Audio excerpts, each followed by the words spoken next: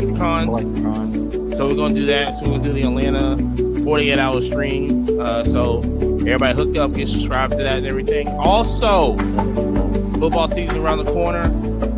I will be dropping fantasy football. Fantasy football on ESPN. I'm dropping that this Wednesday. I'm dropping it tonight at 6 p.m. The link is going to be on it. 12 spots.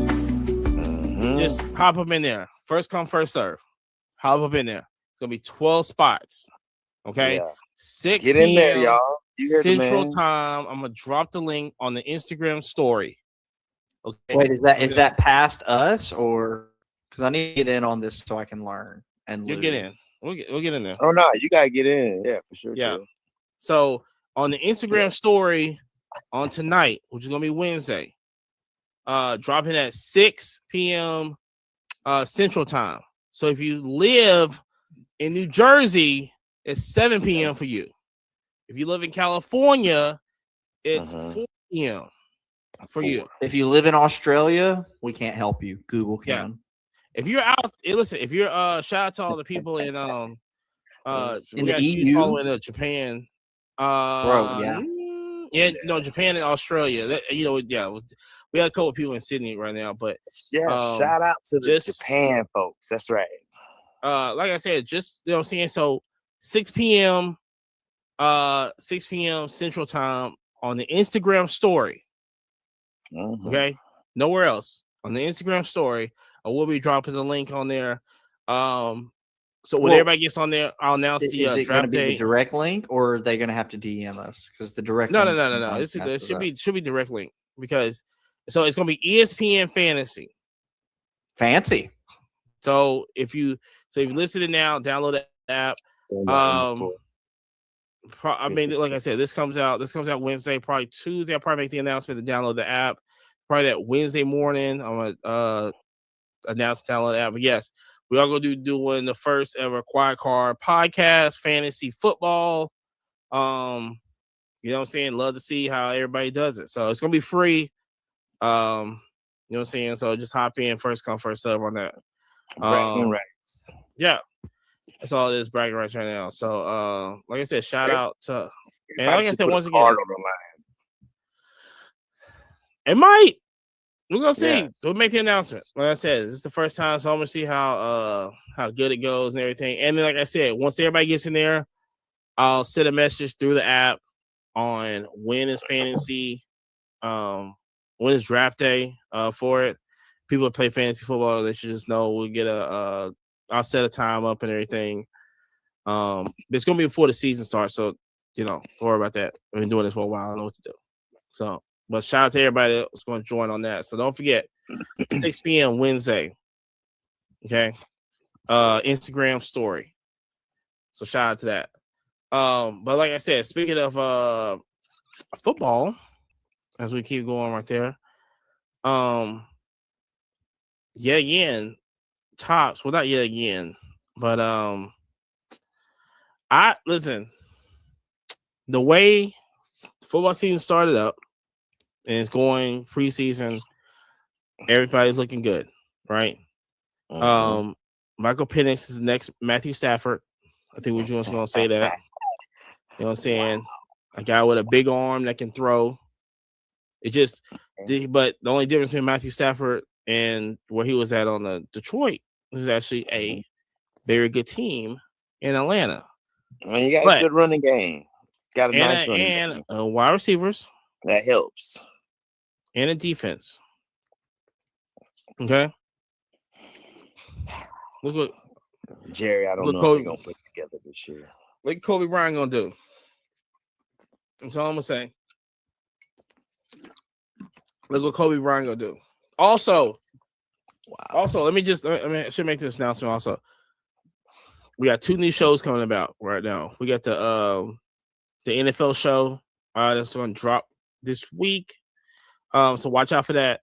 It's gonna be me and Polo on that right there. And I got a college football show that's gonna drop every Monday in the football season.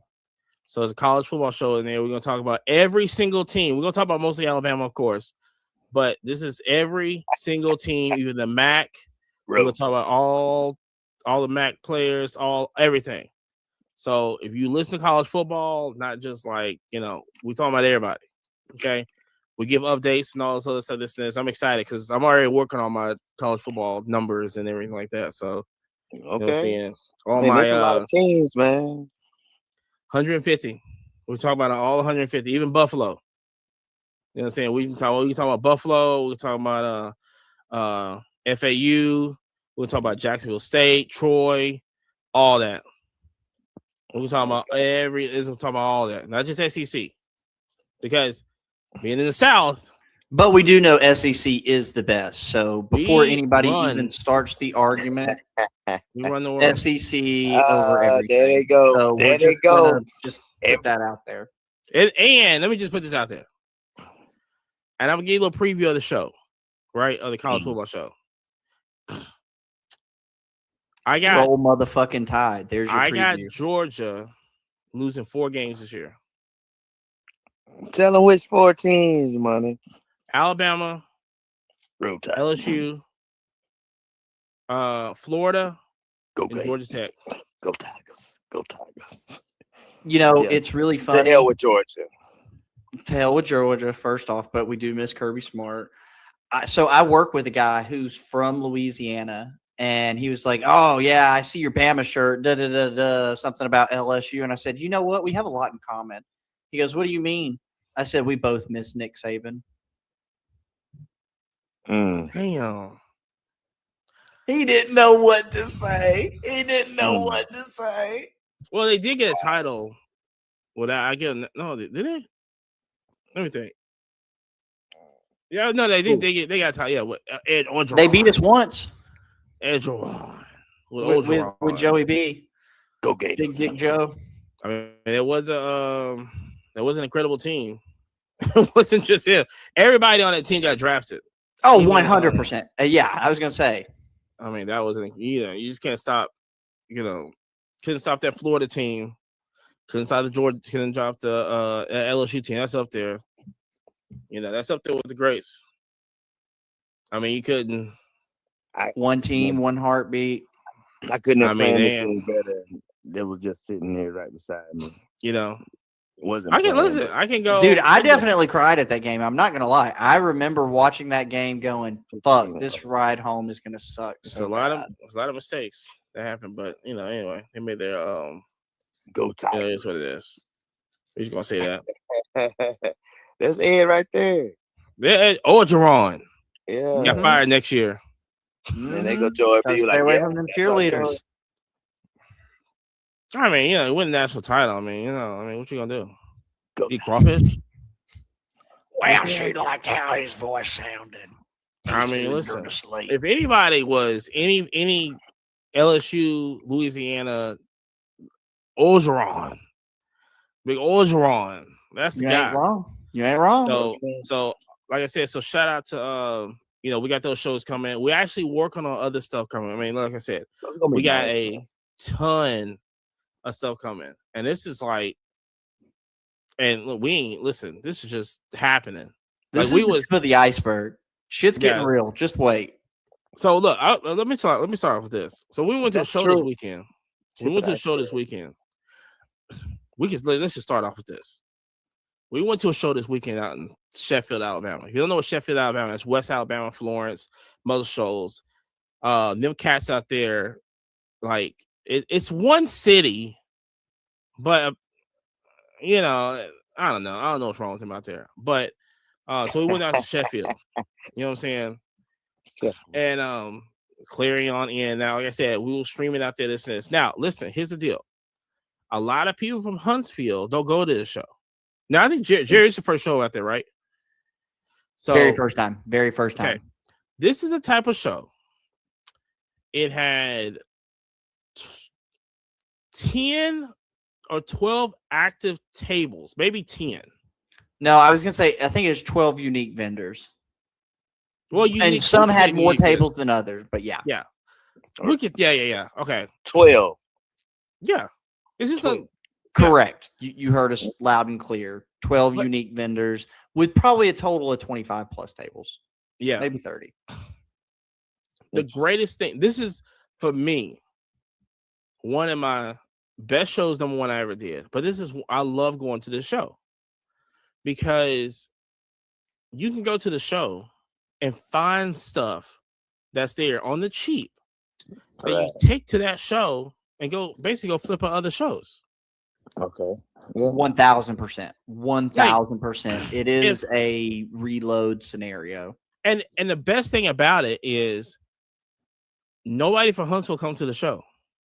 Like maybe no real meat and potato. No real meat and potatoes competition. At all. So, and like I said, the tables in there maybe like $30, I think, to set up, like $20 to set up. So that's the advantage also, is that dealers are paying low for setup fees. Right.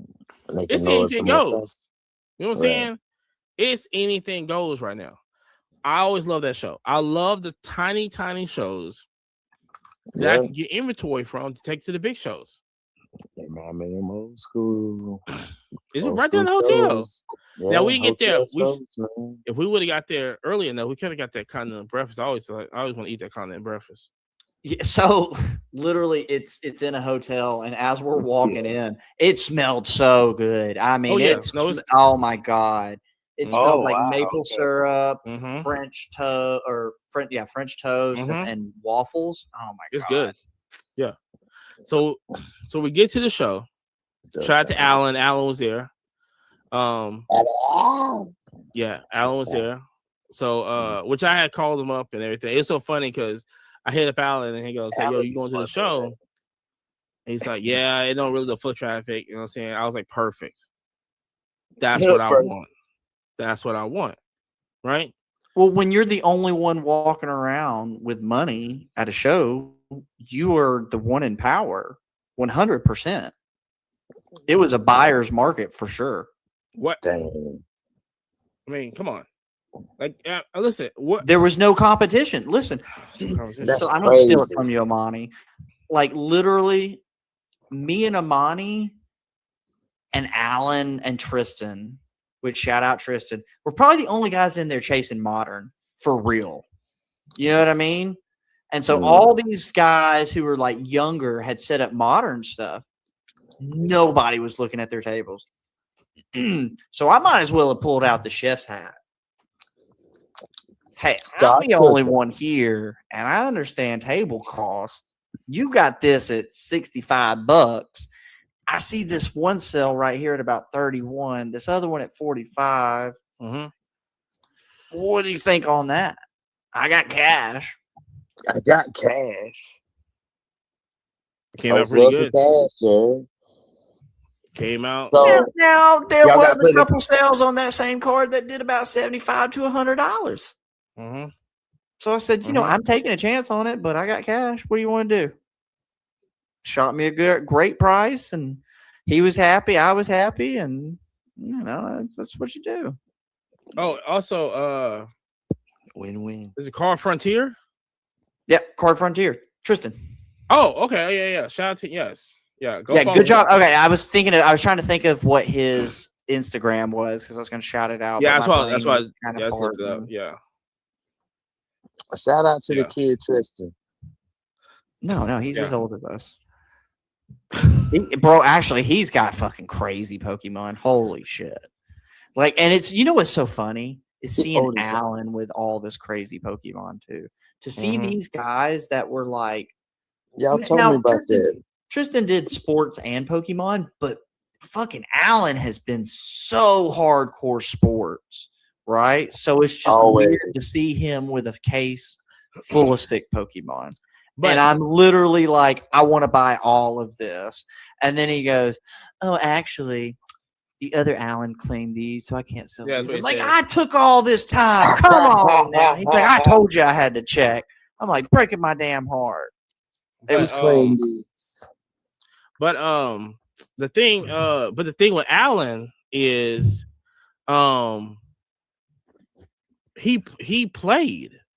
So he's in a really good. He played competitive, and Do you remember this part of the story of Monty when he was saying all those 9s he got? He was like, dude, I played with all of these cards. He's like, these cards were actively in a deck that I fucking shuffled and played with. And he got 9s on them. Hell yeah. Yeah. Yeah. How did he have like playing sleeves on them? No, maybe. I don't know. That's a great question. I mean, because you're gonna have like surface damage easy. When they start doing okay, so they do force you to play with sleeves. Now, right? No. They've always forced. Okay. So the idea with playing with sleeves is you can't make an indentation on the card and feel what your next card's going to be. Gotcha. And if you have sleeves, all the sleeves have to match too. Yeah. So that yes, like I said, so but that show was crazy. It was good. And I mean, what was really funny is as me and Amani, he bought some stuff, I bought some stuff. It's pretty easy to hit 6 laps on that thing and you've seen everything, right? But I mean, there was crazy 101 Joe Burrow, auto, gold vinyl, patch. Crazy. There was crazy shit. There was crazy. A lot of downtowns, a lot of kabooms. Don't get it twisted. 100% that same thing. So as we're leaving out, I'm sitting there and we're still recording live. And this guy walks up to me and Amani and goes, "Hey, are you guys buyers? You look like he did buyers." when we left. Yeah. And I was like, "Yeah, man, we're always buyers. What you got? What you got, bro?" Yeah, we connected some dots. We didn't make a deal right then, but was like, "Hey, here's our information. Hit us up." Always, every day. Every day. So the spotlight of the show was great. Here's the spotlight. Take it away, Monty. Oh my God. So we're about to leave. Then we asked Alan go. Yeah, Alan and Tristan. What's a good place to eat this nest? Stanfield's. So it's called Stanfield's. Stanfield's Eatery. So Stanfield's Eatery, which is literally like next door, right? It's little next door, right? So we go, of course. Okay, yeah. So we're supposed to get there. That's what the next question is after you get a location. What they serve. Immediately they followed. No hesitation, no blame. Excited. The salad bar. Salad bar. It's the best in Alabama. I go, what? Salad bar. No, not the meat. The meat boys and girls, you heard us 100% loud and clear. Salad bar. And literally, I look at Amani and I was like, "No, who the fuck recommends a salad bar?" Did he just say salad bar? Oh. And Card Frontier Tristan goes, "No, bro. When I was at UNA, I ate there every day." He goes, "I ate there enough to try everything." Or he's like, I got sick of eating it. He's like, "It's great though." So I look at Amani and I'm like, so we took another lap around, right? We took another lap around. Oh yeah, the third guy. Because there was more Pokemon and we went to go check for, and I was looking at some stuff too, just kind of add up whatever. Yeah.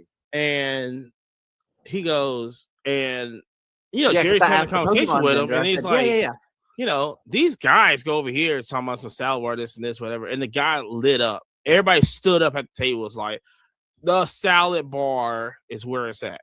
No shit. It's as if they were putting drugs in the salad bar. We were like, "Oh my God, go try this." All right, so let's just make it, at least for shits and giggles. You know what I'm saying? At least we can go over there, get a laugh. Look at us, we're rabbits. You know what I'm saying? We're eating salad. You know what I'm saying? We was streaming live, so we was like, we was there. We was IRL streaming. We was all that. So we go over there, get in there, nice comfy seats, everything to go. We look at the menu. It's $18 for unlimited salad. I'm going like, I'm not paying $18. And the first thing I asked the lady, I said, super great server, super great service. And I was like, Carmen, what proteins do you have? And it was like beef, ham, and like shredded chicken. You like pepperoni. Yeah. Pepperoni, is- yeah. This is Ruby Tuesdays. This is I'm thinking in my head. I'm thinking this is Ruby Tuesday, but you got to pay for the salad bar. It doesn't come with the meal. Correct. I'm going like, what? Oh, we ain't That doing used to be like one of the best parts of Ruby Tuesdays too. That's what I'm saying. Right. I can do that if it comes with the meal, You made me Correct. think. but I not remember that $18 of Mhm. lettuce and cheese. No. Yeah, so at that point, I kind of looked at the menu and I had told Amani, Yeah. I said, bro, for fucking $18, look at this, for $19, we can get a steak dinner. Yeah. I said, look, man, I'm trying to get fit. I'm hitting. And I got like a steak. I thought it was a steak sandwich. It ended up to be like a pita bread with like steak in and this and this with some like tobacco onion rings. The way they named it, tobacco onion rings, just a very thin onion rings on the table. Jerry gets the vegetables medley and the sweet potato casserole. Correct. Yep. Oh yeah, I bet that was good. So we chilling. That was the best. Yeah, so they best fucking steak I've ever had, dude. When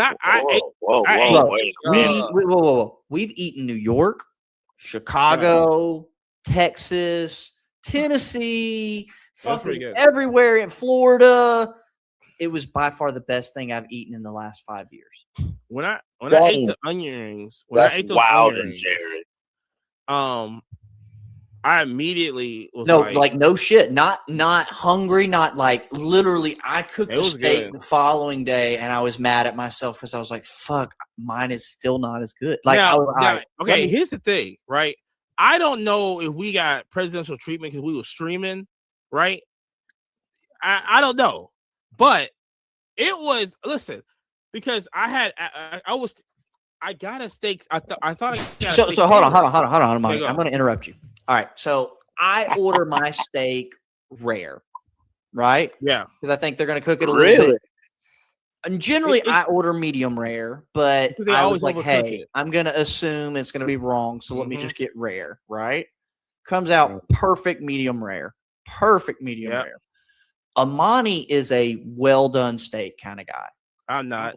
No. What did you get, Amani? Just medium. Well, fucking that thing was gray as fuck. Get out of here. Oh well, they had pink in it. Anyway, I can't do well done steak, bro. I gave Amani a slice of mine, and he was like, "Dude, I don't even like it like that, and that's so fucking good." I mean, I order pink. I can't do well done. I can't do well done. I can't shake the table. But the whole thing about steak, I can't. Especially I don't know where I'm at. I gotta order medium well because a lot of people undercook it. That's true. They undercook it, and I can't risk that. If I go to Connors, I know what Connors can do, and I'm ordering my medium rare at Connors every single time. Medium rare, yeah. So they cook. They cook Connors steak in Bridge Street can cook a steak to perfection. Still not as good as the Stanfield's Eatery, though. No, not even close. Not even close. Unfortunately, it had to be the Stanfield's Eatery. Your best, bro. I swear to God, I am driving back again purely just to go back for the food. 1,000%. Here's the thing that got me was the sweet potato casserole. Tell him, Amani. Let me tell you something. I never had sweet potato casserole like that. Yeah, he just clapped, boy. Grandmother was making it, bro. Because it would make you want to slap your grandma in the face. Literally, and tell grandma do better. They chopped the pecans very finely. It's a lot of people layered in the world it was beautiful perfection. It's a lot of people that cannot make sweet potato casserole. Yeah. Like maybe like a 0.003% of Americans can't make sweet potato casserole. This was oh my God, top tier. It was top tier. But then the funniest part is all of this food is so fucking good. I'm literally like, the chick comes around and goes, "Hey, do you want a dessert?" And I'm like, "Bro, you're gonna have to fucking roll me." First of all, no. First of all, before she came around, they had some some kind of the chick brought the cake to pass the table. They passed our table with it. That thing was. Listen, you talking about? Look. It was as big as a football. It was as big as a football. It was It was shiny. It was. I don't know what it was. It looked so good. It looked like it looked like it's just a. But you see the cakes because it's old school. You see the cakes do the thing. Every one of them looked like it was show worthy. Oh my gosh! Yes, you know what I'm saying. So now. So yeah, stage. So now but see, here's the deal. So now I'm done with the food, and he's feeling remorse. I'm pissed off. Tell him why. Because I'm like, I should have had the salad. I should have had the salad because everybody talked about the salad. Amani literally goes, Jerry. I should have had the salad. If the fucking steak is that good. And everybody's raving about the fucking salad bar. Everybody goes, it's gonna haunt me. Every food that we had was good. Every food that we had was good. Bro, okay. So on the veggies, she goes, "Do you want them to do Parmesan over it?" And I said, "Oh fuck yeah, Parmesan." Oh yeah, cheese. I remember you said yeah. Bro, we're not talking. No. We're not talking the little shitty Parmesan. No, we're talking thick cuts of just real Parmesan cheese over the top. I mean, classy. See. And then we met Scooby-Doo. Oh yeah, so we left out of there. No shit. As on the live, we passed by. It's all trucks out there, so it's listen. It was a lifted Alabama, Sprinter van. It's a lifted. The Dream truck. Machine was out there. Yes, lifted. Bro, the bottom of that car was to my nipple line, and I'm almost 6 foot flat. Wait a minute. Yeah, dog. The first thing I told Amani, I said, "How many people roll their ankles getting out of that bitch?" Yeah, because there was no little steps and all. There was no steps, no nothing, bro. Like, yeah. Ouch. So, I mean, I've seen Humvee. I think Humvees are 44s or 45s. It was bigger than that. They were huge. I mean, they were almost agricultural tires. Right. Not quite, but close. Straight up John Deere tractor tires. Yes, very much likely. Yeah, that thing was crazy. Huge. That thing was huge. I was like, but yeah, the first thing Amani said, he goes, "Fuck, it's gonna haunt me. I didn't get that salad." And it still haunt me. So I feel like I told him, I said, "Shit, that steak's so good. That's what I'm going back for." Yeah, but I gotta see. Ain't nobody talking about the steak. Because they're still chewing on the fucking rabbit lettuce. I'm over here trying to catch. If I let me tell you something. Protein. I'm gonna be really pissed off if I go back and try that salad and it's better than the steak. I'm gonna be really pissed off because I got questions to ask. I got seriously questions to ask of where they getting their stuff at. Because I don't care. Ain't nobody growing this. I never ate a salad that makes me. What's that hydroponics? It's grown different. It's crazy. Oh, and then also we left there, and we went to Nerd Stop and Hills and Green. So that's my first time there. That was I love the whole setup. What'd you think of that shop, Amani? So to let the chat know kind of how the setup on Nerd Stop is it's like a 2-room meets a large hallway kind of scenario. So it's basically two buildings with the long hallways. But tell us about it, Amani. So Nerd Stop is basically what the title says it is. It's not just car, it has everything in there, right? First thing I saw was the Hot Wheel cars in there. I absolutely Hot Wheels love that. Everywhere, all on that one wall. Yeah. So you walk in and it's like, I mean, everything that you really need, comic books, everything was there, right there. Every single show, right there. You go left down this hallway, it's the Funko Pop hallway. Oh man! Hold on, no, Marcus. When he says hall, it is all encompassing from floor to ceiling, on top of the ceiling. Like fucking, it's an archway of Funkos. Don't get it twisted. 100%. So do they have sports in there? Okay, I'll tell you. Hold on, let me tell you this. I respect what they did because they categorized all the Funkos. Okay. So it isn't like going around. So they have all the sports over here, all like the Dragon Ball Z's over here. Even they had like Dr. Pepper, like Coke product stuff, like whatever. They had that like separated like over there. So it was lit. I loved it. Free food, free drinks, free dessert. Yeah, free food. Yeah, free food. Yeah, raffles. Only thing they asked was like you had to give a donation to the next food, next trade night, which is I respect. I respect that a lot. When you just like, just put a donation for the food. Yeah. Whatever goes in this box goes for the food next time. Yeah, kid friendly. That's another thing. Very kid friendly in there.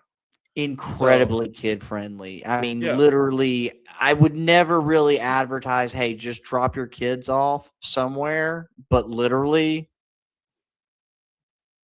it's safe enough. Everybody's kind to the children. Nobody's ripping the kids off. Like, you made your deal there. Jerry's always cooking. I'm always cooking. Listen, I mean, I bought a card that was undergraded at the show in the morning, cracked it, wiped the dust off that was on it. See ya. And sold it the same day. See ya. Out of here. I mean, and that's, listen, a lot of people I think get hung up on, hey, I'm going to hold, it's going to go up, this, that, the third. Bro, if that card looks undergraded, crack that damn card, wipe that little bit of dust off. I mean, I looked at that one card, I said, little hot breath, little. Yeah, little. It's right as normal. Beautiful. It looked beautiful. Yeah. And it's like, yeah, dude, this is a mint fucking card that had a booger on it. Crack that thing. Breathe on it. Little. That's always the best thing, right? You go to. So I am a fan of the hot breath method because you could hand me $100,000 card or a $2 card and it would be the same effect, right? Now you start going and putting some polish on and it might rub the numbers off or it might rub the auto off. Like, that shit's risky business. Hot breath makes me feel comfortable. If I can't clean it with hot breath, I'm not going to push too much. You know what I mean? You ain't lying when you tell the truth. No bathtub treatment, none for me. Well, until we get to that point. Well, I mean, I guess PSA's already said they're okay with it. Yeah, I mean, they're the industry leader right now. I mean, what they going? You think they really out here? That's right. Well, they out here. I mean, because the vintage grading company is gone. Gone. So the vintage now is PSA. Until Beckett wakes up and looks in the mirror and see the whole time it's been them, not everybody else. It's us, not them. Yeah.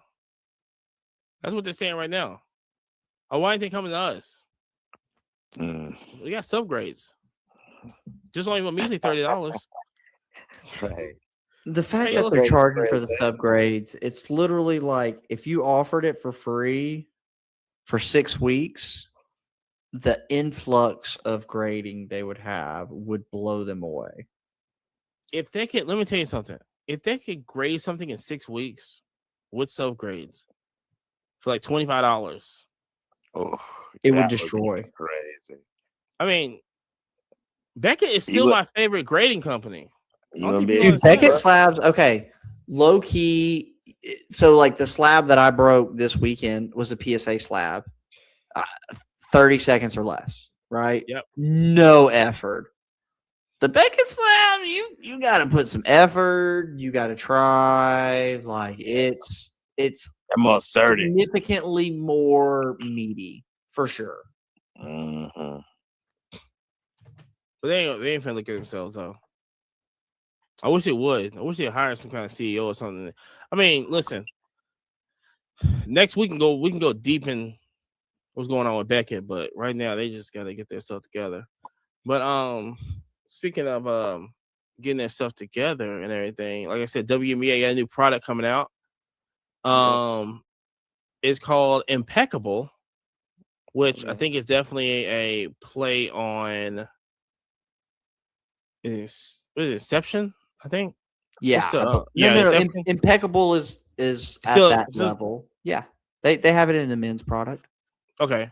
And so so Impeccable's coming out. Of course, everybody's going after the Caitlin Clark's autos and stuff, but these cars looks amazing. These cars. So the only thing, I'm going to be a hater for 5 seconds. The only thing I don't like about Impeccable is it's that thick card stock.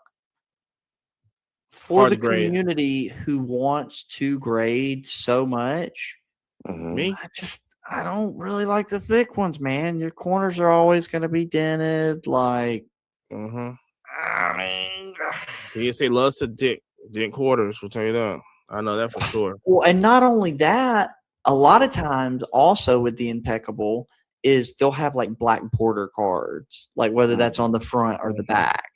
And, one of my love-hate scenarios with the black border cards is the chipping, where at the edge of the card you can see the white marks of where the blade was dull as it was cutting or whatever, right? And it's just like, fuck, could y'all not do that? Like, we're gonna grade the fucking card. Or could you put a little white strip and then cut there? And I don't know. So in here, I'm looking at a Lisa Leslie auto, which is amazing. They have let's see, 9 cards per pack. 5 will be autographs, and 3 will be base. Oh, so there's a lot of autos in here. Wow. How much? Wait a minute. Did I read that right? Wait a minute. The box releases sports releases. Okay, with 9 cards coming per pack. Of those, 5 will be autographs. Yeah, that's how Impeccable works, though. It's like 3 will be base. $2,200 plus box. I mean, it's fucking. So what are we saying? So right now they haven't got the price out yet. Hobby box. Well, it's only. What is it? I mean, it's only 1 box. Are we saying over $4,000? No. Now, well, yeah, because it's not rookie. No, it's not rookie. It's not rookies. So Paige will be in here. That actually might increase it though. She's good. Paige the bucket. So we're saying over 3. I don't know. The other boxes went significantly cheaper than we thought. Well, yeah. I mean, significantly cheaper than we thought. Yeah. Okay, we'll just say over 3.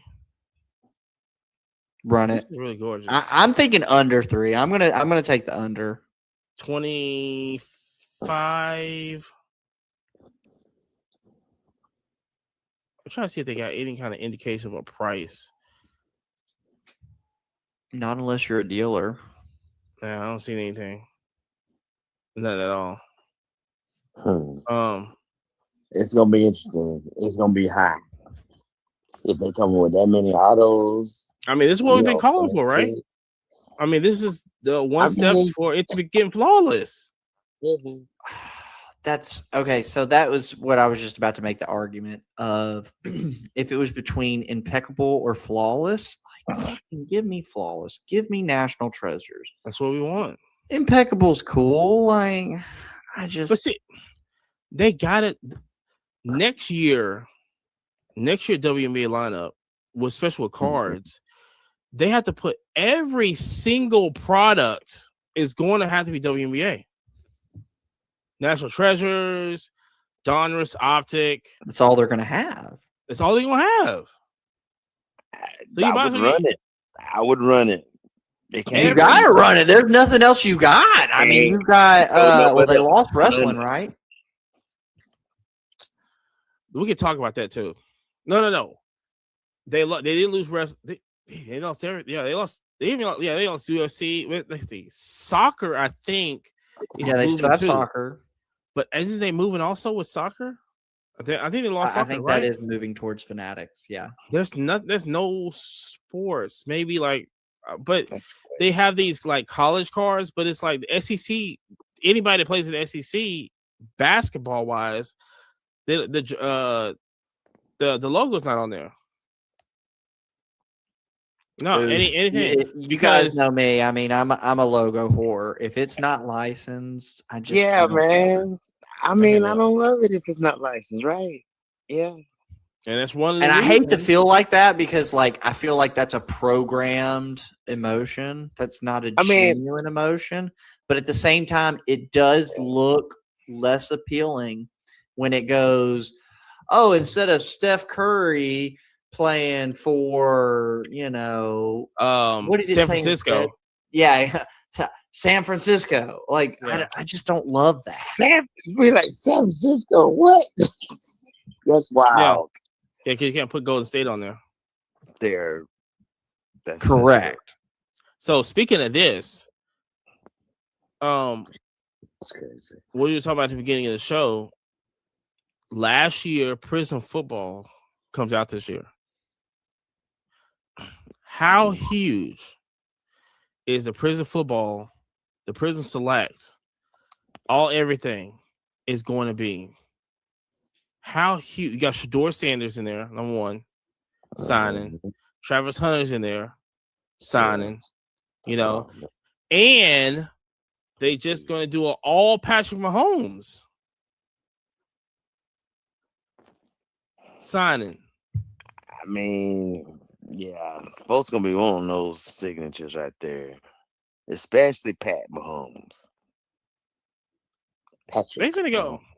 They finna go all out for this Prism, and these boxes finna be insane. What I tell you, it's gonna be insane. Especially, I don't really know, like who other signees in there. They'll be very close, but I mean the big ones is just Shador and Travis. But like Abdul Carter, I don't think he's signing. And there's nobody's gonna pick up Tyler from New Orleans. They don't forget him because Spencer Rattler's gonna be the starting quarterback. It looks to be that way. Yeah. So there's really, you might get. I don't know if like, not Will Levis. Oh, then you got Cam Ward. I don't think Cam Ward signed with Panini. I don't think there'll be no Cam Ward autos this year. That would be unfortunate for that, so highly touted. And you don't have it. That's a huge problem. But like I said, Topps not going to print nothing out this year until next year when they get their license, which it makes plenty of sense. Yeah. Drop that thing in April. Right. When you get the license, do it. Don't say no more unlicensed. No, we don't need all of that. We deal with that 1 year. But it was very crazy names. But the crazy part was, it's like if it's not an auto, like we saw on the auction. We was over here debating about on the Auction Your Way, which is every Sunday on Twitch. Come check it out. It's fucking lit. We saw the emotes are lit. Shout out Corey, yes. You're gonna like it. We saw a 101 running back out of Detroit. I forgot his name already, right? PSA 10 gold vine. It was right there. All right, 101. Is it Swift? No. Anyway, it's not Swift. It's some backup. He played for he's on the practice squad of the Titans right now because okay. I thought you were talking. Okay, gotcha. And we saw that, and it was low. It was $70, right? And then we saw a Michael Irvin auto out of Topps Chrome out of 10 for like $50. No logos. And I go, raw. And I go, I feel like the Michael Irvin's a better card than the 101 guy that's working at Publix. I don't know, man. I mean, Michael Irvin, he was that dude. 8-8 would catch everything but a cold. That's what I'm saying. Shout out to CeeDee Lamb. Yeah, he's over there. But I say that to say this is that the like I said, the Prism this year of football is going to be insane. Matter of fact, if you haven't, did you open that score yet? Did you get score? I think Deuce opened it. I don't know what he got out of it. So you got Shedeur Sanders in there. He got he had some open from last year. I don't know if he opened the score yet. You got Shedeur Sanders gonna be that. I hope he does pull them. Shedeur would be nice right about now. You know what I'm saying? And you got autos in there. Shedeur you get Shedeur autos. I'm trying to figure out who else got drafted and who are we going after? Because everybody else signed with Fanatics. Yeah. I don't know. I need a checklist on that. I don't know who else is who rookie wise is signing with Panini. Maybe McMillan, wide receiver at Carolina. Maybe he gonna be a beast. Hope he signs. He gonna be his heart. Yeah, he gonna be a beast over there. Really? Okay. Oh, I mean, we only seen 2 preseason games, man. So we saw he had 3 years at Arizona. Okay. Hey. That's all you need. And you're watching college if you know what you're looking at. Hey, I'm just saying. Kyle Pitts is gonna be that dude too. Who? Not throwing shade, but yeah. Who? I ain't trying to throw shade. I'm not trying to throw no shade. I'm just saying. Who? See, y'all like y'all can't hear now. I didn't hear nobody important. Exactly. Thanks, Jerry. Exactly. I think we're having connection issues on that one. Yeah, whatever, dude. So, you know what I'm saying? So shout out to over there. But also for the audio only, y'all are just missing it, honestly. We are just he says it every week. We try not to do this. That's what we try. We try not to do this at all. I'm clowning. You. So I don't know if we talked about this last week. I just want to say shout out to Bleecker Trading for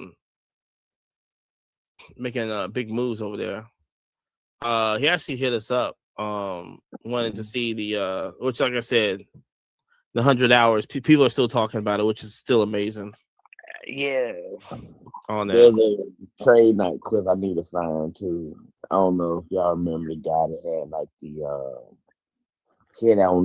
had on these like vintage army pants. I recognize it because I got a pair from my dad. Shout out Russell Washington. But yeah, man, those pants, they're so comfortable, man. They're they're not slacks. Hey, yo, tell me more about them pants. They're real comfortable, man. So, but anyway, that's how we struck up the conversation. That's how I struck you walk by, you like, with damn, them cheeks are looking good. He's like, yeah, vintage. I like, yeah, man. I like them pockets on. I like how them pockets sit on you. What you got in them pockets? You want to hold my pocket? But man, he's big time car dude, man. I didn't know he had such a big following, but anyway, yeah. Oh, So I'm gonna look for it. I have to send you a picture of Monty so you can. I mean, it's on. We'll figure out who he is. It's still on Kick. AI can find him. It's still on Kick. So you just gotta know what you know what day it was. Wait, hold on. Do we got Allen Yeah. Iverson clipping for us? Oh shit! You He already said know. AI is gonna go find it. He's the answer. You already know. I wish. I would love to see AI clip. Like I said, the one on Kick is 2 days long. You got one video on there for 2 days. So go ahead. Go ahead, AI. Go try to find that. Nah, pass. Golly, man. It's 2 days. Mm. Because people try to find stuff, and I don't think when they see, because it has the time stamp, it has to, how long it's been recorded for on the video. Yeah. So I don't think people never seen like something that says 2 days. What's the 2D mean? Yeah, they don't say 2D. It just has like the numbers. So it's Right. not like It'll literally be like 25 1. And so that's day 1, 2, 3, 1 hour. Yeah. Yeah, something like that. And people be freaking out and stuff like, Yes. I'm still getting hit up. I got hit up, like I said, I'm still getting hit up on, oh my God, I can't believe y'all did the 100-hour stream. I'm like, yeah. Hey, that's what we set out to do. I mean, we had battery management. We implemented all that management. Conservation, battery conservation. Hey man, don't let that baby die. Take care of the baby. It's still this weekend. Take care of the baby. Still this weekend. Take care of the baby. Streaming in that Collecticon, but I probably put the out. Some of those the streaming that y'all talking about, or for Collecticon. The shorts, yeah. Since I ain't gonna be there with y'all in Huntsville, man, in Huntsville, Vegas. I know you're gonna be in Kansas City. KC. Yo. I don't be late. That's why I get this. Hey, everybody, go check out Marcus in Kansas City. No joke. You're gonna see the absolute best table, best variety, best selection. Hey, listen. Oh, let me just say this: if you're hearing this and you're in Kansas City, find Yabo at a table and say that you heard it on the Quiet Car podcast. Yeah. And we don't know you. Number one, we don't know you because you know what I'm saying. Yeah, we don't know you, but there's going to be something special. We'll have something wait for you. If you can come to Kansas City, I'm very curious to see this. If you can go to Kansas City, because there's some people that listen to Kansas City. If y'all go to Kansas City to the show, that's right. There'll be something for you at the table. You gotta find him. He looks like this. I mean, pretty good looking guy. I know. Yeah, play the but also so like I said, football season is definitely upon us. Real quick, like I said, I am gonna be dropping. We're gonna do fantasy football this year, so shout out to everybody that wants to get on that. On tonight, Wednesday, 6 p.m. Central Time, I'm gonna be dropping the fantasy football link to get on there. It's gonna be 12 spots, first come, first serve. Get on that thing. It's gonna be Instagram Live. That's where I'm gonna drop everything at right there. Also, like I said, keep following us on Twitch. Subscribe, all that on Twitch. You know what I'm saying? Definitely helps the channel out. We're gonna do a ton of IRL streaming and stuff. Oh, matter of fact, Jerry, did you see iShow Speed what he announced? He's no, he's doing an American tour. A what now? An American tour. Speed does the world, like he go to a country and he IRL streams himself at like a country. Yeah. Just randomly. He'll go to Turkey and he'd be IRL streaming for like 4 days straight. Yeah. Walking around. Yeah. He did it in China. Yeah. So now he's doing a US tour. And just nonstop 24/7 streaming, all that. That's the type of stuff that we love to do. It's fun. But like I said, follow us on Twitch also. For more of that on there. Any announcements, Yabo? I just reiterate what you said about Collecticon Kansas City. See y'all Friday for setup, and then the show starts Saturday, 9 to 6. I think VIP starts 9, 10 to 6, and 10 to 5 on Sunday. So yeah, we're gonna have Funkos, Connect Collect. I have comic books and slabs and other memorabilia. So bring it on. And then we're gonna have another table. Mo's uncle, Joe, he's gonna have one of the tables. So he sells like some vintage clothing, like Negro League kind of stuff. So yeah, looking forward to it, man. And I'm gonna go through his collection. Yeah, I like to go through collections and tell people what they have, and maybe make some deals on stuff. So taking supplies and time up there. So Jerry, you got any announcements? We will be live from Huntsville, Alabama this weekend for the Flip Trade Show. Be there, be square, jump in, hop in, see these new emotes, subscribe, like, follow. And if you want to consign, hit me up at jerry.petrie. Ooh. That's on strength. On strength. If you want to consign, because like I said, especially next year, we're going to bigger show. It's only getting bigger, boys and girls. Oh, matter of fact, literally, the amount of guys that hit me up after the national that were literally like, "Fuck, I wish I would have gave you a bunch of stuff." Yeah, gotta reach out. out. So next big event is Collecticon in Atlanta. Correct. So you can sign in. So that's in September. So get Jump your cards in ready. ASAP. Yes. Get your cards ready for that, accepting everything. All that. Also, hold on, let me try find it here. Also, because this weekend, like I said, this weekend is Huntsville, and next weekend is basically the start of college football season. Like I said, we're gonna have a college football show. Matter of fact, let me see this. I can't believe this. I'm supposed to be on this right here. Show is called Saturday Aftermath. Yes. So so check that out every Monday on that one. NFL shows coming out. Myself and Polo is gonna be running that. We're also gonna have little videos and stuff talking about fantasy picks or any type of that. Might do a little future bets, maybe there, maybe little parlays, maybe. And then also, like I said, so that's coming about. So look out for that. Is coming up also. Let's see. I would say.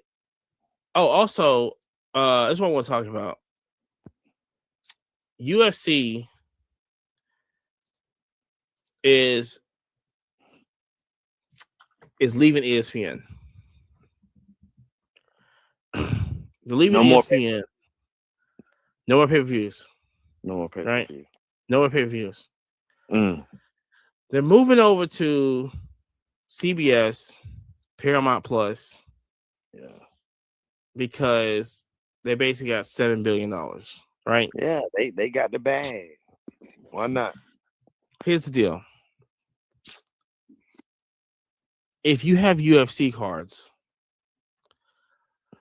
and if you're not a collector, get rid of them. I think UFC is going to go. I think they're going to lose the ratings. Oof. I think the excitement for the UFC is not going to be there no more. Because I think what people are missing out, I think what Dana White is missing out is the promotion that ESPN does for the UFC. This is the promotion, and they're talking about it. This is what ESPN does. This is what I say. If it's not on there, if it's not on ESPN, and they don't want to mess with them, they're not going to talk about it. When hockey wasn't on ESPN, they weren't talking about it. Mm. They don't even talk about NASCAR for real. It's not on there. Yeah. They don't talk about there's no updates on NASCAR. Barely be any updates on NASCAR. Now, Bubba Wallace, his wheel fell off. They talked about that. God almighty. That's You know what I'm saying? His wheel was rolling down the street. They talk about that. But with UFC, I'm thinking because they left them, this is bad for the UFC. Yeah, you get more money, of course. I mean, $7 billion, I guess, of course, whatever. But the end game is always going to be like, nobody's going to watch y'all. That's sad. Are you going to try to take this pay-per-view stuff out? It's gone. That model is gone. I mean, it's just gonna make people get Paramount Plus now. I don't think so. If they're gonna follow, if they don't follow their passion and do like you're talking about, I mean, yeah, but I think with the discouraging, dang. I think okay, yes, as a fan, because it's the same thing, and I feel like it's the same thing with F1, because F1's leaving ESPN to go into Apple TV because F1 wants $160 million for some reason, which I understand, whatever. Yeah, ESPN's like, yeah, we're not gonna pay that. We paid this number because we just like y'all on ESPN. Yeah. And Apple TV, whatever this and this. I think for me, I'm gonna follow F1, right? Because it is what it is. That's your stuff. Yeah. I'm a casual watcher of UFC. I go to Dave Buster's, watch this. Yeah. But will I pay Paramount Plus to watch UFC? No. Only reason I know about the fights because I watch ESPN. Right. So I think people like me is not gonna go over there. But if you know every single fighter and where they're from, and then you're gonna watch it. Right. Like I'm really I'm gonna ask the next time I see JR. Because JR's a huge UFC fan. Huge. Okay. Huge UFC fan. Well, he'll probably cross over. He'll probably go to Paramount. I mean, yeah. But the casual fan that has nothing to do on a Saturday, or is there like college football and they just be in Buffalo Wild Wings or they're Busters now. Use it as an excuse to link and up watch with it. Yeah. Right. But now, no, I'm not gonna follow it. Damn. I can already see it. I'm not gonna. It's dropping off 1,000%. No ifs, ands, or buts. 1,000%. It's gonna be less friends. No friends. It's gonna be less friendships now. I mean, you're leaving the worldwide leader. That's hilarious. 100% on point. That's hilarious. But you're leaving the worldwide leader in sports. All right. They set this thing off. ESPN has been like I said, if that's the thing, listen, the Savannah Bananas was on ESPN. Yeah. When we was international. Crazy. First time I watched them on TV they stream their stuff on YouTube. It's not free. A bad watch. Not a bad watch at all. No. It's very entertaining. But the thing is, it was on ESPN. Oh yeah. I in my mind, I can't, unless I'm a super duper fan, to keep up with the schedule and go, I'm gonna just watch on YouTube this and this. It was on ESPN. That's what I'm saying with UFC and anybody that leaves ESPN. ESPN's not gonna talk about UFC like they do. Friday they had Daniel Cormier go on First Take, and he promoting UFC. Right. They have all these fighters go on SportsCenter and stuff. Hey, you break down this, whatever this and this. Not happening anymore. Then the whole Saturday night, because there's no college football, it's all UFC. Right. Prelims, only to the main event. Be interesting to see. I'm just saying, I'm looking at this now, card-wise, Mm-hmm. I think we're gonna see a drop off in the next 2 years. Serious stuff. I think it's a bad move by Dana White. I mean, he ain't finna pay the players even more money. He ain't finna do that, so it don't really matter. What's the point in taking the money if you're gonna pay nobody? I don't know, man. It could have been 1 billion. How bad was the move, dog? 7 billion? Was it really that bad, that move? Well, look, because here's the deal, and I said this before. CBS is finna lose the NFL license. Fox is going to lose the NFL license. ABC don't have it. NBC is going to they're going to lose license also because Netflix won't come in. Apple TV is going to come in. It's probably Amazon is going to come in and give the NFL what they want and more. Period. And it's going to be, and that it's a reason why NBC did a Big 12 package for college football. Yeah. It's a reason why CBS did the UFC going in there. It's like just these little subtle moves that I've been trying to listen. It's no way you're paying the UFC $7 billion. $7 billion. That's crazy. That's crazy talk, dog. There's no rhyme or reason. $7 billion for UFC? That is crazy. That's wild, man. They pay 11. They pay 8, 9 for NFL. So you're paying about as much as you do for NFL. No, that license is gone. The next CBA that's gonna happen, they already know it. To get the bag. They already know it.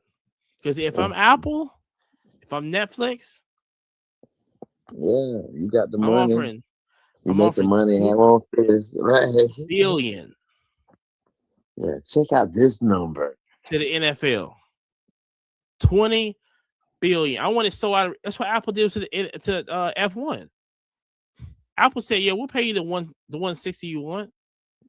ESPN was going to only do 90 million. Hey man, that's what they're gonna do. That dollar bill speak, bro. That's all I know. They already got the MLS on there, on Apple.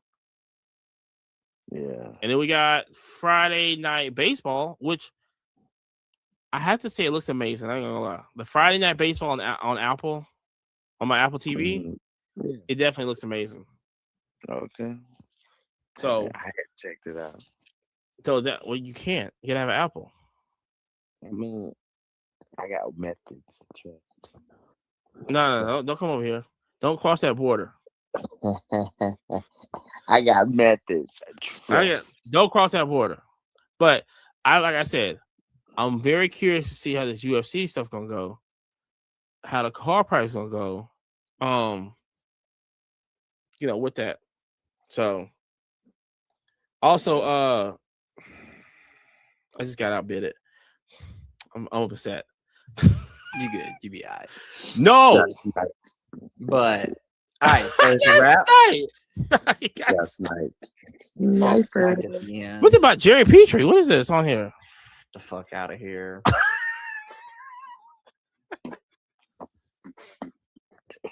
The sniper. The sniper was loose. Yeah. Oh, I got 20 out. No, wait. Yeah, you got 20. They got 20 hours left. Okay. Yeah. Snipe. Hold on, I'm finna raise this up to $5. You're fucking so funny. We're gonna win this back. Nah. Let's go. It said no. But like I said, follow us on Twitch. On there, like I said, we're gonna be streaming. Especially like this weekend. Next weekend I'll be in Tallahassee. So anybody in Tallahassee wanna I don't want to see y'all. Going down to go see the Alabama Crimson Tide play the Florida Cinnamon Rolls So shout out to them. Florida State Seminole Rolls down there. Like I said, follow us everywhere you listen to podcasts at. You know what I'm saying? Apple, Spotify, iHeart. You know what I'm saying? Definitely iHeart. Shout out to iHeart. Mm-hmm. Shout out to iHeart. That's all I'm saying. And Amazon Music also. And like I said, any consignment stuff that you want, hit up Jerry right there. Look at it, and also shout out to Legends of the Game. It's a new car shop in Huntsville. Congratulations. We actually might be doing some shows in the car shop. So if it looks kind of, so if you're looking at YouTube one day, it was depending on if the inspector wants to be a jerk or not. I know. I'll see tomorrow. We'll just say we'll figure it out. Because that's what I was thinking. I was like, dang, it'd be really great to have a train night there, but that little plaza's kind of whatever. But yeah, like I said, until next time. Wednesday, don't forget tonight, 6 p.m. Instagram stories, dropping the fantasy football. Come on in. We'll do updates. We're actually going. I know my live stream. I know who I'm picking. You know what I'm saying? So y'all can on Twitch, so you can follow me on that. So, but other than that, I think we are good for the week. Special guests coming on next week. Also, big huge shout out. I don't know why I didn't shout out this at the beginning. Shout out to Sam. If you haven't listened to Jerry Petrie show, listen to that. Season 2 is out. Probably one of the best episodes by far. Shit's popping. Check it out. On there.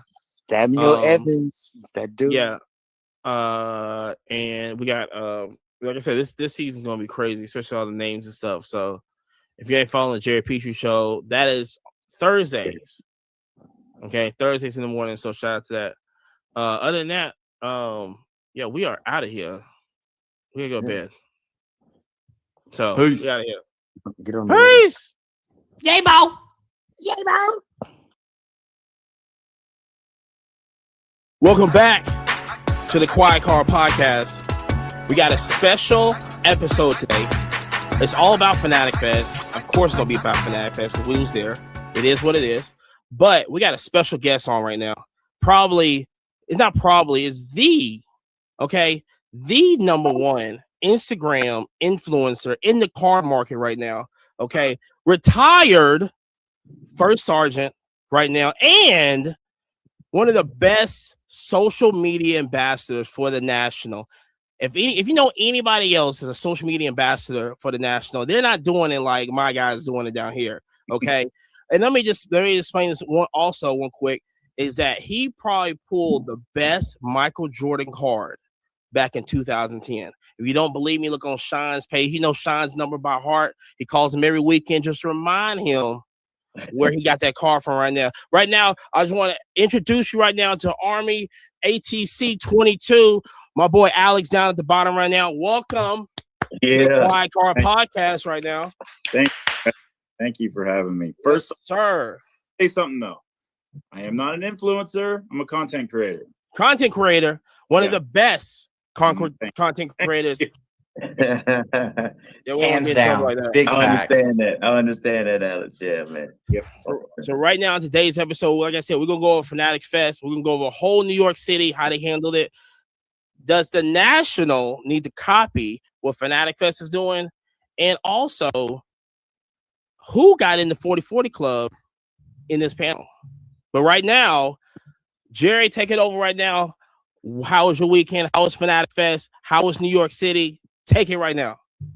Bro, Fanatics Fest was absolutely wild. I kind of came in with not low expectations. I just didn't know what to expect. I didn't want to come in expecting too much to be disappointed. Dude, it blew me away. The amount of people that were there, it was insanity. Honestly.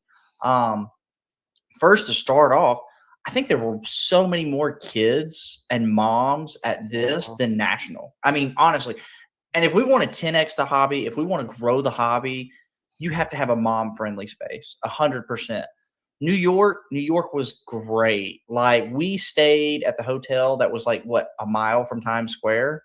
Something like that, Amani. Mhm. It was great. Now, food was pretty good. Not gonna lie. I'm a Southern boy. I kind of like Southern cooking, so pizza was all right. Fish and chips was good, but I don't want to say the word overrated, but they need to come to the South and try the food. That's all I've got to say. But the city was great. I mean, New York was amazing. Honestly, You talking about that restaurant we went to? Say what now? You talking about that restaurant that we went to? I mean, the restaurant, the food trucks, I'm a fat kid at heart, bro. I like good food. What can I say? Granted, we didn't go to Brooks or Bronx, so I just want to put that out there and enough. But Manhattan, Hell's Kitchen area, mid city, all that, Midtown. Yeah, I can see that. Alex, what you think so far? What do you think of the show? All right, so I'm in the process of still putting together the YouTube video I'm going to post on my reactions and stuff. So it's be a little preview, right? First off, did you guys? So it took me 2 days. When you go to these type of shows, especially the first day, if it's a multi-day show, you forget to do things. I forget to eat, forget to drink, especially the first day because you want to do everything, right? So it wasn't until the second day that I found out that there was a huge food court on the third level. Yes. Right the backside of the exit of the theater and stuff. There's a huge food court down there with so many different options. Wait, next to the theater? No, we went to the food court, Amani. Okay. The little area we went and sat next to the cards.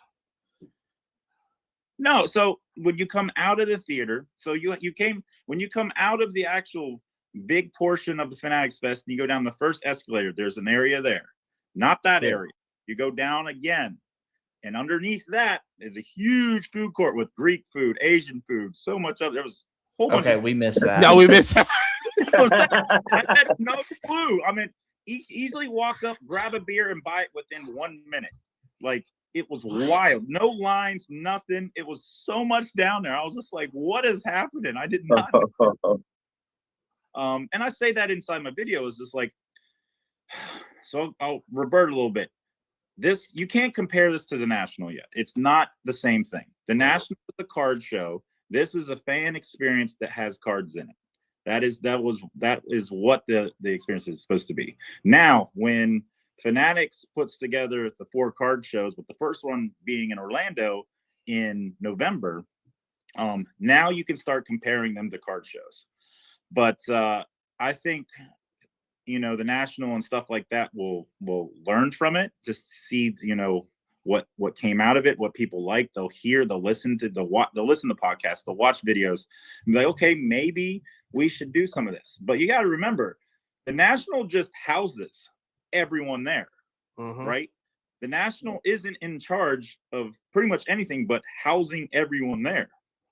Fanatics is in charge of everyone there, pretty much, except for the booths, of course, over at the card area, because they have parts in WWE, UFC, MLB. They have parts in all that stuff.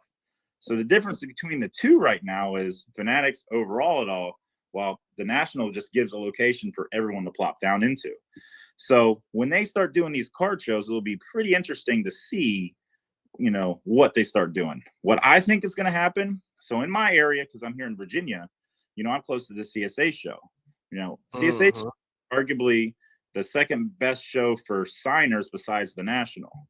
And I think their card shows are kind of going to go that realm. Maybe 500-600 tables with a whole bunch of signers because of Fanatics, right? So I think that's going to be that realm is what it's going to be. But overall aspect of, Fanatics Fest versus the National, it's hard to compare the two because they're apples and oranges to me. No, that's totally fair. That's how I would equate it to. It's not a 1-to-1, because it's so funny. So many of the people there weren't card people at all. I mean, honestly, like now, yes, you saw the kids walking around with Zion cases, stuff like that, but it definitely was not the same vibes of the National. No,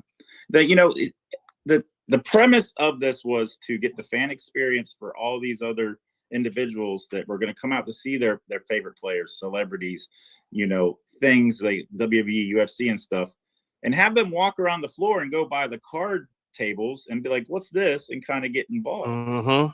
But the thing that came out of it, I think that people probably didn't think about was the card people seeing the WWE experience that don't deal with WWE, right? Yeah. That area was, and I said it with so many places beforehand that they were going to run the whole show. And I arguably believe that they did. A lot of Oh, people. 100%.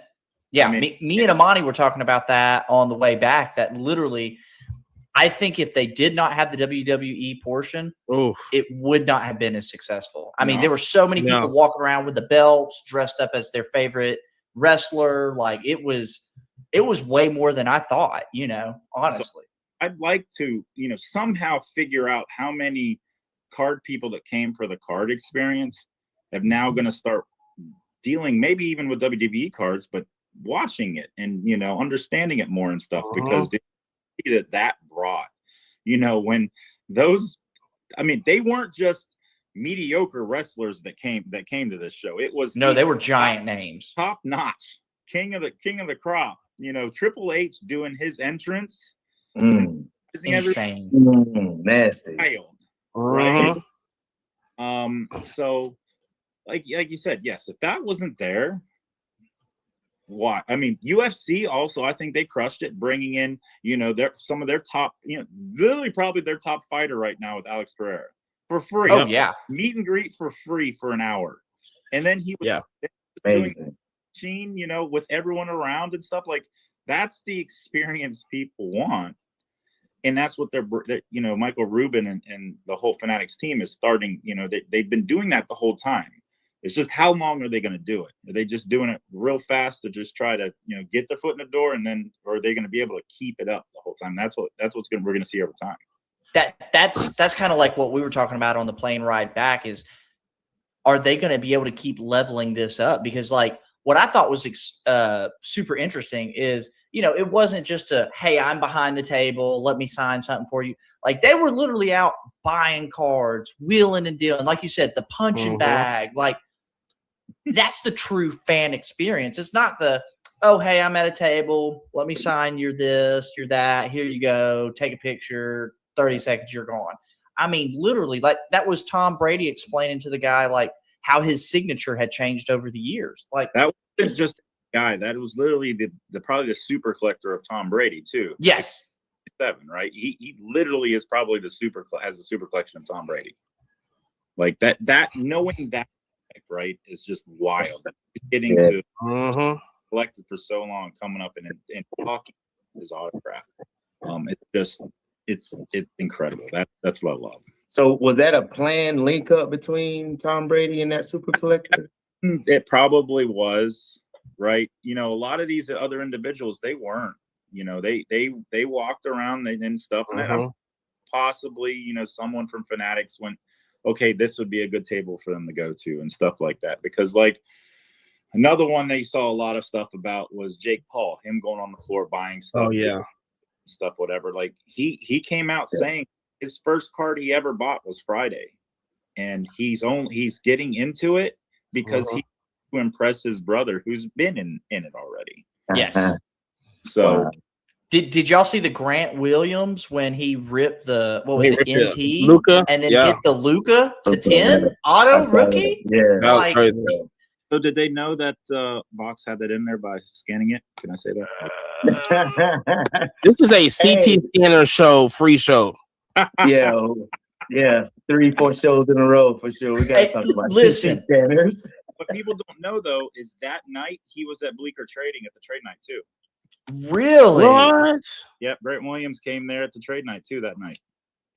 He was just I didn't know that. That's crazy, bro. It's gonna come out. I think Jeff Wilson's video at that trade night, because he was set up and everything. He'll probably show some footage, but yeah, he was there after the show. Have He you hype, man. been to Bleecker? Yes, it's Yeah, we was there Saturday. Amazing. It is. I mean, the environment that they have, Mark, and everything that they have going on there. You know, they are a family friendly type of aspect, right? So Thursday night they invited people over. I mean, there was a lot of people that came Thursday for prior to, and 2 doors down was a bar. It was open bar. Like they rented the whole thing out and it was open bar. A good bit of the whole community was inside there drinking away the night before Fanatics Fest started. Wow. I don't know if you guys saw on social media today, they opened it up to everybody that was delayed in New York, the flights and everything. Everyone. Yeah, I did see that. Yeah, right? that's so awesome. They opened it up for free pizza, everything else. People were doing, trading and doing stuff right there. Mojo's been for like 2 days. Yeah, he still don't know if he's getting out tomorrow.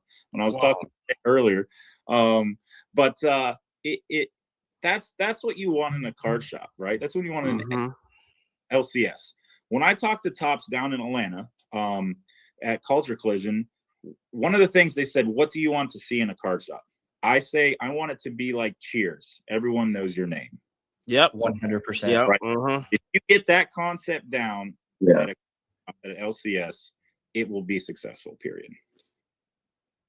Yeah, that was one thing that I know we saw. And like I said, we don't, I know Jerry and we don't rip it all. Like none at all. But yeah, on this podcast, we always preach buy singles, don't rip at all. Just don't do it. But how'd it go, Amani? But when we went there and we were just vibing out, chilling, buying others, they were just buying cars. We stepped back and looked. It was like, you know what? Let's rip. What wax we gonna rip?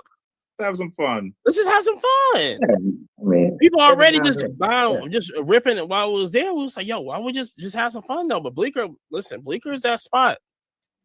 Definitely that spot and everything. But also this is what I've always said about thinking of like Fanatic Fest and a lot of comparisons probably over the next month is going to be like National and Dallas, Culture Collision, all this other stuff. My whole thing is like this. We just had the 44th National. Are we going to see the 44th Fanatics Fest? That's the whole thing that people need to, are we going to have that like coming up? Or is this every year? Yeah. And we have to time because they're going to do it twice a year. I don't know if you guys know that. They're going to do 2 Fanatics Fest a year, locations, and then 4 card shows. So technically 6 events every year. So the Fanatic Fest, they're gonna have Fanatic Fest, and then they're gonna have a whole card show. Mm-hmm. They're gonna have 2 separate things. Interesting. Yep. So like they already announced next year's Fanatics Fest is in the spring in LA, and then they'll have another one in the fall in New York again. So Pittsburgh is the card show. They haven't announced it. Okay, they haven't. Okay, I was gonna say I thought they canceled Pittsburgh. It's been canceled. Right. Probably couldn't get with Khalifa. Really, this is one of the things I get frustrated with Tops and Fanatics and everything. They wait till the last minute to put out information. I mean, they take for the longest time about the rip nights and trade nights and everything. Yeah. Even checklist. Check. They're a little bit better than Panini. They're definitely better than Panini, but they're still kind of. Yeah, but when it comes out to information, like, if you look up like Fanatics events right now, you'll see Fanatics Fest, everything. Try to find any information on Pittsburgh, Orlando. You can't find it. What happens? Some articles saying, hey, it's the first week in November, it's in Orlando, or whatever. And I talked to EJ. Of course, he's saying, yeah, it's here, or whatever. This is where it's at, right? But it's nowhere to be found. People, if you want people to this type of stuff, right? And remember, when regional shows aren't realistically meant for people to travel to, they're not. Right. It's supposed to be for that region. Dallas should be for the Dallas area. CSA for that area. Burbank's out for the West Coast. Orlando should be for the Florida area. But when you have an event that just happened like this, you don't think people are not going to want to come down to your next one? Oh, they're going to be blowing the doors. Blowing it up. Right? Yeah. Especially, I don't know how much you guys talk to the vendors. A lot of vendors said they did great at the show. Oh, yeah. There you go. Yeah. Right? And they didn't have the car show vibe, and they still did great? They still did great. It's in the thing that I heard from one individual, it was later on Friday. was it's because they all brought great cards, great or good cards. They're the stale cards that have been sitting in boxes and showcases for months, years weren't there because they knew they needed to make up outrageous price, you know, in for the booth. So that's one thing that, you know, I'm just like, like not everyone realistically can shell out $3,500 for a booth, right? At this places, because trying to catch that back up on top of your cost getting there, flight, hotel, you're looking at five figures at least, easy, right? You know, and then trying to make that up, it's hard. Yeah, it's tough. Well, hey, since we're on the topic of vendors, have you had any experiences at Fanatics Fest on trying to sell? So, like, one of the things I noticed, noticed, was everybody had a sign up that said they were buying, right? However, when you brought stuff to them, not what they're looking for. Well, or they don't buy high end. Now the question comes, what's high end? Now here's the thing. I had a CJ Stroud Green Ice PSA 10 Prism. Okay. Now my whole definition of high end is 5,000 or above, 10,000 or above. That's high end. You high end, there's not really like on middle part. There's no like lower high end. That's just either you're on top of the world or you're not. Period. So I'm bringing this, not asking crazy numbers. Okay. I'm looking at the value of it's about 17 between that time, about around there. Man, we went to multiple booths. People that had the sign. That's what we like to do.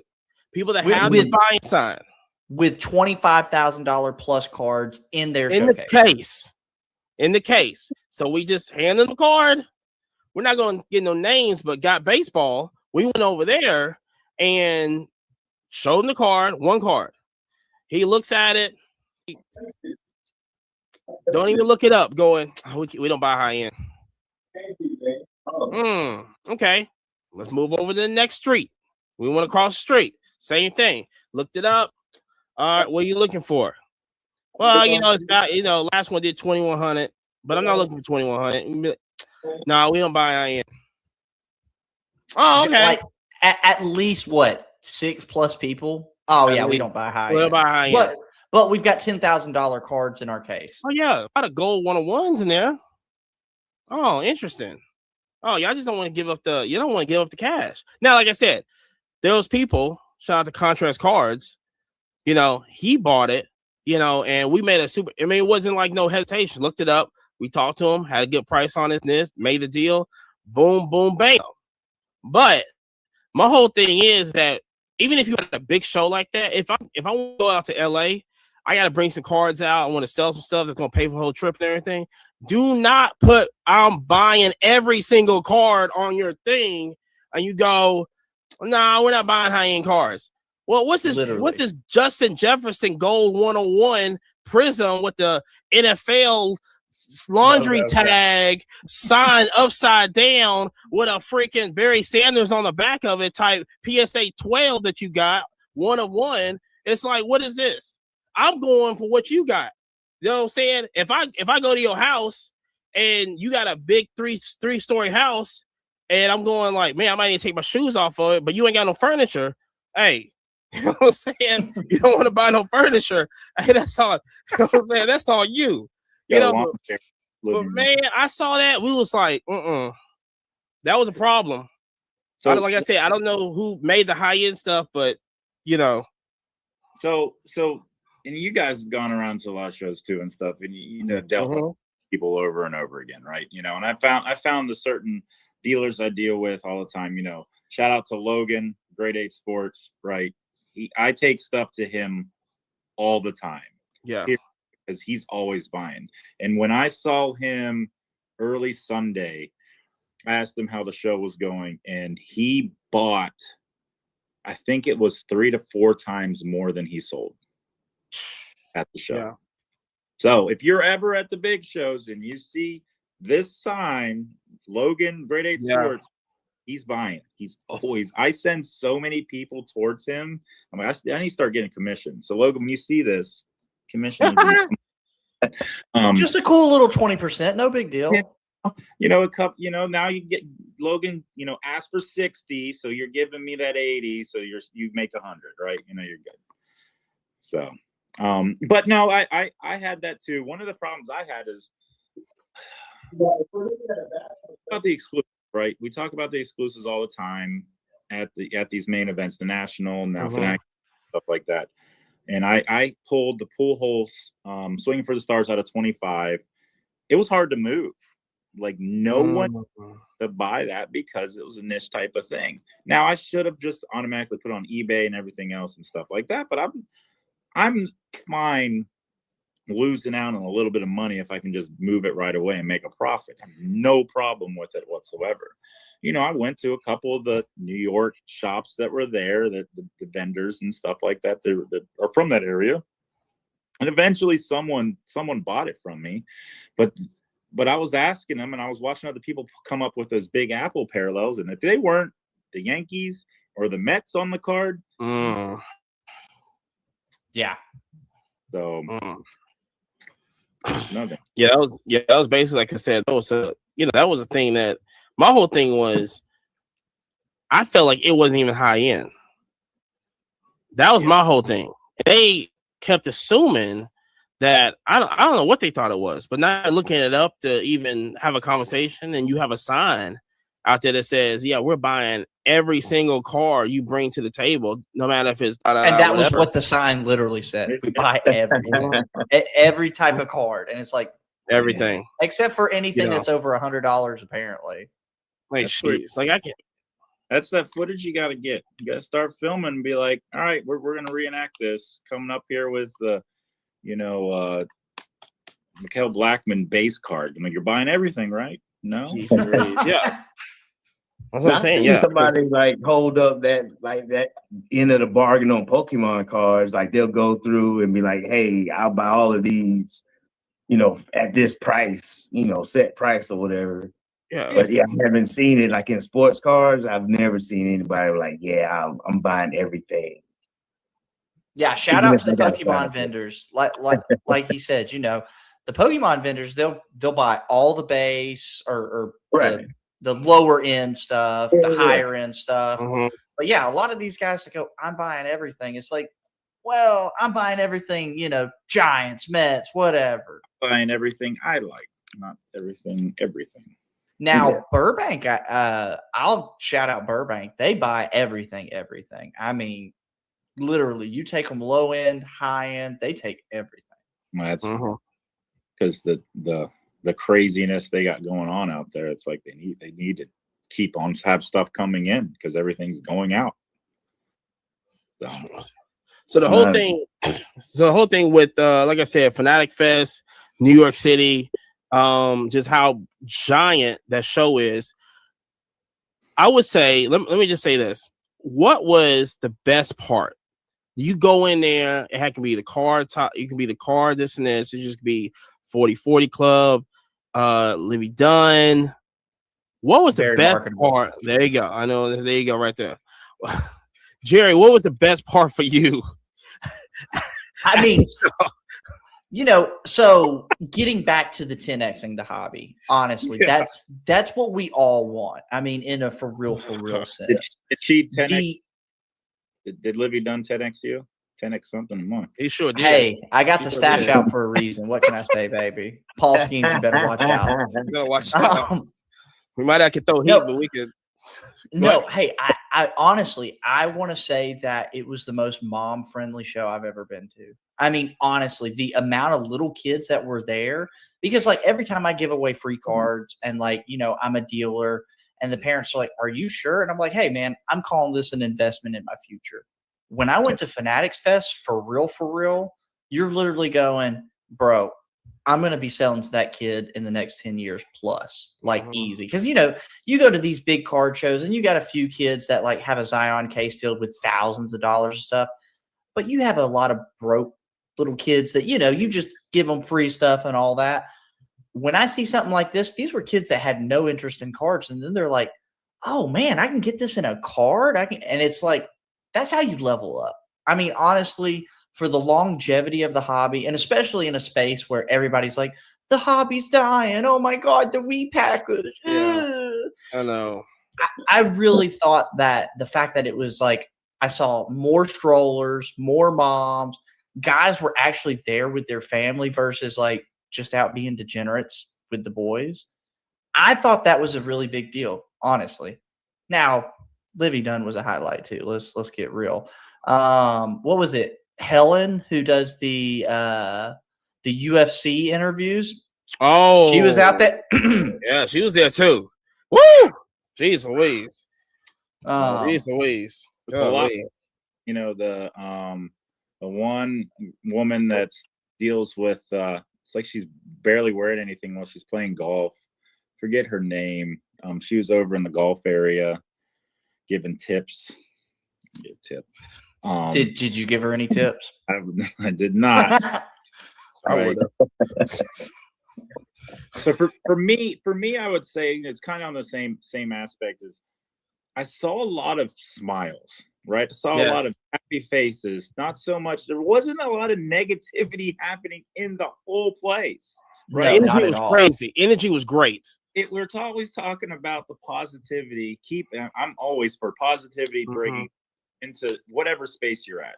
You know, if you're listening to this, one thing I always tell you is if you'd like to read the book The Secret. If you've never read it before, it pretty much explains you positive vibes, you're going to get positive vibes back. If you negative vibes, you're going to get negative. Right? 100%.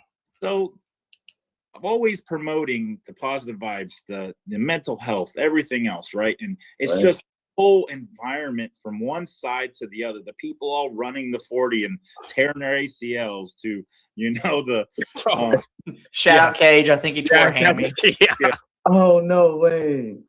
We talked about the WWE area. That place was. You could have been in the convention center, and when that place starts, the Cody Rhodes song was played out. Sorry. Oh yeah. Oh my God. Yeah. But every time you heard everyone going along with it. And I think every time I stood there for a few minutes and you see this fan, this small kid or even an adult come out of that and everyone around is doing aneurysms with him, that's just seeing that just, made my heart freaking melt. Just knowing the fans getting the experience every single time. And I even saw workers carrying around the freaking trash and stuff, getting into with the everything. Yes. Yeah. Right. Seeing that type of stuff is just, I just love it and everything. And I really hope, like I said before, that, it doesn't matter what show it is, learn from each other a little bit and, maybe try to get those type of experiences somehow. Maybe it's the vendors like Filth Bomb's area, Monstrous, multiple different games and stuff for people to play and stuff. Maybe start doing more stuff like that if you're a vendor set up at a show to get more engagement in your area. Yeah, more interactions. I think that's what I guess that's what we learned this weekend. The energy was off the chain. I think people that did not go there missed out on just a high. I think when we literally walked in, you see the big UFC sign and you go, okay, I see what they're doing. You see the ring an official UFC ring lit all the way around, had the round one. Dad's out there wrestling his son, making him tap. That was, and you into the ring and stuff, your own little interests and everything. I love that. I met Fred Taylor when I was there over at the Pivot and everything. And I was just like, look, I'm Alabama all day, but look what you did at Florida. I mean, you can't deny that and everything. But my favorite thing, So my favorite thing was, the 40-40 Club for me. For me to be that close to Jay-Z. I just look and DJ Khaled wasn't there. Lil Baby's out here walking around and stuff. People went crazy. When Lil Baby started. I know Travis Scott was there also, and he was throwing cards out and everything. But man, when Lil Baby went to go do his intro in the WWE and he had his sons in, the place erupted. Yeah, I mean, people was running. I was at the car. I was over at Tag, and then you used to see people running. So for me, I'm thinking like somebody's on fire or something. I'm thinking I had to run too. I didn't know what was going on. I just started running. I didn't know. Than one person, right? Yeah. It's But yeah, go ahead. To go off of what you were saying, like the people being around. I saw the most on Friday, and it wasn't. Friday was Aiden Ross, Sketch, Speed, group of people that were following these social media influencers, the streamers and stuff like that was bonkers. And I say that in my video that I'm making for YouTube and stuff, is the relationships that Michael Rubin and the understanding that this is what the younger generation watches, them to come out and do this stuff is just wild. Yeah, Little Baby had all of his kids there with him, like the whole show, right? And he was taking them around, doing everything with them. And Travis Scott. I mean, we can clearly talk about Travis Scott. I'm really, really upset. I was gonna go to the panel with him and Michael Rubin that I was not down there. Oh, it turned into a concert. A concert. Yeah. Yes. Turned it into a concert. Like it's stuff we've ever seen. Yeah. Right. I mean, it's the wild that stuff was happening. And one of the things a lot of people aren't. It's minute, but to me it's huge. They had an ESPN broadcast Happy Fanatics Fest with Get Up, with all the other, a couple other shows. First Take. Right? First Take and everything else, right? Was right there at the show. Live. Yeah. Huge. That's crazy. That's huge. Right. And no one talks about. I mean, they say, okay, we saw Stephen A. Smith. Mad Dog was there. Mad Dog Russo. Yeah. A legend. Bro, it was so weird because you've like heard their voice forever, and you're literally like, wait, bro, I could throw this man a football right now. Like, people, it's for individuals that are into sports and get so much into the news part of it and stuff like that. Knowing that is happened is just. It's remarkable. And that's what it started with. Like literally First Take started on Friday, the first panel that was over on that stage. I'm like, this is going to be freaking something else. And boy, I mean, you had 2 gold medalists show up with Kevin Durant and freaking and Anthony Edwards. Yeah. I mean, did you guys see Cooper Flagg? He was there too. Cooper Flagg was there. Yes. That's crazy. Tom Brady on Friday was him and Gronk were just walking. Now, didn't Kuzma get beat by some kid in a game of horse? Yeah, they're saying that he did it on purpose. But I bet he did. That's what the relationships of Michael Rubin. There's a reason why people are trying to get that invite to the white party, right? Because people are there. Yeah. Going to what you say about the 40-40 club, there was people, celebrities, athletes that came just to go to the 44 club. They didn't come for an autograph session. They didn't come on. I forget her name. Female. Taylor Rooks. She was there, but there was another one.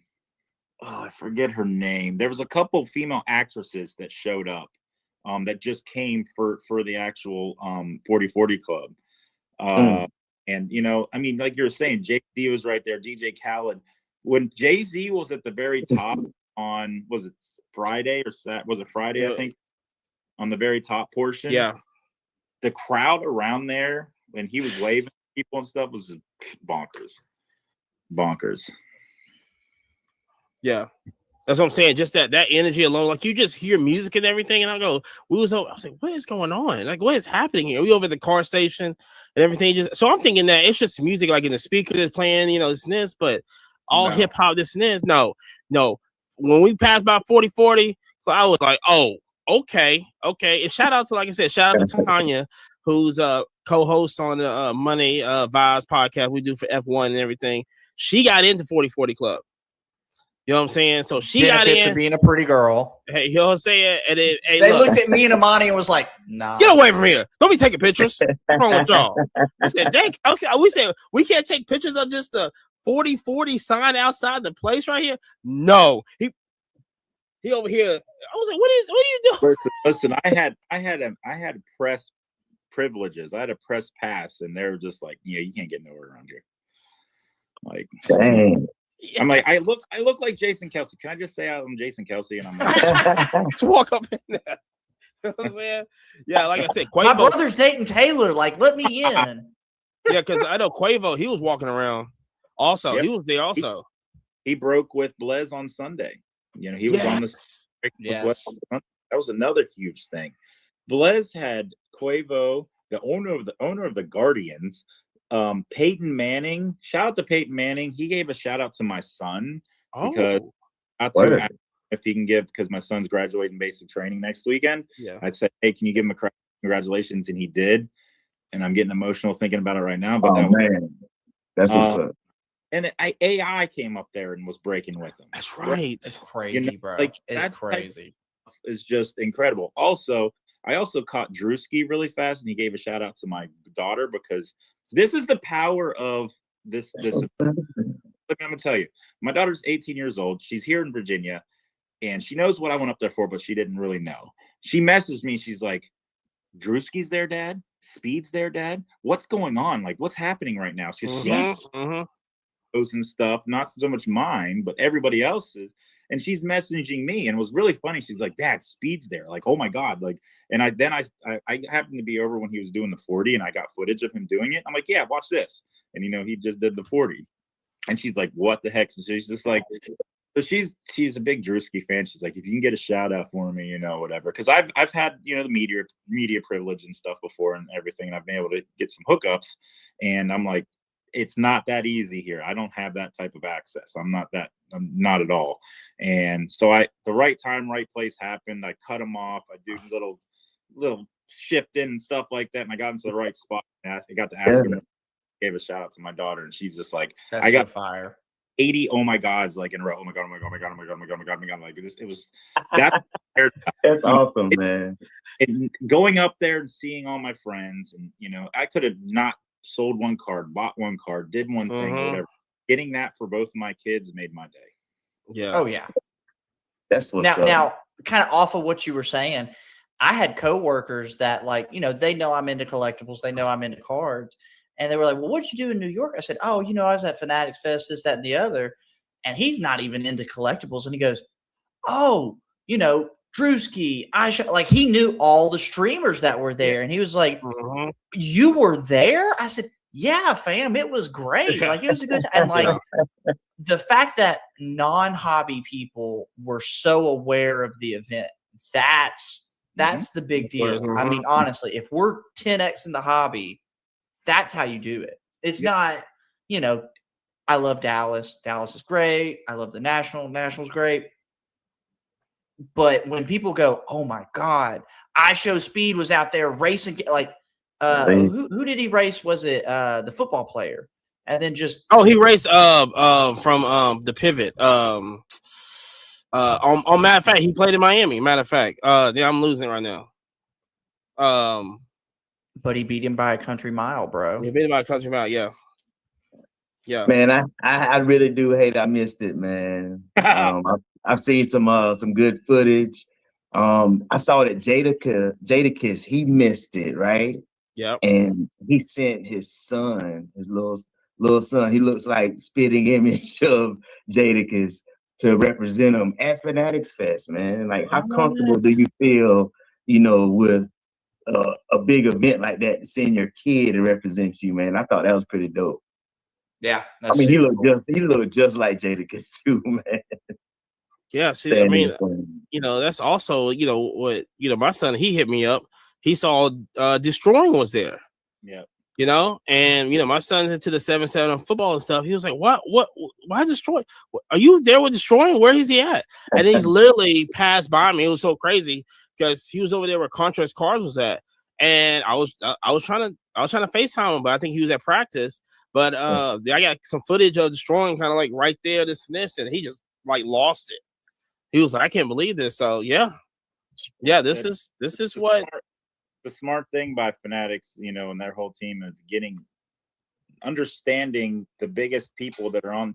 The only other biggest person they could have had was like Mr. Beast show. Like seriously, like, Oh my gosh. streaming aspect, right? If he shows up, the place would have went bonkers. Them or AMP. Yeah, AMP, but because like I Show Speed is arguably the most recognizable person right now. I mean, Kai Cenat possibly too, right? Yeah. And everything. Aiden Ross's group of people that were following him, like I'd see him in the crowd behind him. 3 minutes people were still running after him. Like it was wild. Well, the fact that I Show Speed and Aiden Ross, didn't they wrestle in the or the UFC arena? Yeah, the UFC thing, yeah. Yeah. Crazy, bro. Crazy. So I don't know how much the marketing team and stuff like that really thought about this stuff ahead of time, if they even planned that type of stuff. But knowing that they are more interactive with that younger crowd, because that younger crowd's what's watching them, right? Of course, we hear them because we see them in the news and stuff like that, or whatever. If you're all over the interweb and stuff, but that younger crowd, all these kids like really watch them religiously, and and that's really good. If you have any connections to those people, get them there, because it's incredible. Now, I think the question now is that do other shows, national, Dallas Car Show, listen, we'll talk about Culture Collision later, but do like the Philly show and stuff like that, do they Burbank, do they copy what's going on with the fest, or it's just like Fanatic Fest over here, Dallas Car Show over here? It's just going to be two different things. Or do Dallas Car Show start doing, hey, can we get Aiden Ross to come here at the hotel and just run around this and this? Or I think it's going to be an adapt or die thing, honestly. I mean, to some extent, like signers are cool. But like I said, signers at every show, every con I've been to is just you're on this side of the table, they're on this side, here's this, take a picture, 30 seconds, in and out. The fact that like people were walking around and like actually interacting is just, it's the next level. Oh, we didn't even say Dana White was roaming around. Like, yeah. He bought cars too. Yeah. Took a lot of pictures of kids, yeah. Right. And the thing was a lot of people didn't know, but he wasn't going to the UFC fight. He had other business that was happening, but a lot of people were wondering, like, man, he's here Friday and there's a UFC fight in Australia. Like, amazing, right? That is crazy. And getting on a plane, right? Right, but that mindset is like, it's wild that he's actually here. True. And again, I'm going to go back to what I said in the beginning was, I think we have to wait till we see these other card shows to really see what Fanatics does with the card shows. We see them right now. Yes, you can be like, okay, it's going to be an adapt or die type of thing. But as soon as they come out with their first card shows and it's, a Fanatics type card show, then people will understand the difference between the two.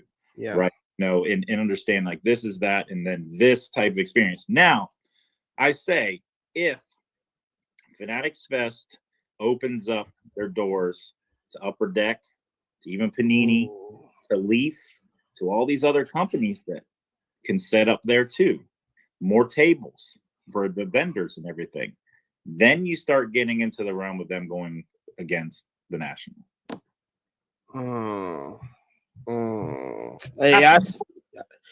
Yeah, I can definitely see that also, because I think what people that needs to understand that although this was a fan fest, this is not the car show.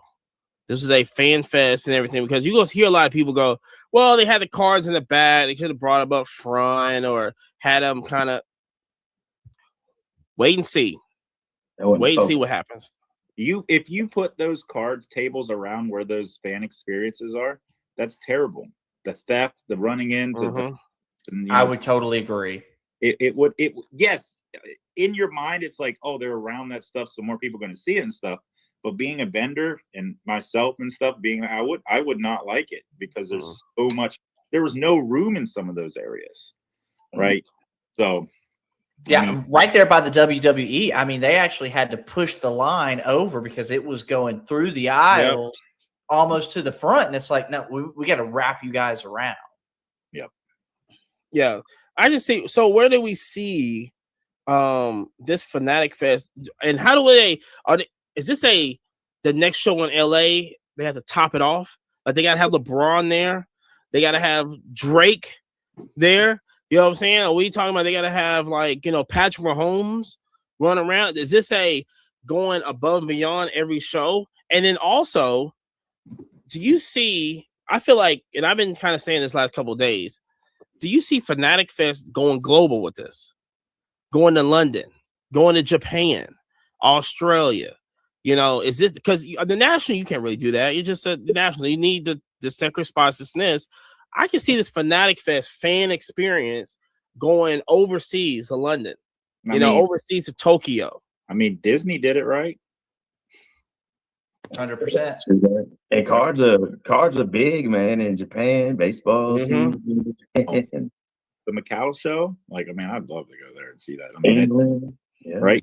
And all the different states. It all depends. Like, imagine, they have the connections with all the soccer leagues and stuff like that. They get over in Europe. Oh my God! Yeah. Can you imagine Cristiano Ronaldo at a Fanatic Fest?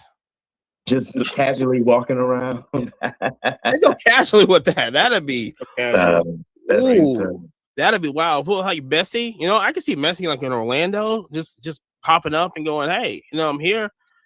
So I'm wondering. So a few things that I wonder is these new contracts they're making with all these players for the Fanatics. Do they put hey, you have to show up at a couple of our fests and shows and stuff in their contracts, right? I would gamble to say yes, honestly. Right? You have so many appearances.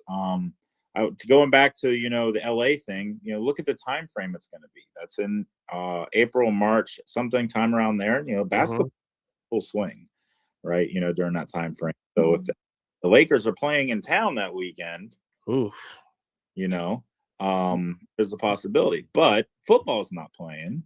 Yep. Right. So LA is a bigger market for actors and everything else. So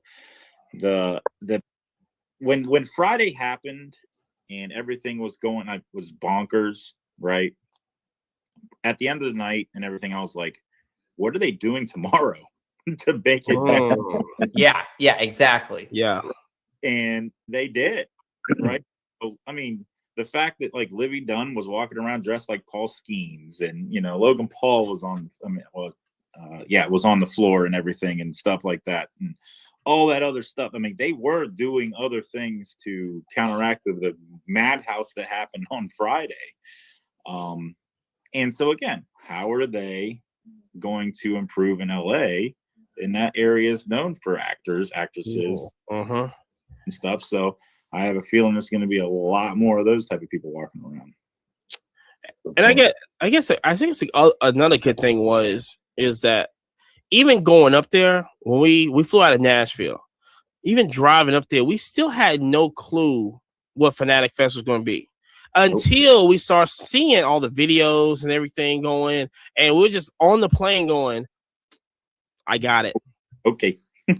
I got it. This is what we're doing. Okay. Then you get there, and it's just, I mean, look, first of all, the Javits Center, this is what I said before.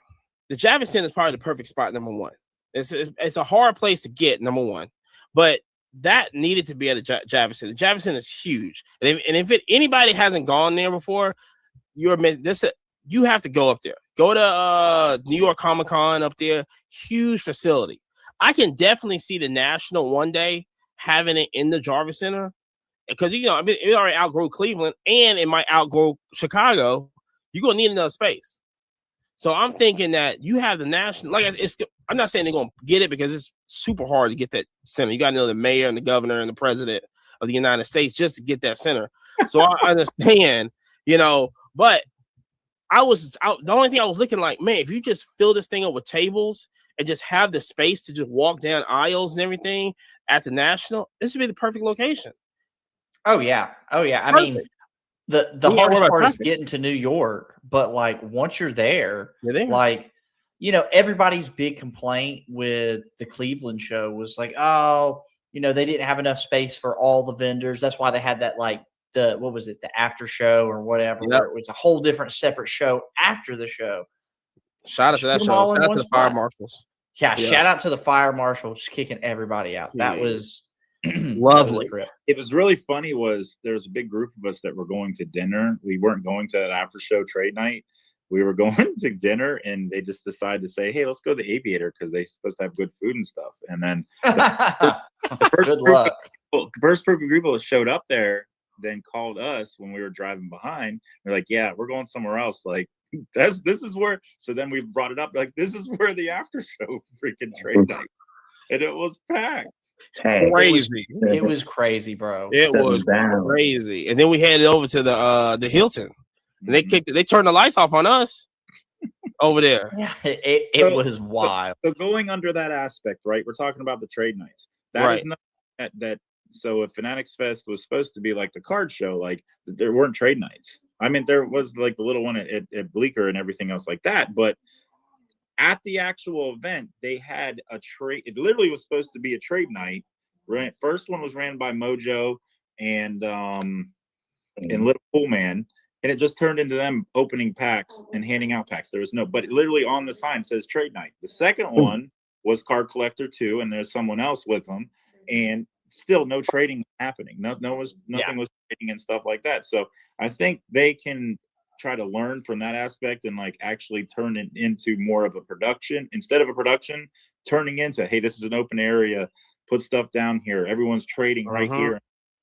That did not.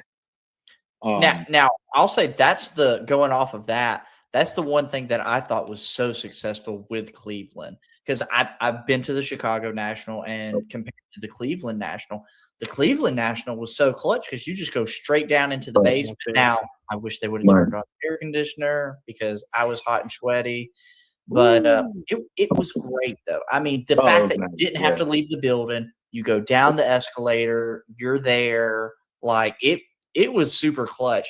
Like Chicago was fun, like hotel to hotel. I think Cleveland trade night was significantly better than Chicago trade night. Well, yeah, and knowing the individuals at Ludex and what they wanted, they're wanting to continue doing the same thing for the space going into Chicago next year. You know, I was talking to them even at the Fanatics Fest. The problem was like, so that whole downstairs was the Ludex Lounge, right? You know, the VIP lounge. A lot of people didn't know that during the National that there was a huge trade night happening during the day. There was thousands of people downstairs trading during the day at the VIP. That whole area where trade night was filled during the day too. People just down there wheeling and dealing. And if you go into Chicago the year before, the Ludex VIP lounge was like not even a third of that size. Like it was smaller than that. It was a fifth of the size. They just had a couple places you can eat, sit down. They had a little small, stand.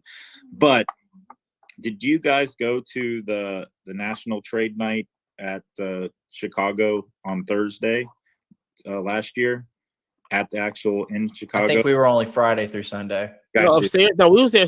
No, we was. The trade night we went to was the Card Collector 2. Yeah, that one. Yeah, we went to that. In the big stuff. So yeah, under that pretense, it looks like that what they're going to try to do is that's going to be the same thing. So they're going to turn that big area into the VIP lounge during the day, and then also turning every night into the same type of big area for a trade or something in that realm. But yes, going straight downstairs and being all that open space and stuff was just incredible for those trade nights and stuff. So I think they did a really good job. But I think that's something Fanatics can really think about. Like, okay, if we want to make this into more of a card show, like what they need to think about that aspect before Orlando, in November and going on when they do those other card shows too, is like, all right, so many people love these trade nights. What are we going to do here? Like they should be talking about that right now. No, 1,000%. I mean, Cleveland National was great. Parking was terrible. It sucked to get in. The lines to the bathroom were long, but trade night just took it over the top. Honestly, like Chicago as a city was so much more fun than Cleveland, right? Like we went downtown Chicago, we went exploring. It was a lot of fun, right? You have to when these travel locate, when you go to these destination places, Thank you. one of the things you have to do is take some time and see the city. Right. Here, Yes. That's what we if do. you've been there time and time again, it's understandable.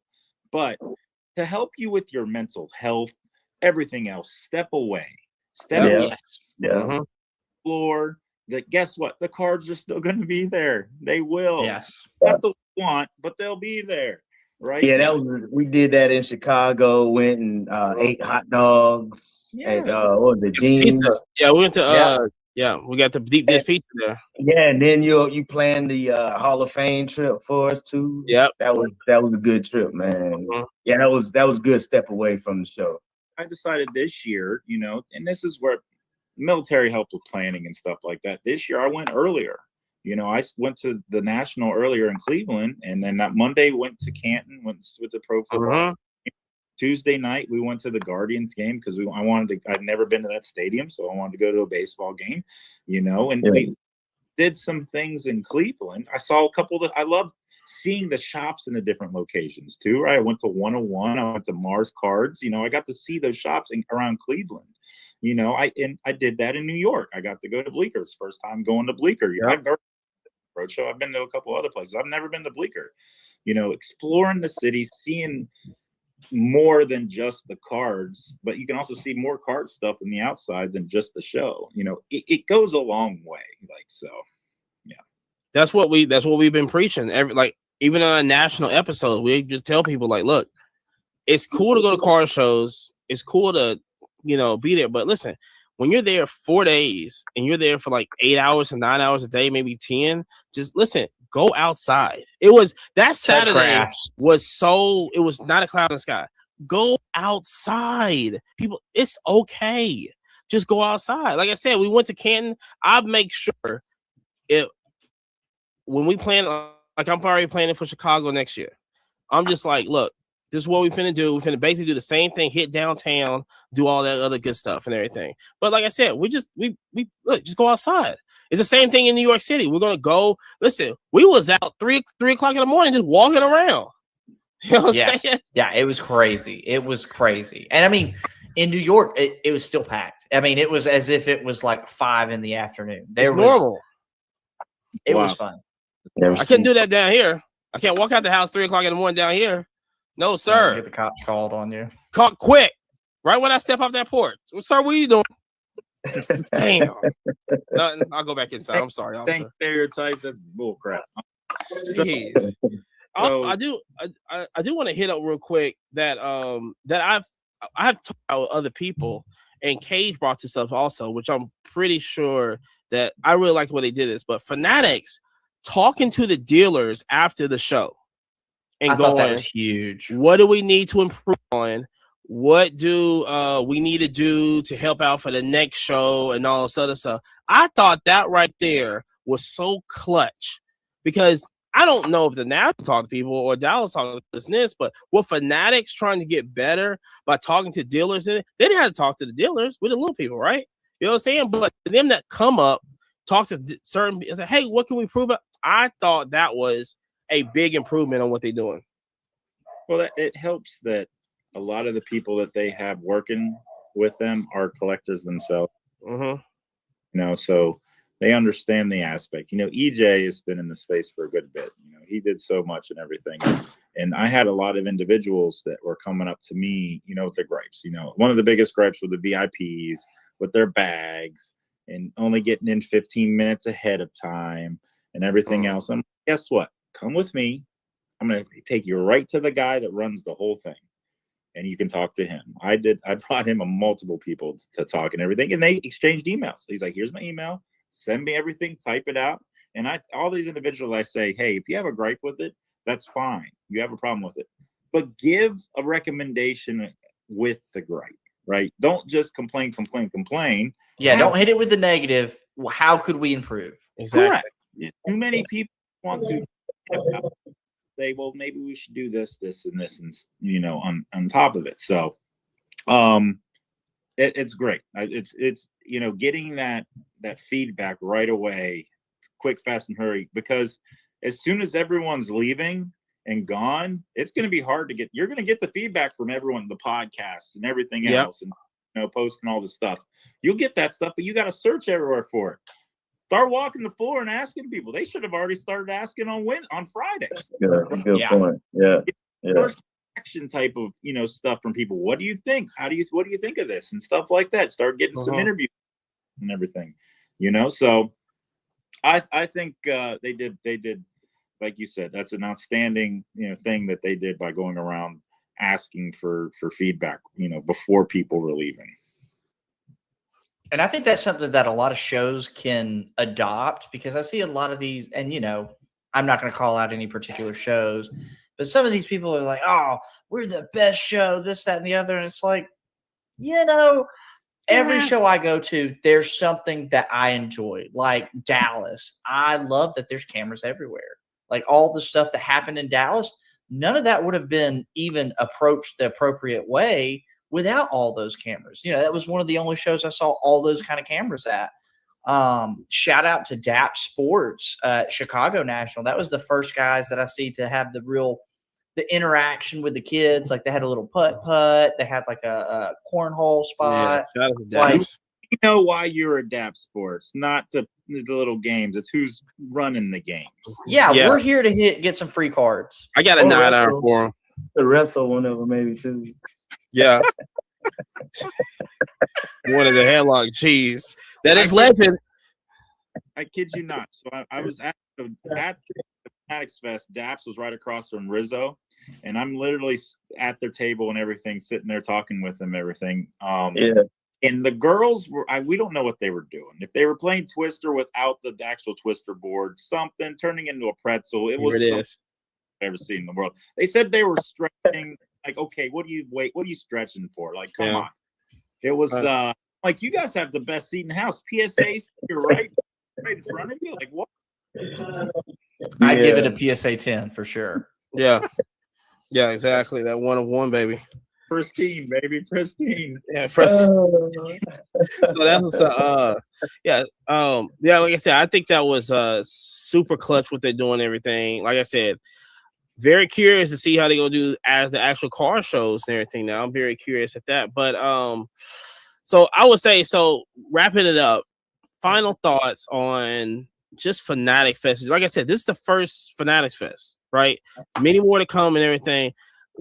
I need final thoughts. Like I said, Yabo didn't come. You know what I'm saying? He's enjoying it. He didn't even come. You know what I'm saying? He's like, oh yeah.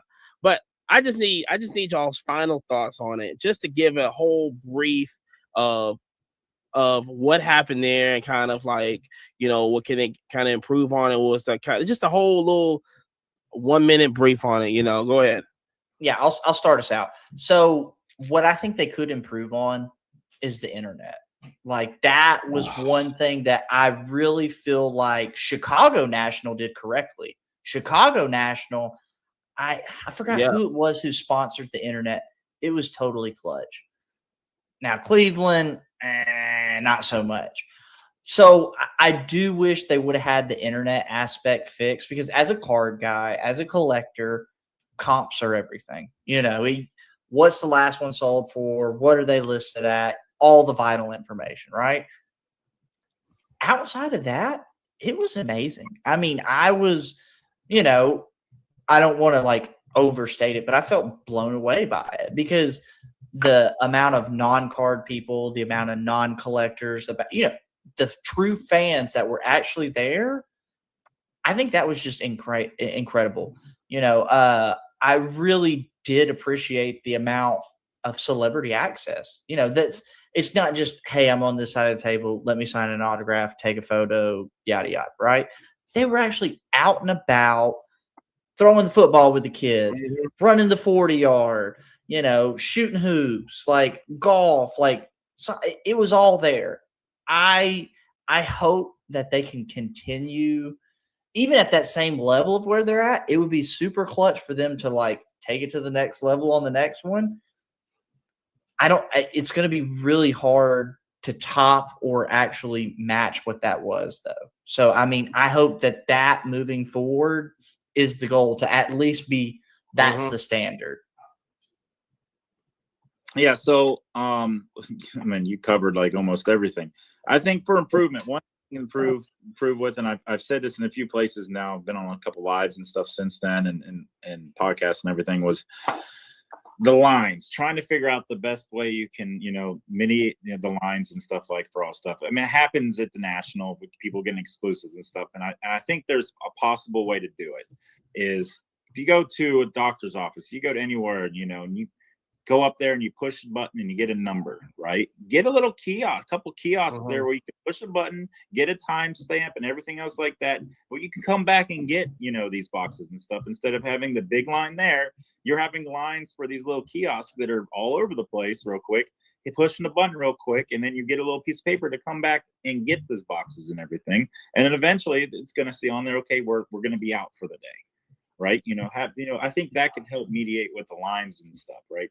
They did have fast passes and everything, that you can get and whatever else to get around lines and stuff. So maybe try to get, if they're trying to make it bigger, if they are going to expand it, maybe have the two of the same type of, environments. So, more people can get through faster. I don't think you can do it for the WWE because it's kind of hard to get two of them, but you could have two MLB areas, people hitting at the same time. You could have, they did have two different hockey ones, but the same thing on the other side, right? And everything. I think overall, like we said, it was a home run out of the park. And advice I give someone is, if you're watching the videos, you're seeing everything, you're getting the FOMO because you weren't there. Always remember, if someone does it for the first time, miss it.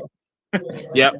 Leading up, like I did everything in my power to make sure I was able to get to this, even though the national was literally weeks ahead of it, right? And it's hard. It's hard traveling this things back to back and stuff. But if you right now, everyone's fully aware that they're probably going to do it again at the same time frame.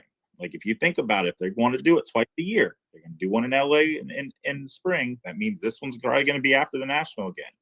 Budget now. Start budgeting right now. You should already be 100%.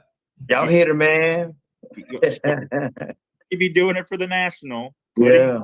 I'd have other paychecks, cards. That's what I do. This is one of my I do. If I sell a card, it can sell for $100. That card, that money gets split up like 5 different ways. It goes this pot, this pot, this pot, this pot. It just constantly grows throughout the year to get to be able to these bigger shows and maybe helping with Christmas when it comes and everything else, right? Just start doing early to help you in the long run. Plan and organize. Right. Okay. I already have our hotels ready for next year for national. So put it in your fiscal budget, man. Yeah, man. What you should be doing. That's what you should be doing. So this has been great and everything. I really appreciate you coming on. Like I said, you are a super legend right now. Look, now. No. Quit skipping. You got to do yours too. Come on. Okay, look. So my whole thing is I absolutely, like I said, for me, if they have to improve anything, I think they should have more. I would love to see like more like podcasts on like cards and stuff actually there. That's what I want to see. Maybe they do the card show this and this to have more. And I think the more panels and everything that was there, just have the people like I've always advocated for Prism Guide to be on one of these panels. I don't know why they haven't put him up there yet. I believe he's an important piece of the hobby. They should have him on one of the panels and this. But I think, like I said, have more. I would love to see like the hobby happy hour on there. Have them going. Big facts. Have them have a with an open bar, so we can participate. Can you imagine? Can you imagine y'all in the 40/40 club? Oh my god! Sitting there and bringing the guests on while we're doing it. Giving the opportunity. You want Fanatics. One of the things. Sorry to cut you off, but Fanatics talking about they want to help everyone, right? These little smaller podcasts. Exactly. Stuff. But okay, you got 15 minutes in the 40/40 club. We'll bring you in, set you down. And all these celebrities real quick are going to come in. You can talk real quick with them, and then we'll rush you out. The next person comes in and do the same thing. Did you guys have the opportunity to go into the TikTok live thing at the National in Cleveland? Mine Yes. did. Yeah, You did? we Yabo and I did. Yeah, with Sam. Yeah, that type of Oh, yeah. concert. That was people, clutch. You know, if anyone That was cool. even watched that we did with the Hobby Happy Hour with John, like it was an incredible time for him because everything we do is via Instagram Live. Right now, this is in the process of turning into a podcast. So, Let's go. That.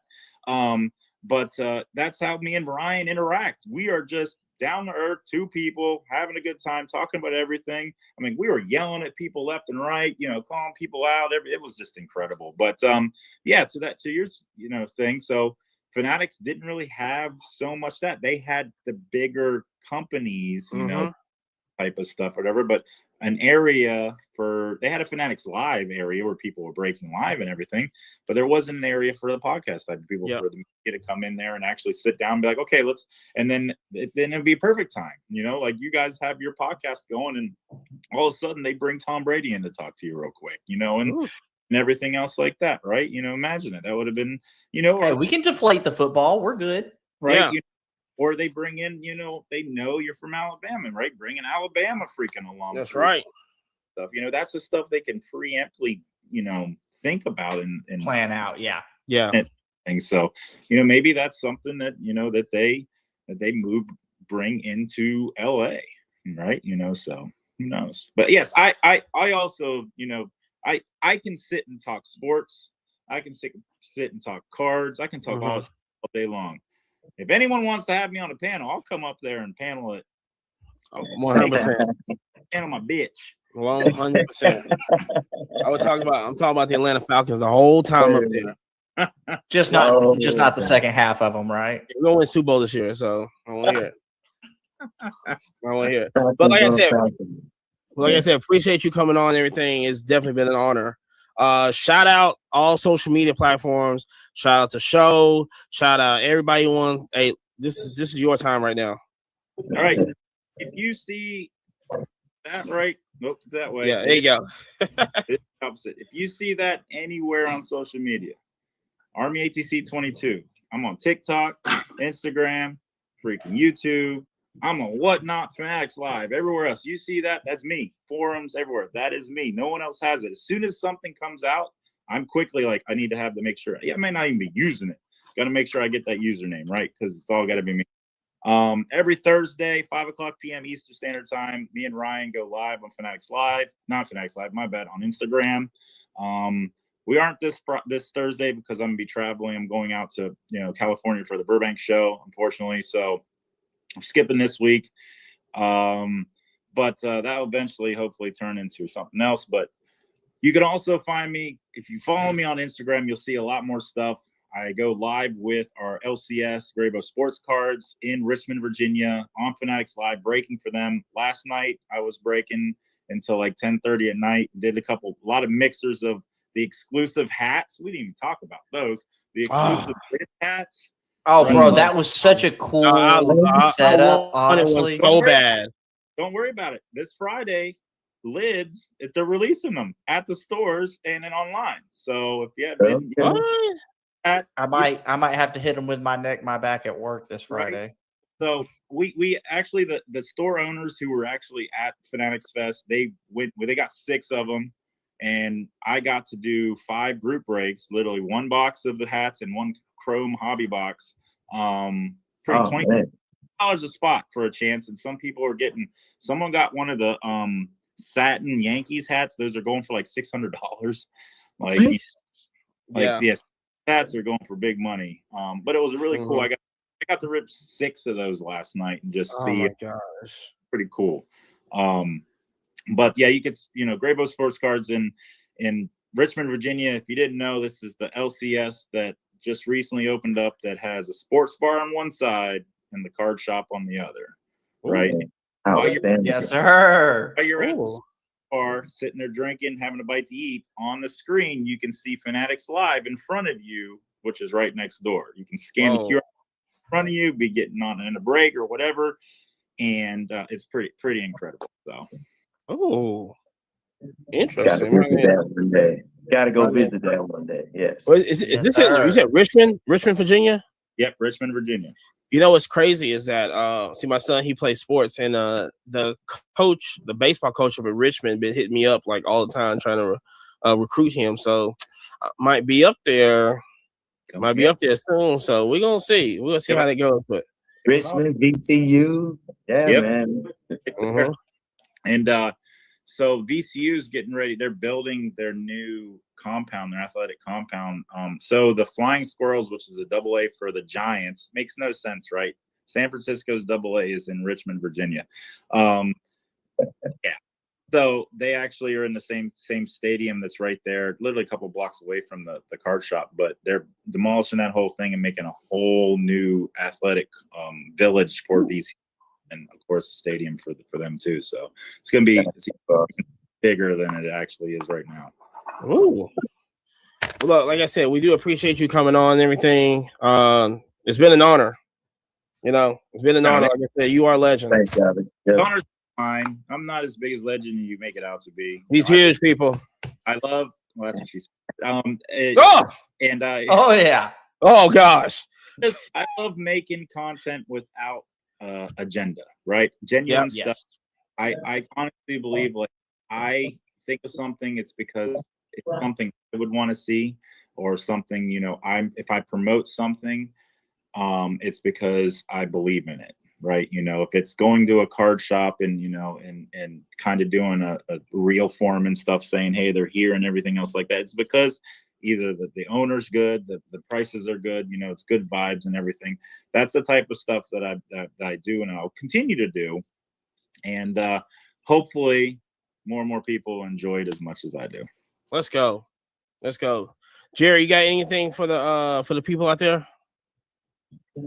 If you didn't go to Fanatics Fest, you missed out. I see all these people putting out all Losers. this like hateful, like, oh my God, it was such a disaster. Oh my God. Like, you know, like Alex said, the lines, they could have handled that a little differently. The Wi-Fi, they could promote it a little better. But listen, if you didn't go, you missed out. Like, I budgeted for it, and then I actually had made a really big sale at Cleveland, and I literally told Amani, I was like, bro, this is how I'm going to New York, 100%. Like, all of this money is just being allocated just for New York. Sure. Like, we're going to make it happen. That was so on time for you. Yeah. Oh, super Yabo, blessing. Yabo, you got anything for the people out there? Hey man, yeah, just look forward to NASCAR. Yeah, NASCAR weekend and Whatnot Wednesdays, man. Yes, NASCAR weekend is going to be in Darlington, South Carolina. It's going to be Yabo's first ever car show. Remember, it's going to be at the Mayo High School. The Mayo High School Hall of Fame building in Darlington, South Carolina. Like I said, we're going to be there. It's $5 to enter. Okay. It's going to a good cause. Going to be a good cause. It's going to be the Mayo High School Alumni Association Scholarship Fund, and also the South Carolina Governor's School of Science and Mathematics with Leon Watson and Edwin Edwards. Both of them partner with Yabo to do an endowment scholarship fund. So that right there, $5 going to good. It's not going to any of our pockets, this and this, like everybody else out there. But like I said, that's going to be Labor Day weekend, August 30th, 31st, and September 1st. September 1st. Yeah. More information, everything. Hit Yabo up. Like I said, also Whatnot. Also, he has a show. This is going to be aired on Wednesday. It's going to be tonight at 8 p.m. Don't forget to mark that bookmark. Okay, he's going in. What you got for the show today on Whatnot? Man, we're gonna have some more Hall of Fame baseball. A lot of feedback from the first show. So some folks wanted some Bagwell, Biggio, some Cal Ripken Jr. There you go. So yeah, we're gonna get the people what they want, man. There you go. And that's what we're about, baby. What type of Hall of Fame? Are they looking for, like, modern Hall of Fame stuff, or like old school Hall of Fame stuff? Like, are they looking for so it's more so like insert Hall of Fame like cards. Every now and then it'll be some older vintage. Okay. But more of like 80s, 90s, like insert Hall of Fame. Yeah, base. Follow him on Whatnot, YAYBO. Also, like I said, follow the Hobby Happy Hour also every Thursday. Not this Thursday on Instagram Live. Next Thursday. Next Thursday. All right. Also got a family also with Sabretooth also. So listen, he's that's family right there. So we saw him at National and everything. Sasquatch. Sasquatch. Jeez. Yeah. Sabretooth is our local homie, but yeah. Yeah. But not Sasquatch. Yeah, he's gonna listen. We got to see him on Saturday, so he's gonna get us. Anyway, like I said, follow the podcast on Instagram, TikTok, Twitter. We just got on there. Twitch. YouTube. Who calls it Twitter? It's called the X. X now. Yeah, X. I know. We got a lot of slow people out here, so we said X. It was like, we got to do OnlyFans. I was like, no, what are you talking about? We're not doing OnlyFans. Click the spicy link in bio. That could be soon, though. But watch out now. We might do some OnlyFans breaks out there. We never know. With our feet only, it's crazy. We're talented. We're talented and everything. But like I said, we're gonna close. We're gonna close out like this. Like I said, if listen, if your sister has a sister, have her follow also. Have her follow all the kids and everything. If she's got 5 kids, make sure all 5 of them follow us. Okay. And shout out to your grandma that used to strip. Okay, you know who you are. All right. So anyway, we're gonna holler at y'all next week. Remember, we're gonna do Whatnot on Wednesdays. That's it's gonna be tonight because it's gonna come out Wednesday. That's gonna be tonight, and then Sunday is gonna be auction. What is it? What we call it now? Auction your own way, but auction your own way. Available on Sunday. We ain't gonna do it. Might be, but we're trying. But we do F1. We're gonna do F1 Monday because there's gonna be a race Sunday. So we'll Monday do Night Vibes. Check out them. Follow Monday Night Vibes. Do that. We're doing a lot right now. Football's back. College football. Oh yeah, college football is back. Listen, it's gonna be Roll Tide all day. Roll Tide. It's gonna be Roll Tide all day. We don't care about no South Carolina over here. Hey, to hell with Georgia. Hey, we can all agree on that. To hell with Georgia. We don't care about them or Tennessee. We miss Kirby Smart. No, we don't. You can go to hell too. Anyway, listen. Until next time, keep them peaches peaching. Welcome back to the Quiet Car Podcast. We are live and direct from Fanatics Fest, New York City right now. We're just doing a little podcast right now. I got JP on the other side right here. Bang, bang, bang. So shout out to everybody that's actually showed up for Fanatics Fest. It's been an awesome event. A lot of stuff going on and everything.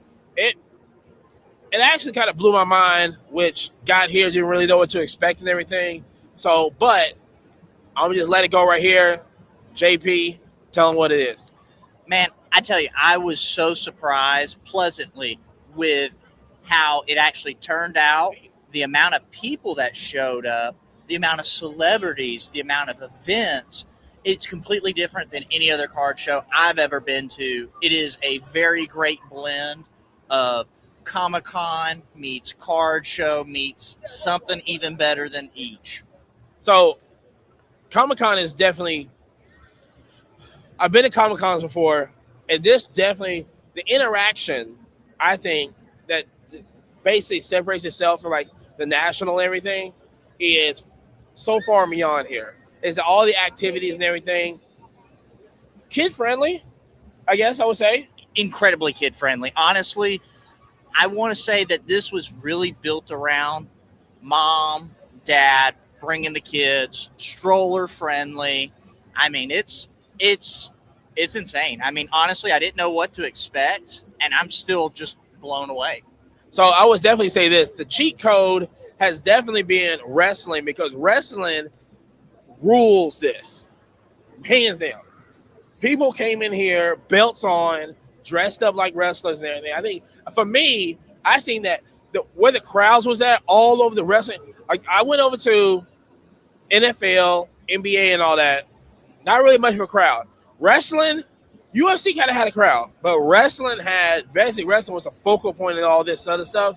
Huge wrestling fans here and everything. I frankly enjoyed it. What do you think? I think the wrestling actually was probably the most packed area that I personally saw in the whole thing. I mean, the little stage where you could do your own entrance, the meet and greets, all that. I mean, the 40-yard dash, they definitely had a long line there. The octagon had a long line. Nothing compared to the wrestling. I mean, wrestling was above and beyond. And I personally didn't expect that much attendance to be there for wrestling. I mean, people dressed up in costume, dressed up, as their favorite wrestler. It was insane. Dude, they went crazy. Lil Baby came out, did his intro and everything. First of all, the entrance, you can create your own entrance here. like not really create, but you could come out to like different wrestlers' entrances and everything. I think he came out to the Rock theme song. Yeah, so Lil Baby came out and he was with. Hey, look, listen, we don't know. Look, I don't know the new wrestling stuff. Apparently, he is the I guess Intercontinental Champion, World Champion, or something. Is either one of them. He came out, dude.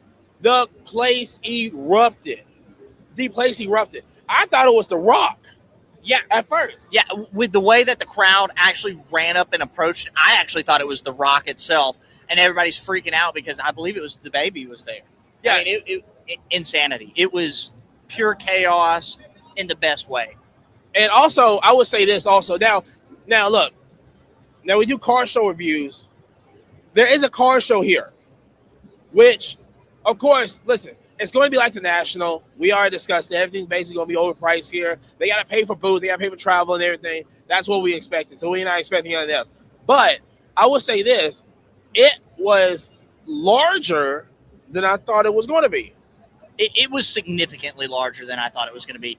Honestly, I kind of thought that they were going to put the card guys and girls off in the corner and kind of forget about them. But honestly, I mean, they had a good solid half of the floor now, or at least 1/3 of the floor. Yeah. There was a bigger space allocated to cards, and I actually thought that there was going to be. I mean, it was impressive. So I definitely would say that. Like I said, we got all the corporate sponsors, of course, are here and everything. We got another tag slab made doing that. Like I said, but the sports card element of it, which this is what basically we came for, we're going to discuss about the whole we're buying situation yet again. We're buying, but not high end. Not high end. And then But what do we call high end now? Yeah. Because what formerly used to be called high end is now, it's too high end. Now, $1,000 is high end, $500 is high end, and it's like, when did we come to that part? Because I see all these dealers with $10,000, $20,000, $30,000 cards in their case, and then they go look at you and go, I can't buy something for $1,000. Yeah, I mean, insanity. They don't buy. They're not buying high. Well, not everybody. Like majority of the people are buying. They're not buying high end, but they're selling high end. Shout out Contrast Cards. Yes. Definitely buys high end. Yeah, 100%. 100%. So, like I said, Contrast Cards is here. Like I said, who's actually buying the cars that really probably nobody else wants. Listen, we can discuss this more on the podcast coming up Wednesday. But I would say this is that when you even look at a card and don't even try to comp it, don't even try to look at it, and you're buying cards and everything, that is a real issue. Goodness gracious. But I also listen. I thought of marketability over here also here in New York, here at the Fanatic Fest also. But like I said, anyway, yes, there's also a car show here also. But I think, like I said, the interaction, especially the UFC interaction, people getting into the ring, taking pictures in front of the UFC screen and everything, the 40-yard dash. Dude, Katie and Ant is literally right behind us in the other room playing basketball with kids and stuff. For me, pure insanity. I mean, I think Tom Brady was actually throwing the football to kids today. Yeah. Like, the crowd to get there was crazy. But, I mean, if you were a kid and you came to this event, it was the best thing you could do. And also, I would say this. I believe there was more kids here than a national. I would totally second that motion. I think that there were more kids here at Fanatics Fest in New York than there was at Cleveland National. Travis Scott's here also. Travis Scott had his debut cards and everything, which, like I said, I missed out on it. I'm pretty sad I missed out on it. But even that, Topps Chrome has specialty Fanatics Live cards here also. Lids did a player's choice. You get like 3 hats and a box. So all the exclusive stuff, it works. People want the exclusive stuff you're not going to find outside of this event anyway. Well, and not only that, but here's the other thing. People aren't just keeping it sealed to resell on the secondary market. There's people left and right ripping the hats, the chrome, the Travis Scott, you name it, they're ripping it. Yeah. 100%. Like I said, the crowd here was insane and everything. But like I said, even with Fanatics really throwing this event, I mean, listen, we'll discuss more of this on the podcast, but I think the question really hails is, hey, will the National copy this, or will they still go about their own business and keep doing what they're doing? Because for me, go ahead. If you don't copy this, you're literally going to lose. Literally, this is the next level. This is the next step. The National's great, but the National is been the National, and it's been the same thing over and over again. This is the next level. This is insanity. I mean, it's, as a fan, as a collector, as a reseller, it's everything you could want and then more. Yeah, 100%. Like I said, there's going to be more to come and everything. Like I said, this is just a little podcast thing we're doing right now, live at Fanatics Fest right now. Listen, 2 out of 3 is here. Shout out to Gable that couldn't make it. But listen, next time he's going to be here. But like I said, podcast coming out Wednesday. We're gonna go full depth in what's going on, because there's a lot of stuff going on, especially with future shows and everything that's happening. That we are definitely going to discuss here. Basically how Fanatics Fest is, basically the location. The location's great. The location is insane. Just to think that 2-3 weeks ago we were in Cleveland, and it's just old, outdated. He drifted. Smelly. Oh yeah, they're doing crazy stuff No, out he there. just drifted. You didn't see that? I did not see that. This is New York. But yeah, it's crazy. And this center, the Javits Center, is just above and beyond amazing. I mean, honestly, Cleveland, you had 2 bathrooms, and as a grown man, you had to wait 45 minutes. You had multiple areas to use the bathroom. You had multiple areas to get food. You had free Wi-Fi. You had decently priced food. I mean, honestly, that's a big deal. Yeah. I mean, everything's still expensive. And choices too. Choices. Multiple choices. Multiple choices. So, I mean, I think it's an overall success, really. I mean, I can't tell you. I'm so proud of Fanatics and how they handled it, honestly. Yeah, listen, I thought it was literally going to be a dumpster fire, but they proved me wrong. But can they keep it up? I mean, that's the whole thing. Like, can they keep it up and everything? But like I said, new podcast come out Wednesday and everything. We're still going to do on Tuesdays after show, going on that. Like I said, until then, we're just copying out right now. Like I said, Quiet Car Podcast. Follow us on Instagram, your Apple Podcast, Spotify, TikTok, YouTube, and Twitter. We're on Twitter too. It's going to be active, Twitch, but don't forget. Twitch. Oh yeah, Twitch also. We're everywhere. Yeah, we're everywhere. That's crazy. Yeah, everywhere. We're here in New York right now. Okay, so listen. Shout out to everybody that's watching this right now. Shout out to everybody that came up to us saying that they actually listen to podcasts. All the love, all the support. Cannot tell you, like, after just, I'm like 6-7 miles according to my Apple Watch, and just on today as far as we've been here. And man, as far as feeling tired, and then to have somebody come out and go, man, I appreciate the podcast. I appreciate the point of view. Not everything is made for kids. Not everything is going to be kid friendly. Yeah. And, we like to give a real honest opinion. And, sometimes we'll say, fuck this. Sometimes we'll say, fuck that. And we're just glad to have y'all here. We out. We out. Peace. Peace. Game. Welcome back to the Quiet Car Podcast. New York is this weekend. We're going to be there in Times Square. Shout out to everybody that's going to be there. Meet us up. Anybody want to mingle, do anything, whatever, meet up, do a little skit, whatever, podcast, whatever. Yo, hit us up. We're going to be in New York Friday, Saturday, and Sunday. But another, it's your boy Money right here. I got JP right beside me right there. I got Yabo right here. Now, tonight is the big night. It's Yabo's first Whatnot tonight. If you ain't following him on Whatnot, it's YAYBO. It's YAYBO. It's going to be on 8 o'clock Central Time. So mark that calendar up. Go on Whatnot. Add them up and everything. Bookmark it and everything. We got giveaways on there. Huge inventory on there. First deals and steals. And then, like I said, we're just getting ready for the 24-hour stream also. And also, this podcast is brought to you by Yabo's Car Show in Darlington, South Carolina, which is going to be Labor Day weekend, which is August 30th 31st, and September 1st. There's going to be Friday, Saturday, and Sunday. Hit up Yabo Collectibles on there. We're going to post all the information on the social media and everything. But it's going to be in Darlington, South Carolina at the Mayo High School Hall of Fame building. Okay.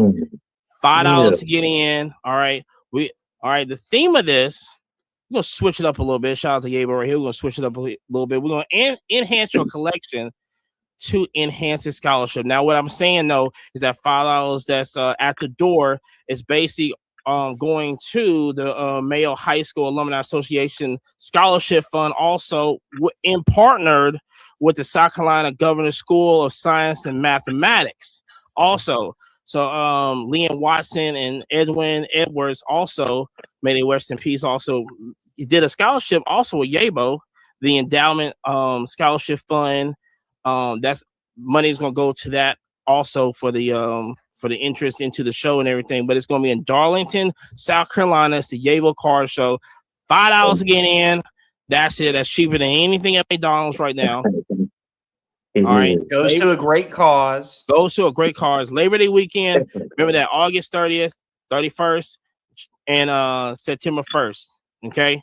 Darlington, South Carolina. Like I said, more information going to be on all of our social medias and everything. If you got any questions or anything, hit up Yabo. We're going to do it like that. But as we always do on every single show, we got card show review. Jerry, tell them what it is, man. Bro, so this weekend we went to the Gardendale show in Alabama, and it was the Flip Trade Show. And, bro, everybody's screaming about, oh, the hobby's dying. Oh, my God, everything's down. Everything's bad. Doom, gloom. Oh, my God. Bro, they had to put this event in 2 different rooms. Yeah. I mean, bro, it was enough tables that they couldn't fit it in one space. Like, the doom and gloom is just, it's not existent. I mean, honestly, volumes there, people are transacting.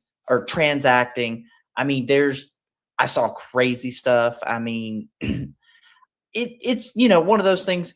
If you're not out looking for it, you're not going to find it. But if you even halfway try, you're going to find it, man. And, shout out to our show promoter, Daniel. He always does a great job. The hot dog cart out there was kicking. It was a great. Oh, bro, it was lit. It was lit. It was boiled hot dogs, which is not really my favorite. But, listen, 2 dogs, bag of chips, and a drink, $10. Okay. All right. Yeah, that's better than most card shows. I mean, most card shows, you go get the little 3-piece chicken tendy, and they're like, yeah, it'll be $15. Jeez. You're like, God bless. So I thought it was good. The building that it's in itself had great Wi-Fi, had air conditioning. I mean, really, what more could you want out of a card show? I mean, so many of these card shows, I mean, for instance, we went to the National and they had free Wi-Fi and it was dog water. Literally, you were basically operating without being able to look stuff up. So, I mean, I thought it was a great show. Okay. Yeah, but what's up? Would you, yeah. Listen to this, Jared. Listen to this. So I just want to say this right now. I went to Sports Cards. I went to Cards HQ for the first time. Right, amazing store. Right, it was just amazing. I couldn't go Coach Collision because we was just busy in the lobby. It just couldn't go. I mean, everything about the store was like I felt like I was going through like a Target or like a Walmart. That's how you just get that energy like from the store and everything. And of course, that thing is in Atlanta, Georgia. Shout out to the Battery, right over there. So I hit up Yabo Sunday. Yeah. Or was it yesterday? It was Sunday, I think Sunday. I was thinking because when we talked earlier that he was going to go to South Carolina because we met up Thursday or Friday. Friday. Yeah. He was on his way to South Carolina. Yeah. He was in Atlanta. I was like, you could have came to the store. I could have, man. Yeah. Man, but it's busy times, man. Plans changed. working with my brother and trying to collaborate with him, meet him back at mama's house. So yeah, we postponed a little bit. He was in a little accident recently, so he looking for a car, man. And so yeah, he was on that tip.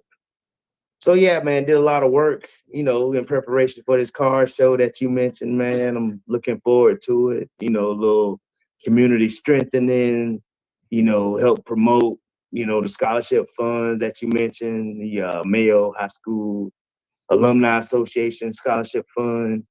And then me and some of my classmates and schoolmates from the South Carolina Governor School helped create an endowment in the name of Leanne Watson, who was the class of 94 at Governor School of Science and Math, and Edwina Edwards, who was actually my classmate, 1995.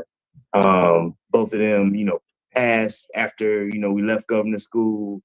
So, we felt, it's a good way to keep their memory alive and, help people trying to enhance their brain, man, going to government school, going to college, trade school or what have we. So yeah, man, I'm glad to be, putting this on for my city, man, Dollartown, South Carolina. And it's doing race weekend, man. NASCAR weekend and race Southern weekend. 500. Yeah. Yes. So it's gonna be good, man. We're gonna have some food out there, have some drinks, lots of shade, in the parking lot. We're gonna make it a party, man. It's lit. Yeah, 3 days. So Monty, question, Cards HQ, how many people do you think attended? Rough idea. Because the trade night was only for 2 hours. I was literally about to drive from Gardendale to Atlanta just for the event. Yeah. Yeah. Man, Which was a 2.5 hour drive, just for everybody listening. I don't know. I don't know if it'd been worth it, but yeah, man. Anytime you can get away, man, sure. I mean, for what I saw back and forth in the store, out the store, I mean, it had to be over 100 people. Just when I was there. all the photos I saw just looked cram packed. I mean, but it's crazy because, like I said, you still got. It was just always like this one section when they break and everything. That kind of wall with the TVs and stuff on it. Yeah, where all the couches and stuff are, right? Let's see. Where they break. So the breaking table is like breaking table, and then like a wall of TVs. It was like chairs and tables. So I guess it must take the couches out. So I'm thinking like chairs and tables right there, all the way to like where the vending machines are. That was like the busy time right there. Then everybody had a spot at this big table kind of in front of the store and everything. You mean people went to the buying window, trading window over there. The thing I liked about it was the credit system that's over there. I haven't been to many stores. I know the Pokemon store here got credit, but man, to go to a store, trade, get credit on that, and then come back later and just build on it until you find something. And prices was like super cheap, very reasonable. Listen, that was the thing that I went on the opening day when they opened up with Culture Collision. Oh my gosh. And it was super cram packed. So I don't know if they had everything out yet that you got to see. But man, I tell you, I really enjoyed the vertical stands. Like where you could it's completely different. Yeah. Like there's 100%. not it feels very much like a Target over a Walmart. Like, you know what I mean? Like I've been into some shops before and you're like, bro, I can taste the cigarette smoke. You know what I'm saying? I'm like, ugh. You're looking at the windows going, were they stained yellow or was it just because y'all smoke so much in here? Like, you know what I mean?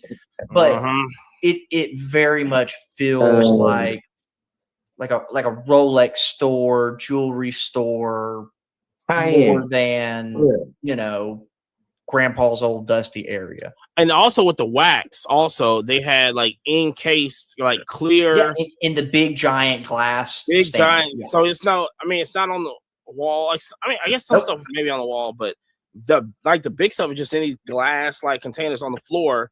That's not really the vertical ones. but it's just like a big square, like a rectangle Yes. box with like wax in it. You can look inside It's of like it. what you see at jewelry stores. Yeah, exactly. Right. Mhm. Yeah, but the vertical stands work. I was like, how this gonna work? Seen But those amazing. man, those, I mean, it's just different. It's a game changer, bro. It makes the space so much more efficient. That's what I like, because you have Yep. like different little rows where it's like, Makes it okay, when you cleaner. first come Yep. in, it's Pokemon, then it's F1, then it's wrestling, then it's like it, and it was super well organized. Yeah, I mean, all the ones like, so you will see on top of like the rows, each section had like a little like nameplate on it, like on top of it. So it was a very high up, and then this was like basketball raw over here, or basketball graded, or you have like UFC over here, F1, and then they had a whole Atlanta section. So everything was like Atlanta. There was like, it was like literally that first one, not when you walk in, but closer to like where they be breaking at. When they do a lot of breaks in closer to wax, it was like all Atlanta stuff. And let me tell you something. And they buy a lot of stuff. I mean, a ton. I mean, a ton of stuff. And every show, they don't. And it was still, and it's not filled up. The cases in there are not filled up at all. Like it's at all. Like at all.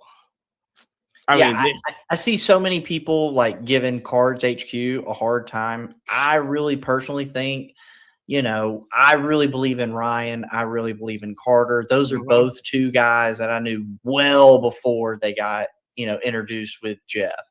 And bro, those guys are fucking Vikings. They literally are killing it, bro.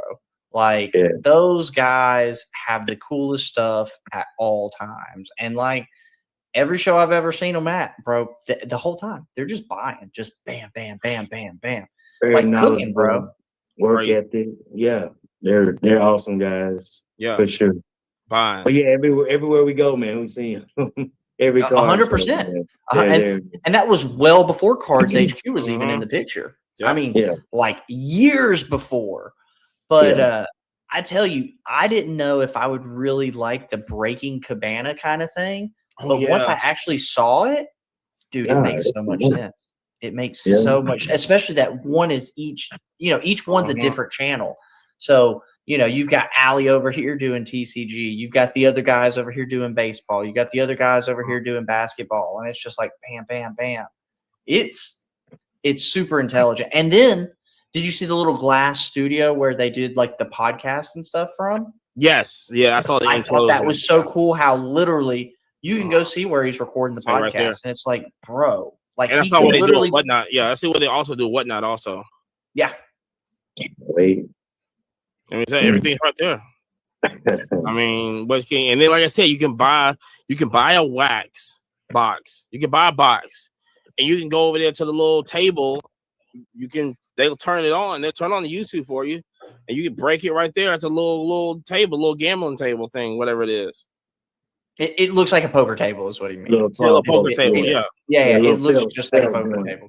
Looks exactly like a poker table with the felt and everything. Yep. All that, what I'm saying. So that was, or like I said, or they have like these little arena style seats that you sit up at. You can watch people, break. I was like, I mean, it's got everything in there. It's super cool. I mean, honestly, they're doing it right.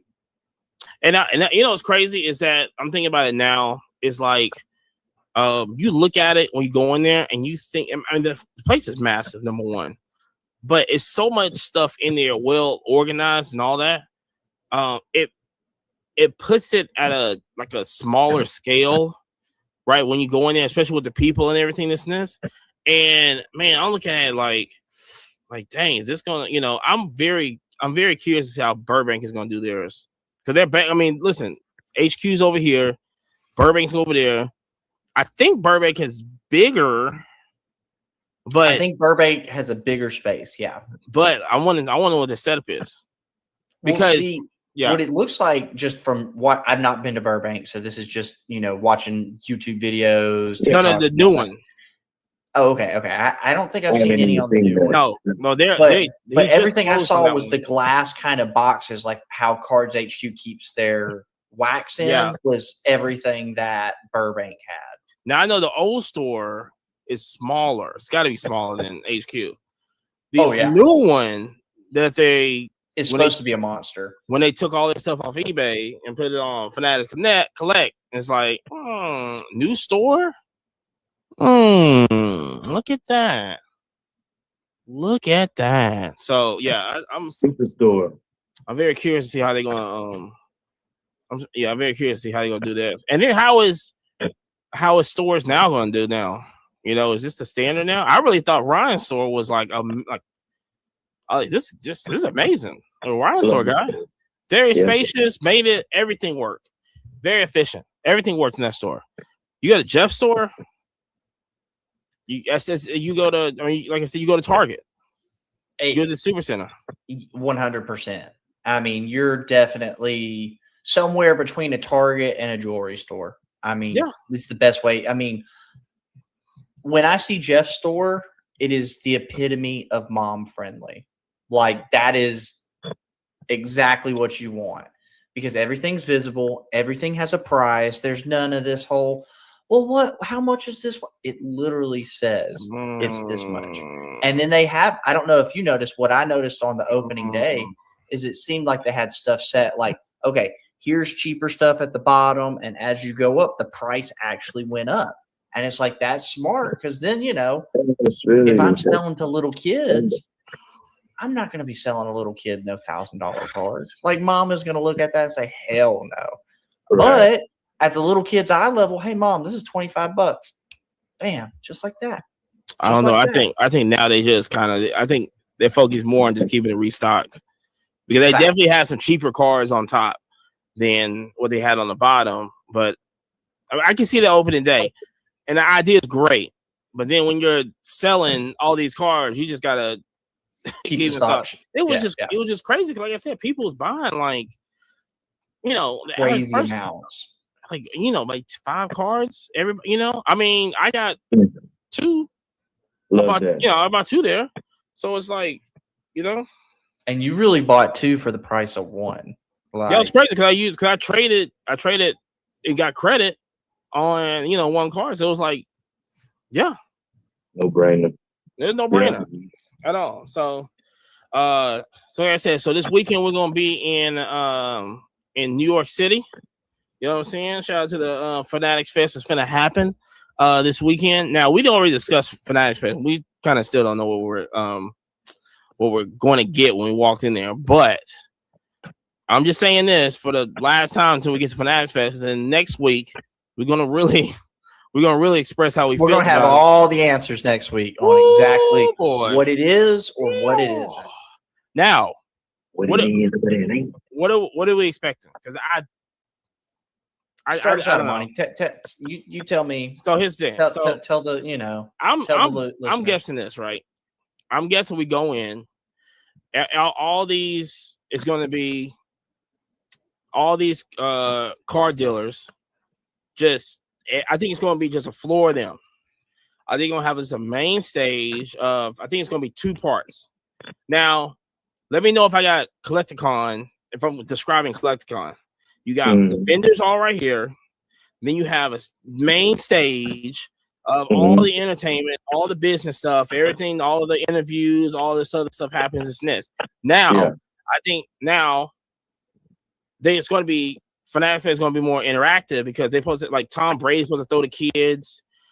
There's I think Edwards and Kevin Durant also supposed to play football with kids. There's going to be a hockey. I think he meant basketball, but yeah. No. They're supposed to be they're doing football. That's what I'm hearing. They will play football with Durant.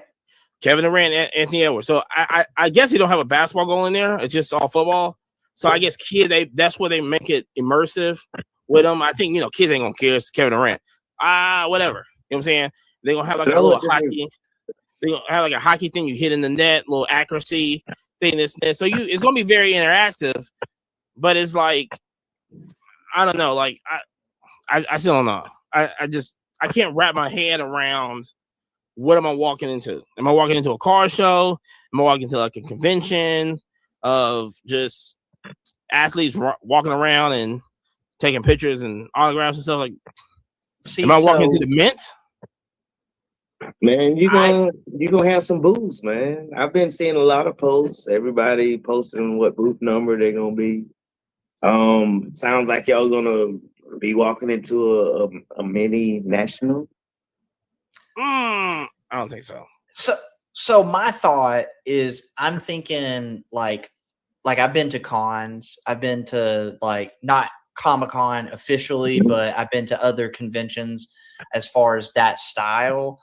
And so I'm imagining more con, 10% of card show, lots of athletes, lots of famous people, lots of interaction.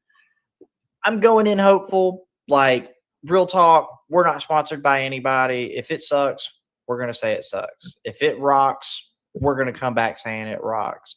We're going to give you the real business on what it is and what it ain't. But, you know, and not to steal this line from Brian Gray, but if we were betting on, you know, national fanatics, it's a horse race, which one's going to win? Yeah. You know, Fanatics has messed up on some things, right? But they have really done a few things correctly. I thought it was interesting when Ruben was talking after the National, when the two guys were walking around dressed up as the Bash Brothers, and he straight up said, hey, if you come dressed up as your favorite athlete, we're picking one person every hour to go meet that favorite athlete.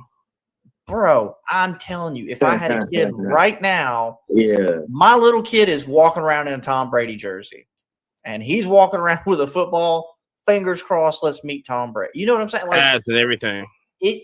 It's got a lot of potential, 100%. Now, I don't know how this whole will call and waiting on tickets is going to work, you know, because we saw how wonderful that was at the National. But yeah, that's crazy for you to say. I think he saw that and he goes, "We can't have that." I hope that would be smart. I hope. Yeah, absolutely. Well, I mean, I'm just saying, and obviously this is two different companies, but the National, all those people paid extra for the VIP tickets and then had to wait in line for 2 hours, and basically we're 10 minutes behind them. So, like, yeah, that was interested to see how it goes. So the only negative part I've heard on the Javits Center is that you can't park. Like, don't show up driving a car. I mean, it's New York. If you drive in New York, yes. But I don't know what you expect of dealers, Right. though, of people setting up. Like, that's the person I go, because, you know, okay, all three of us here are dealers. All three of us have set up at shows. All three of us have, you know, we have a better understanding than I would say the average podcaster. You know, a lot of these podcast guys and girls come on and they're like, oh, I know so much. And it's like, bro, what have you set up at one show over a year? Like, ever? Like, I'm just saying that would be the one thing. But since, you know, as we're going backpacking, I mean, we're taking an Uber anyways. I mean, dude, if you're a vendor, which I gotta ask somebody this, but if you're a vendor at this, especially in New York, your hotel better be close to the show. Ooh. You better just unpack and you go 2 blocks. If your hotel right there, you're gonna have to walk or take an Uber back. It is what it is. That's how we roll. That's the only part. And if my knowledge is you know okay about New, I just know that the hotels don't even got parking. You got to park in like a parking deck. Yeah, and I'm still not parking in a parking deck in New York City. I mean, we're not shit on New York City, but I'm just saying, it's like, not yet. Wait till next week. You know what I'm saying? What, you know, but I don't know. That you know, I gotta remember to ask somebody that. Where'd you go park at? Where did you park? I mean, like I said, it's New York City. I mean, there's restaurants that you better take an Uber. I mean, that's why it's, you know, the yellow cab, baby. If you can get a ride in the yellow cab, that's what that's your transportation. Hey, hail your cab. If they come get us, Jerry had to be out front calling them. I'm gonna be like, hey, cab. No, he's with me. Come on, jump in. They come to us. You already know they coming to us. At all. You think I'm Is BS? it still like that? Man, I remember hearing that way back in the day, man. It was like when I was trying to get it, they was like, not, and I was, you go to New York and it's like, what? Why am I getting a cab? And I remember this dude with a trench coat on, not a trench, he had a suit and whatever it says. He was like, "You trying to get a cab?" He was like, "Yeah." All right, hold on, back up to that restaurant right there. I got you. And he was just like waving down this and this. He goes, "All right, one's coming. Come on, run in it." I go, "Run in it." Yeah, run in it. I ran in it. All right, take me to 49th and 3rd. You know what I'm saying? It's New York. You know what I'm saying? It's crazy that I had to do that. But it's a lot of times I had to go to New York and I had to talk like I'm from New York. When I'm in a restaurant, I can't get no service, and I had to go. I did, yo, what, da. Yo, I gotta talk like I'm here, da. And then people go, okay, got you right over here. So, nah, I don't want no parts of that business right there. Shout out to New York, though. Shout out to New York. So, yeah, but also, hopefully at the Fanatic Fest, this is my kind of thing. I know this is like a long shot, and we discussed about the Travis Cactus Jack cars and everything. I like Cactus Jack. I love Travis Scott and everything. $350 a box, but here's the kicker. Hold on. Not just $350 a box. Hold on. We still got more. With 1,000 boxes made, they did a drawing that if you didn't draw by August 12th and get your email in, that's the only way to purchase the box. They said that was 925 boxes they sent that out to. So 925 people have a chance to purchase it on Saturday. But it's like, what do we do now? I would want a box, but that Travis Scott 101 is going to get pulled at Fanatic Fest because say it ain't so, Bo. It's going to get pulled.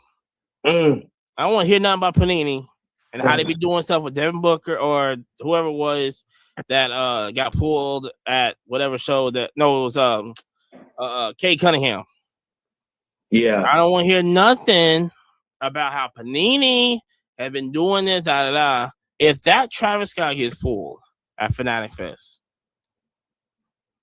now they're probably listening, going, "Oh man, he might have a point. Might have to kind of." Because you're not gonna find it at Walmart. You only gonna get it on Tops, whatever, and they're gonna have like 75 boxes.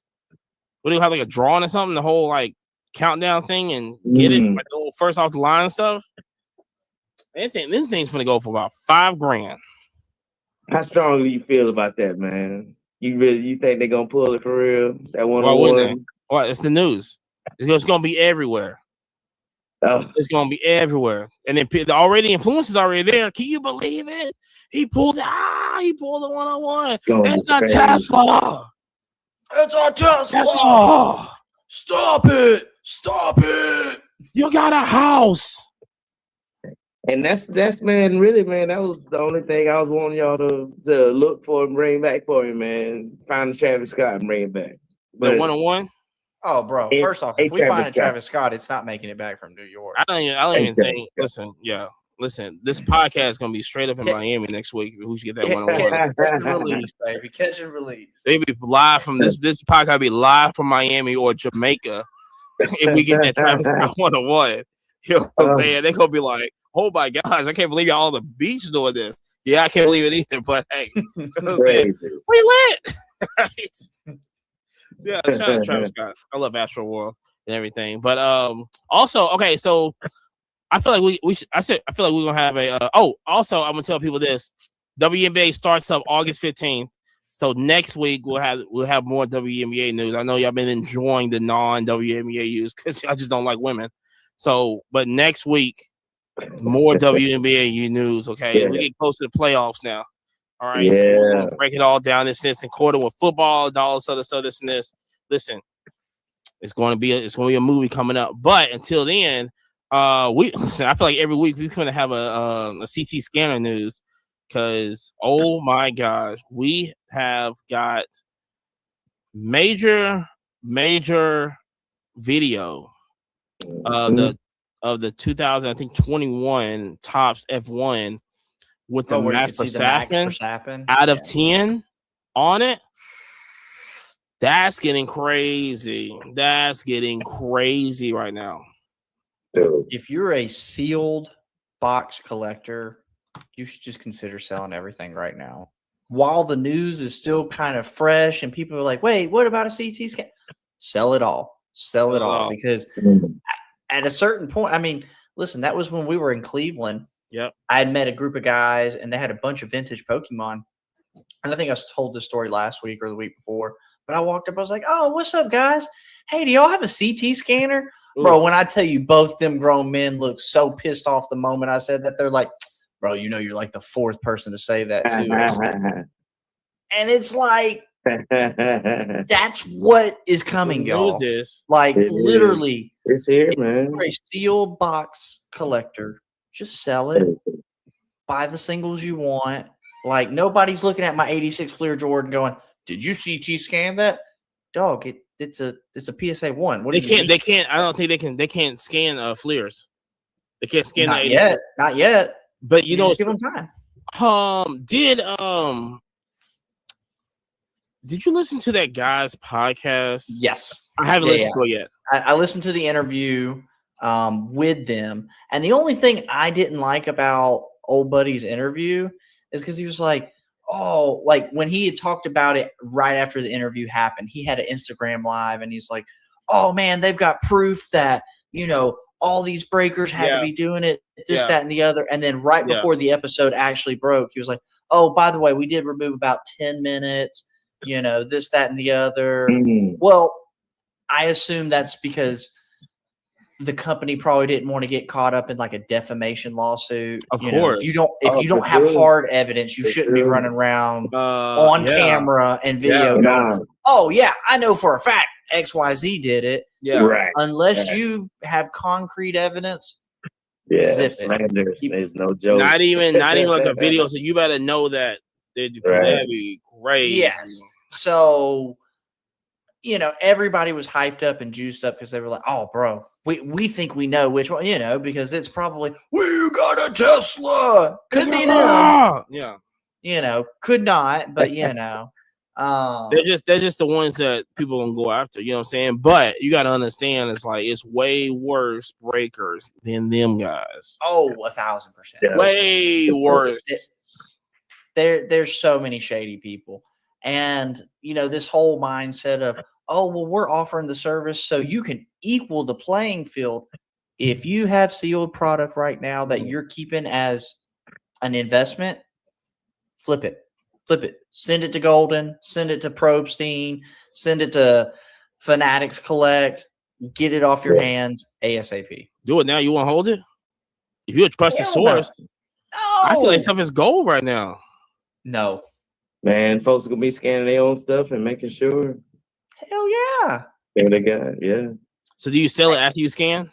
No, you sell it right now while you're at the peak. Because once people start scanning it, they're going to go, I'm going to assume everything's been scanned. Like, I'm not going to pay a premium. No. That's what I'm saying. Yeah. It's kind of like the Wander Franco news, right? Like, right at the rumor, kind of, oh, hey, news breaking, sell it. Even if you lose you sent me that video.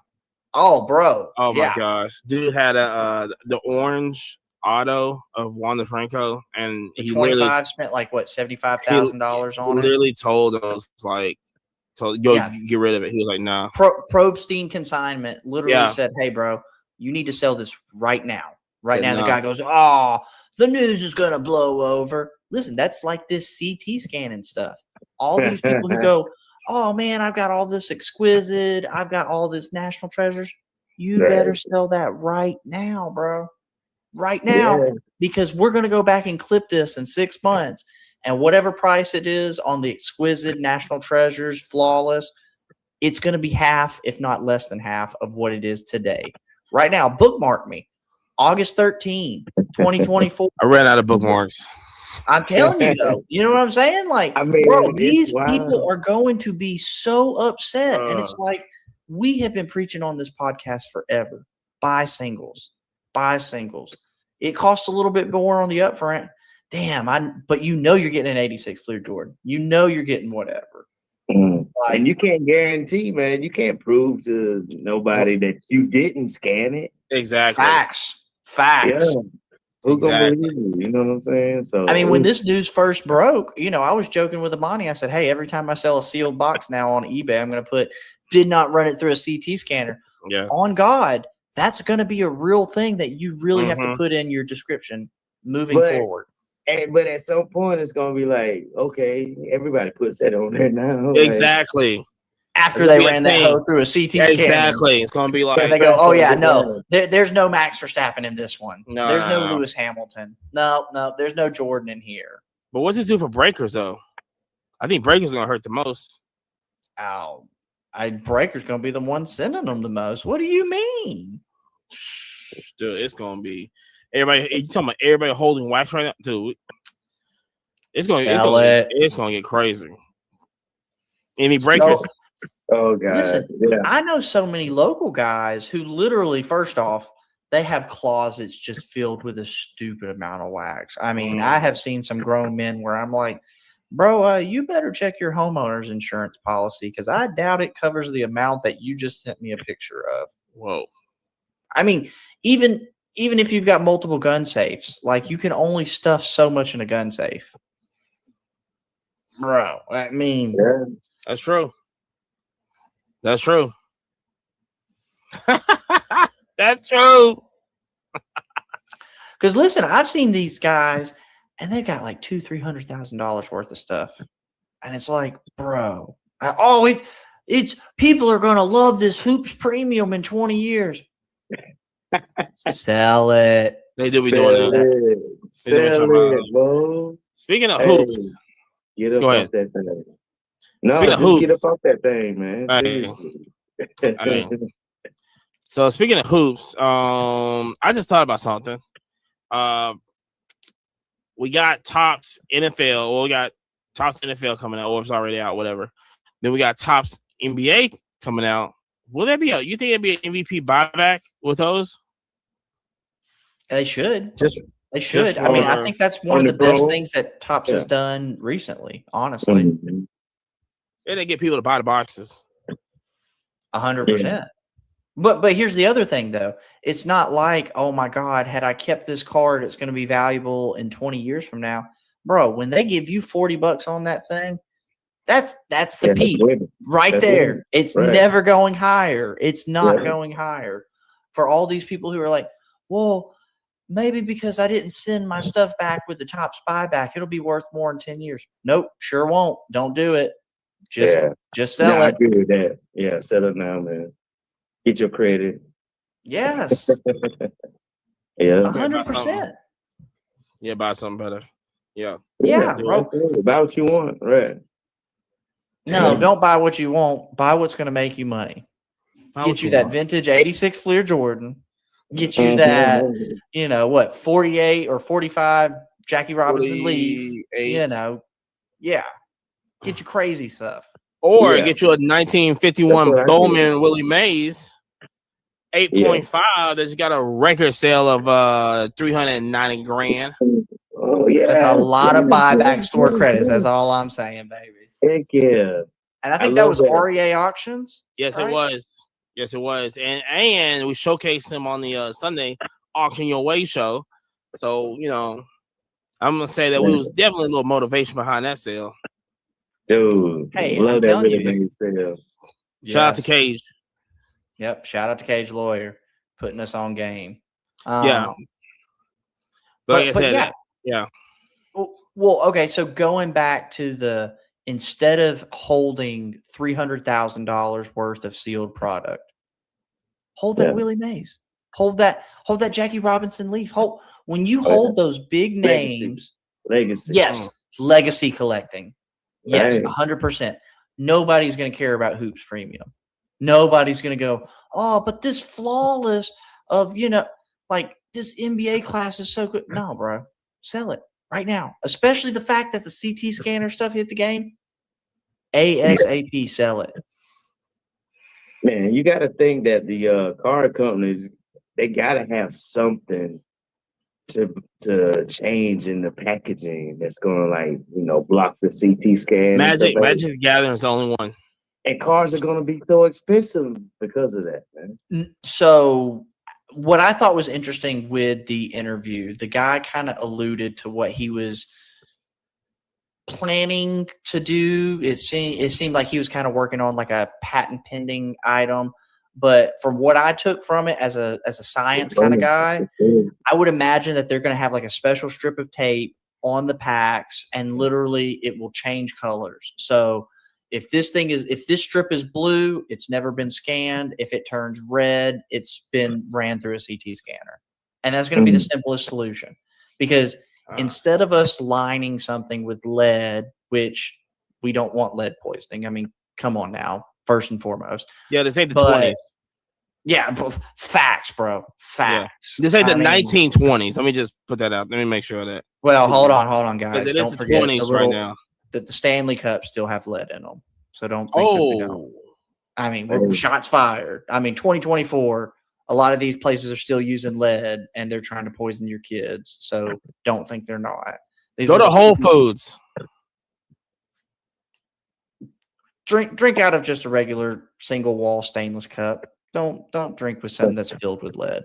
Come on, y'all. Go to Whole Foods. Drink out the hose pipe. Go back old school like we used to on the let the water. Not to be crazy, but you know the lead, the hose pipes have lead in them too.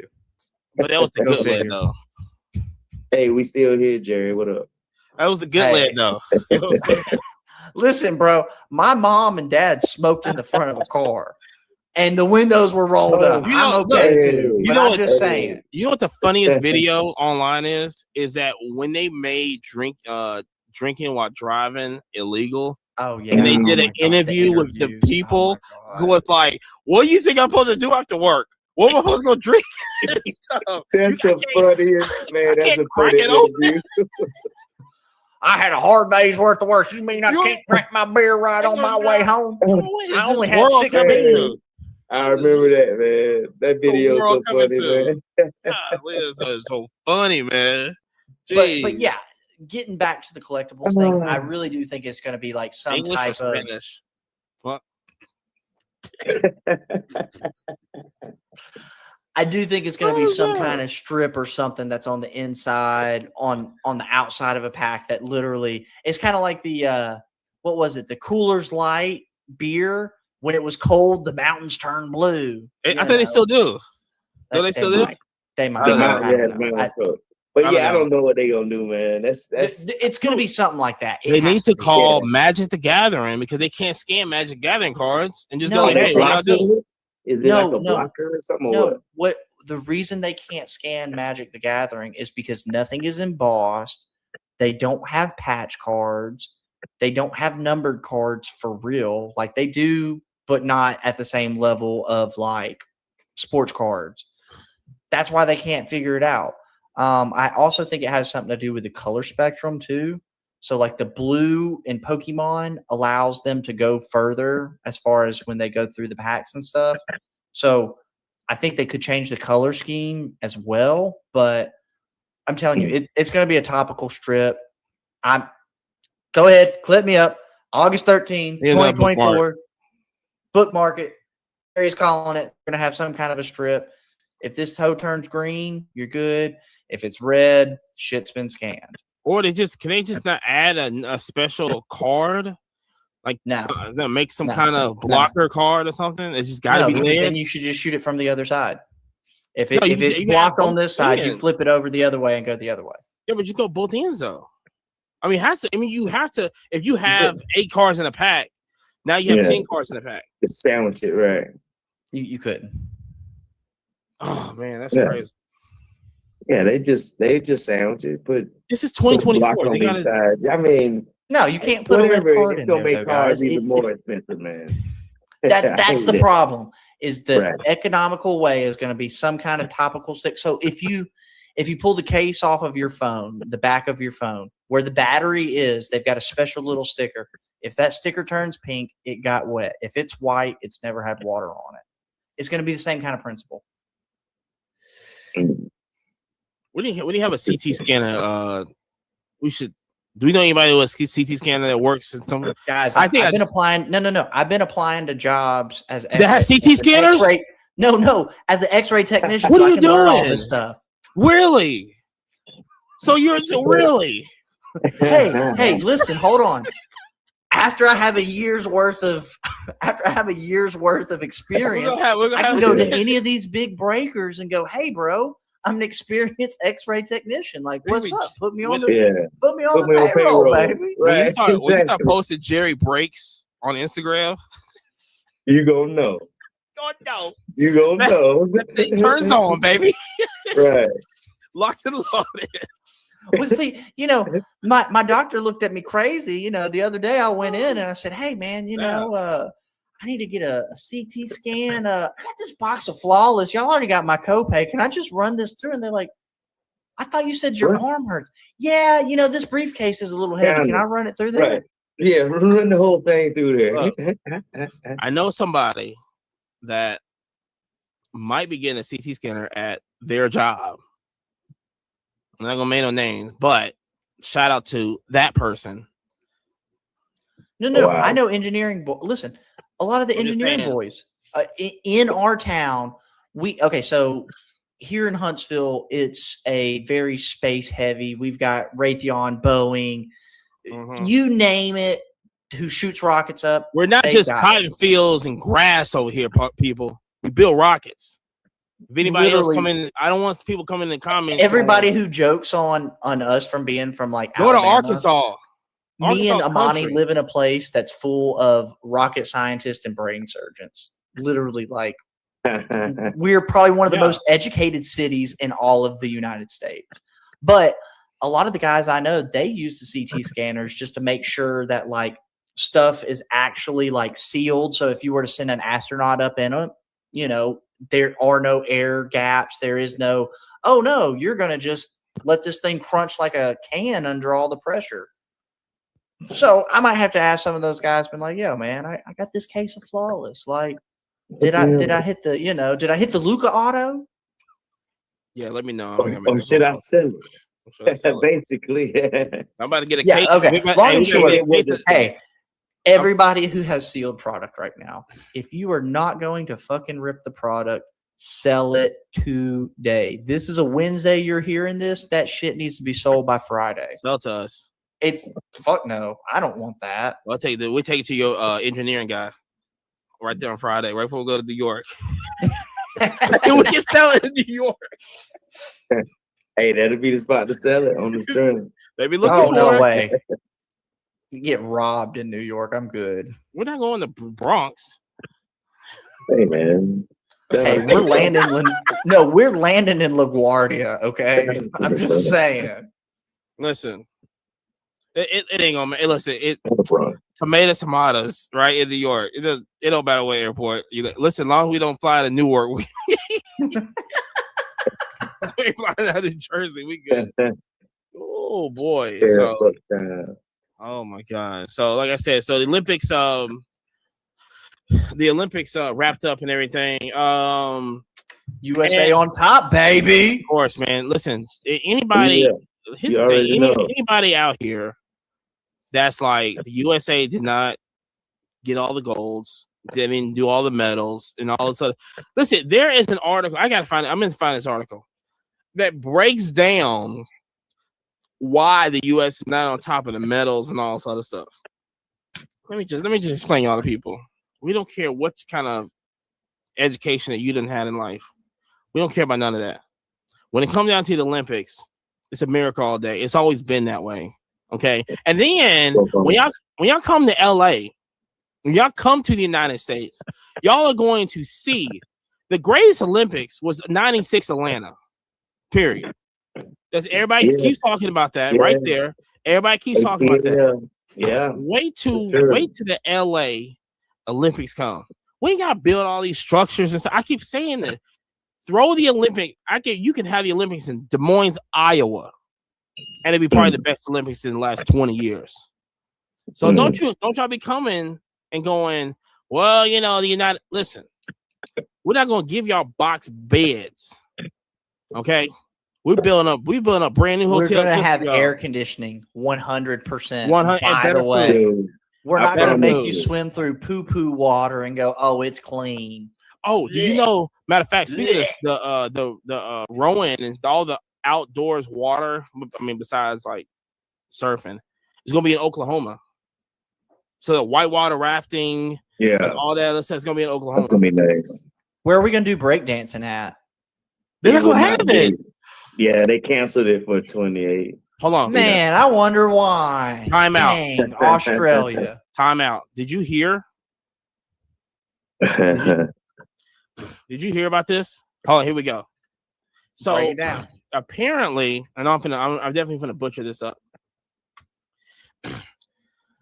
I think it's called, I don't know, the Federation of Breakdancing or whatever, like the worldwide organization of breakdancing. There is a thing on that, right? They actually did an investigation on how did she even get to the Olympics, right? Because they're like, well, what's going on? Well, it's just no way, because apparently there are people in Australia that can break dance. Okay, let's just put that out. It's not the best of the best. Yeah. So to break it down in a nutshell, her husband is one of the, either the president or one of the judges for the breakdancing, like in Australia, to get into the Olympics. Okay. Now, what they did was, like, I don't know how to break down Australia, but like the shore side or something like that. I guess it's the north and south. I'm not really sure what's going on in Australia.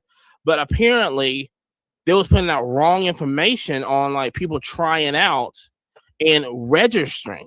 Go So, ahead, man. so that was a whole thing. This is all alleged. I just want to say that it's all alleged. But they put down, like, you can, like, it's supposed to be an 11-day registration or something like that, whatever. They put down 5 days, which is really 2. So a lot of people didn't get in there.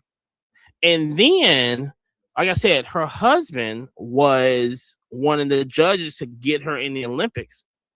So the whole thing, so like I said, the 30 for 30 on this is going to be wild. That's in a nutshell. I just read it today because the Federation of Breakdancing or whatever it's called is upset. First off, I appreciate her efforts because I made a meme today and posted it today to Instagram, TikTok, YouTube. So we appreciate her efforts. It was so whack. Bro, oh my God. Listen, it was cringy to watch, bro. Like the fact that you went on the stage in front of everybody. Oh. That's crazy, man. Like, I'm from the school, man. We used to get like the refrigerator boxes and dryer. Bro, we went to lead. Boxes. We went to lead. We saw super talented people. Yeah, we break dancing, man. Come on, man. That's a travesty, man. Shout out. I got a homie. People train hard for that, for real. Honestly. Yes. They're great athletes. I got a homie who's been breakdancing since like high school, and he's currently in Japan. And bro, he is killing them Japanese dudes out there. Like, bro. Yeah, man. I hate to see that, man, because I ran into some kids in Japan, like actually like practicing before a breakdance competition, and it just happened to be around the corner from the hotel. Man, they were like really committed to breakdancing, man. I just hate to see that, man. And you know a lot of folks that break dance back in the day. Yeah. I mean, put a lot of time into it. I mean, that was the not the Fat Boys. Like what movie was and Beat Street? Great. Yeah, Beat Street. Yeah. Electric Boogaloo. Electric Boogaloo. Yeah. Take me back to those days, man. Bro, I know people who could roller skate and break dance better than that chick did. I mean, I'm talking while they're still skating. That's what they need to make a sport, but it's not. Oh my God, yes. Man. Yeah, so it's but yeah, they're not gonna have it. And that's like perfect in LA too to have that. Oh my God! They- Yes. First off, Maybe they should have like a crumping competition. And since it's gonna be in LA, we can really like replace relax. breakdancing with crumping. It's not a worldwide. It's not a worldwide. We don't need that. Well, we're gonna have Oakland versus San Francisco. Let's do that for Hell the video watchers. Hell yeah, man. Anybody doing that? They Ain't not nobody- like us. Yeah, nobody- you seen ain't the nobody girls. They be killing it. You saw the clown. We saw them. Yeah. I mean, if anything, Jabberwockies need to go and come up and just make their own little thing. If anything, but Yeah. they're not having it. Jabberwockies, they're huge. Still, Hard. Yo, they got Crazy. Funko Pop, man. I didn't know that. Yeah. Jabberwockies got What? Funko Pop. Yeah, they big time. Huge. I can't. Yeah. So, but yeah. So, like I said, we got let's see what time. Yeah. So, like I said, show in South Carolina, Darlington. We'll have more information on that on all platforms. We're gonna blow it up all today. Okay. And like I said, so any information, like I said, just hit up Gable about that. We'll have address and everything going on. And then like I said, New York this week. Jerry and I'll be out there. So if anybody want to collab and do some stuff, this and this, we'll be there. Let's link up. We'll be there. We already looking at breakfast joints. We already looking at spots to hit. First of all, did you the bacon egg bacon egg and cheese with the they hollow Thank you, out. baby. They hollowed out. I gotta remember that order, but they hollow out the bagel, and so it's less bread.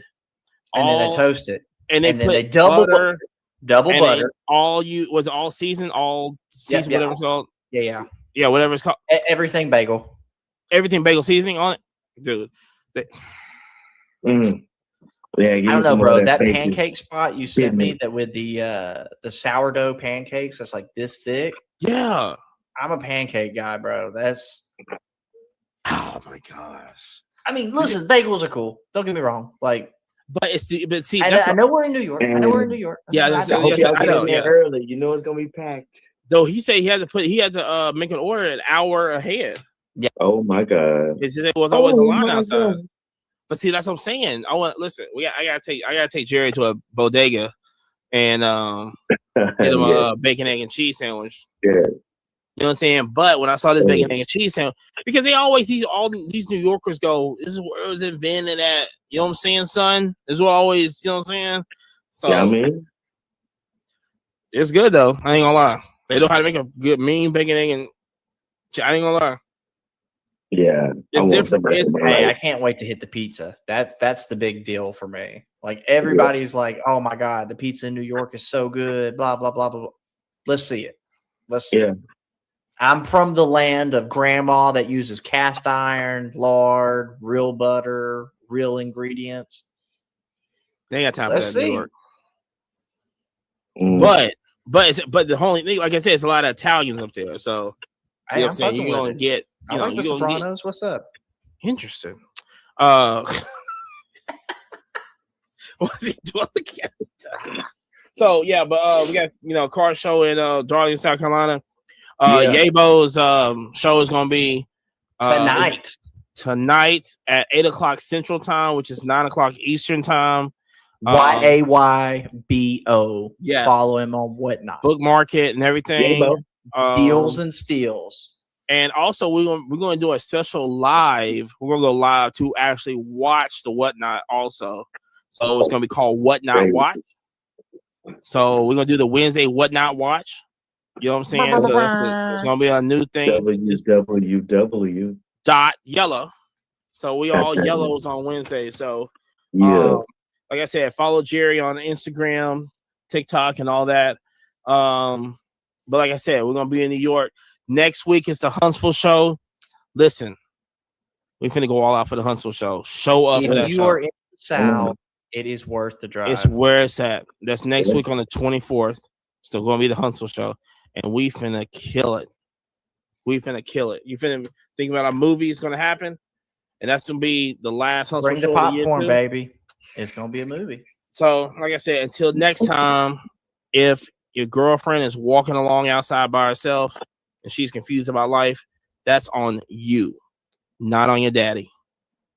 Yeah. We're gonna But holler. she should also follow us on Instagram, TikTok, YouTube. Follow We're on me. Twitter. We'll keep her company. Mhm. We'll keep Yeah, her company. that's it. We're here to help. But until next time, we are out. Peace. Peace. Debo. Welcome back to the Quiet Car Podcast.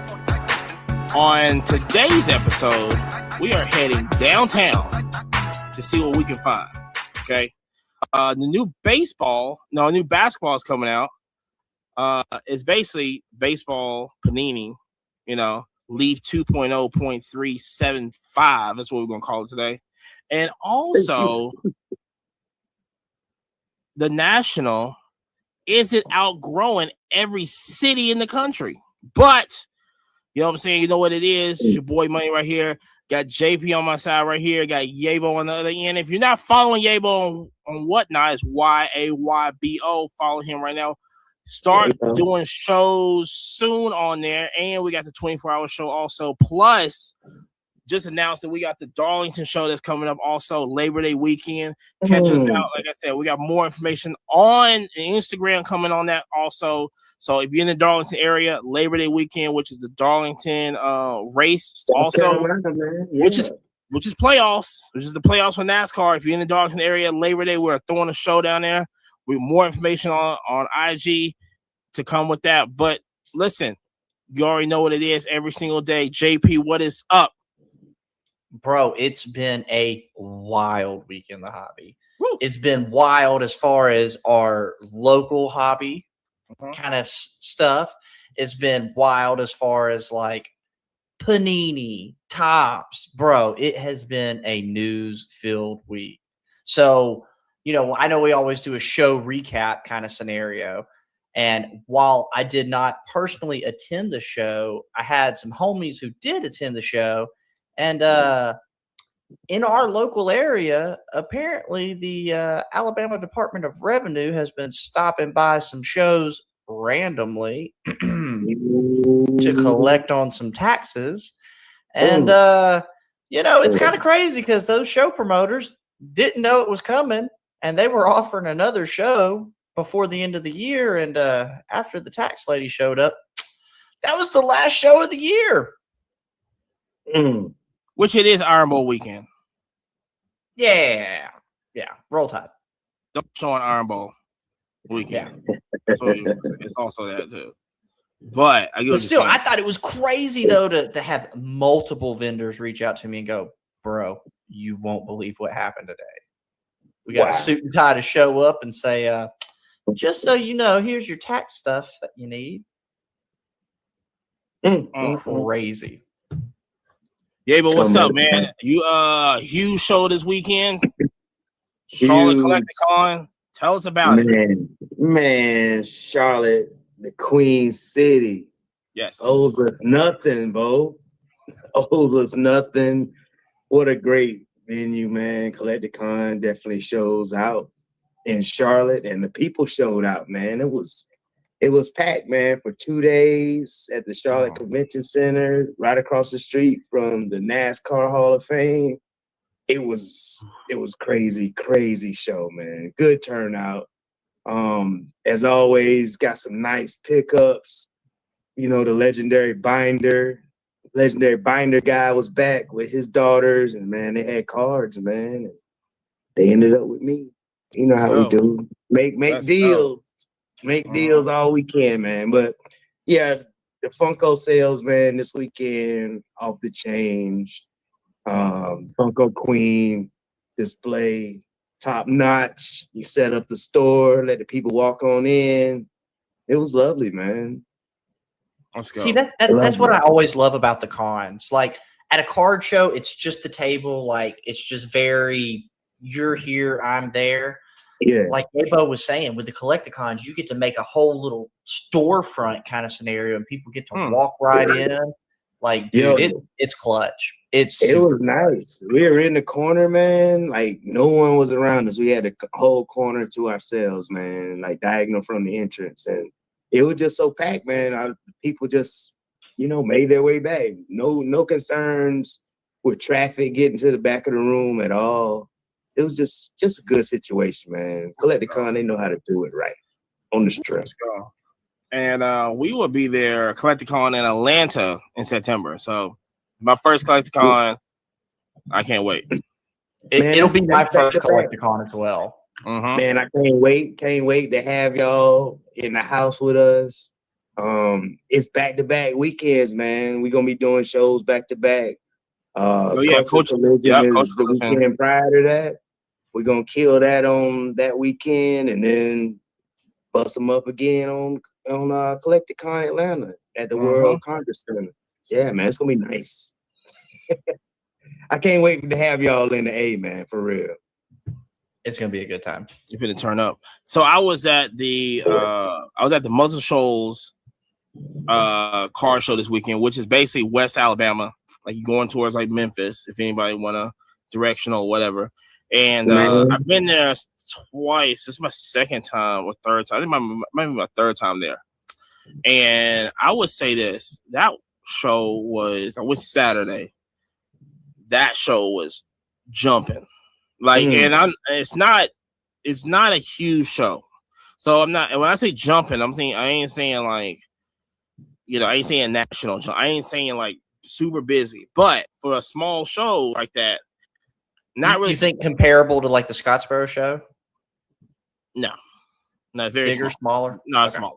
It's smaller. So it was, as in size wise, with the tables and the people and stuff, and I guess the audience it brings is it's a very small show. I mean, I would have to compare it to maybe like the Murfreesboro show at the Radisson Inn. So, but it was actually, I mean, it was actually pretty jumping. It was an incident there. One of the dealers thought that one of the other dealers stole a box of basic, just base cards or something. I don't know. It was a whole lot. They had to call the police and everything. But when you call the police about? Because one dealer apparently said that another dealer stole from him or something. I was picking up. I picked up the two cars that I got, and the guy that was talking to me was like, "Oh, did you hear the commotion and everything?" I was like, first of all, this is not it's in a gymnasium, but I can still hear what's going on. So I didn't even hear nothing. I don't know what's going on. Next thing I look up and the police is there. So I go, all right, whatever. I'm just going to keep walking around this. It ain't going to bother me. You know what I'm saying? At all. So, shout out to Alan. We was out there. That's why I saw the Bill Ripken card that that was there, and people went crazy over, and so like I said, and did a deal I did a deal with Alan out there, and usually it's super UFC heavy out there, so that's why I grade UFC, with the but they're very, like I said, UFC's very particular who they get. Like I got the John Jones gold out of 10, PSA 10. But a lot of people don't like John Jones. Same way Israel Adesanya. I have the green out of 99 PSA 10, but people don't like Israel Adesanya. So it's like you just pick and choose like who you want UFC. It's a whole thing with that. So, but that was nice. That was nice and everything. So, I don't know. Like I said, will I do it again? I just like going out there. I go to Rogersville a lot to go to that car shop out there. Especially if I had to come to Memphis, I always kind of stop by to see what they got. It's a huge shop. It's crazy huge out there. I'm going like, dang, this needs to be in Huntsville. How big this is, but whatever it is, what it is. But yeah. So other than that, that was my weekend. But let's see. Let's get into this. You got the IRS coming to one, the police coming to the other. Yabo, what happened crazy at Collecticon? I know y'all had Chuck Norris, so I didn't think anything crazy happened. Wait, Chuck Norris was there? Man, yeah, Chuck Norris. He came to Orlando, and he was there in Charlotte. Massive line, man. He had by far the longest line. At one point, yeah, it had to be, north of 300, 400 people in line waiting on him. The Pink Power Ranger, she was strong. Had a very, very, very marketable. Shout out to Kimberly. Very much so. But yeah, no, I mean, I didn't hear of like any big, like police type situations, any issues like that. But I did get checked on walking around close to where the people are doing autographs, walking around close to there and filming. They don't want you filming around like the autograph line. You got to pay for pictures. You got to pay. You got to pay for pictures. Man, yeah, the Collecticon lady, man, yeah, she checked me, dog. Yeah, she was like, "Nah, you can't be doing that." And I was like, "Man, this is at one of the crazy." cons here in Huntsville, I ran across the same thing. I was just trying to film the area, and she goes, "Whoa, you can't film back here." And I was like, "Right." I was just filming how long the lines were, the crowd, man. I wasn't Nah, she wasn't having it. I kept filming though, but you know what I'm saying. Oh yes, ma'am. I'll totally quit. Yeah, man. I finished the session that I was, filming, but yeah, that was probably like the biggest thing I saw. Man, it was all love in Charlotte, man. Saw the homies, JD, Nick and Gene were there. Okay. Bud, Pokey Nick was there. Yeah. I did find out too, man. I've been calling Dre by the wrong name the whole time. Yeah, it's Andreas. Yeah. Man, yeah. I thought Andreas' name was Sam, dog. Every time I see him, I give him a hug. I dap him up. Sam, I miss you, bro. Yeah, man, I do. Man. And he'd be like, "Yeah, we on the same page now, man. Dre, man, I love you, man." When they set up, yeah, they set up. Okay, they had a booth as well, and they killed trade night. Had a nice trade night. Collecticon has trade nights. Yeah, they had massive fast bar. Really? And apparently, man, like when the Pokemon folks get to drinking, man, it'd be some money for. Hey, them deals are flowing. Listen, I love being at a trade night where they're serving alcohol, and I'd be like, "Look, bro, we're off like $30. Let me buy you a $5 beer." Bet. It's like, yeah, we'll take it from 30 off to easy. Yeah. What do you want? Bud Light? Got you. Yeah. Corona especial. Yeah, man. So it was a good trade night, man. But nothing like the show, man. The show was so awesome. Damn, can't wait. I cannot wait. So did anybody go downtown hunting this weekend? That first off the line? I wish. I didn't do it. I did. Oh no, I did see a Bo Jackson downtown got sold at the Really? It was at the Muscle Shoals. I don't even think I've seen the Bo Jackson downtown. Bo Jackson, I never seen it either. And dude had the Bo Jackson downtown, and he had the CJ Stroud, either the silver. And I was like, how much you want for the silver? He goes, well, I want like $900. I go, $900. I was like, what the hell? But I looked up comps. I was like, he's right on. I said, golly, for silver? Wow. So yeah, for all our listeners, what was it? Panini first off the line. That was what, Wednesday, Thursday this past week. Long and short, multiple breakers were ripping 20, 30 downtowns out of one case. And generally, on average, maybe 2-3 a case, if. Right. Yeah. A little more rare in the past. A case hit, right? Right. Did y'all see the statement that Panini put out on Friday at like What is that? 4:55, like It's like an 5 error. minutes before the building closes? They're like, "Oh, by Yeah. the way, we're looking into it." Like an error. Yeah, Yeah, it was. It was. It was an yeah, error. classic. We're gonna stick a little something out, but we'll come back and talk about it Monday. Such a travesty, man. Come on, dog. So, Really? so what are y'all's thoughts? So, like, I'll start off with, I really feel like I think this is Panini just going, hey, Yep. this is our last, because this is their last year to have licensed Optic. product, correct? Right. So I feel like they were just basically like, hey, you know what? We're gonna go out. Let's go out with a bang. Let's give these motherfuckers something to remember. Like they're gonna remember. Man. Oh my God, there was 50 downtowns in one case. Like, bro. Yeah, man. But I mean, I don't buy that, man. I ain't gonna buy that from them, man, because it's too like too many out there. No, I I like think the they rarity of emptied the thing, man. Yeah, I think they emptied it. I think they emptied the chamber. Hey, man, nah, keep them rare, man. That's what's beautiful about like some Well- of these inserts from the '90s and stuff, man. They're like rare. Yeah, but when you lose your license and then you can't use it no more, you might as well What just else empty you got? Might as well empty it, because a lot of people was like, oh yeah, backyard breaks, they load up. I was like, it doesn't even seem like a load, because at first Yeah, I didn't see I backyard think break. backyard hit 20 something, right? 25, yeah. But then it was they hit 25 out of one case, right?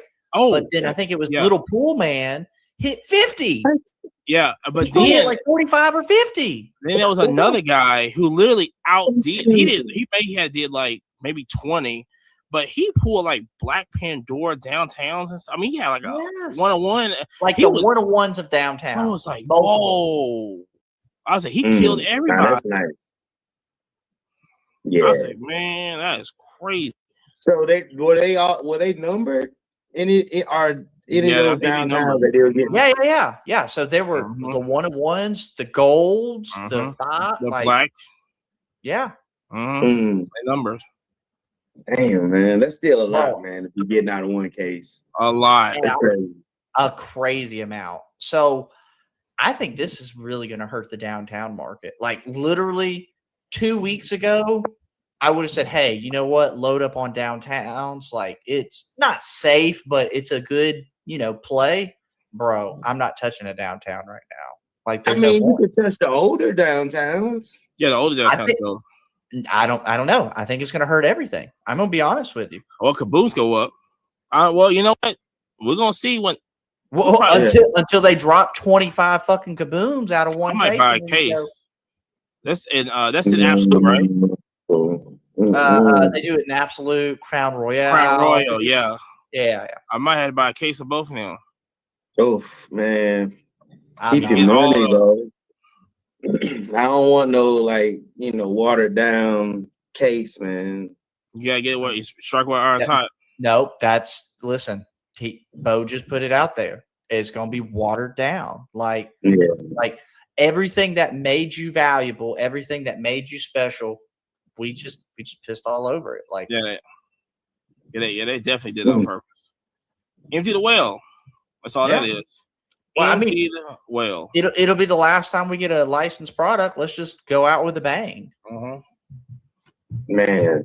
That's why you should. I saw the pre-order for 2024 Prisms come up. I was like, wonder what's in there. Nothing. Look. They shouldn't have any license, right? No. 2024 has license. 25. Okay. Yeah, 25. 2025. Yeah, next year. Yeah. But this one right here, the football, the football Prisms this year. Now, I don't know if y'all saw, but they basically blamed it on that it was coming from the Mexican, because they opened up a facility in Mexico and they said, oh, well, it was our Mexican facility that, the correlation, this, that, and the other. Yeah, lack of communication. Nah, bro. We Man, turned them get outta printers here, on and man. just said, run it. Just run it. Man, that's wild. Get out of here, man. Yeah, just run it. They gonna blame it on that Mexico facility for real. Yeah. Oops. My bad. Yeah. Oh, my bad. Man, that's foul. That's wow, man. For real. I mean, you took a card that used to be $500, $900, $1,000. Mhm. At best, what is it going to be? $200? Like I wouldn't purchase a downtown for the next 3 months just to let it level out, just to kind of see what happens. Because I think the price is going to dump hard. I mean, Man, why I don't know would if it they stay would up? I don't know if they would I dump. get the old ones, man. The old ones should definitely trump the new ones, and they should make them. It's gonna make the older ones a little bit more desirable, man. Maybe. I'm not going to chance it. For those same Well, prices yeah, that me people are neither, paying, I'm give just me an saying. 86 clear Jordan. Give me an authentic. Give me a PSA 1. Yeah, Give me the sure thing. yeah, no doubt. No doubt. Give me a Patrick Holmes rookie downtown any day. That's gonna be a good one for a long time. A long time. As long as he's got those referees. Oh my goodness. Hey, it's So not when that he has them. He had them. He got the championship, so he good. See, you still got it. He had the referees when it positioned- counted. Bring That's him why. up. He's positioned him up. well in history, man. I'm trying to tell you. Bring It's him a up. decent play. That would Bring be him a up. decent play. I wouldn't lie about that. So speaking of cards not to get, these Chrome basketball cards came out. $270 Yeah, $270 for a for box. warm-up outfits. Bro, not even warm-up outfits. Literally, it looks like I'm looking at a Leaf product. What do we call these again? Pajama cards? Pajama cards. Yeah. I ain't But fucking with JJ. them. The JJs. The JJ. Yes, sir. Yeah, for like I said, $270 get you a box of when we went live Sunday and we looked at them, I was just like, yeah, this ain't where it's at. I was like, they look bad, bro. I they mean, crashed the website though. Cool. But But we knew Trevor, it was gonna sell out. That's the only thing. I mean, you're basically They looking were for meant to sell out. They were meant to sell out. What do It's you the only mean? thing you're looking for the Victor You're only Auto. looking for Victor, and that's it. That's Everything it. else is dog water. I Like- hate it. I hate it And because then here's the thing: on the live that me and Amani did on Sunday, there were 2 Spurs jerseys that were autographed from Victor Wembanyama. oh And yeah, it was a licensed product, and neither of them did $1,000. which is cheap. I would have grabbed them Neither things. of them. really? Yeah, Neither one of them did 1,000. I think one did 720 and the other did like 680. I think it's I optional. mean, like right now he's a little down. Just what I've noticed in the shows. Like I didn't sell a whole lot of Wemby this weekend. It's that basketball season.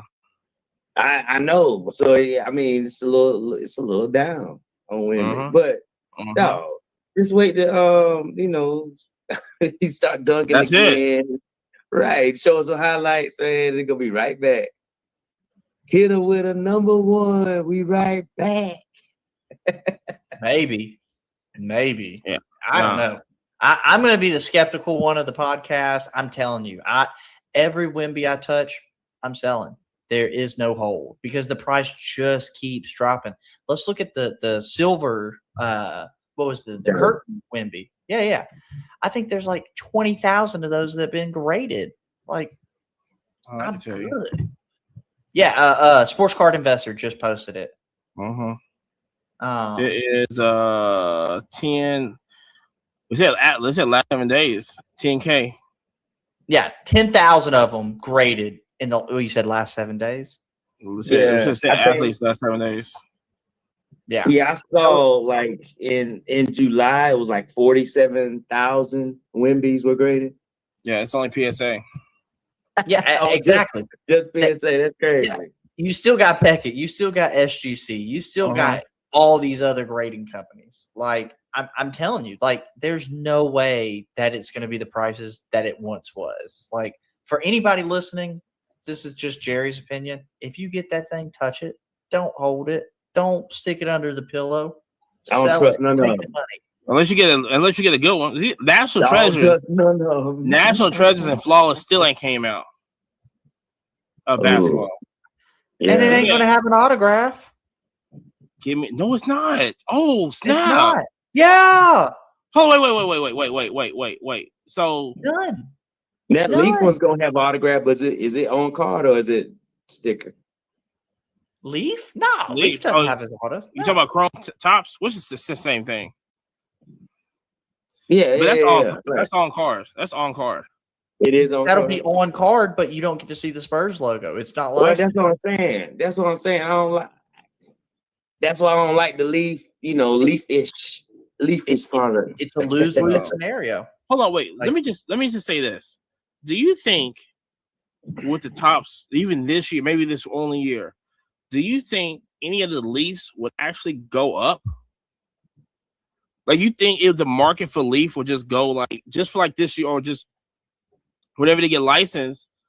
Do you think all the Leaf products would just like at least hit? Just go like people start looking at tops going, I can maybe get a Leaf and there. No, man. Yes, If you don't Leaf have the product. logo, you can't see the team name, the city name. Nah, man. The only time Leaf works if it's like, Ric Pop Flair. injury. Like I sold some Ric Flair this weekend, auto. If it's an actress or actor or somebody, singer, yeah. You can get their auto in a Leaf product or whatever that is, but Miss Hot not too. no sports. Outside of that, yeah, no sports. No. Which sucks. I mean, the same with like a lot of the baseball, a lot of Shohei stuff it's nice, but I mean you can't see angels on it. But they But he's did an have- exception. Well, he had autographs in Leaf though, Yeah, right? That's the exception. Is he Ooh. actually had an autograph? Yeah. yeah, that's right. Because he had his. It was his. Wasn't one time he was only for Leaf? Maybe not. I don't know on something like that. But You might be thinking Ben Simmons because I know. Don't Ben get me the line. no, Ben's was upper deck. But here's the thing. Because of the autos, because I'm looking up right now, are they even going to have National Treasures and Flawless? Probably not. That'd be crazy. But it doesn't have the license. But here's the other thing. No. They had the license to be last year, but they're not going to have the autos. So if NBA comes out, I can't even get a Brandon Miller. I can't even get Brandon Miller autos. No. I mean, who am I getting? Why would you? No, you can't. You can't release Flawless. You can't release Flawless. Right. Yeah. It was seen like business wise. Yeah, you couldn't do it. Yeah, It would make sense. no, because you couldn't have nobody. You I don't don't have know. enough people in there to warrant the $10,000 a box Right. scenario. No. Or Like, you it's just sell for dog $800, or you just sell for $400. You know what I'm saying? Just be like, yeah, we ain't got no autos in here, but we got a diamond. Shine bright like a diamond. And you can't do, like I said, you can't do National Treasures unless National Treasures. You just do patches. But they're not even player worn patches. It's Right. It's I not don't like Yeah, yeah. no, If yeah, they it's can't all guarantee the worn, like patch. big sporting goods patches. Yeah, it's not even like a decent patch. So Right. that product is dead, bro. Dead. Like In if it's my- not game worn, if it's just like a commemorative patch, man, like Bro, I mean, it would be one thing if it said this is an event worn, Steph Curry shirt, right? But it just says this shirt or this patch is not associated with any player, any event. What? So in a it could be a particular charity event, right. card, but whoever else has worn it, like, no, like I don't need the Dick's Sporting Good patch. It's doo doo.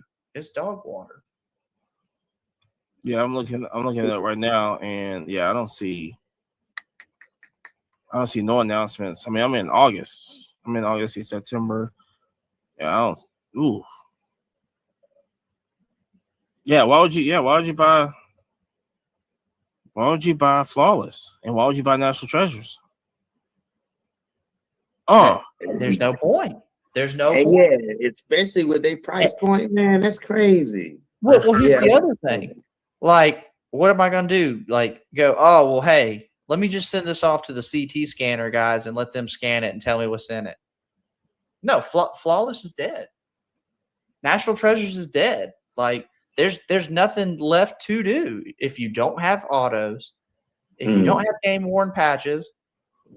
What's the sex appeal? Plus, it's the thick cards that always grade terribly anyways. You know, you're right.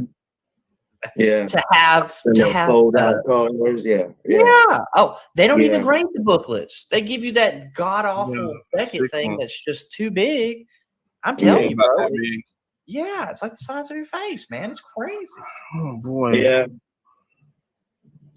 Yeah, you might be on to something on that one, Jerry. National Treasures. National Treasures and Is it dead? I mean, yeah. Well, Ooh. National Treasures. Is it dead? Yabo hit it. Like hook, line, and sinker, bro. Like what else you got? Even in football, you could probably do football, but basketball, I wouldn't know who you would. I don't think you have autos. It'd be football. pointless. Yeah, football you can do because you got Anthony Richardson. You have him. You know, of course, I got to get Aiden O'Connell. You know what I'm saying? So, but I mean, that's not a class that's going to sell a $10,000 case. No, and that's the thing because no CJs, no. I don't think Burrow don't have it. Nope. You don't have no Burrow. Yeah, no Burrow. Nope. Yeah, they haven't announced it yet. I don't think they're gonna have it. I'm looking at it right now. There's nothing in here. Dang. Boy. Dang, there goes that.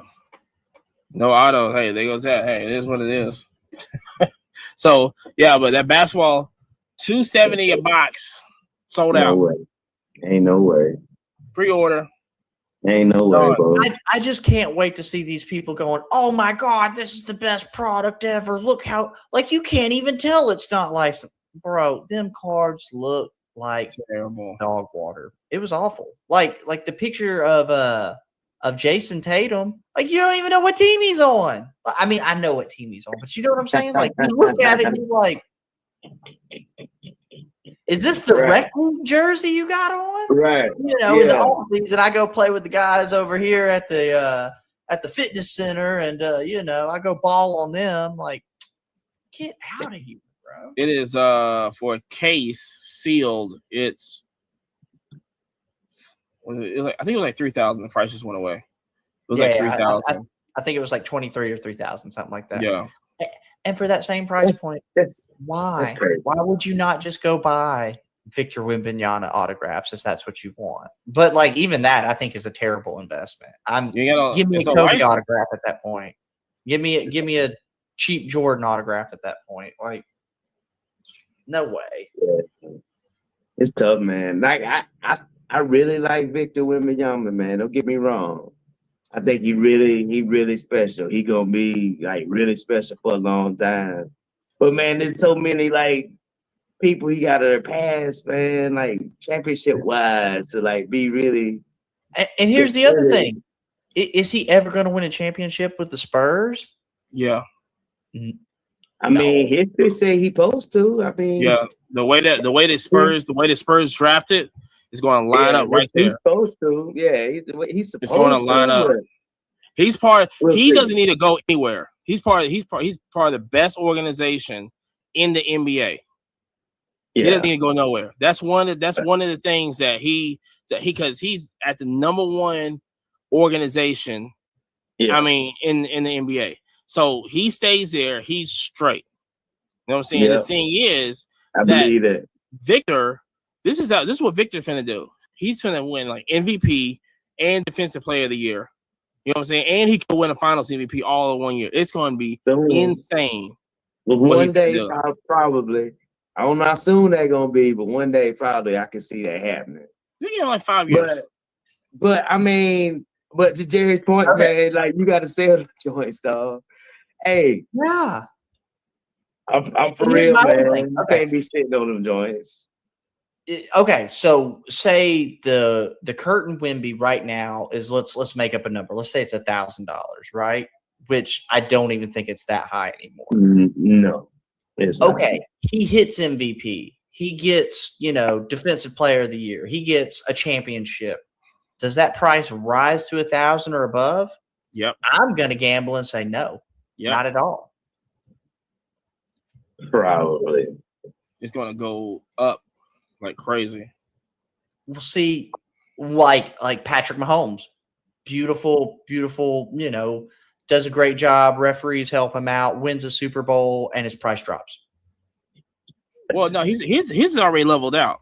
He already got what 4, so his is already at that level where it's not until he like retires. It ain't gonna go like up and down. You should have got in on him like early on. Like, exactly. Oh man, first championship. Oh, that's gonna be the only one. Nah. Yeah, but we're talking now. He already won 4. So right. if before, yeah, you would have been good. And that's the whole thing with Victor is when he wins it, it's going to go up. He wins another one, it's going to go up. And then on top of that, you got record. I mean, he's like I said, he's a first ballot Hall of Famer. I'm gonna tell you this right here, Jared. The good folks at PSA, they running a special this month. They gonna see a whole bunch more Wemby's. I know I'm sending too. Dude, they graded almost 49,000 Wemby's last month. And man, watch the special this month. It's about to go full again. Crazy. And I'm gonna tell you this, Jared. I'm sending something in, dog. I'm sending something in too. Listen, I get it. But I'm gonna put it on wax though, y'all. August 6th, 2024, whatever his price is now. Yeah. After he wins, that price is gonna be lower. If y'all are listening to me right now, it's only his second year. It's only his second year. Sell it. He got. I mean, you can make a little bit on it, Jared. I don't know. I can't wait to clip it. That's all I got to say. I mean, don't get me wrong. I'm trying to get some 10s out of here. I'm only sending in the best looking ones. Now, don't get me wrong, but yeah, I don't trust none of them in sales the cards. Go vintage, man. Yeah. Say it loud. Say it loud so they can hear you in the back. Unless it's your PC or something like that, man. Chances are they ain't gonna like prospect out to what you thinking. So the Wemby Gold rookie, the vinyl. Let's see, no Gold Sparkle. I guess jersey number. I guess you want to call it because the 1 out of 10, the 1 out of 24. Sold for $25,700. Yeah, off of auction bid. Gold vinyl. You grab that Gold Sparkle. Yeah. 1 of 24. Yeah. Yeah. I mean, of course, yeah. I get it, man. It's hot right now. It's limited. It's only hold 24 out there. I get it. Yeah. But what they're banking on is like, yeah, he's gonna win championship. He's gonna get that MVP. He's gonna get a defensive player of the year. Yeah, and then is it gonna be, 2 times that price now? Is it gonna be 3 times? Like I said, are they gonna break even? Because that's the whole thing was, if you're gonna hold something, we don't know what 20 years going to entail. When Steph was hurt, nobody was grabbing Steph up. It's the same thing. Nobody was grabbing that up. Even when Jordan was, rookie, nobody was grabbing up Jordans back in 86. Nobody was getting those. Nobody was collecting Jordans until later on when they go, oh man, this guy's something special. Where they had to start back? When they had to start collecting Jordan? About what? 91, 92? When they really started? Nobody was on Jordan. Everybody was still on the Larry Bird and Johnson, even back in '88. You can't. There's one person I know that was definitely into Jordan, like as far back as I can remember. That's my homeboy Ozell. And yeah, other than that, man, I don't think folks was on Jordan like that. Not. He was a beast in college. What do you mean? He only won one title. Like, not like now. I'm just saying, like cards. Yeah, back in the day. Like his look at it cards, now. like it wasn't like folks were like, oh yeah, oh he got this 86. Well, look, he got this 85 star too. Man, folks wasn't all on that, man. Not a whole lot of folks. I wish, he had that. Could go back in time, you know what I'm saying? Do a little bit of that. Oh man, what I would tell, I'll be right there. Collect this guy. Yeah, I mean, 2 other franchises like passed on him, dog. You know what I'm saying? You're not wrong. You're not wrong. So yeah, nobody. Everybody wasn't on Jordan, man. No, and if somebody tells you they was, they lying. Yeah, unless it was Ozell. I vouch for Ozell. He wasn't lying. he got him. We need to He find can send a few Ozell. my way. That's hey, when we're looking at $3,000 cases, yeah, send me some 86 Fleer. Hold on, because let me get this straight. Like I said, I was born in '86, so I'm not on here going. I know the whole. Listen, I was born in '86, but from my understanding, James Worthy, I think Sam Perkins was better names than Michael Jordan. I mean, in college, yeah. Yeah, in college, yeah. Yeah. Yeah. Like, listen, I don't need no basketball leaving in the comments going, no, everybody love Jordan. Oh my gosh, it's this. Man, go talk to your mama. Don't come on here. Okay, we ain't got time. Line up that 86 Fleer. Oh man, what? She'll get like a tail feather back in the day on Chapel Hill. Shout out to her. You know Let it clap with no hands. But like he still got criticized for even winning that one championship, I think. He's getting criticized. So that's the whole thing for me is like you get Victor for when you invest low and you can buy the vintage all day long. That's what we're saying. You can buy vintage all day long. But when I'm in the stock market also, yeah, I can buy Apple and Coke and all this other stuff that's already a top tier that's going to be a safe bet. Why would I? I go small, go big. You know what I'm saying? Yeah. That's just that's what investing is. You know what I'm saying? So you go, if you don't understand, like I said, we're not sitting out here doing you invest in Sam Howell. Sam Howell wasn't gonna make it. You know what I'm saying? Everybody else that was gonna say what's it? Yeah, it's crazy. He wasn't gonna make it. It's over. You know what I'm saying? I do, but that's my team. I'm gonna roll my team. Even Josh Allen. I keep telling people Josh Allen. I don't even look at Josh Allen stuff. Nah, I don't even touch that stuff. Don't even touch it at all. So the whole thing is that even with Victor, we know Victor's special. I know Luka's special. I know Luka when he gets done with his career, he's gonna be probably top 10 all time. And I say it right here, and I've been saying this.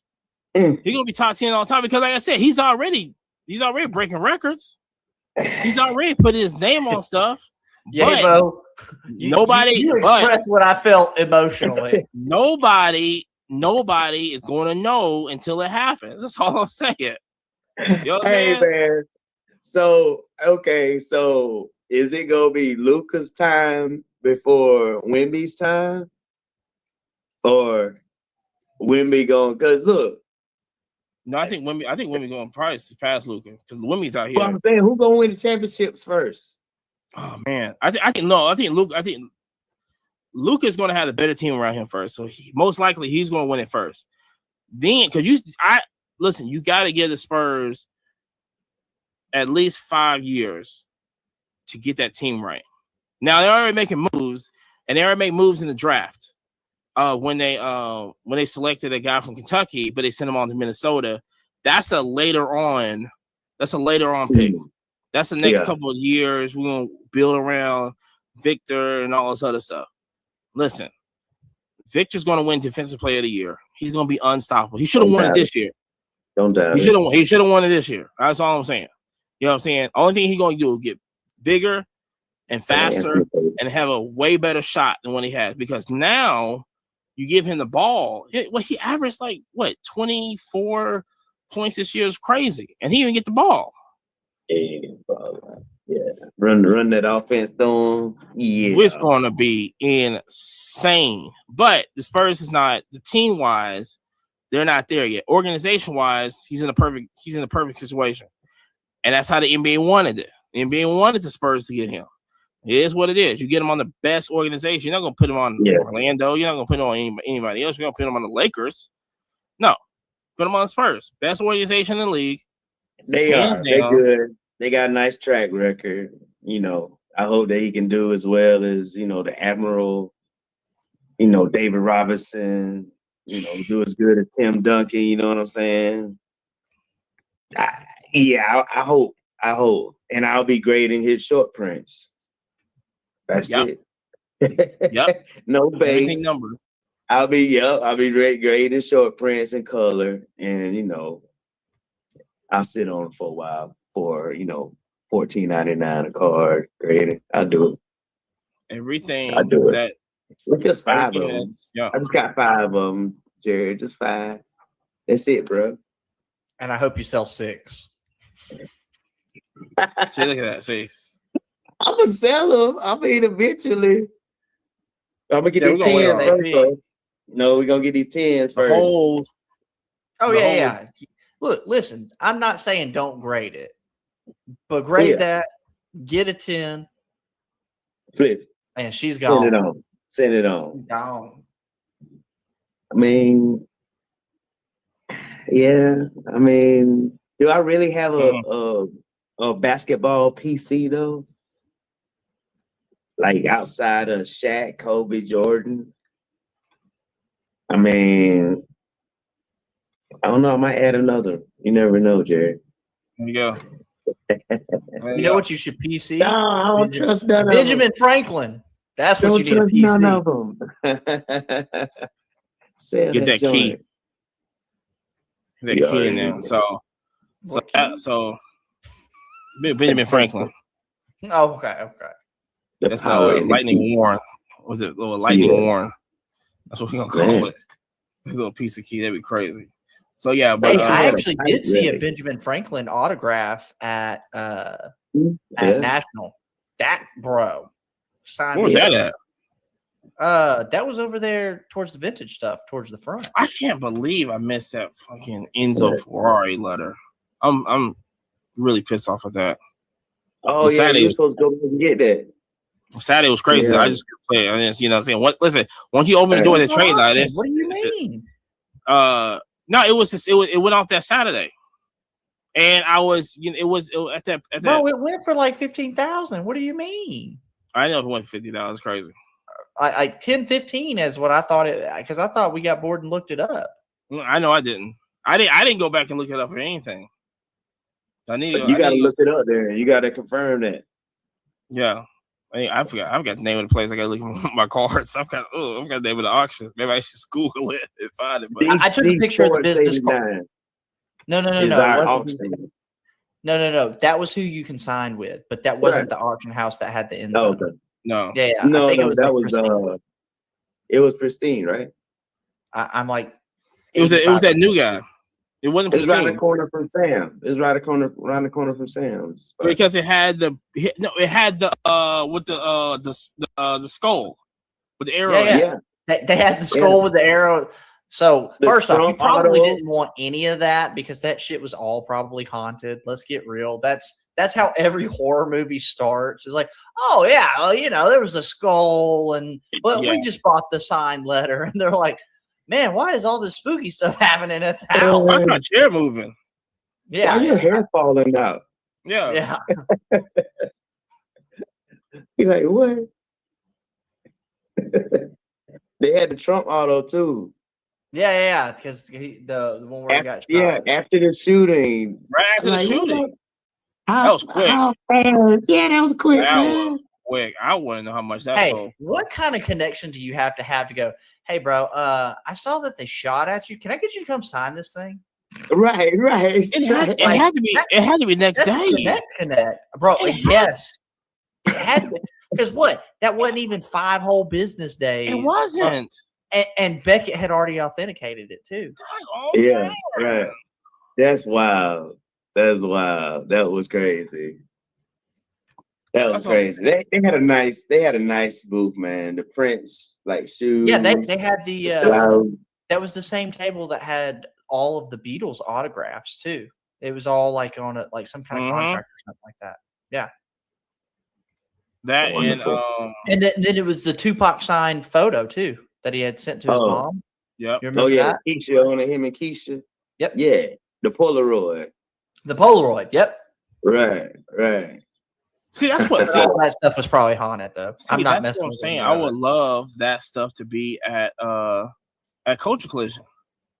Oh, bro, it would move. You just need like a hip hop like section, like these auction houses. Go to Culture Collision, put all hip hop, Bob Marley, Prince, Michael Jackson stuff.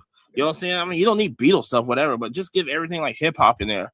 You know what I'm saying? You know what, man? I think you own something, man. Because man, I'm really feeling it. Like I'm going a lot of hip hop. I'm doing a lot of hip hop right now. See, Yabo's got a cool piece that he can throw in it now. He's like, well, I got this Kanye West auto, and I just want to put it in.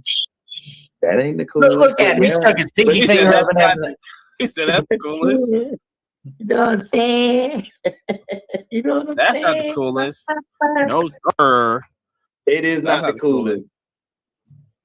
It's not the coolest, but man, I do have like several, man, and got packs to rip, bunch of albums. They got quite hip hop album collection on the stream. That's what needs to be a Culture Collision. I mean, I don't understand. Yeah, but yeah, I could easily have at least one booth worth of hip hop cars. That would be straight hip hop. That's all it would be. Yeah, could easily do that.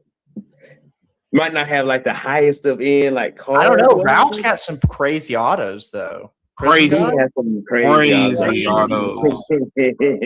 I mean, as far as hip hop stuff goes, he has a ton.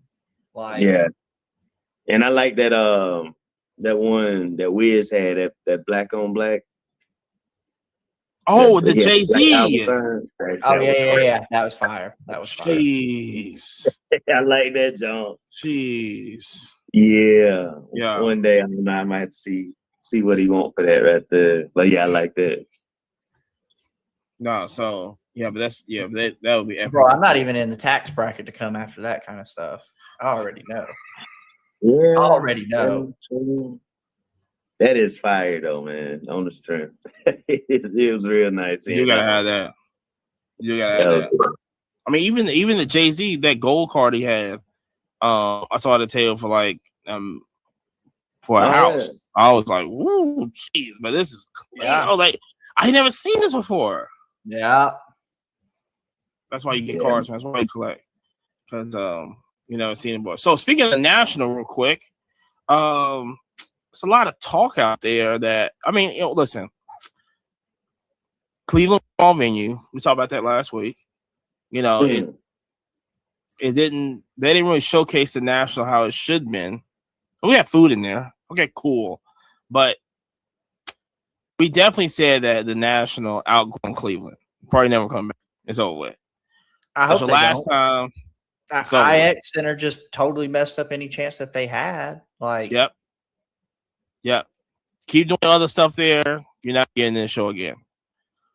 Then it's on to Chicago next year.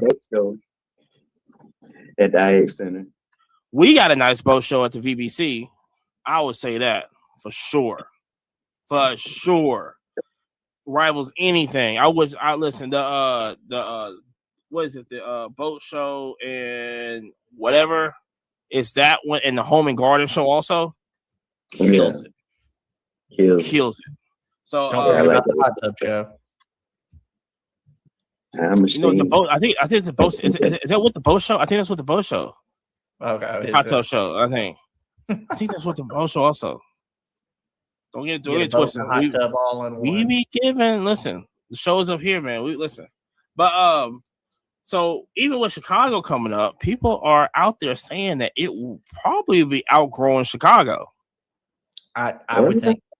I would think, What? honestly. Yeah. Like first off, so the room that the trade night was held in at Chicago, we already outgrew that. And that is true. Oh my gosh, that is true. The trade night that Oh we my just had in gosh. Cleveland was 5 times as big as That's the right. one in Chicago. And And they were already in the nicely hall laid out. in It was Chicago. nice. Yeah. Yeah. Yeah. Chicago was Oh, overpacked. Even trade. Yeah. yeah. It was bro, like- overpacked to like the point of like not being safe as far as like, Oh yeah, house fire or marshal anything going and through stuff there like that. tripping out for sure, for Mhm. sure. Yeah. Yeah. What are they gonna do about that next summer, man? Well, I mean, it got it for 3 years. Yeah, So they're next staying. 3 years are locked in Chicago. Maybe that third Confirmed. year, I don't even make it to that third year. But then there's also, like I said, there's bigger venues out here that they just gonna have to go to. I mean, period. That which I mean, Orlando is probably gonna be the best one. That I know Anaheim. I don't know why they haven't been back out there at Anaheim, but you talking about look Orlando coming in and being Orlando at could do that with the airport, and you have enough hotels around that venue that you can make that a possibility. Man, As long as they avoid Vegas. Man, Orlando sounds good though, man. That same spot they got Collecticon at the OCC. Yeah, I'm It would be going nice. Atlanta before I go to Anaheim. That's for sure. Or Orlando over Anaheim, easy. Right. Yeah, for sure. Yeah. I think Orlando's bigger than World Conference Center. Is it? I think so. Well, I mean, the Orlando Convention Center, man, they can have it there. Use multiple rooms. I think it'd be real nice. Be real nice. Now it might be some difficulty having, a large trade night somewhere. But you could probably just run it in the venue, right? It's been a long time since I've been to Orlando conference. I mean, center. if they let you do it like IX Center where they have it 6 In the o'clock to basement. 11 also, yeah. Yeah, they had like a second Relax part in to the it. basement. I would love it, man. I'd love to have another all night trade night like we did in Cleveland. That point of the IX Center was nice. Don't get me wrong. That was I was That gonna was- say that was the best trade night I've ever been to. And it was a great setup because you were already there. You just had to Yeah. go downstairs. yeah. Yeah, And the then they Orange had County, the food. They had the drinks. Like it was the move. the Orange County Convention Center, Orlando, Florida, it offers 2.1 million square feet of exposition space. There you go. Millions. And Million. Atlanta is at 1.5 million, which Atlanta's still big, but Vegas. Where's that? The World Congress? Yeah, World Center? Congress Center. Yeah, that's what Collecticon is gonna be at. See, this is what pisses me off. Is that Culture Collision should be in the World Conference Center. He should have that thing. He should be there. What? Where was the first one at? I thought it was at the World Congress Center. I don't know, but I wasn't there for the first. I missed it too. I wish I didn't, but I did. I would have to see on that. But he should be big, and I think he should. Like I said, for me, it's national, then Culture Collision. I've always said this. He could definitely, if he really wanted to, he could because he had a list. He got sold out last year, and he had a list of people that want to be there. I know, man, but Man, that I thing, can man. imagine the ticket being much higher on the World Congress Center than it is the Galleria. Oh God, yeah. That's what I was just about to say. Like Yeah. it's already at an expensive enough venue. I mean, I'm Right. like And you know, you gonna look at that, you know, that profit margin too, man. So convenience. Yeah, I was you gonna know. say I'm sure the profit margin's already pretty slim on the Cobb Galleria, because I mean you've got the hotel there, you've got the what is it, the mall with the food and all that. That's not a cheap Mhm. by any means, but Yeah, it feels great. I mean, It honestly, keeps everybody close together. Yeah. I love that. that's what I was Yeah. just about to say. Love That's that. such the bonus, is because you've got the hotel right there. You can literally check in, go up the elevator, put your stuff up, come down the elevator, go up the escalator, and you're there. Yeah. And now that the hotel is like trade night friendly now, Yeah, it made a it's incredible. huge difference. Right. Huge difference. And they have a bar, and they have food. Oh, They've yeah. got drinks. Like, and it's quick. They're right quick at there. it.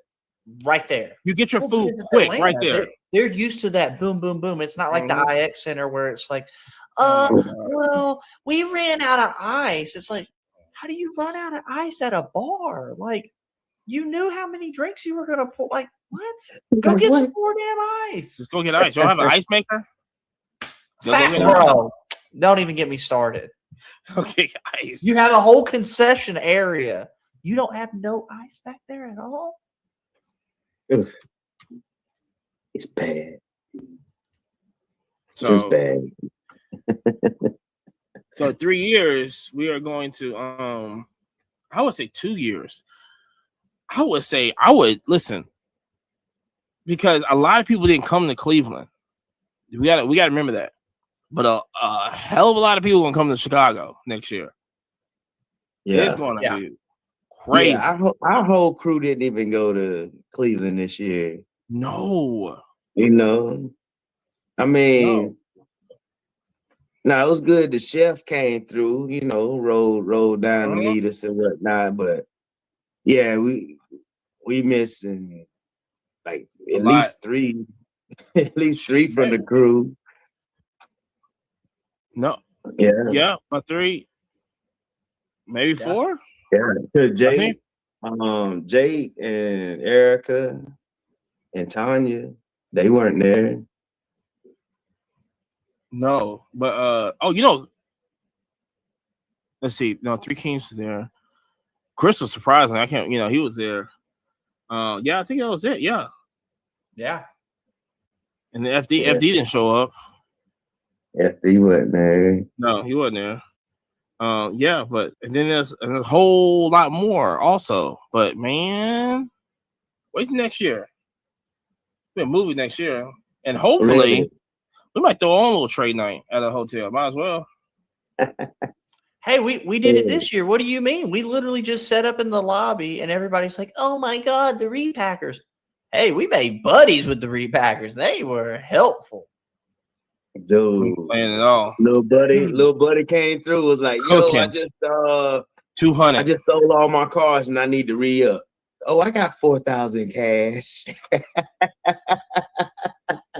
On the low. That's what they just had on them. That's what I'm they just like, made. No, that was like, crazy. man, little 11-year-old boy and his bodyguard. 15-year-old bodyguard brother. His bodyguard on there. Yeah, he's still growing into his body. That was funny, man. No, That so was good. yeah, we're like I said, so we are this comes out Wednesday, so we're recording on Tuesday, doing an Olympic update real quick. Of course, we're smash mouth in every country in the world. USA. 86 medals. We got 24 gold, 31 silver, 31 bronze. You know what I'm saying? If Simone Biles did not fall off that balance beam and Lee did not fall off, that's 2 more goals right there. So, you know what I'm saying? But sometimes you got to share a little bit. China's next with 59. You got 22 gold, 21 silver, 16 bronze. Yeah. That's what it is. And Australia's next at like 35 medals. Yes. Yeah. Going out. So shout out to everybody in Australia right there. But football season's coming up. Football season basically here. Preseason tear right now. Yeah. Like I said, the football content is going to ramp up on this show. like stupendously. So right now, I would say, who we got Super Bowl? Let's go put it out there. Commanders. I got the Commanders. Okay. Let's be serious when we talk about this.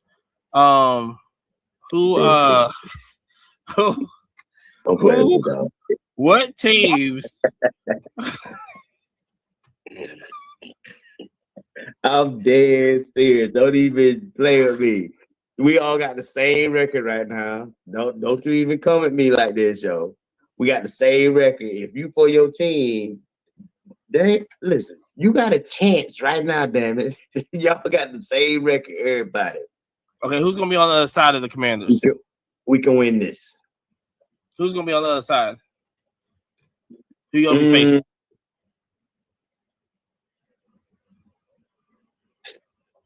Kansas City? Yeah, you already know. It's gonna be Kansas City and Washington. Well, Monty, we know it's not going to be Kansas City and the Falcons either. So, I mean, you got the jokes. We already know. I'll take that. Yeah. Listen, first of all, we want to surprise everybody this year, so it ain't even matter. We already got stuff. We're going to surprise them with 1-15. It's not going to happen. Watch what we do. We got the best offense in the NFL. Okay? We got the best offense in the NFL. Defense coming up right now. They're going to get it together by week 4. But other than that, our schedule's easy going on this year. So we got a chance. We only got to make, let's see, we get to the playoffs. We're going to win the division. We get to the playoffs second round. I mean, I mean, it's nobody. I mean, it's probably San Francisco is going to be, let's see, San Francisco or who's going to be tough in the division? Maybe not even, I ain't going to say Eagles. I mean, Eagles will have a defense, but I mean, I would say San Francisco and San Francisco is a good team. Maybe we had to worry about Detroit in our division. Really, I mean, if they're not so sad from last year. First of all, Brandon Ayuk finna get traded to the Commanders. They ain't got enough money for him. He probably go to Patriots. Man, don't go. Man, I hope Brandon Ayuk don't go to no Patriots. I really like Brandon Ayuk. First of all, y'all not even going after him. It's Steelers, Patriots, and it was somebody else. But the Patriots are really going after him. I'd rather see him on the Steelers. If he goes on the Steelers, it'd be crazy. Now, do I think he's a game changer as a wide receiver? No, but he'll be the best wide receiver on the Patriots. Hands down. Yeah, he will. Yeah, and I don't know, man. I think he is a threat, man. He's multi-tool because not only is he gonna catch the ball when you need him to, but he gonna block too. Brandon Ayuk is like one of my favorite downfield blockers in the NFL. That's all he's good for. Man, I don't even like the Eagles. I don't like the Eagles either. Or the 49ers. But I like Brandon Ayuk on the strength. He good, man. Yeah, I don't see anybody else as a threat for us. Maybe I mean that'd be about it. Man, the threat to the Falcons is the Falcons. If it's Sunday and y'all play, no. Listen, the only threat to the Falcons is the third quarter and the fourth quarter. They will have the lead, and then they will just. Yeah. Watch what I tell you. We got a better coach. We got a better coach than last year. Let's put money on it right now, Amani. Come on. What are we gonna put on? What's the bet? That they ain't gonna win nothing. Damn, not nothing. It's all good. Listen, that's crazy. Like I said, we're winning the division. Well, we're gonna win the division anyway because we got a weak division. So we're gonna win the division. We gotta worry about nobody in the division except like Tampa Bay. That's Y'all the are only not person we got gonna away. beat Tampa Bay, really? Yeah, we are. All right. What are you talking about? That's the only threat we got. All right. It's Tampa Bay. I mean, I agree with that. That probably is your only threat. What you got? Jacksonville and Carolina? No. It's Saints and Carolina. Saints done. Yeah, Saints done. They done. That ship done sailed. Yeah, they old over there. That shit. Yeah, they don't know. They don't know what they're gonna do.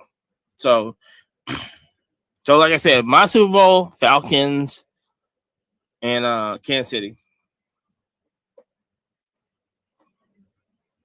I don't know who Kansas City's gonna play, but they got the referees on their team, so they still gonna win. They got the There go refs. Jerry and the daggone refs. Hey, I just saying the refs need a ring. Most valuable player. I don't know because Bengals might be. Joe Burrow's back. We still don't know how he's gonna throw though, but I ain't putting my money on Joey B. I would like to. I mean, I think the Bengals, if he can throw, it's gonna be crazy. But unless he's learned how to throw left-handed, that right hand just wasn't. They still haven't really. That's crazy. Hey, but did you see where like the players they voted Joe Burrow as like the top player over Mahomes? Of course. Yeah, because he's got the swag. Well, I mean, he beat Mahomes 3 out of 4 times too. So we can't ignore that. And the only time, like I said, no 4 championships either, dog. I mean, that's true. That's true. That's true, and I'm with you on that. Okay, I'm with you on that. But he only won it when Joe Burrow was hurt. I wasn't there. It's the only way he won it. Okay. But I'm just saying though. But I mean, you can't ignore the fact. You know what I'm saying, that he was. I mean, what first time he beat Joe Burrow was last year in the playoffs. So, but I'm just saying though.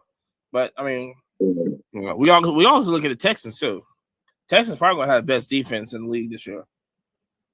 Yeah, I mean, they got a true leader over there. Their coach he for real. Roll Tide, baby. Yes, sir. I think the same way about Detroit coach though, man. Same way. Yep. They play for that. They play for that dude, man. Hard. Yeah. Hard. No Diddy. Hard. All Diddy. Crazy. So like I said, yeah. So like I said, football season coming up, and also like I said before we get out of here, thoughts on the Travis Scott cards. It's going to be at Fanatic Fest. I'm excited. I'm super excited, guys. Bring some back, please. Hopefully they sold out. I'm excited. I bet they're gonna be high. They're gonna be high though. My thought: if I touch one, I'm selling it. It's just like Wemby. Hey man, off to the next one. Hey, dog, I don't trust no. You better sell that. Put it on wax. Put it on wax. Hey man, get up off of them. When you get them, man, you better get up off that thing.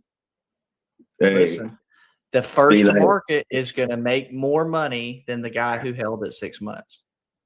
It's so sad, man. Like all these Acuñas, man. I got back like literally the week before he got hurt, bro. Again. It's boys and girls. Just the takeaway from this is the moment you get stuff, list it. Put it on Whatnot. Put it on eBay. Put it on Mercari. Some stuff. Put it all up. Some stuff. Everything's got a price. Everything's got a price. You sell 100 items, but the 101 you hold. Hold that number. Unless Ben Franklin don't hold him. Like I said, unless you no, but like I said, yeah, we hold. If you got some low number stuff, PSA 10, gold, some kind of red out of 5, hold that thing. Trust me. goes up. So, like I said, more NFL stuff coming soon. Like I said, we got the car show in Darlington right now. Like I said, we got It'll be lit. Y'all need to come down, check it out. That's gonna be Labor Day weekend. That Friday and Saturday. No, it's Saturday and Sunday of Labor Day. So like I said, there's gonna be more information on the IG. It's probably gonna be posted today, which is gonna come out Wednesday. Gonna post all that tomorrow and everything. Like I said, but also Whatnot, if you're not following Yabo, YAYBO, like I said, shows are coming soon. We got the big 24-hour stream that's coming soon. For us, like more of an introduction and everything. Hey, Monty, shout out what's your Whatnot? Amani just got set up for Whatnot as well. Everybody go follow. 256 cards. 256 cards. Yeah. I ain't gonna do no shows on there. I'm just look at the store. So also follow Jerry on Instagram. If you see him at a show, watch out. He likes to cook on there. Shout out to Julius in Indianapolis Connect up there. Doing big things over there. But like I said, follow us on Instagram, TikTok, and we're also on Twitter right now. I know what we're gonna do. We'll probably just be posting news and everything on there. Like I said, you got show always comes out on Wednesdays. We got Peter Auction House. We'll call it the Auction House Live. Auction your own way, baby. Auction your own way. Auction your own way. It's every Sunday night. Like I said, after every F1 race is going to be the Monday Night Vibes on there. We're probably going to do another mid-season summer show. We got some stuff coming up for Fridays too. We got some stuff in the works on a Friday show. Hopefully next week we'll have news. We'll have news on that going on for another show. Maybe we'll see how that goes. You know what I'm saying with that and everything. Like I said, follow us Apple Podcasts, Spotify, everything on there. But like I said, until next time, you better love it. You better hate it. Peace. Welcome back to the Quiet Car Podcast. On today's episode, national recap, and traffic. Also, don't forget we're doing the national recap. And also the national recap. But we just got back from Cleveland. Shout out to everybody that was in Cleveland. Shout out to everybody that was showing love in Cleveland. Shout out to everybody that stopped us to say, hey, we're listening to y'all, this and this. Let me tell you something. Words cannot explain what the feeling that we have towards y'all for saying that. I mean, we were shocked. Bro, the amount of people that actually came up and just were like, shocked. Oh, you guys are the Quiet Card Podcast? I listened to you on my way to work. And literally like so much love, but so shocked. It's like, I'm not just speaking into the internet just to nobody. Like, people are actually like listening and paying attention. It's wild. And shout out to everybody that's on that just follows us. Shout out to everybody that's new to us that we met there. Man, shout out to everybody that we took a picture with. Shout out to everybody we talking to. Just shout out to everybody that we had a conversation with, man. Bunch of conversations. Yeah. If I had words, all the homies we met at trade night, like literally like insanity. Shout out to everybody that was in the lobby with us. Look, shout out to everybody that just showed up. Just stopped at the show. Was like, hey, keep doing what you're doing. Yeah, man. We're finna keep doing what you're doing. But listen, here's the deal. You know what I'm saying? It's your boy Money right here. I got JP on the other side of me. I got Yabo over here. Remember, if you're not following Yabo on Whatnot, it's YAYBO. Yes, we're gonna start streaming on there. We got a 24-hour stream we're planning on right now. And also we're having a special private card show in Darlington, South Carolina. Okay. Labor Day weekend, during the race weekend, 3 days. Okay, that Saturday, Sunday, and Monday. Am I got that right? It is Friday, Saturday, and Sunday. Friday, Saturday, and Sunday. The 30th, 31st, and the 1st. So Yes. that is the announcement that we have. More information on that next week, what location and everything. But it's going to be our first card show that's happening in Darlington, South Carolina, doing race week. Perfect time and everything. NASCAR, Formula One, football season's happening also. Baseball's basically going to be heating up around that time too. But check us out. Like I said, more information coming soon.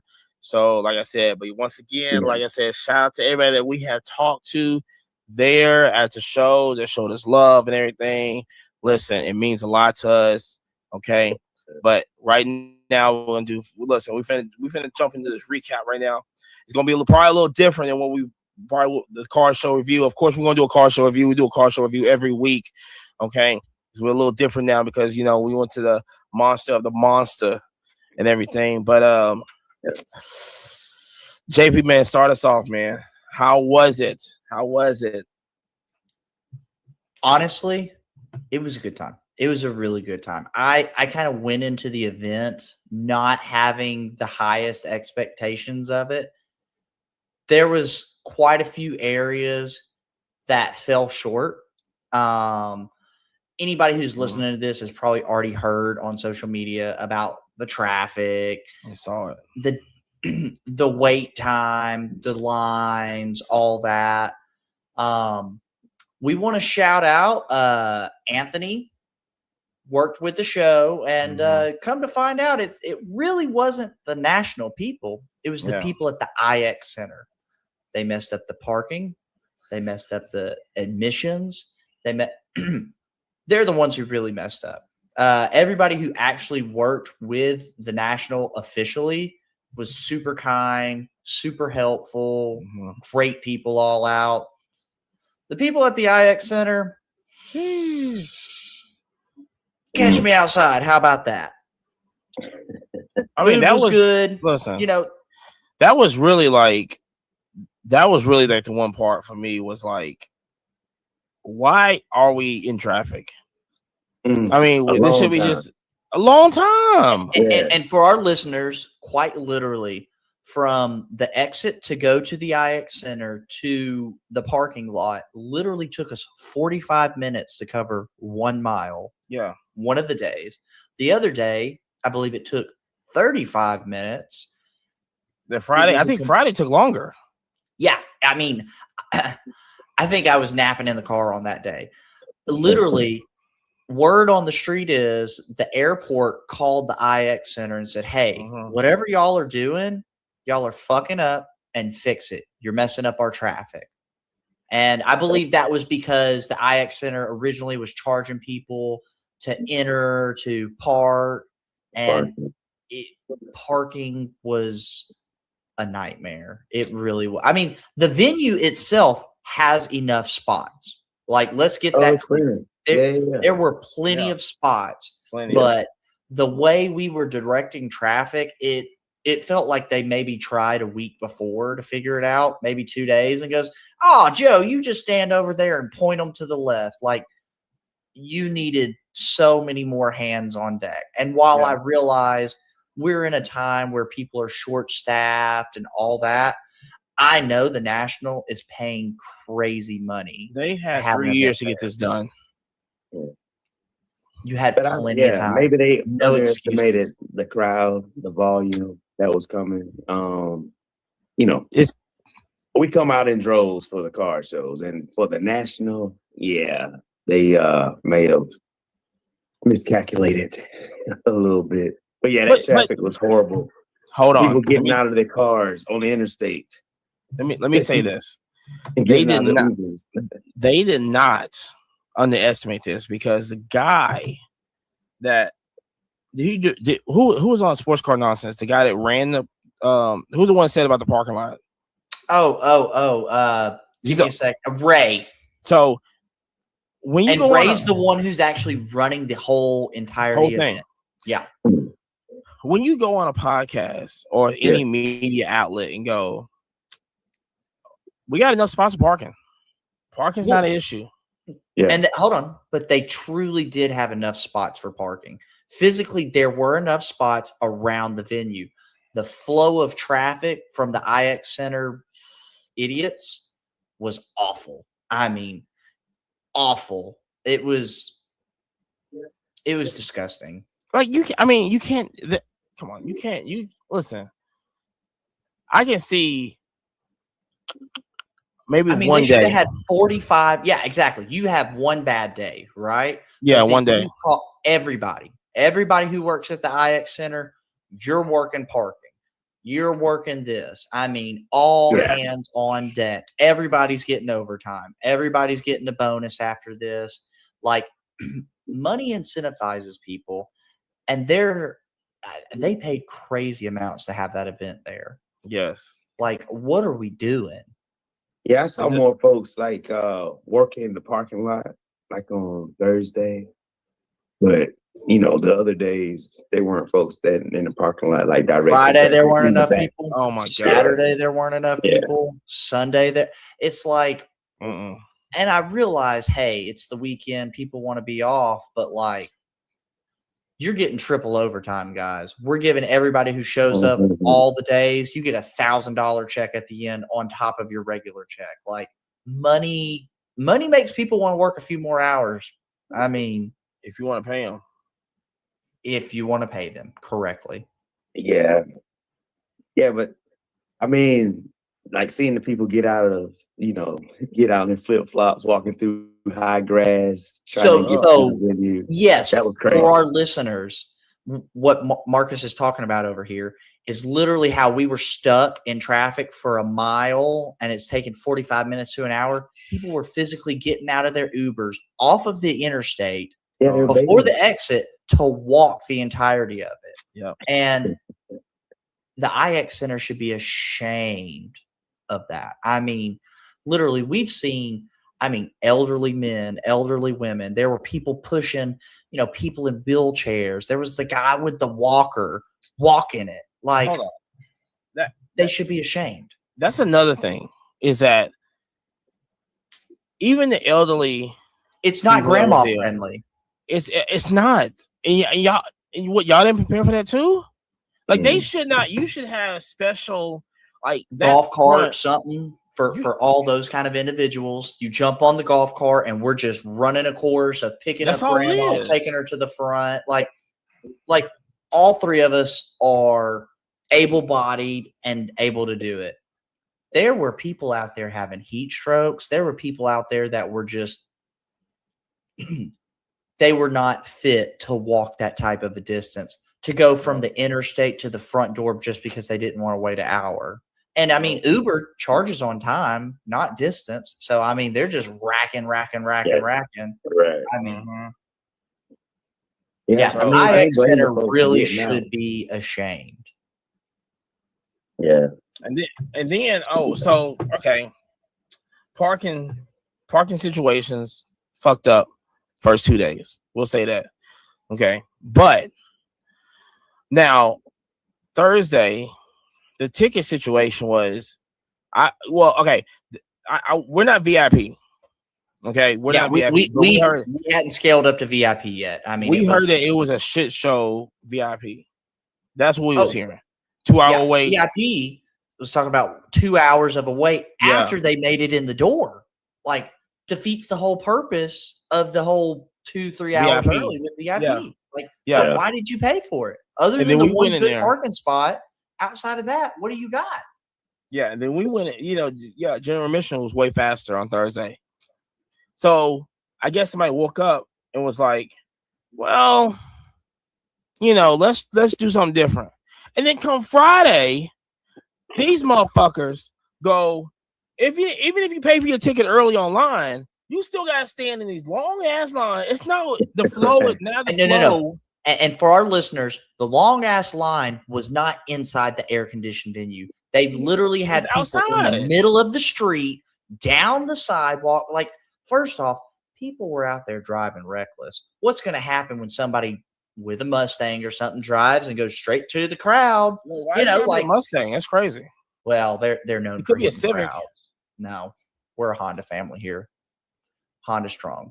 But seriously though, the line They should have been ashamed. I mean, honestly, especially the little back room where you went to go get the wristband, because it was like for the listeners who weren't there, you walked in the door, big giant room, you went to the left, another big giant room, and that's where you got your wristband. They should have ran the line in through there in the air conditioning like decent human beings. I mean, literally, there were people out there, we saw the guy that's sitting there and his like diabetic thing is going off. Yeah. This is Friday. Because he's like sitting there just dying of heat and he's like eating his little like glucose tablets trying to not die. And I can hear this guy thinking, I'm like, hey, bud, I got a Coca-Cola. Do you want one? Like, I'm a first responder if you need it. Like, I noticed your thing's binging, like, and we were in the heat baking. I mean, shameful. This is shit that gets me was like, Thursday was, okay, besides VIP, for us, it was like, okay, you already paid, go through this door. And then we went to just get the wristbands and we just walked inside. How the fuck do you wake up and go, let's fuck do that it too? Yeah. Let's fuck them. Let's try this and fuck them. Period. Now, here's the cherry on top of the cake. We're recording this early on a Sunday. Normally, we record it. Yeah. So any information comes out between Monday, Tuesday, it is what it is. But tonight, yeah, okay. So me and Amani this morning when we went to the show, literally they had that same line out to the sidewalk, and no shit, a guy comes out in a vest and goes, "Oh my God, nobody told y'all could come wait inside?" As there's like at least 300 people in a line, and I mean it was the hottest today that it's been. And it's like it was all the way to the street. Like Saturday was easy to get in. Yeah. Saturday we just walked in. Saturday was way easy to get in. So I don't know what the deal was today. I don't understand. Once again, IX Center, you should be ashamed of yourself. There's elderly, there's little kids, there's mom and dad with a stroller. Like, what do you do for your kid in the stroller when it's 100 degrees out and you're in the direct sun? Like, you got a lot of folks with memorabilia, getting signed. Oh my God. Someone like, kind of big pieces too, man. The guy we walked in with, and he's got like just both hands full, just covered in sweat before we even walk in the front door. Right. I mean, it's like, okay, hey, cool, you're a little hot and sweaty, but no, it's different to bake in the sun. Definitely not OSHA regulations. Like, just going to put that out there. Could have had somebody out there with waters, like, hey, free water, don't die out here. Like, it's just easy lawsuit for the IX Center if somebody got hurt. That Thursday and Friday was crazy. Like, that was crazy. People were in the street, wrapped all the way to the sidewalk to the front. I mean, it was. Yeah, it was a wraparound line. It was. But Saturday and Sunday woke up was like, after the airport called them, it was like, yo, get your shit together. When, of course, they wasn't charging parking. Flow was easier. Getting to the venue was easier. I was like, look at this. Look what you do. But the thing was that y'all could have avoided this. Me personally. Also, let's put it out there. There were no cops directing traffic whatsoever. When we were in Chicago, you had cops to go, hey, go this way. They had city workers to go, oh, park over here. Like, everywhere. Nothing. That's a good point. Yeah, I don't remember. Yeah, that's right. Yeah, that's right. City cop detail out there, right? No cop detail at all. Yeah. They should have been on the main street. Number one, nobody was on the main street to see what's going on. They should, you had maybe one guy, I think Thursday or Friday, there was that one guy out there trying to tell people to go around to the other side, this and this.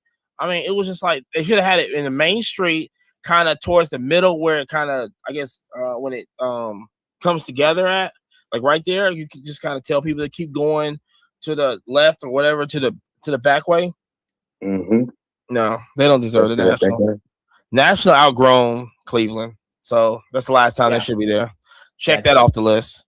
Yep. Send it to Nashville. Gio put that out on Sports Card Nonsense. Yeah, and it's 100% the truth. Mm-hmm. Like, it's like, also, I feel like maybe we have outgrown it, but really the IX Center, really cop detail, city traffic ordinance detail, whoever you want to get out there. Our local city has a parking services municipality program. Like, put people out there and get that shit correct. I don't know. Like, disgusting. I don't know. But travel up there, like I said, travel up there was pretty crazy too. We left on Wednesday. Well, I guess the thing was, for us, for Jerry and I, it worked out pretty good because we really couldn't find a good time to fly up there. If that was us, we couldn't even find a good time to fly up there, so we drove up there. So also, Y2K happened the week before. It was 24 years later, but it happened the week before. So people were getting their flights canceled, left on the tarmac for 4 or 5 hours, crazy stuff. So we thought the rental car was the safest route. Yeah. So, but then I had to find a room Wednesday, right? So I found a room somewhere in, I don't know, South. I don't know no city. It doesn't even matter. Let me tell you something. When we walked up, I got a little Quincy in. Now listen, I'm a Hilton guy through and through. I love Hilton. I just can't find a Hilton, right? I'm like, we're gonna stay here for a couple hours. And we drove up. Matter of fact, I will say this. We stopped off in Columbus, and we went to Car Collector 2 shop.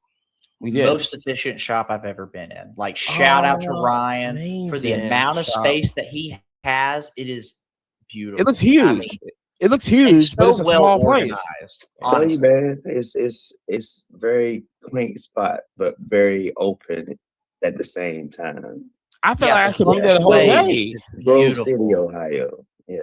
Yeah, Grove City. We was just chilling. We took the little boxes off the shelves and stuff. We were just going. We was just chilling. I was like, also, all day. The most friendly staff. Like, they had the Olympics going. We're shooting the breeze. Like, me and Amani both had on our Alabama gear, so they're like, "Whoa, you're not from here," and we chopped it up. Like, great guys. Bought some stuff from them and everything. Nice selection there and stuff. Clean.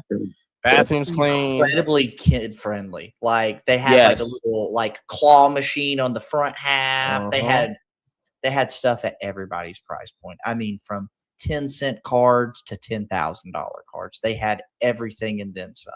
So mom friendly. Like, ideally, this is how you want to have a store. So we went there, got some stuff there, left. So, as I said before, I get a hotel. I'm like, okay, I'm gonna stop. I'm not gonna stay long, so it doesn't matter. The first words out of Amani's mouth when we hit the room, he goes, "Damn, I hate they already scanned my card." Dude, I knew pulling up in the parking lot with this uneven gravel or whatever they try to put in the parking lot. Like, they try to handmade. Then they try to do the parking lot themselves. I said, "Oh my gosh, fuck!" But I was like, "All right, you know what? It should be straight." We walked through the door. Listen. We walked through the door, smelled straight like crack. What? No, it smelled like Snoop Dogg's been just chilling in front of the front with a side of crack. Then we go check in. Shirtless guy. Yeah, then we go check in. Man, we both turned to the right. It's like one elevator there. We both turned to the right, and this guy come out, no shirt on. I go, I guess it's gonna be this kind of party here. Cigarette in his mouth.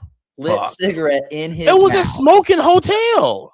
I was like, when the last time I've been to a hotel that allows you to smoke? It's 2024. Hey, what are we doing? Hey, that's like in the lobby. Like, okay, hey, you're on the outside, whatever. Woo woo. That's you, baby. But in the middle of the lobby, like ashing it like it ain't shit. Oh my gosh, man! And then, brought the whole '90s back for me. I was like, oh man, it's like old school Shoney's. So I'm like, F it. We go into the room, and literally it's like, fuck. Now we got to change sheets. You know what I'm saying? Them shits look like poking. The sheets like had stains all over. Oh my gosh! I was like, we called up there, and I ended up going down. I was like, hey, can I just change these out? She was like, were they both bad? I said, yeah, they were pretty bad. I don't know who went in there and just tucked the bed in, but gross. So then all right, she's like, well, wait till like an hour or so. They gotta wash the sheets or whatever. They gotta wash new sheets, whatever. So we kept sheets up there. So we get hungry, then we go over. So the restaurant next to us, whatever the name of They it called was. themselves a world famous diner. So world famous diner. So you talking about they got great food over there. This is on the signs. Great food over there. This and this. World. They're winning awards for food and stuff. Some type of major award in Ohio. Fucking go. Let's fucking go. Let's get this. Let's get this award-winning food. We go over there. This and this. You know, it's one of them old school cafes where everything's fucking green and yellow. That the fucking windows are yellow and windows shit. were literally yellow. Yellow, Like, and all the stuff is like green. you're like, oh, is yeah, that cigarette stains or is that like meant to be? I was like, golly, you walked in there. I was like, damn, I felt like I didn't have no rights. You know what I'm saying? That's how far that was. That's how far it went back. I said, damn. I was like, golly. So we go sit down, this and this, and we shoot the shit, whatever. I'm like, okay, let's get some food. Let me tell you something. I don't know what award they're fucking winning. They're not winning no kind of fucking award from that fucking food. Because I was like, yo, this is not. And I'm anticipating the best because they're like, yo, so Amani was so professional and so kind with our server. He's like, hey, what's your best selling stuff? This, that, and the other. Yeah. She gave him 2 options. He got one of the 2, right? And she goes, oh, these fries, these are the fries we won the award for. Yeah. Right. I'm looking at this and I'm kind of looking around. And I said, I'm just going to do a soup and salad. I mean, it's kind of late. I don't want to have like acid reflux. Let me get a little soup and salad. Tell them about your food, Amani. Let me tell you something. that shit tastes like possum tail. I ain't gonna lie. I look and the crazy thing. Possum tail. The crazy thing is that like I didn't eat possum, so I didn't have ate the tail. But I didn't eat possum soup plenty of times. But here's the thing: is that like I said, they have under the silverware a piece of paper that says they have won awards for food. So I'm thinking this is a hidden Michelin star restaurant that ain't nobody talked about. This is what I'm seeing. There's a reason why nobody ain't talked about it. Man, listen, that shit. I was like just biting into it. I'm like, this is not award winning because if they didn't have award. Hold on. Amani literally took like 3 or 4 fries and goes, bro, I can't eat any more. These are disgusting. Also, the fries are how you fuck up fries? But they won the award for it. I don't know how. Maybe they slipped a couple $100 bills under the plate and they're like, oh, gold standard. Either that, they voted themselves. Maybe somebody named Award was working in the back. And he was the only one handing them out because I'm like, geez, wait. I'm like, you cannot. How you fucking fry? How you do this? And I got sliders. Like, how you mess sliders up? Pretty simple. I was like, so we ate there. It is what it is, right? We just now I'm telling Jerry, we just gonna have to. This is gonna be a story. This is content. This is what this is. This is strict. This is hilarious content going on right now. Gotta run it. So we leave. So we leave the restaurant. You know what I'm saying? My fucking stomach's in shambles right now. And we go back up to the room and we just chilling. So now we just chilling. It was like, fuck it. You know what I'm saying? Our sheets are finally done. No, one sheet was done. We just waiting on the other one. Yeah. We had to wait a whole another 25 minutes for the other set. Yeah. Yeah. So we're in there and I'm on the tablet. I'm just basically just getting ready for national. I'm organizing stuff, everything. I think either you was taking a shower or I don't know what you was doing in the bathroom. I was dropping a deuce. The hit. And then that's what happened. The fucking smoke detector started chirping. And not only chirping, like not like this, it was aggressively chirping. Listen, now we ain't gonna put race behind it, but I have been in houses where it's been chirping. Them things always like a 10-minute chirp. This is every minute. Every minute is chirping. I go, oh no. Okay, and he's not exaggerating. He's not exaggerating, y'all. Like I'm saying, this is the most aggressive chirp I've ever heard. Like it was I called the girl down at the office, and then I'm going like, yo, the thing's chirping, right? I just like, yo, can I just get a battery? Come down there and get a battery. That's all I want. And I know how to change down there. I said, hey, look, all you got to do is give me the little square battery, and she. Nice enough. Little 9-volt joint. Yeah. So I'm on the phone with her. No, that's all it is. Nothing. So I'm on the phone with her, and she's like, Well, I don't see where it says like anything is like on fire. I said this chirping. I said I need a battery. Nothing. You think I'm calling you if it's on fire? You think I'm sitting here in flames going, this thing ain't working? That's what you thinking? Like, like you know what I'm saying? That's crazy. You know, I'm just like, I just need a battery. You don't have a 9-volt? Like, I'm not gonna go to Target and go buy a 9-volt. We were so close to going to CVS to go pick up a fucking 9-volt battery because it was the most aggressive like chirp ever. It was so crazy. That's about the time Julius arrived, right? And so Julius gets in the room, and like within 5 minutes, he goes, "Oh, it is true." He goes, "Have y'all not got a new battery for that yet?" and my head about exploded. I was like, "You'll be all right." And by that time, it was like 8:39, and it was like, "Fuck it, just go to bed." We were waking up at the ass crack of dawn just to get out as fast as we can. Gone. We out of there. Continental breakfast free and everything. I said, I'm out. We didn't even try the breakfast. Like, no, if y'all can't like wash your sheets, there's no way I'm eating your food. Oh, and then there was another thing. It was another thing that so I've been in hotels when they're doing like renovations and stuff. I mean, it is what it is, a hotel. So you're going to end up going renovations. This is what it is. So this is basically the hotel is basically in a rebuild stage. Oh, and I can tell you this, right? So I can tell you also, we're walking down the hallway to get into a room. Why the fuck is a dog barking? Like this ain't a Rottweiler. This has to be like a Rottweiler or something. In the hotel. I mean, the dog's probably the one in there smoking cigarettes. I mean, jeez. You know what I'm saying? So then, I noticed. I go, the cabinet that holds the refrigerator in the hotel. The door hinges were on the outside. On the outside. You know what I'm saying? I go, this cannot. It's like it's all content. This is all content right now. It's so much content. You wouldn't believe it if you didn't see it. Meant to happen. You know what I'm saying? So now we did. Where was the place? Where was the spot we went for breakfast? We got one here in town. I forgot the name of it. Oh, Broken Egg. Another Broken Egg. Yeah. Another Broken Egg was literally 5 minutes down the road. Such good service, such good breakfast. We were so happy to get out. Grits are horrible. Wow. If I knew that I got a Powerball, if I knew that it had grits in it, because I don't think it was on the little thing, I was like, in the north though, man. Yeah, but I'm like, you can't you're just water, boil water, pour it in there. It wasn't even on the menu at other spots. I was gonna say I don't even think they put butter in it. Like, and then another thing, how do you make grits with no butter or no cheese or like no salt and pepper? Like, they just put the grits on there and they just threw everything on top of the grits. Yeah, because I'm eating it. So they had the grits on the bottom and just threw all this shit. Just almost all the time. So while I'm eating it, I don't think they have grits. I go, what the fuck is this, rice? What is this? Yeah, and it's like quinoa.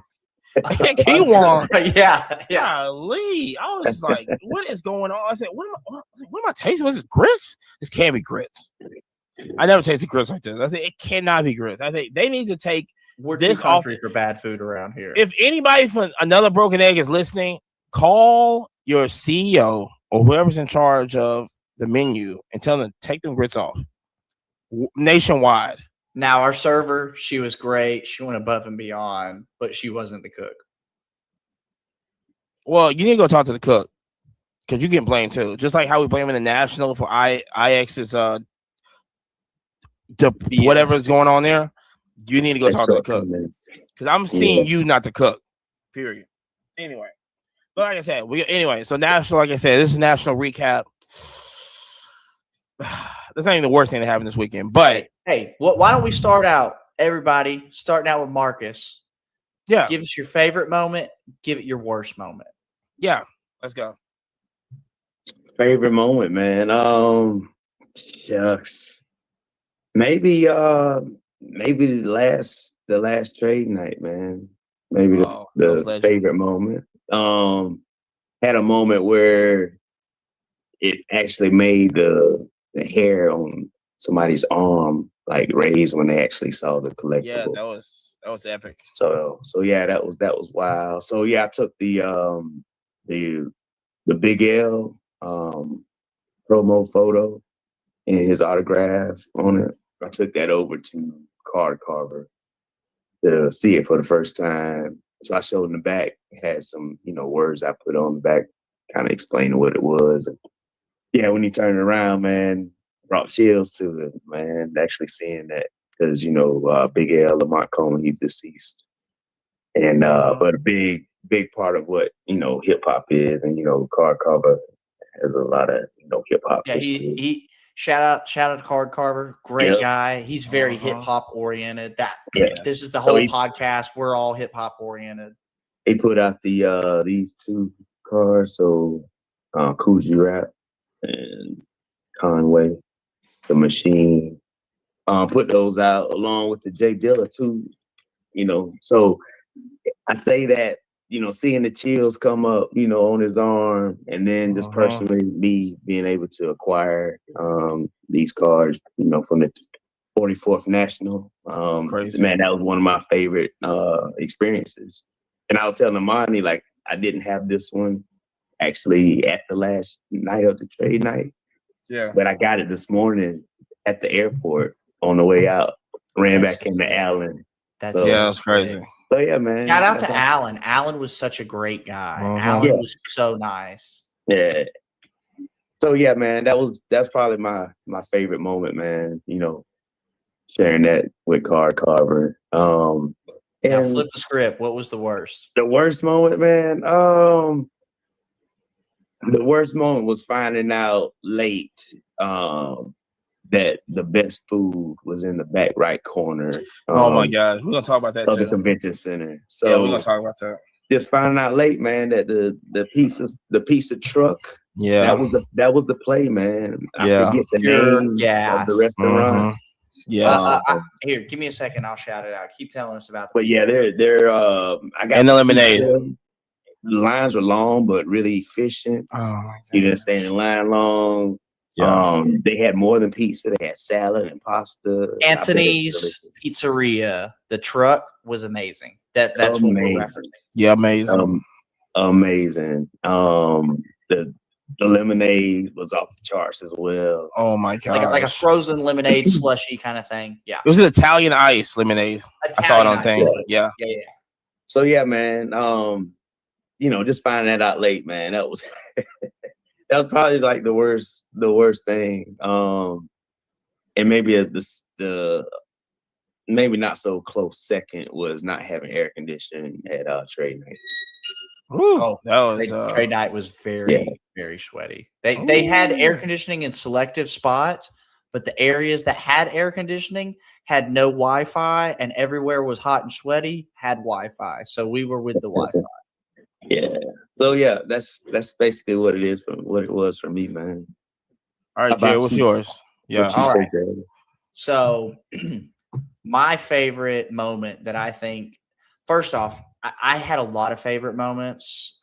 Meeting so many people, meeting people that I never thought would know my name, and they actually knew my name. But crazy. Like genuinely, like the most funny moment that I think I had that was very memorable is we had got a free pack of baseball, and Saturday night trade night, Amani's ripping these packs of baseball. Amani pulled a Wander Franco card. So at the end of the show, no, wait, this is crazy. It gets better. So we pull the Wander Franco and we put it off to the side, and the guy's coming, and he's like, hey, it's time to go put up, they're trying to close down. No, hold on. You missing? No. I'm getting there. Right. Yeah. And so a little kid is trying to come do a little trade up challenge. No, but whoa, before that, what we do with it? Yeah. We ripped the Wander Franco in half on live on Amani's live on TikTok, I believe. Yeah, and it was hilarious because we kept went on to give table. this little kid.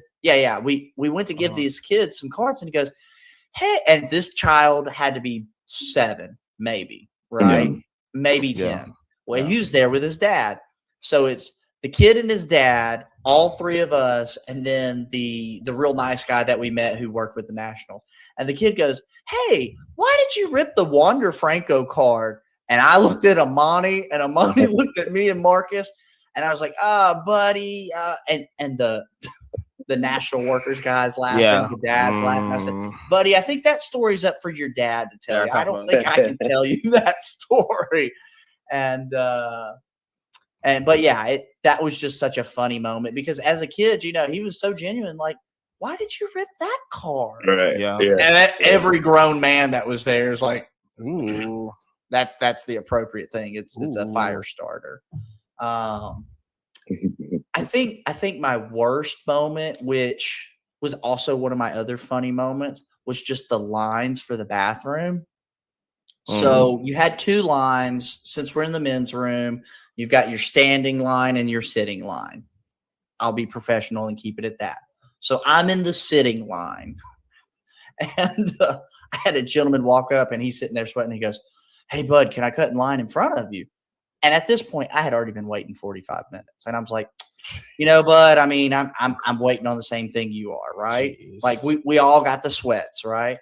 And so he said something. He had like a Florida Gator shirt on and I had an Alabama shirt on. And he goes, "Come on, man. I'm a Bama fan. I'm a Bama fan." I said, "Hey, man, if you really want it," because he had a big giant fanny pack that was Louis Vuitton. I said, "If you throw me a 20 spot, I'll swap places with you." Easy. And he goes, "Are you serious?" And I said, "But I mean, I've been here for over an hour. Like, I'll swap you. Just throw a 20 on it." He goes, "There's no way I can do it." I said, "All right, cool then." This little kid walks out of the one sitting area. So I said, "Okay, cool." Shrugged my shoulders and walked in there and Gone. took my sweet time. Gone. But the lines for the bathroom, and they were advertising that they had multiple bathrooms. But what the truth was if you weren't a VIP or a dealer, you didn't have access to those second bathrooms. Nope. Which in the men's room, as far as toilets to sit, there was only one in each side. And it's like, bud, this is a pretty big event. Like, we need to have All more day options. event, right? Yeah, you need more. Yeah. All right, Amani, come on, start us out. Hit us with what's your favorite. What was your worst? So I think my all-time favorite. I got two all-time favorites. Well, I had one, but then last night trade night happened. But I literally met Scott from HQ Trivia back in the day. It was like either 16 or 18, either 16, 17, 18, whatever year that was. It I was a met television Scott. show, right? It was not a it was an app. It was So an app? Okay, it was an app. So the whole thing was back in the day. I mean, HQ Trivia was probably the biggest thing in the world, probably the biggest thing in the country that happened. It was an app that basically was a trivia game that you can win money on. It's a talk show. This is just what happens. And he was the host of the show.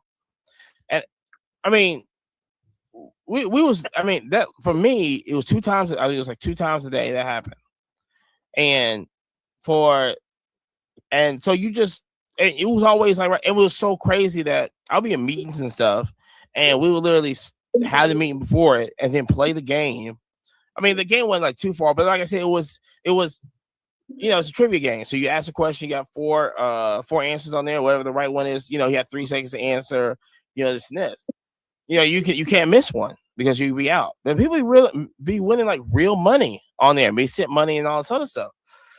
So the whole Scott was amazing on the app. I mean, you're talking about a guy that had high energy, knew what he was doing. I mean, it was the perfect guy for the app. And stuff happened. Like I said, I saw the documentary and like Hawaii Stop and all this other stuff. But from what I understand, like he I think it's in Santa Monica. He owns like a retro, like they sell like those like retro, like what those like those shirts and like shoes and stuff. It's like a boutique kind of thing. Yeah, it's like a boutique store, but it's a specialty kind of. So that's what he does. And he's a collector also. And I was like, he just standing right there, and I flipped. I was like, I cannot believe any celebrity. I'm not worried about any other like celebrity stuff, whatever. But when I saw him, when like him. And I saw Michael Vick also just like walking, but Michael Vick didn't hear me. I didn't want to, and I was yelling too, but whatever, it is what it is. But it's certain celebrity I just like flip out on. and everything, and he's one of them because I didn't, you don't That's expect true. that Scott from HQ, was going Well, to be it wasn't there. like he was an advertised guest. It wasn't No. like on a flyer. It was literally like a He's look just up, there. and Amani was shook. And so, and he came, like I said, he came back and like we talked and this, and he came back and, we chatted up some more and everything like that. That's So, cool. Yeah. and he, shout out to him. I got the Holland figure, the Hux figure, whatever it's called. So, he hooked me up with that and everything. And, but other than that, yeah, that's probably that's probably my best moment, of the show, which is, like I said, happened last night. For me, the worst moment, was probably so after the first trade night, we went over to the Hilton Garden Inn, and because Aviator got shut down, and that's a whole nother story we'll get into. But we wanted to Hilton Garden Inn. Now, here's the deal: it wasn't crazy over there. We can just say that it was not like everybody had a place to sit. Let me just say that. That was both nights. Yeah, there was plenty of walking space. A fire marshal's not going to freak out. It's not going to freak out. Nobody was like outside. It wasn't like Aviator. When Aviator was like crazy. Aviator, the fire marshal literally came out and said, like, we're 3x capacity. Like, get out of here. You got to get the fuck out of here. 300 people outside. Waiting to get inside. Right. So the whole thing was, like I said, we're not asking for no alcohol or anything like that at Hilton Garden Inn. Yeah, people are buying drinks there, they're buying snacks there. We're just chilling. We're not. I didn't even think it was even that loud. No, people weren't loud. People weren't disrespectful. I mean, I even heard the little kids, yes, ma'am, no, ma'am, like to the workers. Like, so I can say, okay, 12 o'clock. Okay, cool. You want everybody out of there. Cool, this and this. But for you to turn off the lights and just, act like we're just causing a ruckus. You know what I'm saying? This is crazy. They did cut the lights off for us, Joe. The fact that they flickering the lights. But there were elderly people there that had walkers or like the one, what do you call that? A cane? Yeah. Like literally. And it's like, bro, you just turn the lights off on somebody with a cane. Come on. And it's like, probably not ANSI regulations. Just saying. I mean, I'm not a professional or anything, but it does seem like a safety hazard. What are we doing? Like, why are we flickering the lights on and off, and then you turn off the lights, wanting people to go, like forcing people out? Like, we're buying your stuff. Yeah. You know what I'm saying? I get, hey, we got to get people out, but there's a kinder, safer, ANSI, OSHA, all the important regulations, ways to do that. Like, I got one more favorite moment I kind of want to put out there. This was actually really my favorite moment. The interaction with the dad and the little kid was probably the funniest thing. It was very memorable, but I felt super blessed. So VeriSwap is an app that I've been preaching really since the beginning of this podcast. I mean, honestly, since day one. It's a peer-to-peer trading app. And so they were set up as a booth downstairs for trade night. And they were giving away free hats, right? So I think it was like, what is it? Tuesday, whatever the first trade night we actually did at the event. And so I go up to the booth and Thursday. And so I go up to the booth and I'm like, hey man, you guys are giving out free hats. Can I get one? And the guy looks at me and goes, and it was the owner. It's his name is Raymond Lee, very great guy, super professional. And he looks at me and goes, hey man, what's your name? And I was like, my name's Jerry. Like, thanks for the hat. And he goes, no. What's your last name? I said, my name's Jerry Petrie. He literally stood up, shook my hand and goes, bro, thank you so much for reposting all that content, putting us out there. Because I've made videos, I've made posts, I've made, I put it out here. I mean, I'm putting it on wax. And he's like, bro, I really appreciate you. And I sat there and chopped it up with him for like 45 minutes. But, bro, I felt so blessed that, like, I would never have thought somebody like this would know my name. Crazy. But literally, he stood up, shook my hand, was like, oh, my God, thank you so much. And I was like, fam, I've made a lot of money on your app. I appreciate you. Like Exactly. I've been preaching it to everybody because, like, Amen. especially if you're going to trade with strangers on the internet, to have a third party that's like safe, insured, they're going to check the quality to make sure what you're getting is what you're supposed to be getting. But yeah, I felt super, super blessed. That's probably really the highlight of like the whole show for me, was just that somebody was literally like, cool, I know you by your name. And it's like, that's lit. Yeah, it's nice. Like little old me. What? Yeah. So the keep putting in the work. So with the show, with the show in Cleveland, are we thinking it felt like the show itself? Did it feel like bigger than Chicago? Because I don't think it was. A lot of people are saying that it was. But I think it felt bigger because it's a smaller venue. It's just a smaller place. There's just a lot of people there. You know that. I mean, that's how I feel on it. I mean, of course, it was. For me, it was. I ain't gonna say tiny, but it just wasn't big as Chicago, and that's not really much of a problem. But but here's the thing. Here's the thing that I liked, and I saw basically today was they organized it. I think they organized it way better than they did Chicago, because you got the art people over here. You have the vintage all over here. Everything's over vintage. You got Martin all over there, and then you got wax seal cases and all that other stuff over there. Corporate wasn't as big as it was. I feel like it was more organized, more spread out, better usage. Of course, you got all the breakers. Shout out to Whatnot, man. Had that screen up top, had the breakers bowl and everything. That was crazy. Crazy. Right? The screen that we're describing literally had to be an 1/8 of a mile long and probably 25 feet wide. I mean, it was when we say screen, you could see it from across the venue. Had to. Clearly. I think, but like I said, for me, like I said, it wasn't it just wasn't as big, but like I said, it wasn't, really much of a problem. And I kind of like it like that. But listen, Chicago's always been my favorite. You know what I'm saying? To put in there. If they put that same organization they do in Chicago, I think Chicago will be a whole lot better. Period. Of what I'm getting at. I mean, it didn't feel like cramped inside of the show. Like most places, it didn't feel cramped. Now, back in the where like Sam was, where the breakers were, it got a little busy back there a little bit. But a lot of other spaces, man, I didn't feel like it was like extra cramped. But I like the convenience of Chicago, though, being able to walk from place to place, hit up multiple I guess trade nights. I would have liked to, check the F1 out, too, or some of the other ones. But I mean, the main one, that was the main one, man. I wasn't gonna miss that one.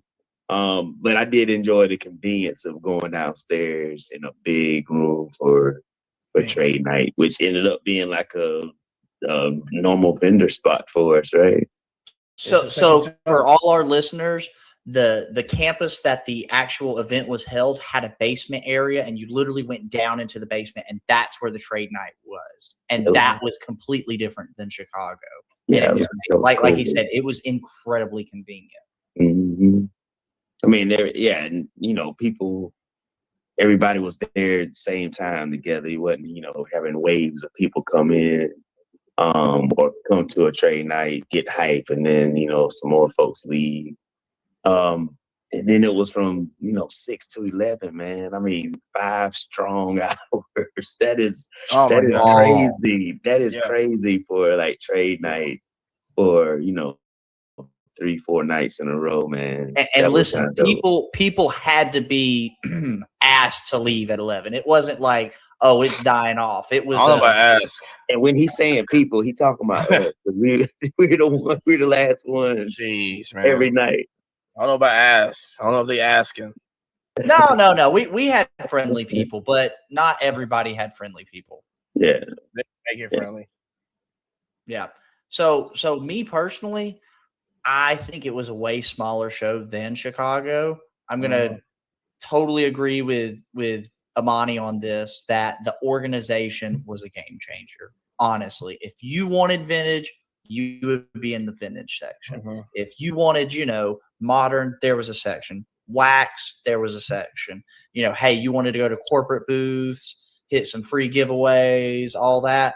There's that section. It was beautiful. I'm not gonna lie. I really appreciate that. As far as people in the door, I think it was definitely less than Chicago, but the way that it was spread out, I could see where people feels like but it's a smaller room, Right. So a smaller room with less people is going to feel big, but Chicago was literally elbow to elbow, uncomfortable to walk. Like definitely a fire marshal would walk around and go, probably not up to code.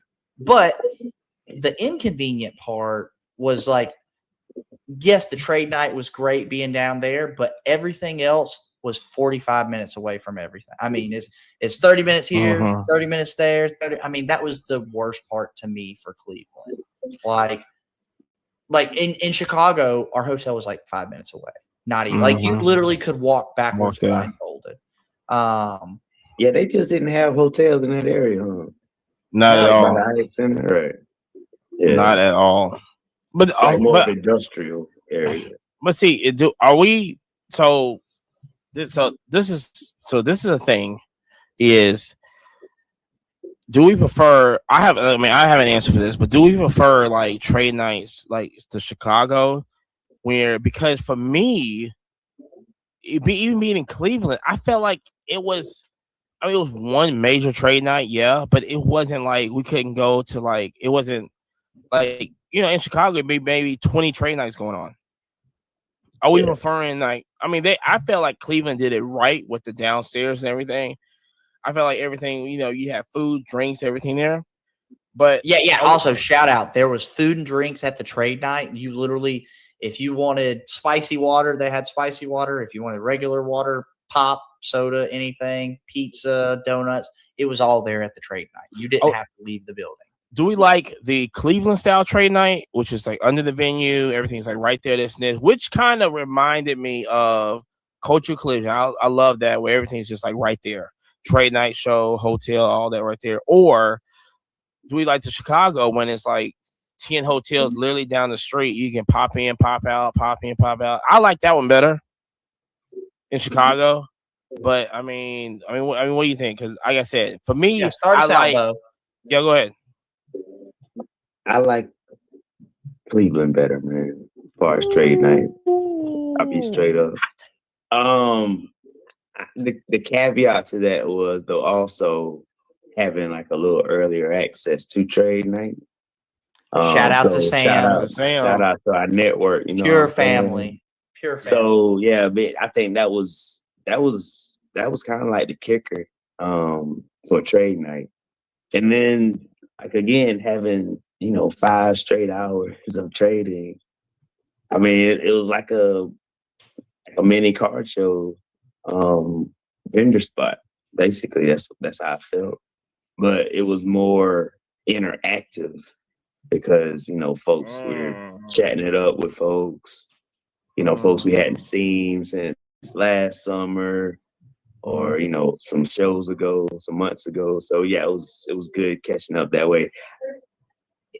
The Chicago shows isn't as, I guess, personable, kind of trade night hopping, I would say. Except Car Collector 2 trade night. Oh, that was wild. That was a movie for us. Yeah. That was a movie for us. That was motion picture. I look up. We couldn't get into that one, man. But we made a way. We still made it work. Yeah. I don't want to be on. We didn't need to. We didn't need. I'm just saying, but I don't want to be on the floor selling cars, man. So I'm gonna be super controversial with my take. I'm gonna be super controversial. Yabo put it out perfectly. There was no waves of, there's a lot of traffic, now it's really dead, or lots of traffic. it was all there. It was all wave the whole time, literally. And the beautiful thing with the trade night downstairs setup was they had the food, they had the beer. You want pizza, they got it. You want funnel cake, they got it. You want donuts, they had it. Like it was really, really good. And they had so many tables set up. So literally, like Yabo said, you set up dealer style. Literally, people would take over a table, put your stuff out. People would come up, trade this, that, the other. I mean, it was super great. Now, with the caveat on that, I preferred Chicago in the sense of everything was so close. I mean, literally, like if I wanted to dip out and go nap out at the hotel and we were in Chicago, I could literally walk my butt across the street and like go take a nap, whatever, right? Cleveland, that was not an option. I mean, what was our hotel? Not even 5 miles away, but it still took 30 minutes to get there. No, it was 20. It was 11 miles and it took 20 minutes. Well, with no traffic. God forbid you have an ounce of traffic. It felt like it took 45. I mean, it was once you mean left, leaving? Yeah. Like I couldn't. What do you think? An hour? It took an hour to get there, but leaving, it was like. Well, leaving at 11 didn't have an issue, but if we left before that, you would have had an issue, though. Yeah, I mean, especially leaving the parking lot, which I'm glad we did not. That's another thing. Yeah, literally. Okay, so getting there. So leaving the parking lot, if you weren't leaving at like when they closed the event at 11 o'clock, it took 2 hours to get out of.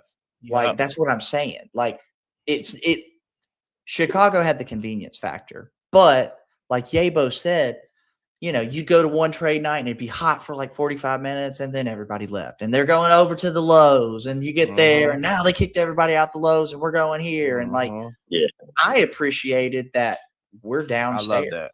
Like everything is there. Also, they had multiple bathrooms downstairs and you didn't have to wait in a line. You literally go, oh, okay, standing section, bang, bang, bang, wash your hand. Oh, also, hold on. Everybody who goes to these shows, wash your damn hands. I cannot tell you how many gross ass men that would go in there, and I saw them leave the sitting section. So I know what your nasty ass was doing, and then you didn't wash your fucking hands. No, girl. Gross. Fucking gross, bro. Listen, we talked about that. And listen, I know a lot of people probably thought I was disrespectful at the show because I fist bump people, but I saw so many gross motherfuckers in there. I'm like, I don't know who, like, ugh. COVID. The heebie-jeebies are real, and we ain't trying to catch them. Like I said, the reason why I like the Chicago trade nights because for me, I like to experience different trade nights. You know, shout out to F1 Castle. You know, I'm Formula One all day. Actually going to the F1 trade night in Chicago was unmatched. I mean, unmatched. Unless you put a ton of effort in it, you're not going to beat that trade night. But that was so small; it wasn't really right. Of course, like the basement, there was everything. If you wanted F1, there was there. Football, it was there. Pokemon was there. But see, that's the thing is that, you know, for me, I want to be around a group. Like when I went to F1 trade night in Cleveland, that's all I want. We go in there talking. I can talk NASCAR a little bit. I can talk about F1, you know, this. And for me, I like, you know, and then I get to meet, like, this is who, you know, I'm all into F1, this and this. And, you know, this is the group right here. It's not like, we're talking about F1 and then there's like football right here. It should be like I said. They should have like we were trying to find like the wrestling trade night that was there. You know, I would love to go there and just, you know, talk about wrestling, this and just, you know, we got cars to trade, this and this. We got, you know, do stuff, you know, whatever. You know, I like that. Like I said, especially in Chicago, we go to the Lowe's. I mean, it was one time that was crazy. But other than that, it was like, yeah, this is the spot right here. But if we didn't want to go to the Lowe's, we could just kind of walk down and just Uber 3 minutes down and go to another one. If it didn't work out, you know, we make a little money here, boom, make a little money here. This is for me, like I said, the one in Cleveland is amazing. I'm not out here going like it was like dog water or nothing. Yeah, it was amazing. The thing, like I said, I like how that was. You talking about organization wise? Had a stage there. It had a panel there. We got major sponsorships there. Food was there. I think even the crowd control organization was just like amazing at Cleveland. But just for me, I like to experience and meet different people. It's going to be closer to the echo chamber style of Yeah. you're all but you're also all but, yeah. wrestling. But also Chicago, that's what makes Chicago special because you have one major trade night, but everything else is walking distance. It's everything's, and then on top of that, even if there's a hotel without a trade night, you can go to any hotel around the center and there's a trade night. There's somebody in the lobby trading. It don't have to be official going on. It's just in the lobby trading. Well, okay. I think honestly, so it's not going to compete in size, but I think the best trade night really goes to Culture Collision. The events there, the hotel, especially this year. Yo, when the hotel put out more tables and chairs, it actually goes, because remember they first year. No, they did that because they ain't want us messing up that. That was crazy. That was crazy. Yeah, that was crazy. We would. So they did. We did that to us. Keep us out of that section. Yes, but after that, I guess they just as far as having everything all in one though, Culture Collision, no doubt. Yeah, just the convenience factor. If you park the car one time, unless you forgot something in the car, you can leave the car for 3 days and you don't have to move. Like you ain't gotta leave that hotel. That is nice. Yeah, unless you go get some chicken. Nice. That's it. That's the only reason that's the only reason you'll leave that hotel is go to the Battery. Go to the Battery. Battery's amazing. Period. I've been. No, it's not all right. No, it's amazing. Battery's amazing. It's no all right. That's I'm not top. Give it a bad grade. That's one of the top spots in Atlanta. No. That's a 10 out of 10. No, it's 10 out of 10. Battery's 10 out of 10, hands down. Bro, that's one of the top spots in Atlanta. That's the number one spot in Atlanta. Yeah, okay, but hold on. Take a picture of that menu and tell me there's not going to be shock value when the average Joe looks at that and goes, "What are you talking about? What menu? What restaurant? What restaurant?" You know how they got the strip set up right there, it's all the different restaurants. It's like 6 different streets, bro. It's like 40 restaurants there. And they're all overpriced, bro. It's the Battery. $30. Yeah, it was $30 for a hamburger and fries. Yeah, this ain't McDonald's. What's going on? Go to the Yard House next time, Jerry. That's what I'm saying. Yard House, cheaper burger. It's delicious and it's affordable. There you go. I'm just saying, I hadn't scaled up to a Porsche yet. Like we're not on that pay scale. They don't have, but they say the Yard House is not Porsche prices. You can go there. Well, I messed up and went to the wrong one because I went there with a work event one time and it was that I mean, I was glad it was on a P card and not my card, but I looked at the menu and said, "Are y'all sure this is where y'all want to go?" And they go, "Yes, look, it's on the company." But if it was just me on my dime, Battery, you go to the Battery. Yeah, the Battery's fun. And listen, there's a lot of restaurants in Atlanta that you just can't. It's that I don't have to pay for parking. I can speak on this for another 3 hours about these jacked up restaurants in Atlanta and how they messing up just we know what restaurant you like. We know the Battery can validate though. If you eat there, you can validate. You can park for free. And that's the only spot in Atlanta that you can probably park for free and get free good food. Now hold on. I mean, if you want to call it it's not Atlanta, but it's Atlanta. Stone Mountain's Atlanta. Let's wheel back in. Let's talk College about Park's Atlanta. Let's talk about the trade night scandal that we found out. So we've got a homie that we met in another state at a. Was this at trade night? This was at trade night. Yes, sir. So it was. I thought this was doing the show. No, it was at the stage. From my understanding of the story. What?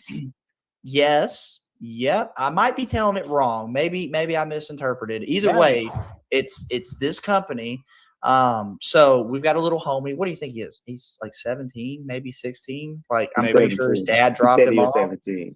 Yeah. Okay. So he must have just turned 17. Yeah. Real young 17. So he was talking about how he had gotten a free giveaway from Backyard Breaks. Flamethrowers. The flamethrower packs.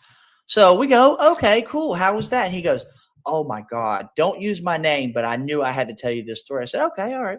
He said, so what the guy was doing that was handing all the stuff out to the kids, he would shake the box. And if the box rattled, he would open it up first, peek in, and then hand it to the kids. And we go, wait, what?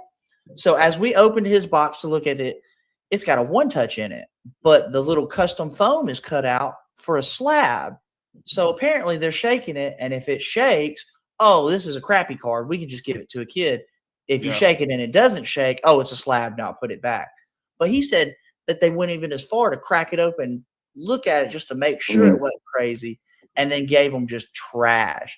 And then, cherry on top, our friend is very knowledgeable. I believe his father owns a shop, so he's super heady as far as comps and, the know. So he looks at this and he goes, what is this? I think it's somebody on the Texans. I never even heard of. Never heard the name. So we go, cool. And he goes, yeah, the guy who gave it to him goes, oh, hey, man, that must be a $200 card. And he looks at it and he goes, dude, I don't even think it's $5. It's not even worth the one touch. So we comped it. The last 3 comps on this card was $1, $2, and $4. And I'm not going to complain about you're giving cheap stuff away to kids. I definitely do the same thing, right? However, to have mystery packs that were given to people, shaking them and going, this one doesn't shake. Let me put this one back. Oh, I'm going to shake this one and it totally makes a noise. Oh yeah. Let me peek in there first. Okay, you didn't get a gold or nothing. Yeah, you just take the dog water. Just disgusting, man. Like, you have to hook the kids up. Packaging was amazing though. Oh, get good packaging. I ain't gonna lie. Yeah, it had wonderful packaging because it's supposed to be a flamethrower product, right? Yeah, bro, just multi-sport dog water. I saw that. I saw that on the pack where it said multi-sport. Like, they know what they're doing. It's just it can either or. It's either sport, which is like, but other than that, besides the cheap card, I mean, I didn't know that happened at trade night. That was okay. To my understanding, that was crazy. It was at trade night off the stage. I mean, you might be, That's right. how they had a lot of the giveaways for the kids. Was they had them come to the stage, which I totally appreciate. That's crazy. You do that in like that many people that close. Listen, he had said that his other little buddy was like, "Did you see him shake the box?" And so our little buddy goes, "Oh, let me start watching." Oh, this one rattles. Yeah, we'll give that. Oh, let me crack and peek. Oh, yeah, it's dog shit. Here you go, kid. Oh, that's $200.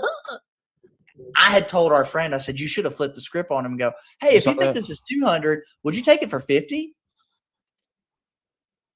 See what I'm saying? But you can't do the kids like that. Listen, even in my free giveaways that I give at my shows, I know for a fact, I go, there's a $30 card, there's a $20 card, there's a few $10 cards, and you got a few floor cards, right? But it's free. It's free, It's a mystery. Is it so is the bad part on it going, hey, this is a $200 card. To check it and then to bullshit the kids. Okay, so if you shake it, check it, and just like, okay, here you go. You just give them a card. Make sure we don't give the kids the slabs. No, we're going to take those and back. I mean, you basically just give them a card. I think the whole point was like, oh yeah, it's a fucking $1,000 card. Go get it graded. Or whatever. I think that's the sprinkle. I mean, the ice cream is already bad.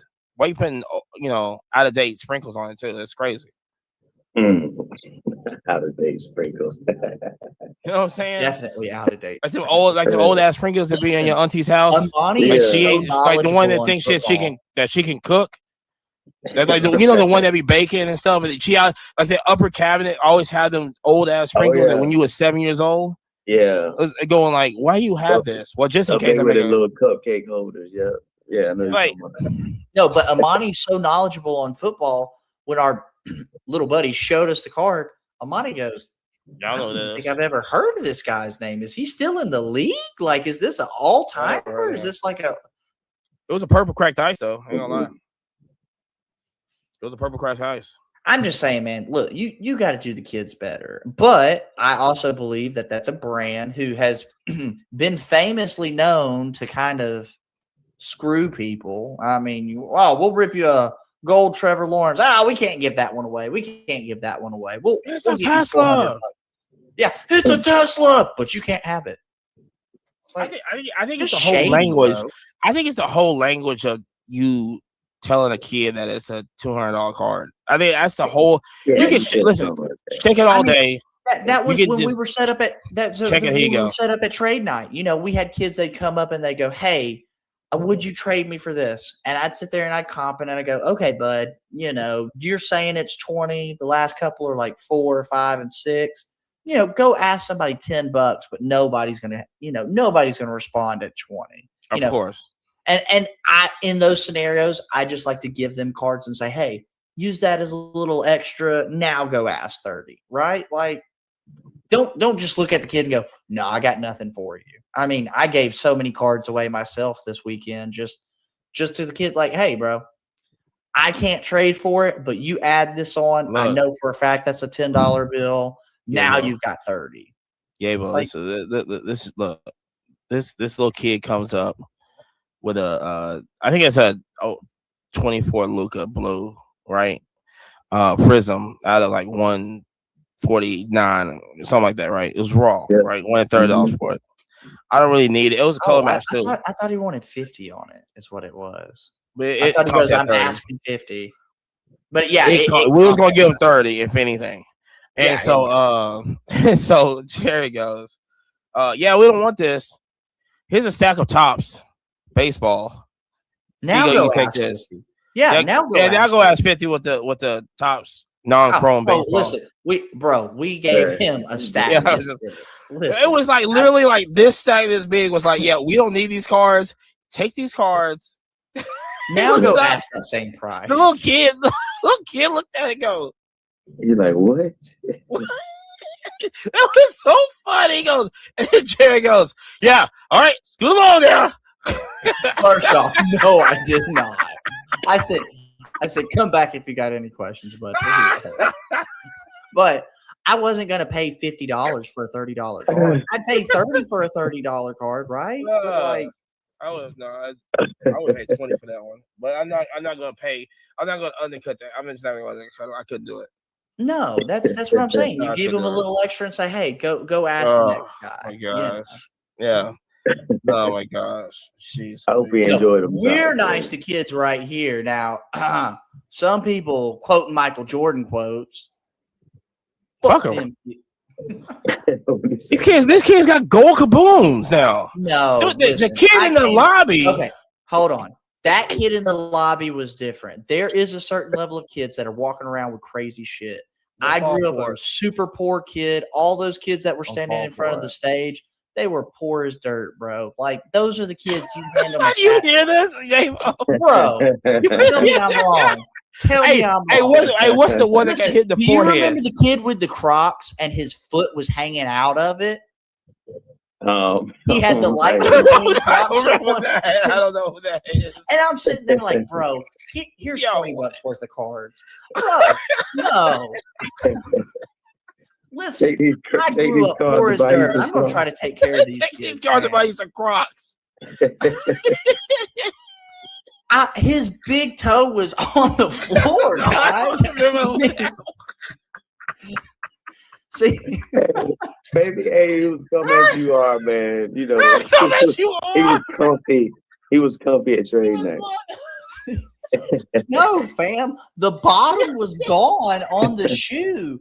Had I been in Huntsville, I would have bought this little kid a pair of Crocs. and Why just would said, you hey, do this? stay blessed.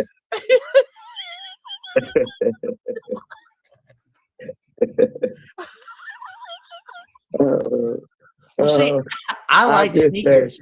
I like sneakers, and I was like, oh, I like the Lightning McQueens. And I looked down, and whole ass 3 first toes are out, and I'm You like, say whole ass. whole. Three whole toes. 3 whole toes on the Waving ground. at you, throwing up gang signs. Yeah, Give me your signals. Help us. bro. But I'm telling you, I wanted to buy that kid a pair of shoes. I'm West just like, Side. man. Oh boy.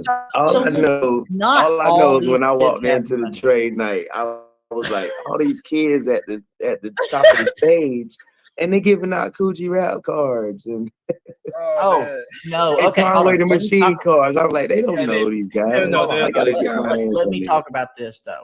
Uh, I do want to say that the National could have done better with a giveaway with the kids because they were throwing stuff at the kids, right? And you're like, oh, okay, hey, the kid's going to catch it. I'm not talking an underhand like catch, bro. wow. I'm talking a whack. And man, I saw this little girl with her dad, and she got hit it. smoked. I mean, in my head, I heard the Halo voice go, headshot.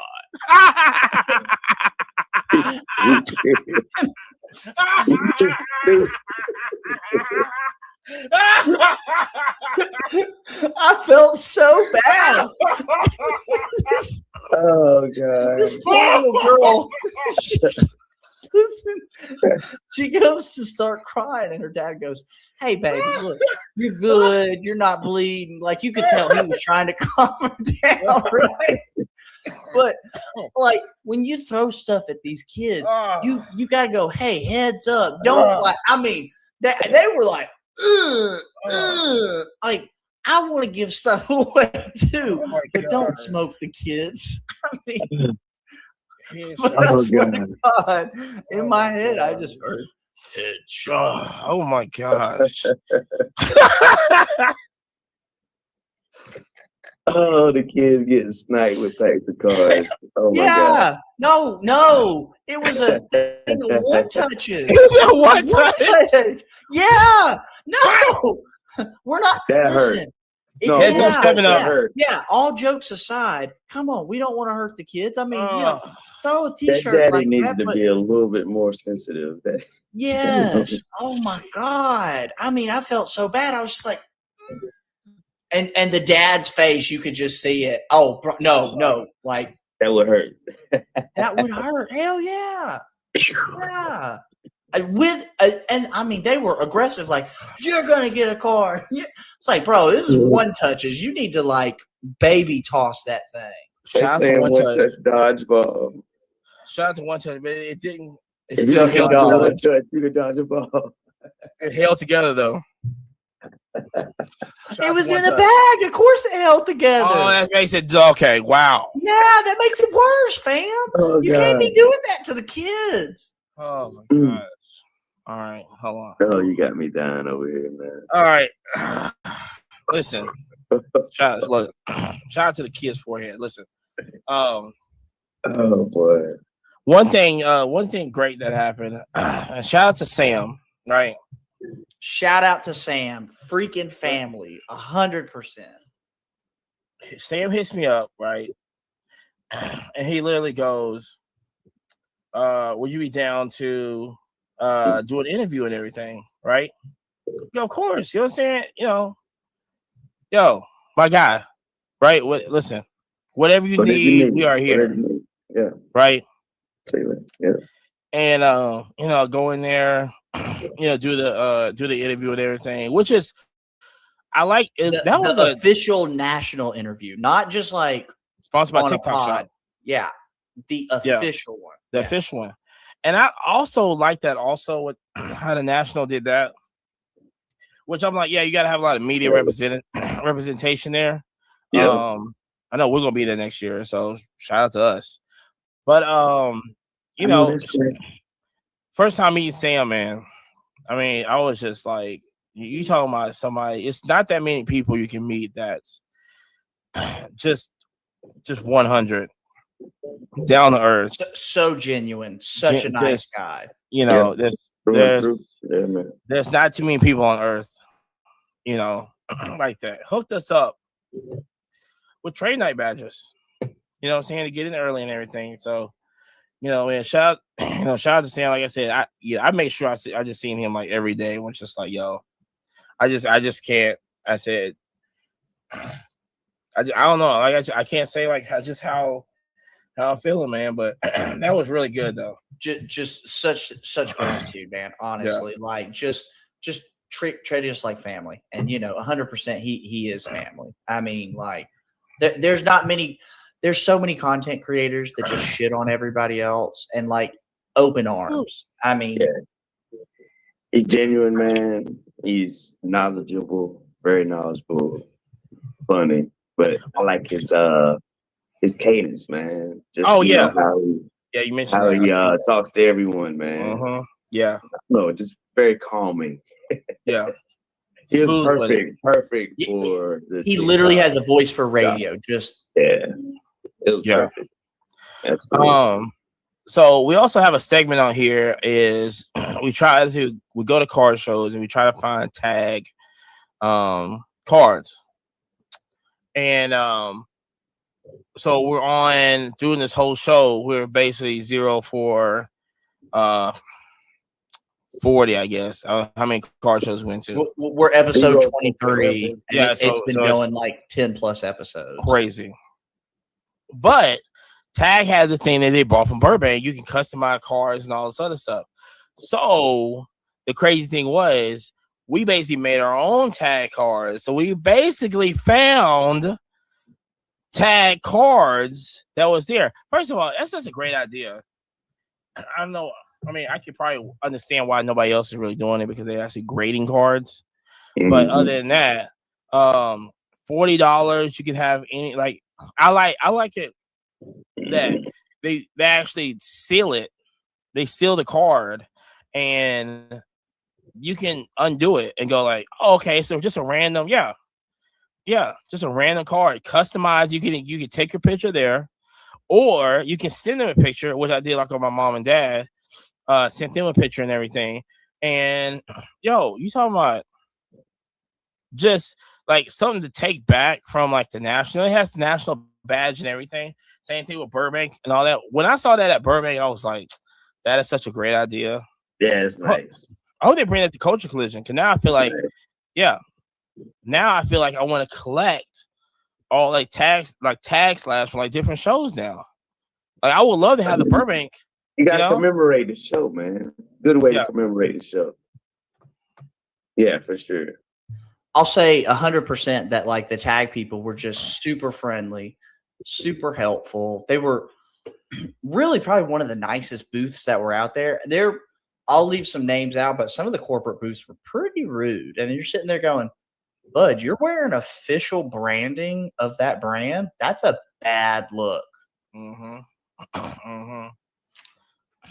Yeah, and also they did have a nice booth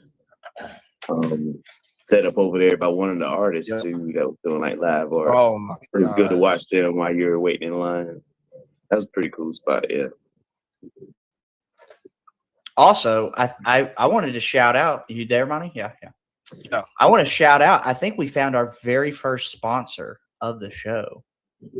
So we got these wonderful, for our audio listeners, we've got these wonderful 3D printed necklaces that can display your brand. And it was literally the talking piece that just got us to so many corporate booths, and everybody was so helpful. They were like, oh, you've got a podcast?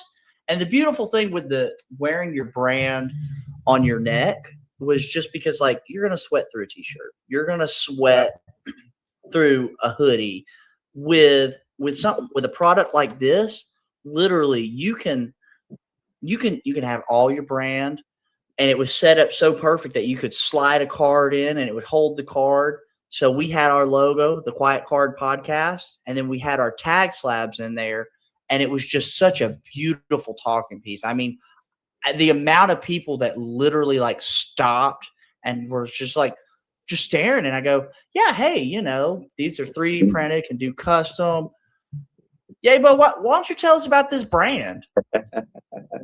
Yeah, man, it was, wanted to do something special for the 44th National Convention, man. So, thought about it, talked about it, and it's amazing what you can, what I did, you can bring to life, man, with technology these days. So yeah, man. Got good design work. Me and Mo knocked it out. Discussing how we were gonna do it, and hey, now we got prototype ready. You send us your logo, and we can fit it just the same, man. Easy, quick turnarounds. Really lightweight. Everything's 3D printed. The necklace and the medallion. Recyclable. So yeah, all the plants we use, we recycle, what is left over or, that's messed up. So yeah, I'm glad we got a lot of good feedback. Got a lot of folks interested in orders. So yeah, man, we're gonna keep bringing this to every car show we go to, man. And car shows that we don't go to. How about that? And for our YouTube watchers, if you've got a brand, if you got a logo, reach out to Yabo over here. Send him a logo. Yabo Displays. Well, reach out to Yabo Collectibles right now, and then I think you're working on your page, right, Yabo? Yeah. Not sure if it's gonna be separate or tied to Yabo, just a separate Yabo display link. But yeah, send it to me, and we'll get the orders worked out. We're ready to rock and roll, ready to take orders immediately. Yes, sir. Yes, sir. So back on the national thing, what is the number one item or display or booth that you've seen at the national that blew you away? That was like, this is an amazing display, this is an amazing booth, everything like that. So when you first go in, out of the area where the food court was, when you come into the main room, so the first booth I saw was Jeff and his crew from Tennessee that put on the Tennessee show. Yeah, at the fairground show. Their vintage display is amazing. Not only the cars, but they had like outerwear from Ohio State, like overcoats. And I just like, I just like those old vintage. I think that was it 1910 or something like that, or 1920. Oh wow, it was super. Yeah, and it had like two like strike marks on the like left side of the O, just to symbolize that it's a 2-year Letterman.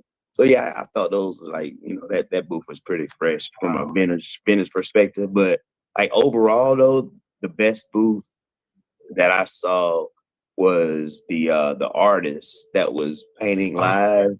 And he had about 40, of his, original designs.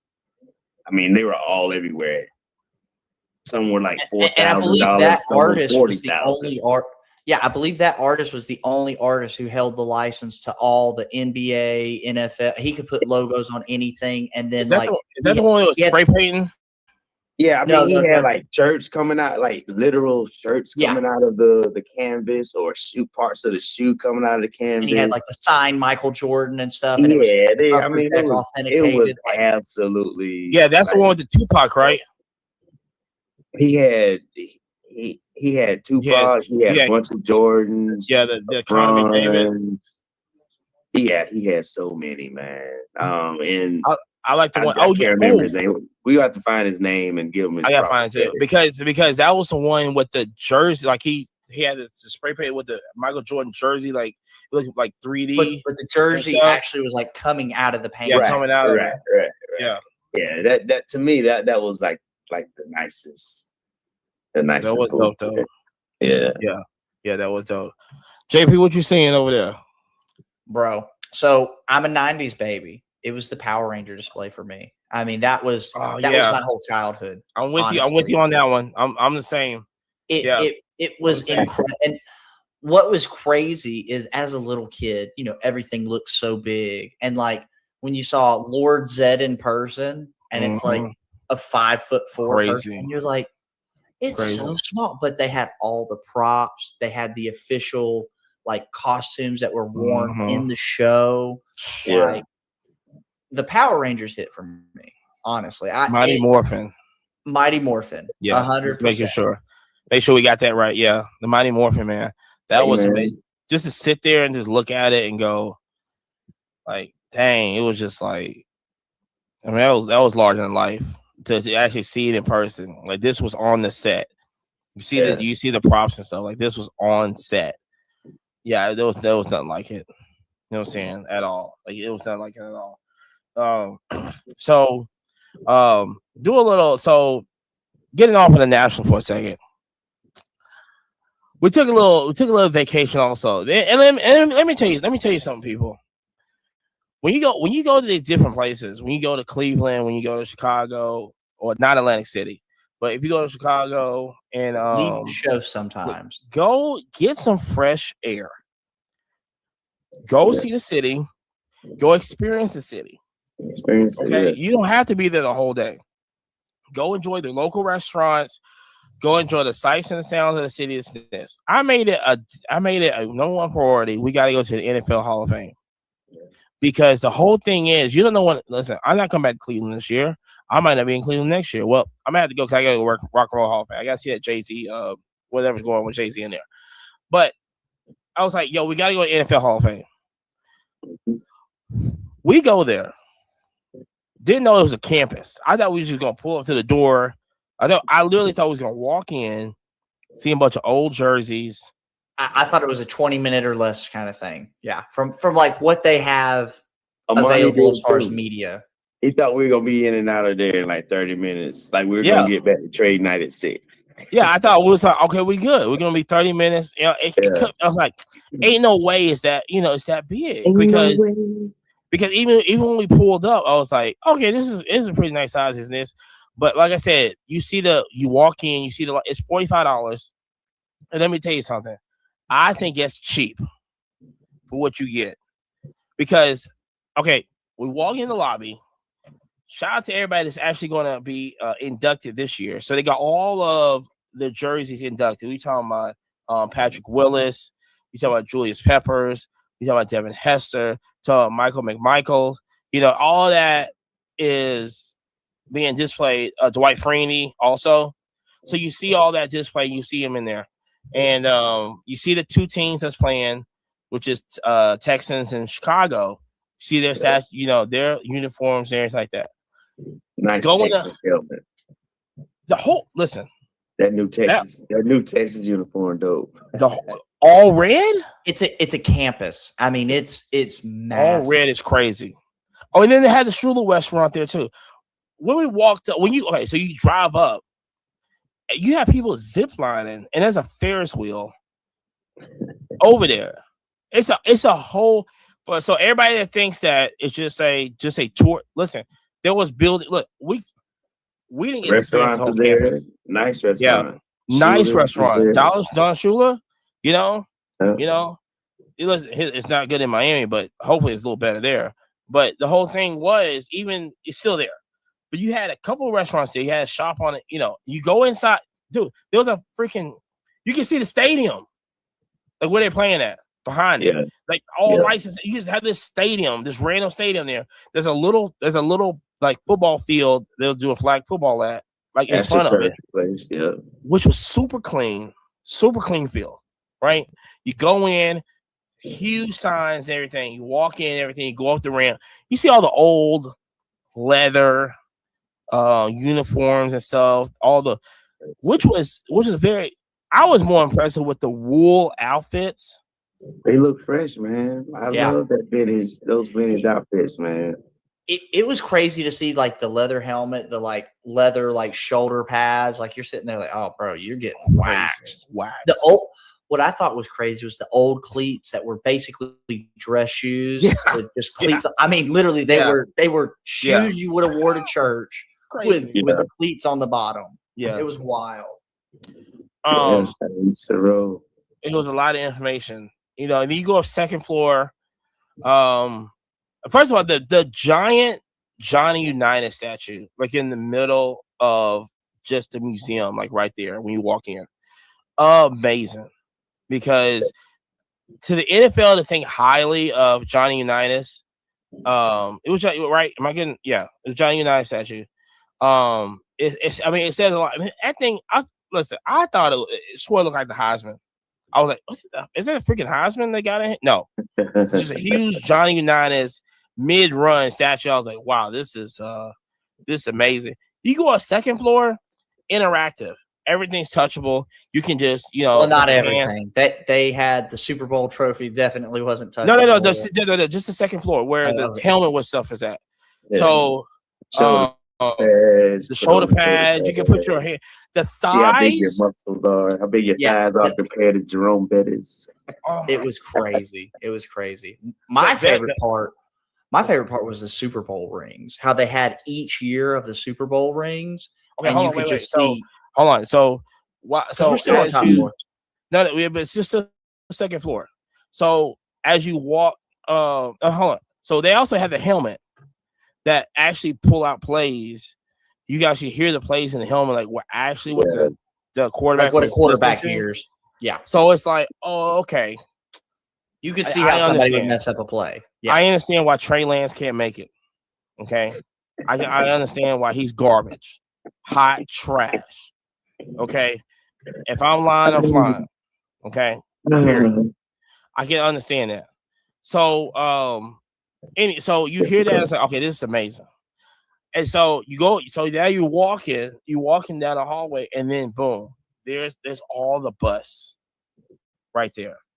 And it is so crazy because when you see this, I don't know how that it's a special feeling in that room.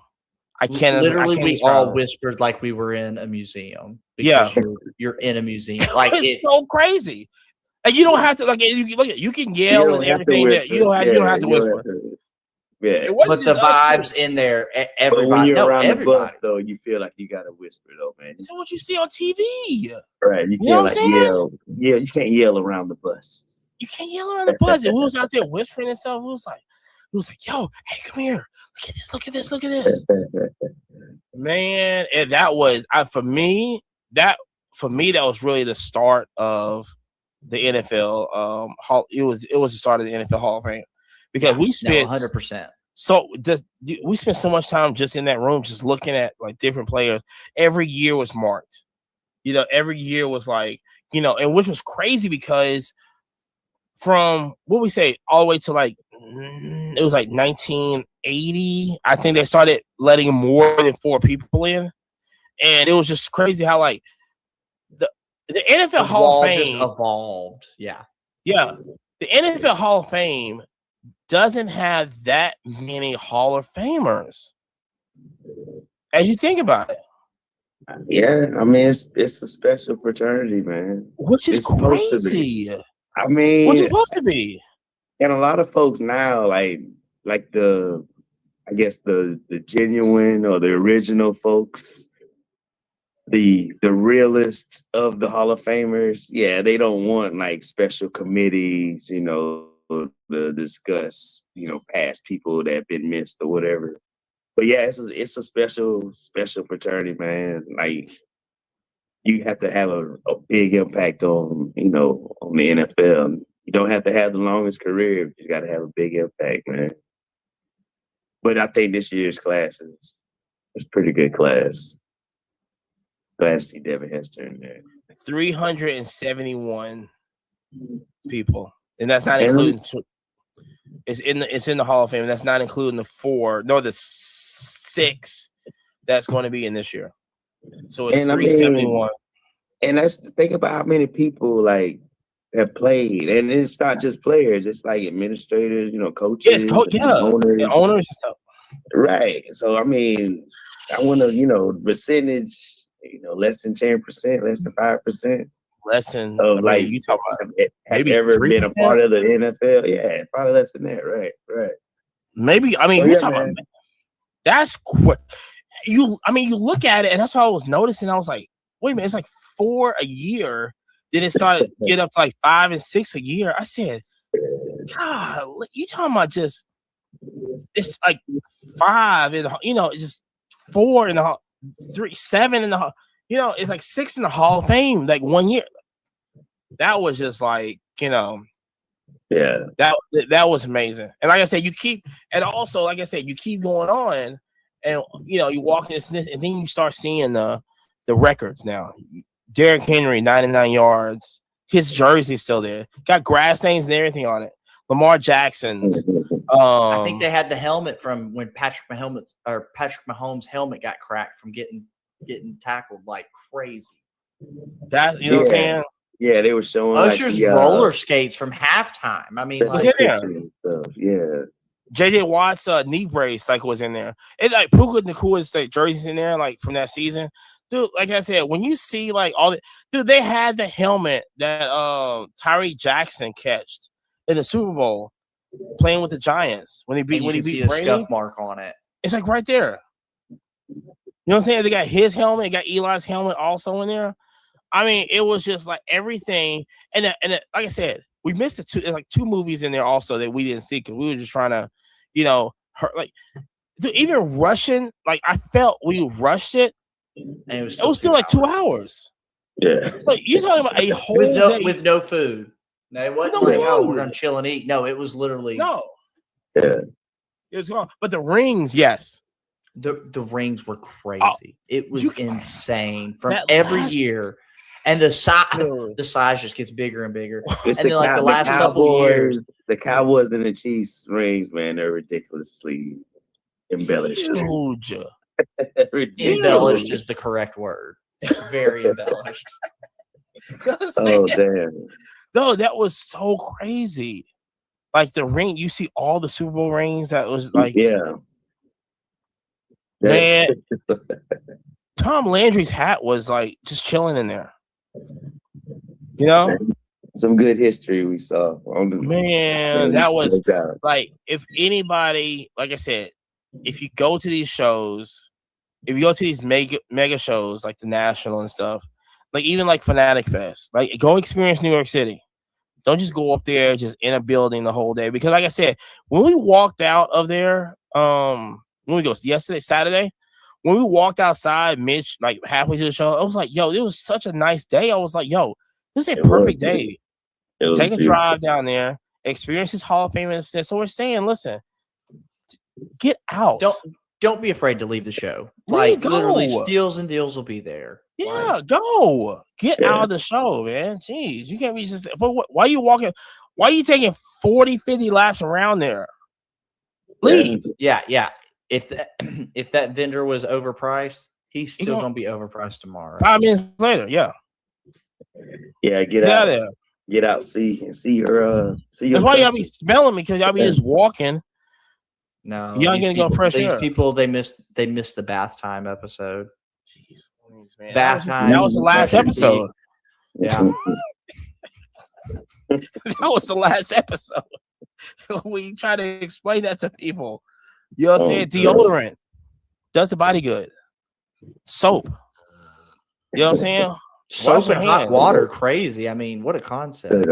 So yeah. So to basically recap this, besides the traffic and besides the unorganization just at first, I think when you finally get in the door and you pass the gate and everything, I felt that it was well organized.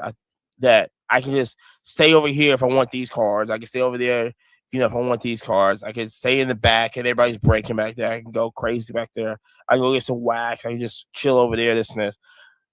I think the food places, food place, we got to shout that out. The food places were great. I mean, honestly, the fact that it wasn't just chicken tenders and French fries and hamburgers. They had a great variety. I mean, we had like chicken and pasta one day.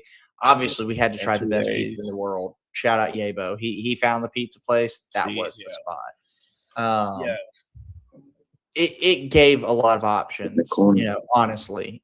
And if you're trying, and this is the goal, we need to attract mom We need to attract, a mom-friendly space. Mom can go get chicken Alfredo, and you can have chicken tenders. Like that's what we need to have. Chicago didn't have that. Chicago, you straight up had to leave. You had to go somewhere else and go get it, unless you wanted chicken tendies or but hold on. That's another thing about Chicago is that, like I said, like we said before, you go to a show, go experience the city. We went to go experience the city of Chicago, downtown. Life changing, amazing. And shout out, I think it was Wiz had said he had been to Chicago so many times for all these shows and events, and he goes, bro, I've never even been to the city. And it's like, go get fresh air, guys.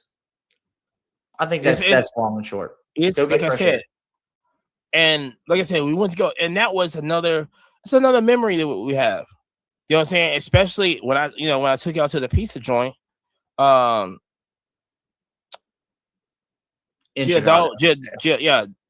Giordano's, I think, whatever it's called. And they pull the thick pizza, they pull the screen, the Chicago style pizza there. Dude, you make memories. Chill with your friends. Like I said, if y'all don't have no friends, just go by yourself. Okay. But like I said, if y'all meeting people there, man, plan that thing a year in advance. I'm already planning for Chicago for next year. I already know what we're gonna do for Chicago for next year. Okay. Get your friends together. As me and Amani were driving in or driving back from Cleveland, we were literally talking about, okay, in New York, gotta hit this, gotta hit that. Yeah, we'll be at Fanatic Fest. I want to see what it's about, but we'll only be there for one day because we don't know we don't know what's going on. But that's in later episodes. We're gonna talk about that. Yeah, you know what I'm saying. The hobby. Okay, we're gonna talk about. We're not gonna listen. Next, this is later episodes. This is just a recap and everything. Okay, we ain't gonna talk about the whatever. Okay, this is just a recap of the national. So, any closing words, closing remarks? How'd you like the show? Let me know. How was it? How was it? Gable, go. Man, overall, man, I think I feel victory. I truly do. On top of, just be catching back up with friends from last summer, getting good cards sold, get them in the right collector's hands. That was, really fun. Putting a little change, in your pocket also. But then, picking up good cards that been looking for. I was able to get a couple Josh Gibsons that I've been trying to add to my collection. Got a lot of good Atlanta Braves cards for cheap that some of these folks down here in the South are going to really want. Yeah, them Cleveland people, they didn't care about them, and we were over here going, we know a place we can get double that. Exactly. Yeah, man. And then just the from the hip hop perspective, being able to get those for my PC and a good reminder. You picked up with such a steal. I still can't believe you got that. Insane. Yeah, I mean it was a good weekend, good week for hip hop, man, in the hobby for sure. Got my first F1 Dynasty card from up there, so that's kind of Archon. You know what I'm saying? It's been Archon, man. Got my first Dynasty. That's what National's about. Winning, man. We were winning. We'll have a good time. Yeah. All right, Jerry, what you think? Honestly, I think putting a little change in your pocket was really cool, but it was amazing to see all these people that I've been friends with on the internet forever. It sounds so crazy to go, hey, I've had lots of conversations with these people and we've never met in person, right? Yeah. And you walk up and you see them and you literally hug them. You're like, bro, family, good to see you. Y'all travel safe. I mean, it's surreal. It really is. It's, for me, it's like the best way to go see your friends because all the cool kids definitely were there. I mean, definitely shout out. I definitely had quite a few friends who couldn't make the trip. Cage, should have brought your butt to the show. Come on, Cage. But it's it's great for the friends. I mean, and for the amount of new friends that we made. I mean, really, every night we sat up at trade night, we made new friends. Like literally, like that was our buddy who is popular on Clubhouse that last night on Saturday. Yeah, I enjoyed he's Simon packing up 20 minutes. Yeah, that was fun.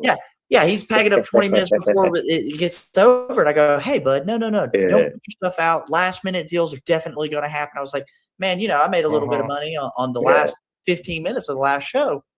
He goes, I don't know. I'm tired. I said, give it a shot. Not even 5 minutes later, somebody comes and goes, yeah, believe it now. $100 bills on you. And he goes, when you're right, you are right. Because we had the table of deals and steals, baby. That's right. That's right. That's right. Yeah. Like I said, he was there first. He was there first, man. And we sat down. Welcomed us with open arms. Shout out Simon. To the six. From the six. For the six. This is Drake approved podcast. No Diddy. But like I said, take that. And so like I said, once again, we appreciate everybody that's new listening to everything. Welcome to the family. That's all I'm gonna have to say, man. Shout out to everybody that was there. It's just like I said, it's no words to like thinking that we just started this podcast and where it's at, like even for this short amount of time and the people that it's reaching and everything. I just can't express how you see it in person. You're thinking that, hey, like what Jerry said, you think we just basically just talking to the internet and just putting stuff out there, but you actually see that's actually touching people. And when you talk about listening to this on the way to work and stuff, and how, I've been listening to y'all for a while. Listen, let me tell you something. Every single click and download, every single like that y'all put up, so much, guys. It means a lot. Like me and Amani, we were dying tired on the way in, and we had somebody repost us and said, hey, we appreciate the lives. It helps you get closer. Yeah, Cage shouted us out. Cage did it. Yeah. And I literally, like, my whole body just felt fuzzy. That energy. And I was like, and I told Amani, I said, bro, I've been dead tired for the last 6 hours straight of the drive. I said, I've got all the energy in the world. Like, chugging a Red Bull doesn't even compare. I mean, it straight love, y'all. We really do appreciate y'all. Yeah. So like I said, shout out there. Yeah. So shout out to everybody on there. Like I said, once again, just follow us on. We're on Spotify, Apple Podcasts, YouTube. Get the videos and everything. Instagram. Finna be on Twitter soon, but also, like I said, follow Yabo on Whatnot, YAYBO. If you have any questions, anything about the design, about the necklaces, and everything with the card holders, it's Yabo Designs also. Definitely official sponsor of the podcast that's going forward right now. Like I said, just hit him up for any designs or anything going on. But like I said, everybody that's National, hope that you drove home safely and everything. We will be at the next show that we will be at is the Huntsville show in a couple weeks, and we're gonna hit up New York for Fanatic Fest. But listen, until then, like I said, if your grandma is hopping along with one leg, let her listen to this too. All right, we love grandma too. But until then, peace. Welcome back to the Quiet Car Podcast, episode 3 of the National Series, and we will be there this week the whole time, Wednesday through Sunday. So check us out. We'll be at Car Collector 2's trade night. We're gonna be at F1 trade night, and we might peek into the after show 6 to 1. I forgot where that location is. We'll figure out the location. But we also but we will be in Cleveland this week, so everybody just come check us out. You know who it is, your boy Money right here. I got JP on the side right here. I got Yabo on the other side of me. And if you have not followed him on Whatnot, you need to do that. YAYBO. Yes, we have the 24-hour stream coming soon. All right. And he is going to start streaming on there soon, so you better watch out on there. We're going to have huge gifts, huge surprises and everything. And then next week, we're going to reveal the secret card show that is happening on the East Coast of the United States of America. This is going to be a huge private show. The Quiet Car Podcast is going to be there. Okay. Yeah. Watch for what we're going to say. But look, on today's episode, of course, we're going to talk about the National. We talked about trade nights and everything last week. We're going to just talk about what are we going to do for the National, period. But also, we also got to talk about how Fanatics stock is going down the drain right now. And also, WNBA All-Star Game was last Saturday. Lit. We got to talk about that. Lit. Viewership was crazy. The whole game was crazy. Did they mess up choosing the USA team? A lot of people say yes. Nobody's saying no. But in that, JP, talk to them what it is. Bro, it has been a wild week in the collectibles hobby. But as far as stuff moving, bro, it's been on fire. Volume is there. Literally had a sale yesterday at the local card shop, picked up a few things. Bro, sold 3 items, already made my money back, still got quite a few items, just really stocking up for National coming up. Literally, me and Amani will be there in Cleveland and probably 11 hours from now. So if you guys are hearing this on a Wednesday, we're already there. We're already there. Bro. Yeah, So but what it's been hot, bro. It's been hot. You know, everybody who says the hobby's dead, bro, go cry to your grandma. You ain't even trying. Go outside. Go outside. If you think the hobby is dead, go outside. Yeah, but what's up? Yeah, if you think it's dead, man, just don't come, man. Yeah. Yo, just getting ready for Nationals, man. Got roller case ready, stock about 140 cards, graded, ready to go, repriced. Price your shit, yo. For real. You're gonna need it. Yeah, Stickers on prices. top. Stickers on Stickers top. on top. You ain't gonna have no, because you ain't That's gonna have right. no service now at all. So yeah, man, just getting a few more things to bring, getting a few comics and some old magazines, see if we got any Ali buyers out there. So yeah, man, ready to go, ready to give y'all the call when I touch down, man. Let's go. It's on. Let's go. It's gonna be crazy, bro. Yeah. So we'll start it with the car show review. I think am I the only one that went to a car show this weekend? I went to a sale at the card shop, but that's Okay. it. So I was up in Indiana. Shout out to CrowdStrike out here showing out. Y2K. It's 24 years Y2K later. Y2K in 24 to be What's going Y24K on? to be Y24K. So but I went up there, I had to go to Indianapolis. And then when I shot back down in South Indiana, I think it was like Shawnee, I think, or something like that. This city, I was like, I need to go to a car show somewhere. So I always bring my cars, especially when I'm driving somewhere. They had one up north, close to Chicago. I was like, I ain't gonna go there. And then I was like, let me just go down here. I don't know anything about the city. I don't know nothing like that. I pulled in. I already see when I took off the exit. I already saw. I'm like old school Fort Payne, Alabama.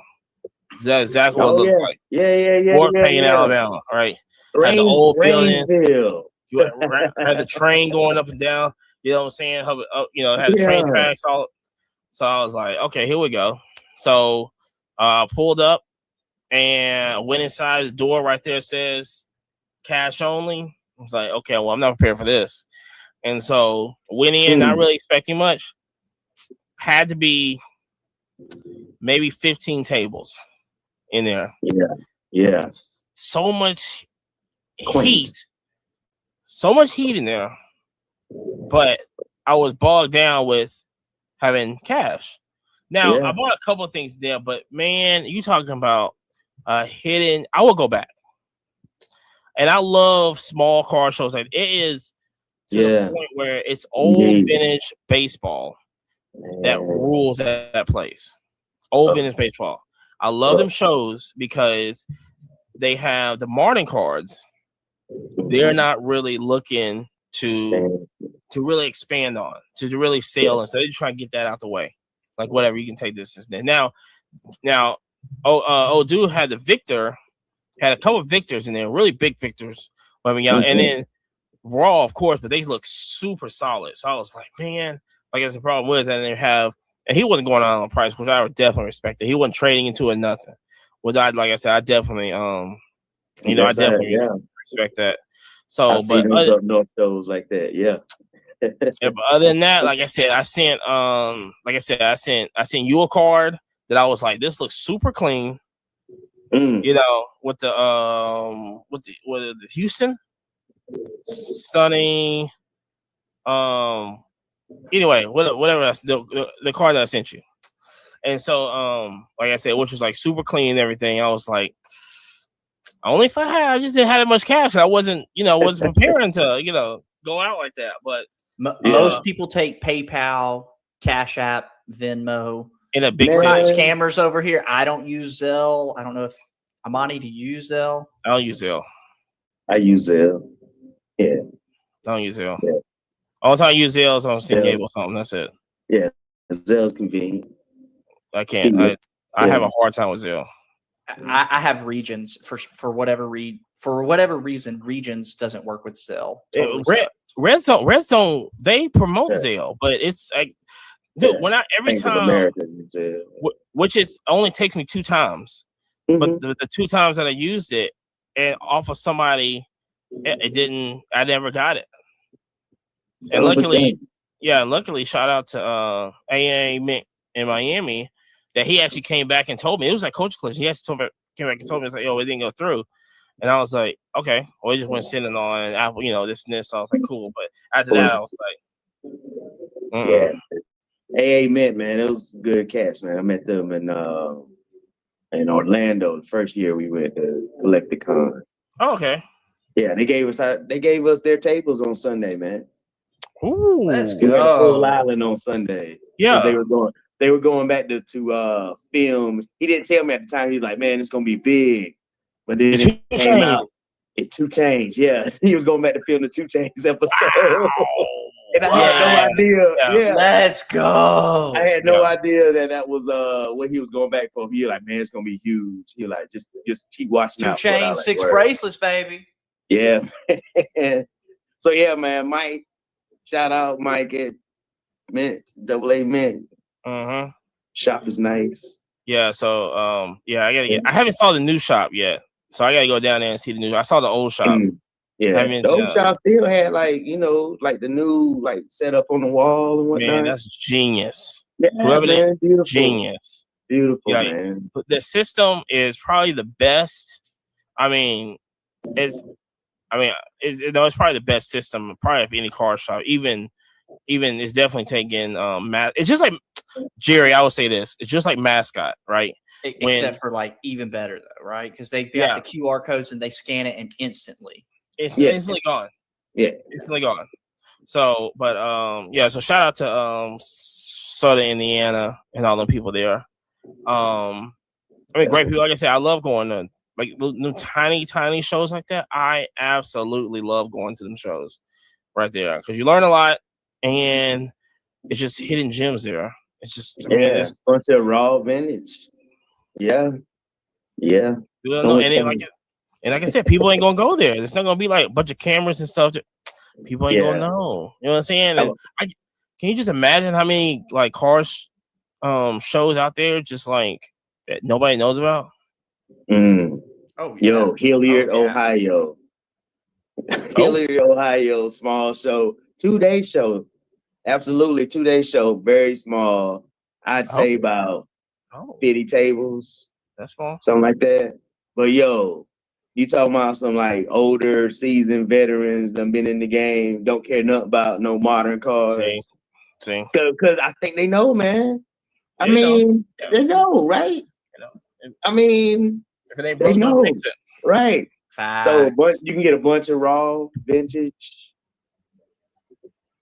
Man, good prices too, man. So yeah, I can't wait to go back to another show in Hilliard. I'm taking cash. Ooh. Take the cans of money. Yeah, gotta take some money back, man. Straight up.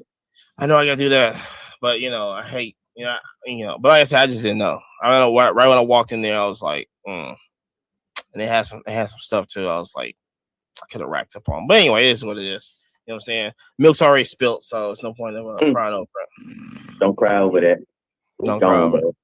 So starting off, we finna rub hands like Birdman for a second, because what happened to that boy? Every time, that is a perfect interlude to this. Now, every Sunday we have the PWCC, which is now Fanatics Collect live show every Sunday.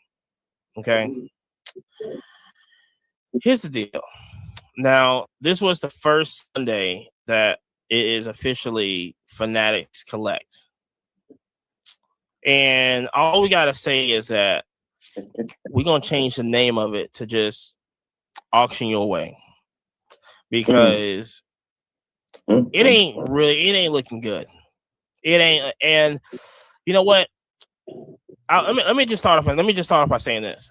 There was a Lewis Hamilton out of 5 red. It was just a regular top, so it wasn't really nothing like crazy. And it was a winner's card. I think the Bahrain card. And when I got on that Sunday, even though I was at a hotel, but that's still not to blame for Ruben and Mike, is that I could not find the card. So I'm looking like, where's this card at? Now we was already late to the show. You know what I'm saying? So we was already late this and this. Okay, cool, whatever.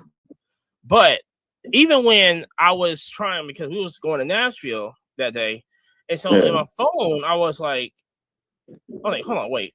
I felt like I was tripping because I could not find where it was either the favorites. Yeah, they on the app they took off the my favorite or my bids and took off the favorites. So I couldn't find the card. For whatever reason, they just decided to shit on the app, because the app literally, you could have just rebranded, changed the color scheme, and everybody would have loved it. Like, you could have been the superhero. Right.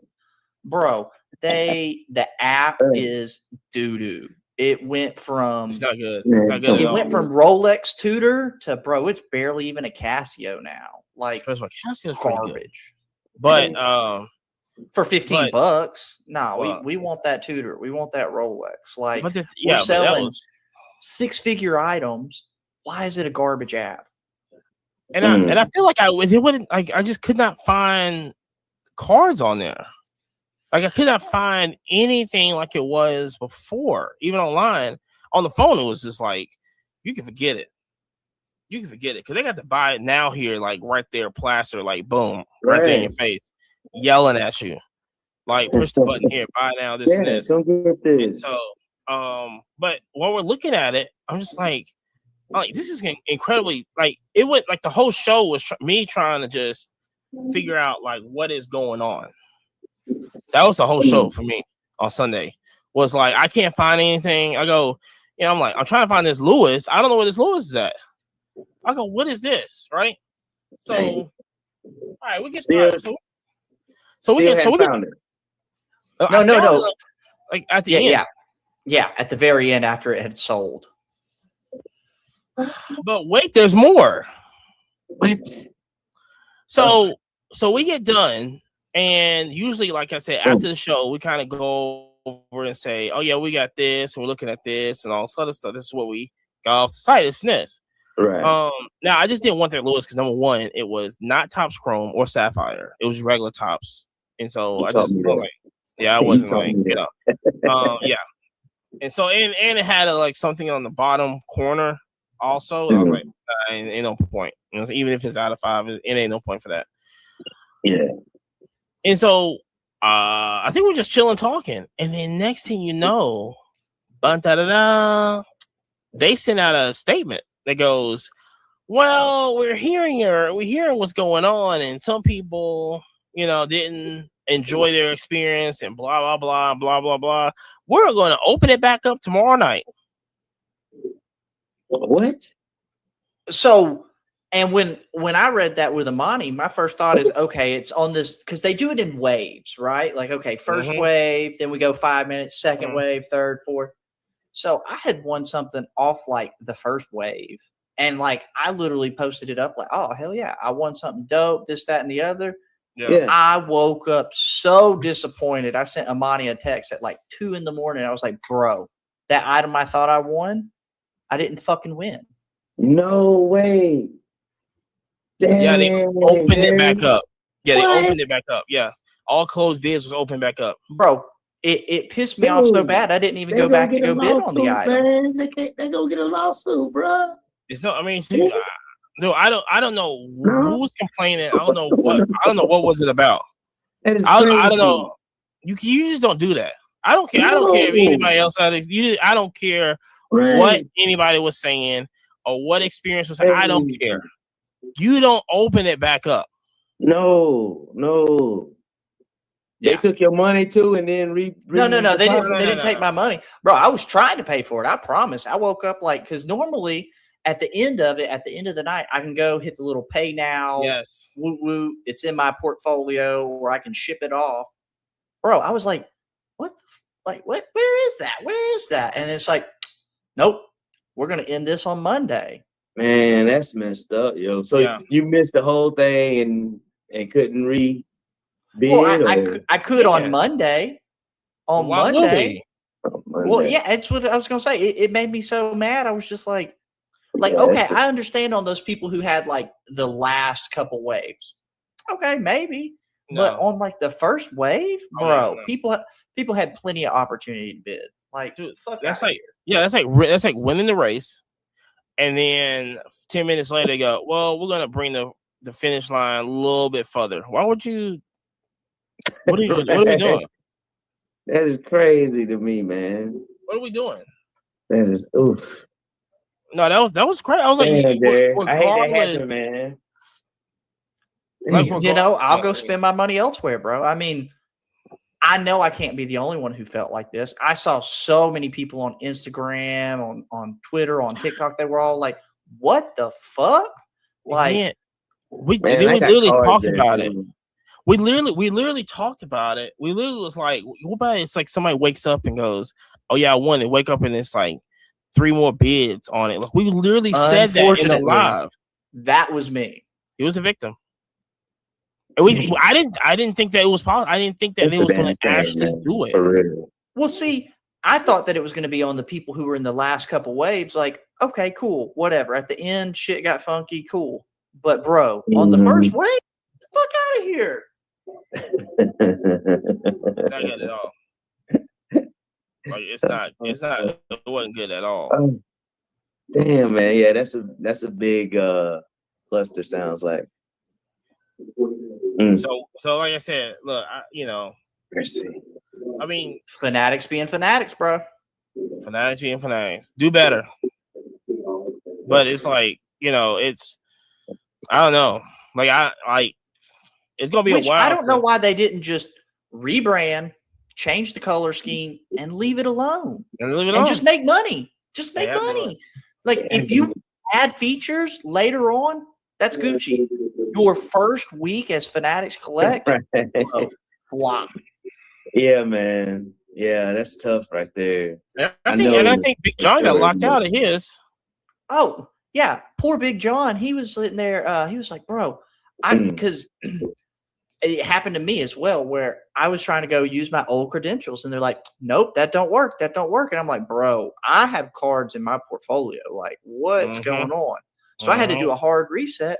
Apparently, that hard reset didn't work for everybody. I mean, John's a smart enough guy. He's like, okay, I hit that forgot button. Like bogus. Bogus. Yeah, like I said, it's fanatics being fanatics.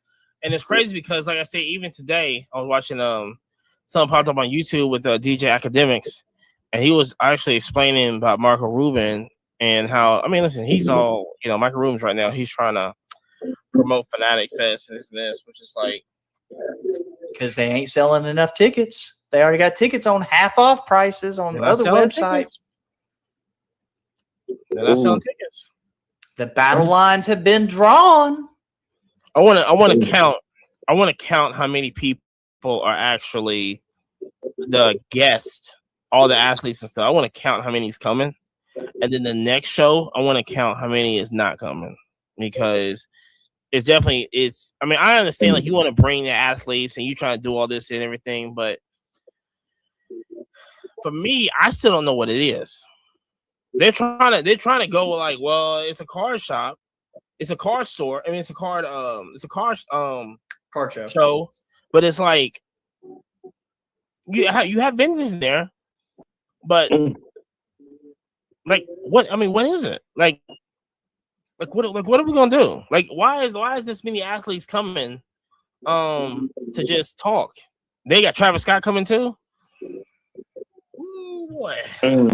Boy. Who's gonna be the return guest for next year? For the next year. Right.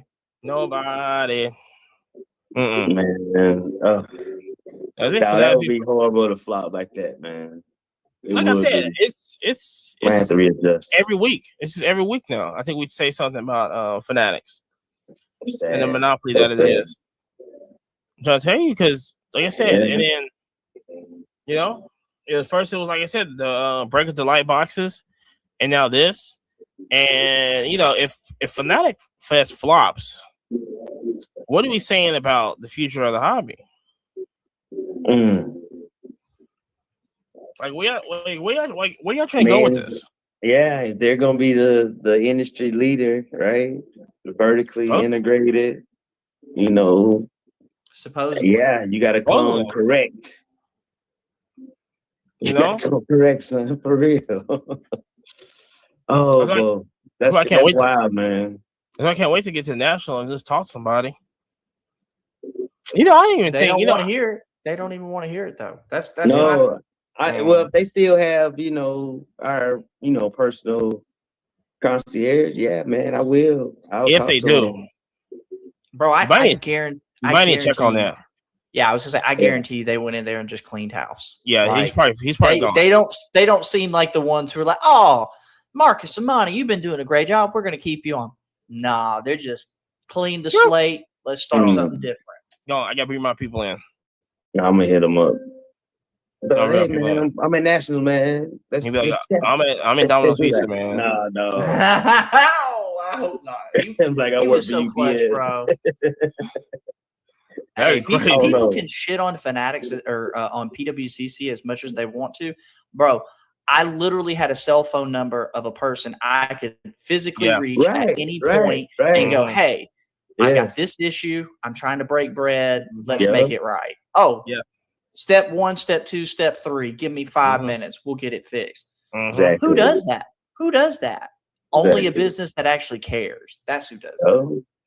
I don't see it. I don't see it. I don't see the concierge with Fanatics. I don't see it at all. But I mean, like I said, we're gonna see. I sure hope so. That would be we are going to see what's we're going to see what's gonna happen.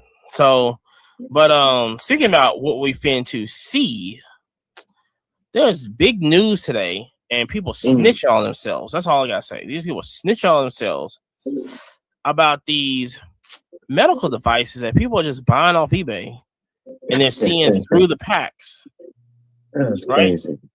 Yes, it's the Pokemon guys that came up with this, and they get one. I'm pretty sure they were looking through boxes of Flawless. Wait, yeah. And here's the thing: people been saying this stuff like as long as I've been back in the hobby. People been saying, "Hey, loaded boxes. They know what's in the cases," and nobody had answers, bro. Old buddy's patent pending on this information. Here's the story, right? I'm gonna tell you the story where probably all this came from, which I discovered this earlier today, and I couldn't wait to talk about this. So, with all these CT scanners and stuff like this, there was a main source that kind of linked to maybe where it started at, or where it's going to blow up at, or the information kind of got out there. Is the show on Netflix with Golden, Okay. Because Okay, yeah. because here's the thing. Now listen, I never watched the show, so this is me seeing it from somebody else that watched the show, and I saw the clip of the show and everything. Yeah. Season 2. Now I don't even know why I don't know why we're saying this, but it is what it is right now. Season 2, episode 4. There was a point in the show where a guy bought either a case of iPhone, the first I one, saw that. or Yes. and then he took it to a doctor's office Yes. in the show and Yes. scanned the boxes with the iPhones in it to make sure that it was legit. They Then the did. doctor goes, "We can see anything that is sealed." Yes. Yep. And the guy brought his old iPhone that he bought for somebody some years ago that never opened. And what did he have, Amani? I didn't watch it. I didn't watch the show. He ain't have nothing. He I hadn't seen season 1 or 2. ain't have nothing else. Spoiler alert. The right thing was not in that box. Nope. He was What? disappointed. Yes. The right thing wasn't The in the box. iPhones? The There's guy- nothing in the guy iPhone that- boxes? Another guy, he wanted to bring his back, so he went and got his and brought it back, and yeah, it wasn't in there. Yeah, it wasn't. Oh my god! Right, yeah. So back in the day, somebody sold him an iPhone, and it was supposed to be legit, and he found out that day. You gonna learn today. It Oh my wasn't. gosh! Okay. Yeah. Wow. Yeah, man. I saw that episode. I sure did. So That was wild. So people are Yeah, thinking it was that. crazy for them to go in the doctor's office. I gotta watch. I've been Doctor, meaning to watch listen. the show. I've got the copay money right here. I just need you to scan this box of Flawless for me. Now, That's it. don't ask no questions. Like, but do I got the Steph Curry rookie in there? Do you think that's a Yeah. Triple Patch logo in there? Like, Yeah. Dang. Right. Oof, Dang. boy. Well, I mean, yeah, once that hit the airways, man, for sure, people are gonna go up and check everything now. Yeah, because we was looking at, like I said, we was looking on eBay for like CT scanners and stuff, and there's a couple have been bought. lots of parts and pieces. A lot of parts and pieces, and Since the news has been broke, somebody's Yeah. been buying parts and pieces to CT scanners. I mean, I'm sure it's a doctor's office, right? Yeah, they got the time to put together a CT scanner. yeah, we were trying to look at the usernames. Oh yeah. We were trying to look at Right. the usernames on there and go like, okay, let's see if this is like, so and so. I like to break cards 334 or whatever. You know what I'm saying?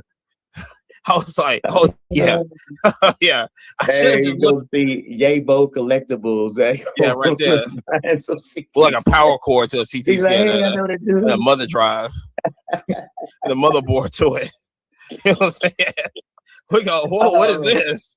We got to talk about this on the pod. That's crazy, man. Nah, Oh. dude, that's too much, man. I'm not. Yeah, you go through that, man. Yes. Hey, listen. You there's- zoned in. You locked in for real. You might as well go all the way. Well, Might as well go all the it's way. crazy because you got some of these, Yeah. backyard breaks and all these people who just had all these amazing cases forever. It must have just been a coinky dink, right? It's not like they hired somebody who goes, so what was your background before this? Oh, well, I was an X-ray technician, but now I'm breaking cards. Oh yeah, I bet. That is crazy. That's man. Oh god, it's crazy. That is. Yeah, but yeah, so CT scanners is Oh, on the man, rise right Jerry, now. So I would be damn floored if that came out, Jerry, for real. I wouldn't doubt it. I wouldn't doubt. Listen, we've already got these people who, oh well, let's see who's going to hit the flamethrower or whatever, and we're advertising and going back to backyards. We've been advertising the flamethrower. Oh, there's a $40,000 card, and it just so happens to the it doesn't repack. come up till the very last day of those repacks. It's just Yeah. so interesting. Like, it was so random. Damn, man. Oof. I'm telling you, I'm Yeah. going to put it on wax right here. I think that eventually some type of legal entity is going to come in and say, hey, y'all need to have regulatory things just like the gambling stuff. 100%. It's bound to happen, especially It's with bound all to this happen. sketchy shit happening. I believe so, man. I mean, We're that's putting it on wax. This is July 23, 24. Bro, when we're right, we're coming back to this clip. Yeah, man. There got to be standards out there, man. We can't have like top loader companies with slightly different size top loaders. You know what I'm saying? We need to have regulations all around. No. I mean, I'm telling you, it's going to be a breaking thing. For I mean, real. honestly, so like with us living in Alabama, we don't have a state lottery. I know a lot of these guys who are running breaks and stuff. I'm telling you, when the lawmakers really get interested in this, Yeah. let's see how that works out. That's why I only move singles. Like, I'm not trying to move no sealed, but if I move sealed product forever on, it'll say no CT scanner, not weighed. Give you a disclaimer, Jerry. Facts, bro. Yeah, but then I even speaking on that, it's like even if I see a picture of that, if you go on eBay and they got a wax right there and it says no CT scans or no weighing, it's like I'm not touching that. Oh, I think you're just saying that just to say it. We got to talk about the disclaimer that they were selling the sealed packs on Fanatics Collect. It even said on Fanatics Collect, this has not been authenticated. That it is factory sealed. Yes, the raw ones. Yeah. Yes. Yeah. No. So it's like, no. What y'all doing? What y'all doing? But then they get rid of. Okay. Oh yeah. Listen. So in other news, Fanatics Collect also PWCC or whatever you want to call that thing, going downhill is what we call it. Is that they also announced that they're not doing autograph authentic only ones, and so I was thinking that it was the custom card. It's not the custom cards. It's if it says autograph authenticated on the slab, they're not gonna sell it. Really? That's crazy, bro. They're not gonna sell it because I was thinking it was the custom cards also, but then either shout out to Coach. I think he's the one that put it. I was like, oh, this is only the authenticated autographs. They're not gonna do that no more. What? Yeah.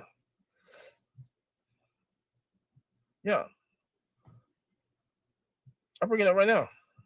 Man, that's wild. But they have to be selling like legit stuff on their sites, man. That's you can't be coming out with like that stuff disclaimer that might not be right. We can't confirm or deny that this is factory sealed or not, bro. Sketch. It is. So in order to ensure Fanatics Collects is the most trusted platform for collectors, we are implementing an important policy update. Effective today, we will no longer permit the sale of autograph-only authenticated cards on our marketplace. Feedback from the collecting community has made it clear that authenticity of autograph-only authenticated cards can be misinterpreted. Is that true? I don't think so. So if it just says like trading card at the top of the slab and then like autographed by, Reggie Jackson, right? So they're saying since that card hasn't been itself like authenticated, then they won't sell it. So basically somebody could get a reprint of a card autographed, and PSA, they won't grade the card or authenticate the card, but they will authenticate the autograph and slap it. See the way that's what how I read it. So how I read that is, have you guys seen where, say I've got a Jason Tatum rookie card that never had an autograph, and I go get Jason Tatum to sign the card, and then it says auto grade 10. How I read that is they're not going to sell those, because I could see if you're a new collector and you go, ooh, 10, you're thinking, oh, this is a PSA 10 on the card, when it's actually a PSA 10 on the auto. But they gave a very vague description. They really should have given more meat and potatoes. Like what does this actually mean? Wait, so even if you have a Jordan card that's Mhm. signed and it's authenticated, auto only, or whatever, Yeah. just tell me you're not gonna sell that on there? That's what it sounded like. So it sounds like, yeah. So like I couldn't. So like if I wanted to sell like my Big L on there, autograph, couldn't sell it. Can sell it. That's what it seemed like. Yeah. Autograph only. Yeah, seen that. Yeah. Autograph only authenticated cards. Right. You will no longer permit the sale of Or say autograph only cards. authenticated cards on our They didn't marketplace. they ain't say photos. So I wanted maybe type 1, type 2, type 3 photos or something. It has to be the same thing. It has to be the same thing. But yeah, so that's that's happening on there. So you better, but we'll see. Yeah, I'm gonna look into that more, man. Because that would be a big deal for a lot of people. And so also we got news, which we had talked about this a couple of weeks ago on our Haktua show, is that we asked the question if like will PSA get into the game of creating trading cards. Just wake up one day and was like, yo, we're gonna grade comic books. You know, they're gonna just up and grade just comic books and this. We have our feedbacks and everything. We say what we want to say. Now they had woke up and just was like, yo, we're gonna grade comic books. What's the status now? How y'all feeling about that now? Since it's official, and they're gonna be dipping and spraying also. Cleaning service, press, all that. That. So I'll start us out. The slabs for the comic books look like hot garbage. Oh, okay. I mean, I'm gonna be honest. Just the prototype that I saw, which it's a prototype. I get it. It might not be the end result, but I'm just such a fan of what the CGC slabs look with the comic books. They look great, bro. They look great. I'm pretty sure for our video our video watchers, Amani's showing a comic book from CGC. Look at the blue label, bro. That looks so clean. That looks so fire. I just didn't really like what I saw as far as the PSA slab. It just didn't, or for comic books, it just didn't really have the visual appeal to me. Yeah, but you're our comic expert. You're the phone a friend for every time we see cool comics. Yeah, what man. was your thought? I mean, it did look a lot like a regular, PSA slab. I don't know how it's like the size of it. Like, how it goes compared to CGC, as dimension wise, you know what I'm saying? I just off the surface of it though, like as a comic book collector and a magazine collector, I appreciate it from PSA because PSA is a huge company, so they shining a whole lot of light on comic books and magazines, and that's what's gonna be the big kicker, man, for the magazine side to get a little bit more traction. Because a lot of people sell comic books, but a lot of people don't realize that 57 Sports Illustrated with Mickey Mantle on it, it is a way lower population than a 56 Mantle rookie card. You know what I'm saying? So I do like that perspective of it, man. I'm still gonna go with CGC for comics, and I'll roll with. For how long though? I might roll with PSA for the ones that they send me every month. I think those might look good in their slabs. We'll see. So let me hit a quick interjection. If we can grade something as thick as a comic book, why are we still giving out these goofy slabs for when I have a 150 point card? They send me a slab that's as big as my face. Yeah. But we can figure out a comic book? No. Yeah, I don't get I it. was looking at some of the thicker cards, man, like some of those slabs. Yeah, they're a little. I mean, they do nest. They still stack pretty good, but yeah, they feel weird. No. I'm talking about but I'm talking about the ones that are giant. Like my Craig Kimbrell, it might be a 175 Mhm. coin. It's a thicky thick.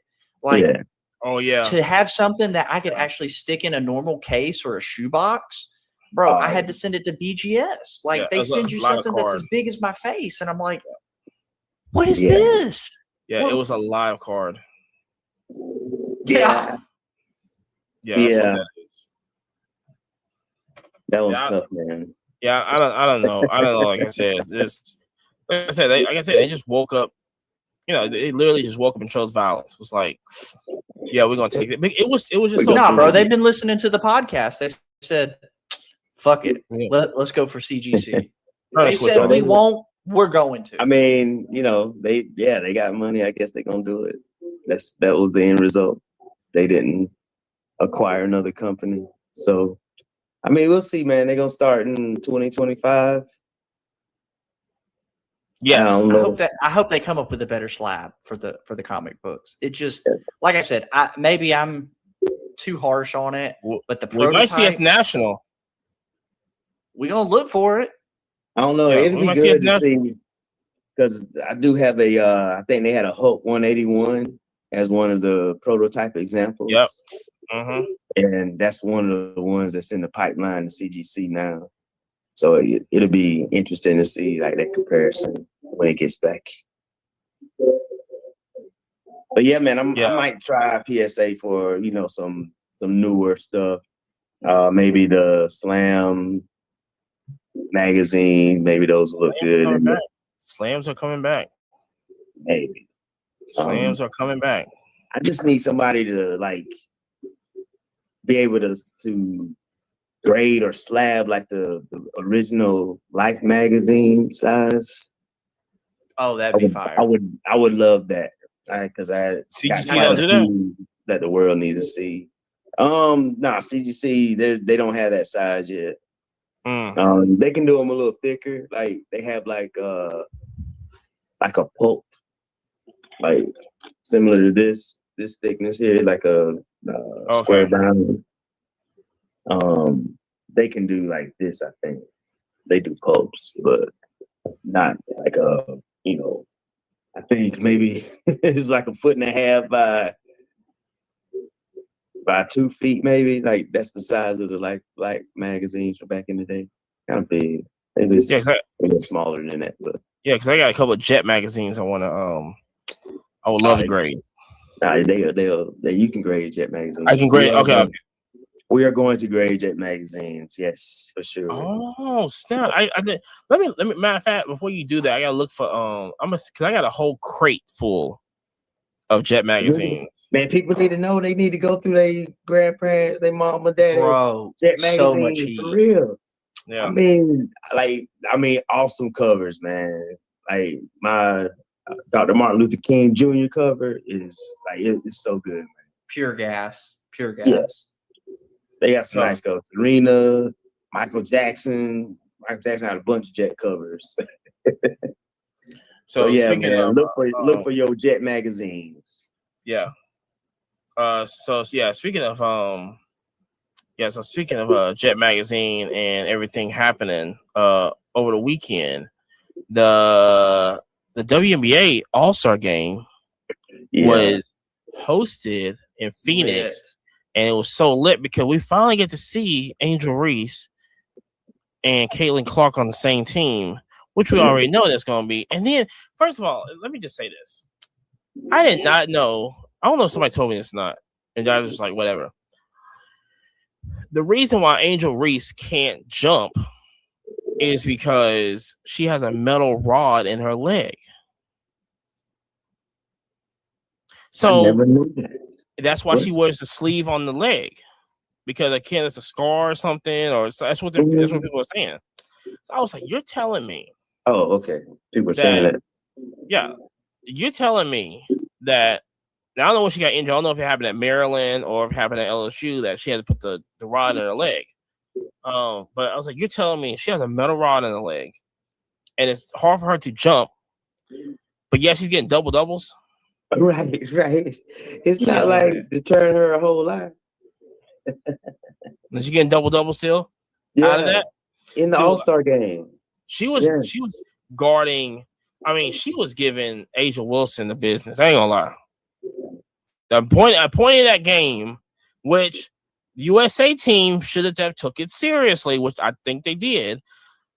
But the thing is like this: Diana Taurasi should not be on that team. Period. I mean, she's fired. Don't get me wrong. Like, she's a legend. We definitely respect her. She's a legend. Yeah, we respect Diana Taurasi. Yes, but still, yes. Like, let's get some young blood in there. Omeka Ogwumike should have already been on there. Yeah. Yes. But to have it was a interesting like point that Caitlin didn't make, like not one 3-pointer though. Yeah, I was like, what? But she was dropping dimes though. I mean, oh my gosh. Yeah, she was dropping dimes. There was footage of when she come down the court, and I forgot who she passed it to, but then I think Emeka was there at the 3-point line, and you can see somebody zoomed in on her, and she was so shocked. She turned around, dapped up Caitlin, was like, "That was amazing." I mean, the passing, like if anything, and that's why I keep saying about Boston is that, like I said, man, if Caitlin needs one more person on that team that she can dime them passes to, because they gotta be ready for them, man. You can't guard that. You gotta be ready, and you gotta be ready for them, man. It takes a lot of chemistry, a lot of practice. Yeah. To understand, like, oh man, she's special, yo. I gotta always be ready. She might drop this right in the best spot. We just easy lay it up. I don't even have to like double pump or nothing. Pump fade. That pass that she did to pass on Angel Reese faked out Brittany Garner. Like, listen, you can say what you want to say about Brittany Garner. She's still that girl, and that she still be defense all. So she's not falling for that. She's not falling for that. She when you shake Brittany Garner like that, and I was like, and they dapped each other up at half court, I was like, oh yeah, this is what, and I was like, even if I feel like Reese, she got limited. I feel like she got limited minutes in that game. Like, I really wanted to see more of her and Caitlin, but even when crowd there too, she still got a double. Yeah.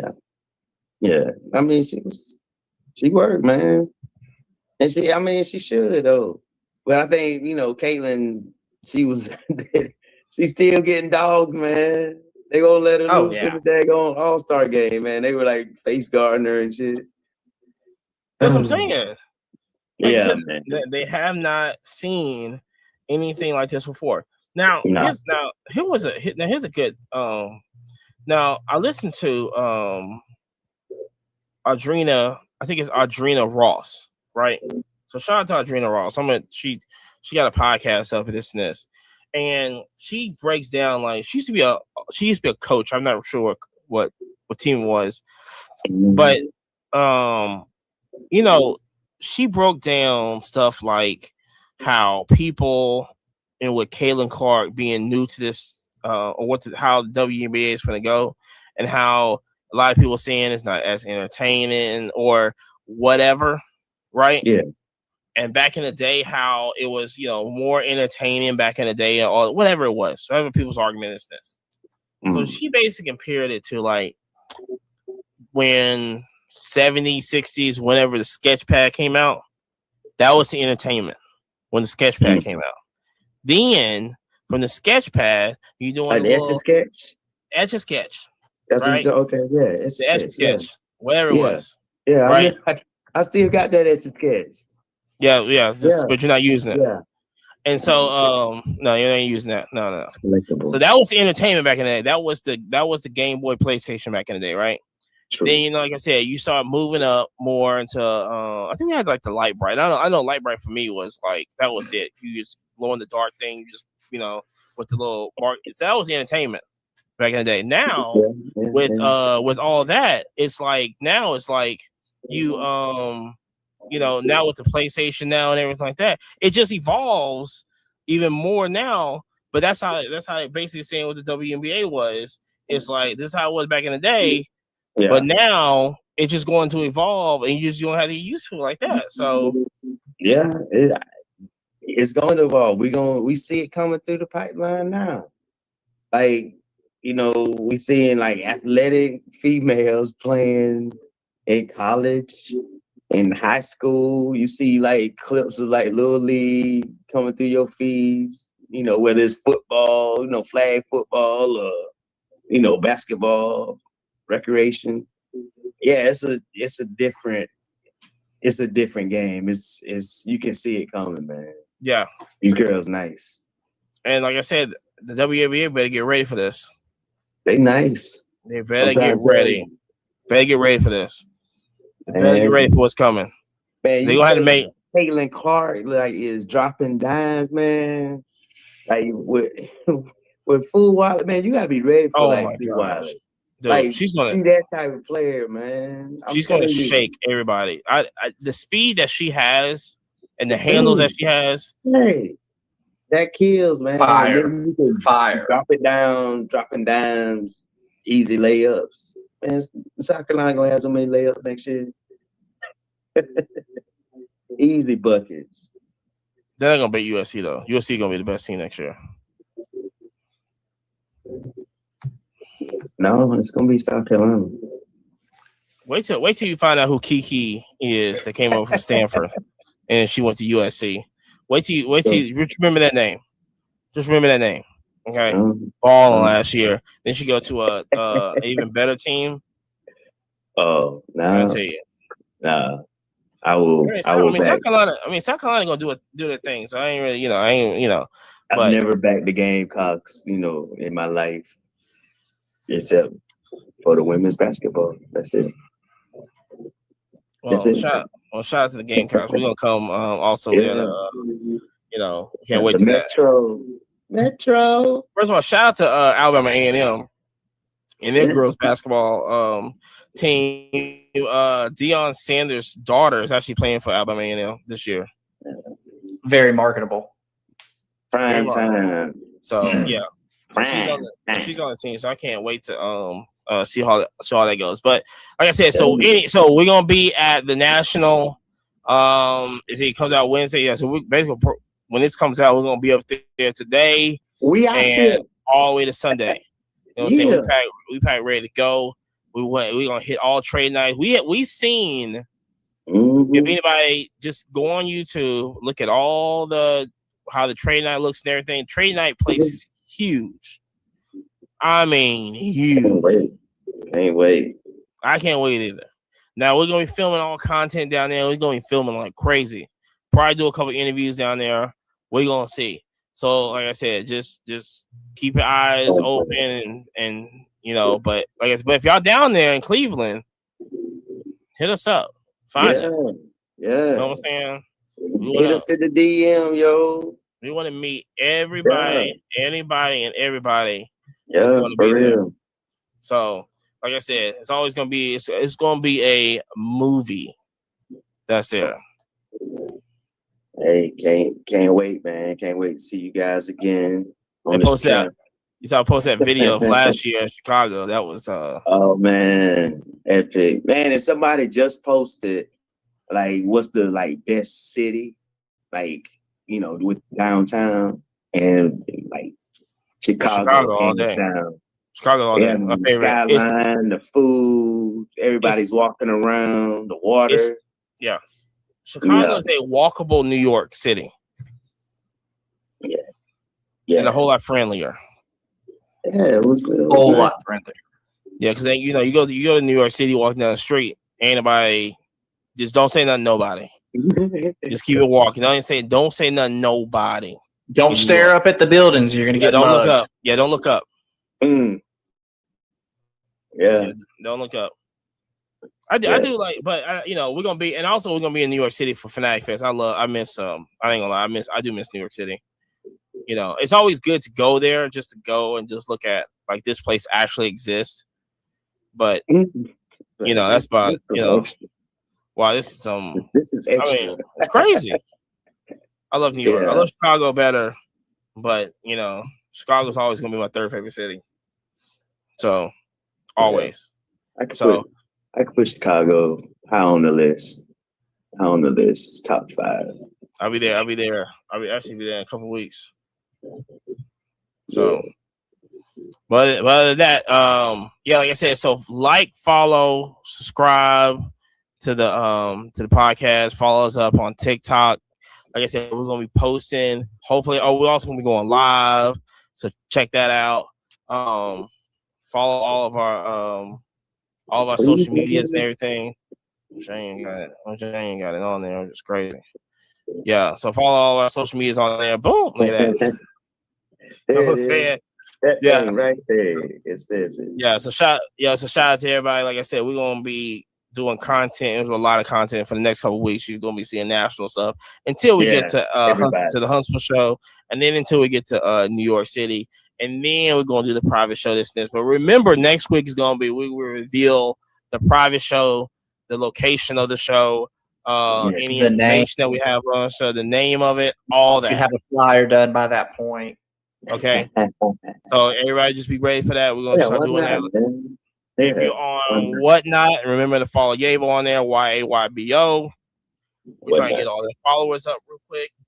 Yeah, he's gonna be doing shows soon, and then we're gonna do the 24-hour stream on there. The Nationals, we'll just give that.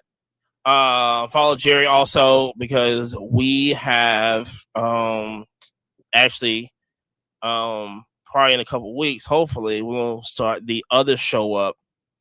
So follow that on YouTube. We're gonna start the other show up, because we're just gonna start it up. And like I said, when we start this show, you're gonna understand the reason of the Quiet Card podcast. Okay, yeah, that's all I'm gonna say. That's all I'm gonna say. So, but like I said, until next time, if your auntie has no feet, she can still listen to us. Okay. All right. So shout out to her nubbing around working at IHOP. Yeah. So like I said, until next time, peace. Peace. Yabo. Welcome back to the Quiet Car Podcast, episode 2 of the National Show. We got one more next week, and we will actually be at the National. So shout out to everybody that's going to the National. That's going to Cleveland, Ohio next week. But on today's episode, we are going to talk about Fanatics being Fanatics and the monopoly that is. Got an update on that. Also, we got a WNBA update also. Who is the real rookie of the year? And who is patting their stats? Okay. But you already know who it is. Your boy Money right here. I got JP next right beside me. I got Yabo, who you need to follow on Whatnot. YAYBO. Yes, we have that. Yes, we have that coming soon. We have the big one coming soon. We got some little ones coming also, but it's Whatnot, YAYBO. But until then, JP, tell them what is good. This weekend, we drove to Indianapolis, and we went to, what is it, JJ's All-Star Show? Yes. Well, it's that's who runs it, but it's the Indianapolis show. Yeah. Okay. Yeah. An amazing show. Mm-hmm. So it was a super small venue. So like at first I'm sitting there like, what's the vibes? Bro, there was more money in the room than you would have expected. It was slow. Amani was telling me it was slow. Me and Amani were buying the entirety of the time. Quite literally, we had 2 tables and 2 tables, 2 cases, and it was 1 table. Mm-hmm. That's it. Yeah, that's how big the table is. You know what I'm saying? Oh my God, what was that? A 10-foot table? I think it was an 8-foot. I think it was 8 foot. Dude, it was clutch. It was super clutch. It was a great show. Amani kept telling me it was slow, bro. They were in and they were in deep. They were like just elbow to elbow, bro. It was nuts. Yeah. Very It was nice. a very heavy baseball show. So there was a lot of cool football. I did see a little bit of some TCG stuff, not that much. But as far as buying goes, oh my God, it was worth the drive just on that. I mean, literally. I bought 1 or 2 lots and I've already sold 2, 3 things and already made my money back. And it's like, ooh, wee, like You like that? I still got like some that. big stuff. Yeah. Mhm. I mean, Yeah, man. and it sold immediately too, because I was picking them up for like $25 per. I sold one for like $70, the other for 45. Like, got another one for like, I mean, crazy, bro. It was a good time, honestly. We stopped by Cane's. Cane's was lit. Sauce was good. Chicken maybe a little greasy. And then we went to the stadium, bro. The stadium was fire. We want to shout out Julius. Yeah, shout out Julius. Yeah. He was the one who put us on Cane's because I said, hey, man, you're local. And I believe Julius is like a 18, 19-year-old kid, just graduated high school, in there cooking hard. We literally, I said, hey, bro, next time I see you, you better have a chef's hat on. Bro, he was from one table to the next, coming back, buying, selling, trading. I was like, bro, I love that. It was a great show. It was a super long car ride. But we stopped at Bussey's in between. We went to 2 different Bussey's. You know, a lot of action happened. A lot of action happened. On the way back, on the way back, there was something that I did not expect on the bingo card. That was crazy. What? Yeah, but like a lottery card. You can say that. You can say that, but yeah, Matrix 45. That's all we're saying. That was crazy. Yeah, that was crazy coming, and we pulling up pulling up the buggy like right on time, and then people, woo! You talking about people talking? I thought he was saying Buc-ee's. Yeah, Buc-ee's. The same thing. Yeah, it's the same thing. You had stuff at Buc-ee's. It's the same. That's what we call it over this side of Mississippi. Oh, got you, man. That's pretty funny, Jerry. But yeah, man, it was a great show. 100% I'd go again. 100% I'd go again. Now, the only bad part is the hotel we stayed at ran out of pillows. No joke. They had no pillows. How you run out of what?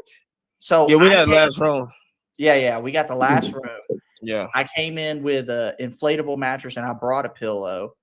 And poor Amani had to sleep with the pillow off of the little chair. Off the chair. But hey, it was better than a straight drive, 100%.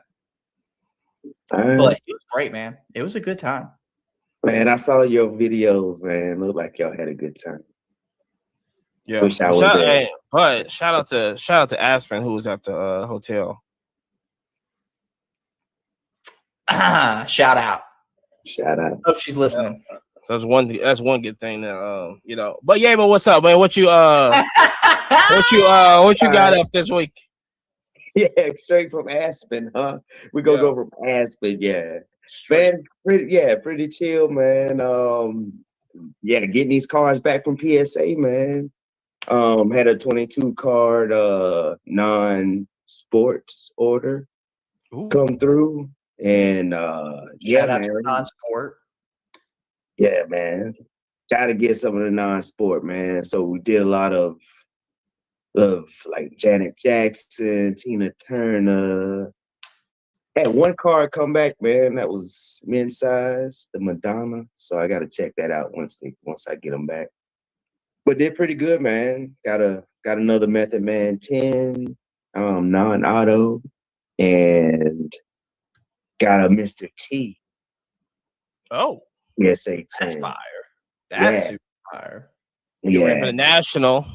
So yeah, man, gearing up for the national, man. Got your pop culture icons, got your Hall of Famers, all sports, man. So yeah, man, just getting ready for nationals. Can't wait we like what 1 week out Yeah. from rolling up out of here. Oh So my gosh, we are. Yes, we yeah, are. we 1 week 1 week out. out, man. That So rolling case is about to be full of fire. Full of fire. yeah, it's so that means we got 1 week for submissions to get through and in the mail and to us. So we're kind of looking like PSA needs to be done, grading things and have your payments in and stuff like that by probably Friday at the latest. What does it look like on the 2 cards though? Man, the 2 cards, man, they don't look good. I mean, we kind of got screwed a little bit, being the timing it is. They take so many cards in it, PSA. So PSA's forfeiting. That's right. So yeah, not All day. looking totally good on that. But I will tell you, though they haven't moved the estimated completion date, they are already in assembly. They are finished grading and they are in assembly. Oh my God, it's gonna be. That's gonna be. So jeez. things could pop off tomorrow, and if they're completely done by Thursday, I think you're in the clear. I think they'll make it. Hopefully But they make it. It's gonna be tight like that booty, dog. That's pretty tight. It's like a trombone player. And so, okay. Like I said, so we loading up for national.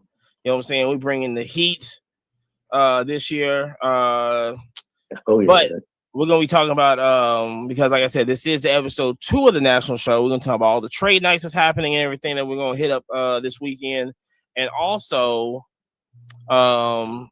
where places to stay, because like I said, Jerry and I were just goofing off, and it was like that's a lot of hotels that opened up that week. So if anybody's like curious what Cleveland looks like and what to do in Cleveland, Google.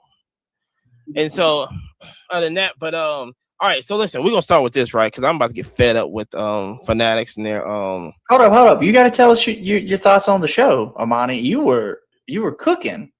Literally put the chef's hat on. I mean, come on. Not only that, we were streaming it live on TikTok. What, we got like 700 viewers plus? Like, it was. Yeah, that's like a new thing for me. I've been lately I've been TikToking at every show except I didn't do Louisville because it was like super busy. But yeah, I do on TikTok with the car show. What do I call it? Car show something that's on there. But I'll be doing live and everything. And like I said, it was crazy because like I said, people was looking for quarterbacks and stuff. And what's the Indy cards? Indy cards came over with the CJ Stroud cards and stuff. Yeah. And, we had them on TikTok live while we were negotiating them prices and everything going on over there. But listen, Indianapolis, this is probably the slowest Indianapolis be, but I would say that this is my second Fisher show besides the Midwest. I mean, Midwest Monsters, like I gotta go to Midwest. So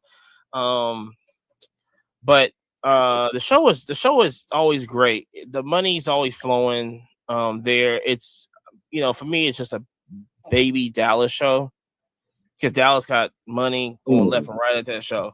And they spending they spending, you know what I'm saying? I mean, to the point almost got my 3 Lewis Hamiltons almost got sold. I was gonna say I didn't think he was gonna take them home. Like almost got sold. And it's that sales tactic. You talk to them about how rare they are, how cool they are. Just let them hold them, and they're sitting there going, "Oof." They absolutely love this comic book, though. Everybody stopped to look at the graded comic books. Yes. I mean, everybody stopped at our booth because the vast majority of the stuff that was there was either baseball, old vintage baseball.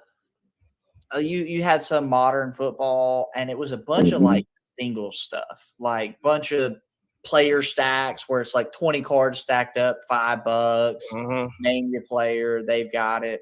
So I would like to say we had the best booth in the house, 100%. Hundo. Yeah. And like I Oh, said, even the that's guys beside me, they have a car shop in Bloomingdale, Indiana, where the University of Indiana is at.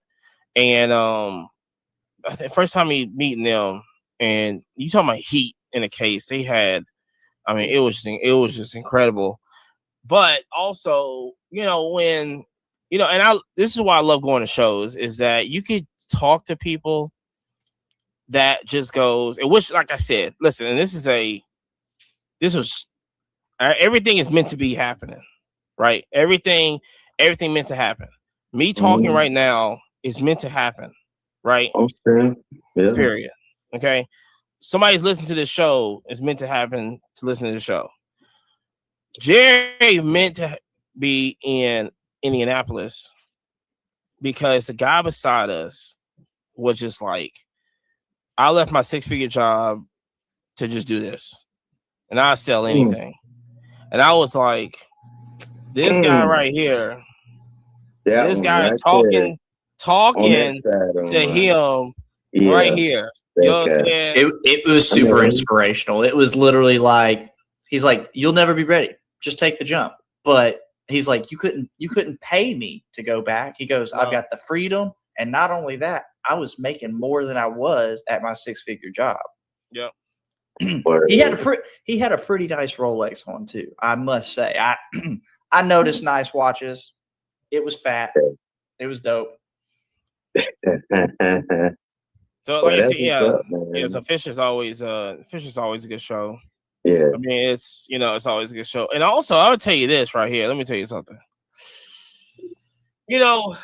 I go to, I probably do about, I would say, between 20 to 30 shows a year. Okay. In different places all over the country. That's just what I do. Right. Yeah. And I love doing it because you always see and you always meet different people at this show, different personalities, different looks, and everything like that. But here's the thing: it doesn't matter if you're black or white, young, old, anything like this, is that you walk in that door, you got one goal in mind, and it's a sports car, and it's a collectible, and it's the hobbyistness. Okay, I say it to say this. Let me tell you something right now. There was somebody walking around all out in Indianapolis, double cheeked up on a Tuesday. So I say that to say the inspirational to go. If you ain't going to shows, you are missing out. Very marketable. Everybody on the TikTok live was like, "Oh my god!" And it's like, hey, she was pretty enough. I'm sure she had a page. You could click the link in bio, subscribe for whatever amount. And it was crazy because, bro, she had to be like 25 and was just at least 25-year-old black woman, just very marketable, incredibly marketable with this old white guy, gray hair. But she had a good, what was it? She had Louis bags. She had the Louis shoes on. She had Louis sandals on. Louis shoes on. I mean, that check not missing. That check is not bouncing. I'll tell you that. That sounds like something I've seen before. It sounds like something I've seen before. Yes. So that's what I'm saying though. If you ain't going to these car shows, you missing out. And you're just gonna keep this on and saying this every week. Now it wasn't as bad as it usually be, but just remember to wear deodorant and brush your damn teeth. Please. When you go to the bathroom, wash your hands. Oh my god, I can't tell you. I'm sitting That's what Jerry said. I'm sitting there waiting to use a urinal, right? Listen to this. And these guys just rolling in and out, no washing their hands, nothing. And I'm like, bro, I'm not touching nothing at your booth. Y'all are nasty. And I believe, man, like unless the sale went off Sunday, like Bath and Body Works like has a nice sale going on. You can get you some damn hand sanitizer. I got me some. Keep in your pocket. Bath and Body Works. We're looking for a sponsor. Go ahead. Sponsor us up. Hit us with a little hand soap that smells good. Yeah, got the nice. I can't tell you how many grown men I saw just go into the bathroom and not wash their hands. Like, y'all are so nasty. That's crazy. That's crazy. And like I said, Indianapolis is good. And also, I would say this too, which I love. Shout out to Jeff, man, because he runs. I'm biased. I'm biased, but it's down south is of course home and everything. But outside of Alabama, Jeff probably runs the best shows. That, I mean. Way better than the Nashville Lighthouse show. I mean, I've been to the Nashville Lighthouse show at least twice, and it blew that out the water. And it was smaller than the Nashville Lighthouse show. But the way he set the room up, it actually had more tables and more vendors. Plus, 2:00, you're gone. You're packed up, gone. 2:00, gone. You got your busy. You're probably busy for packed out for about 3 hours. Yeah. And then after that, 1:00 comes, about 1:15 comes, is you now so just pack up. You did. Now, me and Amani were the last people up there, though. Like, what? We didn't start packing up till like 2:30. And, bro, the advantage of not getting up and leaving, that was when that guy brought all that stuff to me. And I was like, yeah, I'll take this. I'll take one of these, one of those. Yeah. Bam, Man, that's the sweetness. I love those moments, man. Yeah. Dang. That's crazy. So, hey, let me ask y'all this, though. How, like wary of you? How wary were y'all of y'all stuff while y'all were packing up? Like, were y'all minding it more? Because of the theft the other week? So, about the same. Yeah, I was gonna say I always keep my stuff within eyesight. I had a air tag in my stuff. Like, I'm watching Amani's stuff every time I got up to go to the bathroom. I'm like, hey, you watch the stuff. He got up and hit a lap. I watched the stuff. Like, and you get people who come up and you just gotta go, hey, what's up, bud? I see you over there. What you looking for? I'm here to help. You know what I'm saying? Like, if you just choose to ignore people, you know what I'm saying? You don't have to make it weird, but like I got my eyes on you, player. Like, what's up? Oh, the tip of the day that you told me was when somebody come up to the booth, you engage in conversation. You go, hey man, what's your name? Yep. I always try to go, hey, what's your name? What's your Instagram? Oh, cool. What you into? Because we were already like streaming on TikTok, right? So if you want to get shady, you already told us your name, where to find you. Like, what's up? What's up? Where you from? What town you at? Now, what's the last word of your social? Good angle. Your mother's maiden name. I'm joking. But it's crazy. But also there was an older gentleman there with the cards. Right now, listen. Now look, Jerry's a nice guy. This story. I got it. I just want to say Jerry's a nice guy. You know me. But go ahead, bro. So we had somebody come up to the table. And we didn't have a sign up or nothing like that. But, everybody walks up and goes, hey, you buy and trade, blah, blah, blah, blah, blah, right? Okay, we're always buying. What's up? You got cool stuff. So he pulls out 3 Wemby cards. He pulls out the perforated one out of Sports Illustrated, and then the Don Russ one, and then some kind of, like, base Caitlin Clark. I said, cool, man. These are neat. What are you asking? He goes, $500. And I go, I look at Amani and I said, what do you think on these? He goes, no, just hand it. So I was like, all right, let me comp this out, show this old man. I'm like, hey, bro, you got a PSA 6? I ain't got time. I said, the last 7 did $65. This they were great. $45.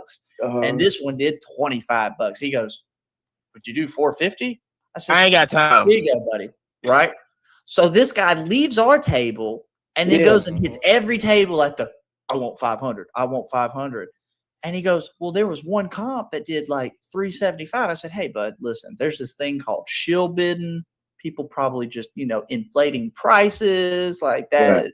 It didn't really move for that number, right? Like, there ain't no way that this one sold for that amount. And then 2 days later, one sells at a higher grade for less than $100, right? So he comes back at the end of the show and goes, would you do 250? I was like, let me see what you got again, right? See, that's why I ain't got time. And I added up. I'm like, bro, I mean, it's like $150 worth of stuff. He goes, well, would you do 150? I was like, well, No. you can't make money like that. Like, I got to buy it for cheaper because I'm going to turn around and resell it. And he goes, all right, well, what if I threw this in? No. He throws in like a $20 card. It was the cracked ice, Wimby, no logo. And I'm just like, red one too. Bro, I don't know what you're smoking, but I ain't got time. Stay off of it. Stay off of it. No. And he had to be 75. He had to be on Social Security. Come on, bud. And what are you doing? What are you? Dang, he was by himself? Oh, yeah. Yeah. I doubt any woman married him. Not talking like that. What I need. Yeah. That's what I need. Yeah. I need 500. They more than 500. Wasting people's time. I said, shit, I bet you do, bro. Yeah. Dang. Wasting people's time. Yeah, So, those perforated cars, man, you know you ain't never gonna get no like high that's grades all on red. those, No. man. Those is like No. yeah, like not at all. So that size real bad. but like I said, but shout out to everybody, and before I get you on this fanatic stuff, shout out to everybody that's in Brussels that's listening right now. So in Belgium.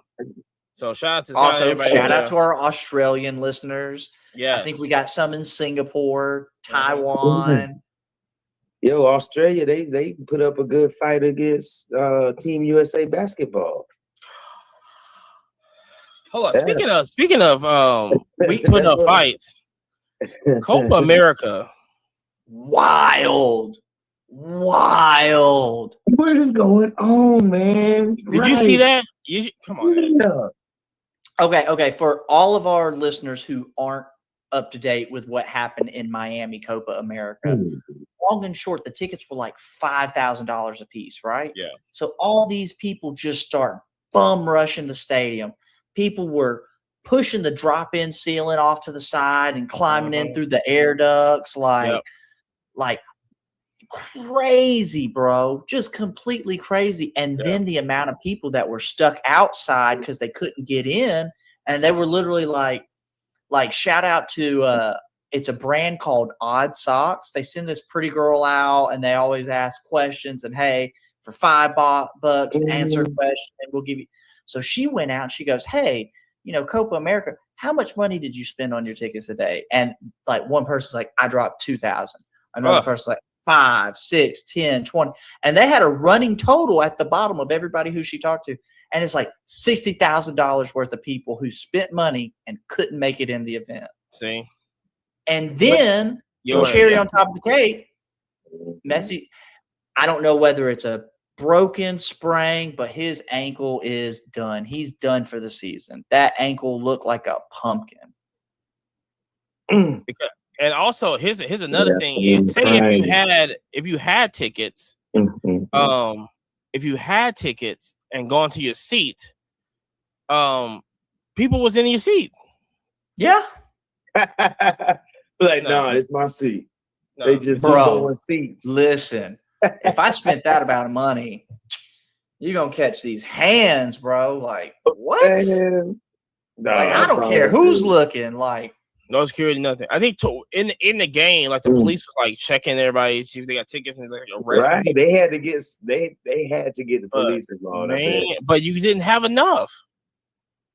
Yeah, there was no way. I was so over capacity. They broke the escalator. They broke the glass on the side of the thing, the rubber part. They broke that. I'm like, wait, y'all just destroying stuff now. No, I think that was because there were so many people trying to go up the escalator at once. They were just elbow to elbow, and it just literally shattered it. I don't, because that glass was on the inside. I don't know what's going. I don't know. That was just I looked at that like crazy, bro. But FIFA they're taking notes. They better, bro. They better. Listen, the first thing I thought, I was like, bro, don't mess up World Cup for us. Like, come on.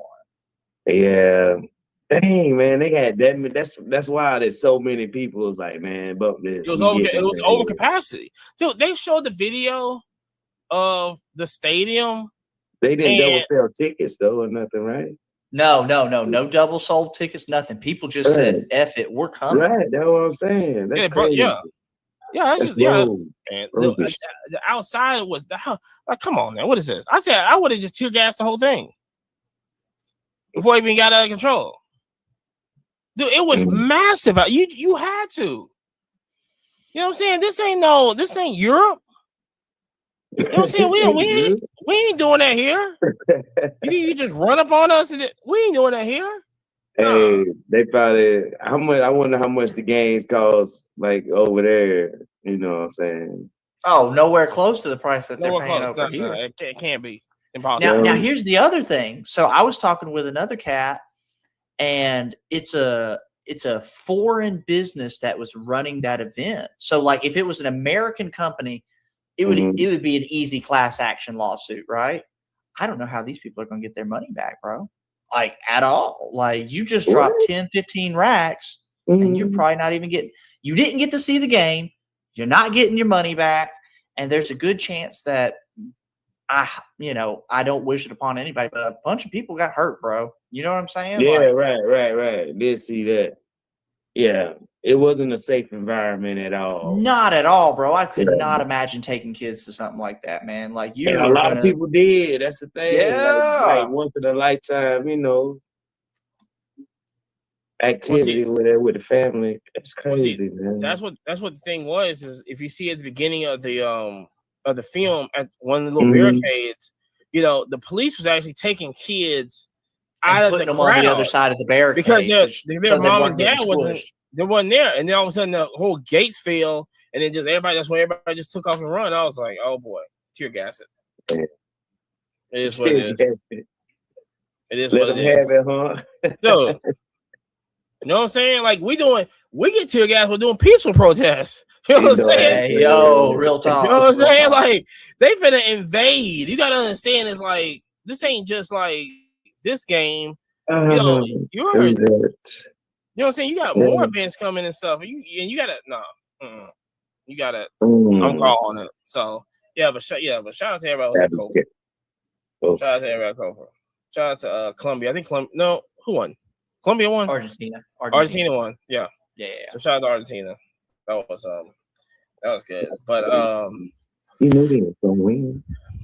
Let me talk about it. So with Fanatics taking over everything, being a monopoly that they are, we have a date. Which I had to look this up. I think it's it's the Friday before Fanatic Fest. If I'm not mistaken, it's the Topps Composite Football. Now remember, Leaf 2.0. Leaf 2.0. Not very expensive though for the hobby pack. Not very expensive. You know what I'm saying?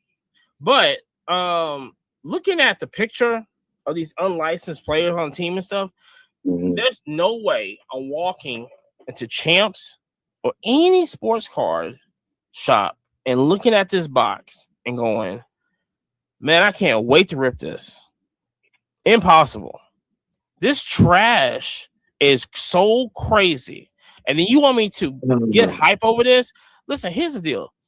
I cannot wait to listen to everybody online going, this is going to be the greatest product ever. Blah, blah. I think the biggest hit out of it is a Tom Brady. And I couldn't even find a checklist because I was trying to figure out, okay, how many autos does he probably have in there? Bro, I bet he doesn't even have 20 autos in the whole thing. I bet he's in street autos too. Yeah, they're 100%. Listen, he's in it's like the Haynes commercial. He's like, autograph. Nothing real. Like Leaf 2.0. 100%. That's all it is. For a higher price point too. Yeah, you know how I feel about Leaf, man. I don't mess with it. So don't touch that. Probably that at all. Too. You know what I'm saying? But you'll have like CJ Stroud. You have a CJ Stroud. You have CJ Stroud and like Bryce Young. So you'll have those. These are all the autos. Let's just you got Michael Vick. You got autos of him. But it's like, why would I buy? I rise up all day. Why would I buy a Michael Vick and it's done it in a black and red jersey. Like, what are we doing? Am I'm supposed to get excited? Oh, just wait another year till you can get the license. Like, what are we doing? I'm looking at the CJ Stroud right now. Ain't no way I'm buying this. Yeah, they could have found a better way to daggone waste some money. Well, you know, the worst part is there's going to be people to spend the mortgage payment trying to rip this, trying to chase a Tom Brady, whatever. And they're going to be like, ooh, I got a Bo Nix, right? Like, cool, bud. Like, I'm looking at the Anthony Richardson right now. I mean, I think Troy Polamalu's in there, right? Like, that's cool. Can we get him with the Head and Shoulders card? Like, I mean, instead of like a yellow and black jersey. Crazy. I'm looking at the Anthony Richardson right now, Oh god! and it's like he's in a white helmet. What? bro, Like, Leaf 2.0. Like, dude, this is, and then we're supposed to get excited over this. No, Like, just of course, wait dude. another year. What are we doing? That's whack. Just wait. now I think the pre-order, what was it, $235? What? Was Yes. that what it was? I think Yeah. it was- Don't do that here, man. And I think that was 3 autos. But I'm sitting there like, bro, you know you're getting garbage. Like, why are you ripping that? Like, I'm just spending that same $235 and just go get what you want. You know what I mean? You're not going to get a Tom Brady for that price, right? But like, how much garbage are you going to have to go through to get the one Tom Brady? Like, I ripped 15 cases and I got a Tom Brady auto. It's like, yeah, man, you know you could have just spent $2,000 and just got a pro uni. Like, Something for They real. already, shout out. They already sold out though, but that's just like it's supposed to sell out. You know what I'm saying, That's why. but let me tell. There's a lot of Leaf in the stores right now. Speaking of the Tom Brady auto, speaking of the Tom Brady auto, let me say this. Still on the same track as Tom Brady.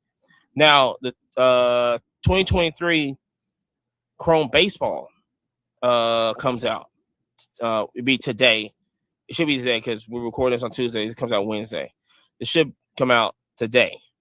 Here's the thing, right? Chrome Baseball was fire. Yes, and that's where the King Griffey auto in the Mariners jersey is, and I mean somebody else, but we're talking about King Griffey right now. And so, but here's the thing, because when I look at it, I get excited. I go, yo, this is gonna be crazy. Like, I need to be ripping this stuff. And I don't say that, but I want the King Griffey. I'm just like, I would just rip it just to try to find it, and I was like, okay, it's gonna be a lot of fun anyway, just to do it. Now, here's the thing: the King Griffey auto is in the Breaker Delight boxes, for what I understand. So you're not the standard. Yeah. And I think you have to be a breaker with allocation to obtain the Breaker's Delight. You know. And this is fanatics being fanatics. This is what we signed up for. Here's my thought. Like, if I'm trying to rip it with my kids, if I'm trying to rip it with my kids and we're trying to chase Griffey Jr., what are you going to do? Be like, all right, little Johnny, let's get in a break. Like, what? No, you got to hand the pack. You got to hand the kid a pack. You want to do it on the table at the crib. You know what I'm saying? You don't want to turn on the laptop or the phone and go, oh, watch this. Let's wait 2 weeks for it to get shipped. I'm next. Yeah, man. That's a banger right there. $2 card. So I say that to say this, because now, for what I understand and what people are saying is that they're not telling people that it's in the Breaker's Delight. But on a checklist, that's what I'm trying to find a checklist now. It says Breaker's Delight, but they're advertising it like, oh yeah, you just go pick this up at a hobby, on a hobby box or something like that. You don't have to have Breaker's Delight. But so this is what I say though. On the Tom Brady, are they doing this with the Tom Brady also? Like, you're advertising he has autos. I would bet. Are they only in the Breakers, or is it only like Fanatic Fest, editions? What is this?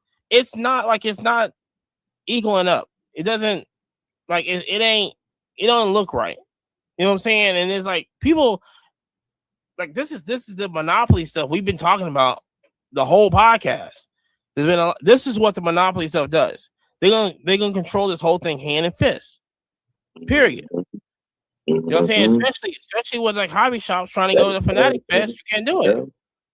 It's going, like I said, it's gonna get to the point where no, ain't nobody gonna get allocation for this.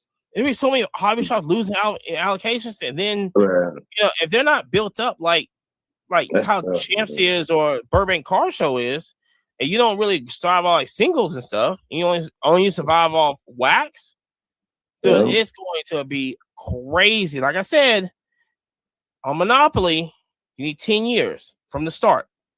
So we can have a whole countdown on this.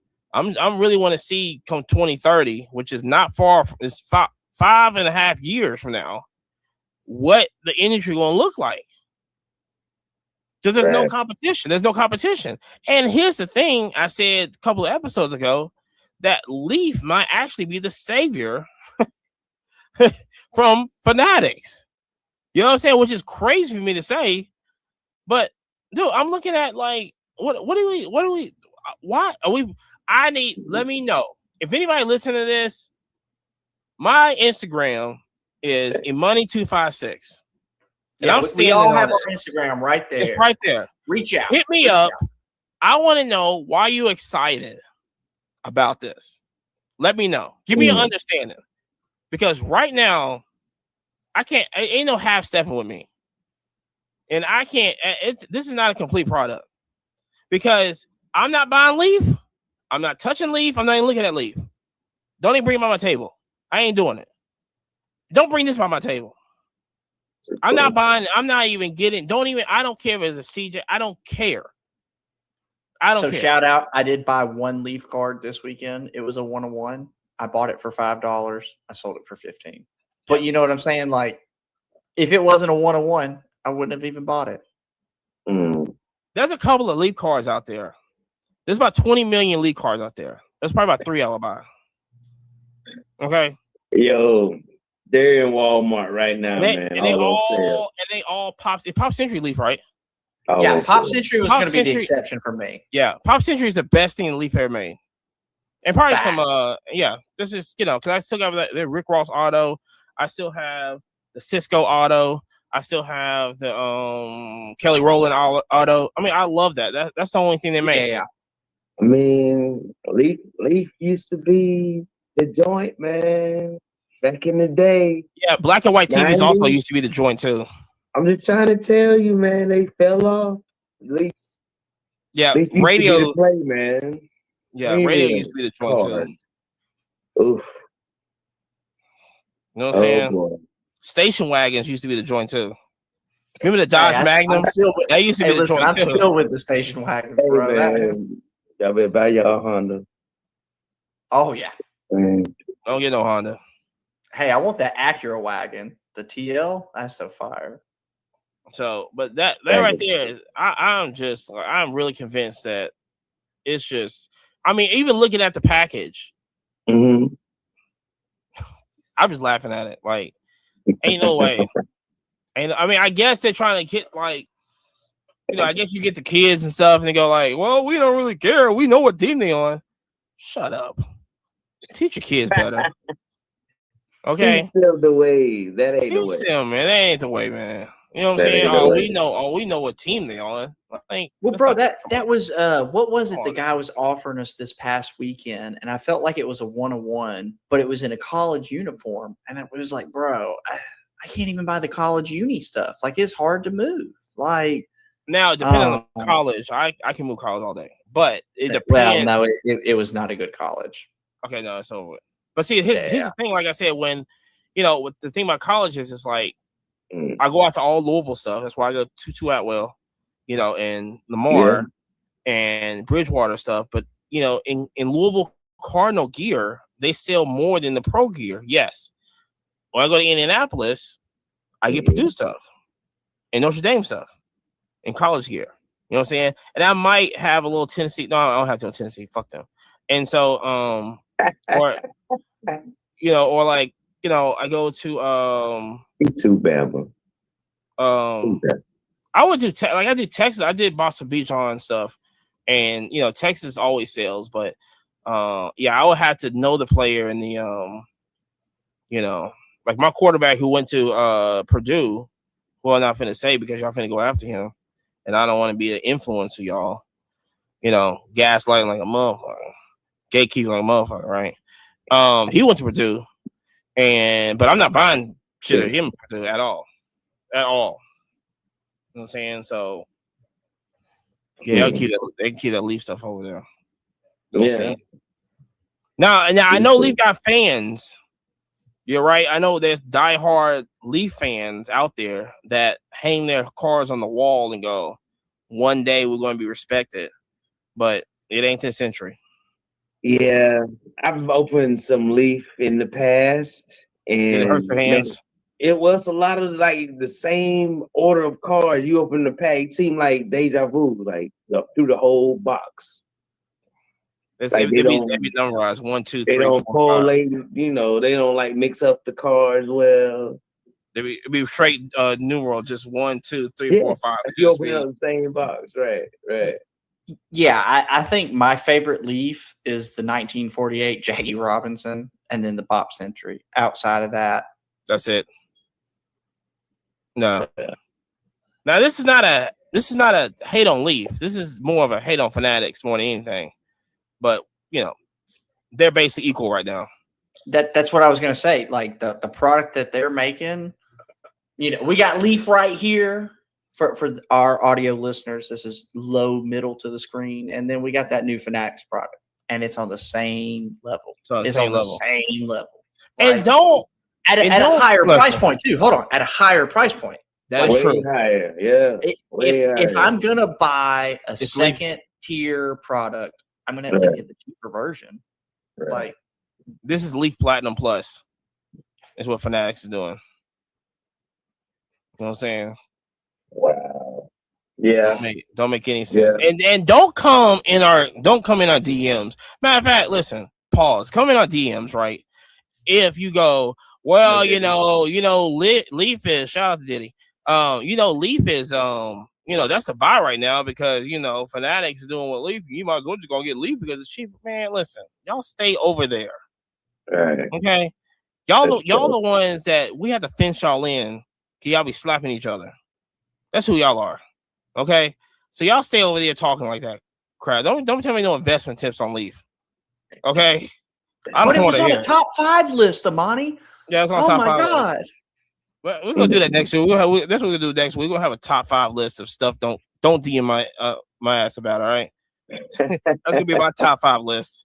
You know what I'm saying? And it's gonna start with Leaf, Caleb Williams, rookie auto cards. You know what I'm saying? Whoa, we're ripping that Sage. That Sage is so fire. Like, oh my gosh. Hey, if you don't get out of here with that, man. Jeez, man. Oh God. That's Sage, man. Golly. And there's Sage collectors out there too. So shout out to y'all for not but yeah, they got rookie sets of like everybody too, man. Baseball, yeah, you're gonna find Julio Rodriguez in there. That's crazy. That's a crazy thing. Yeah, man. Listen, man, you gotta have some kind of tinder to start the fire. So I mean that's what I do with my Sage product.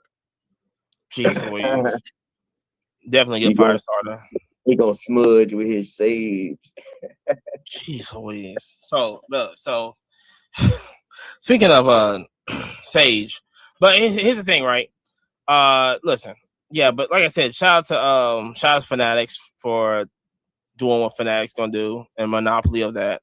Keep doing what y'all doing. You know what I'm saying? Should just wait till next year. We'll maybe next year when y'all come up with the same product with logos on it and teams on it, we could be like, yay! Yeah, that's this whole thing with the Wemby auto.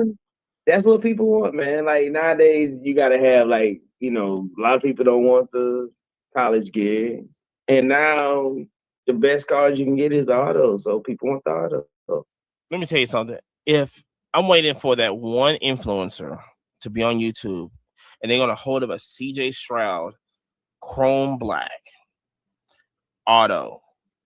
PSA TNT and whatever, and go, This is a $20,000 car. You're lying. Relax. Get out of here. Relax. Relax. Take that to somewhere.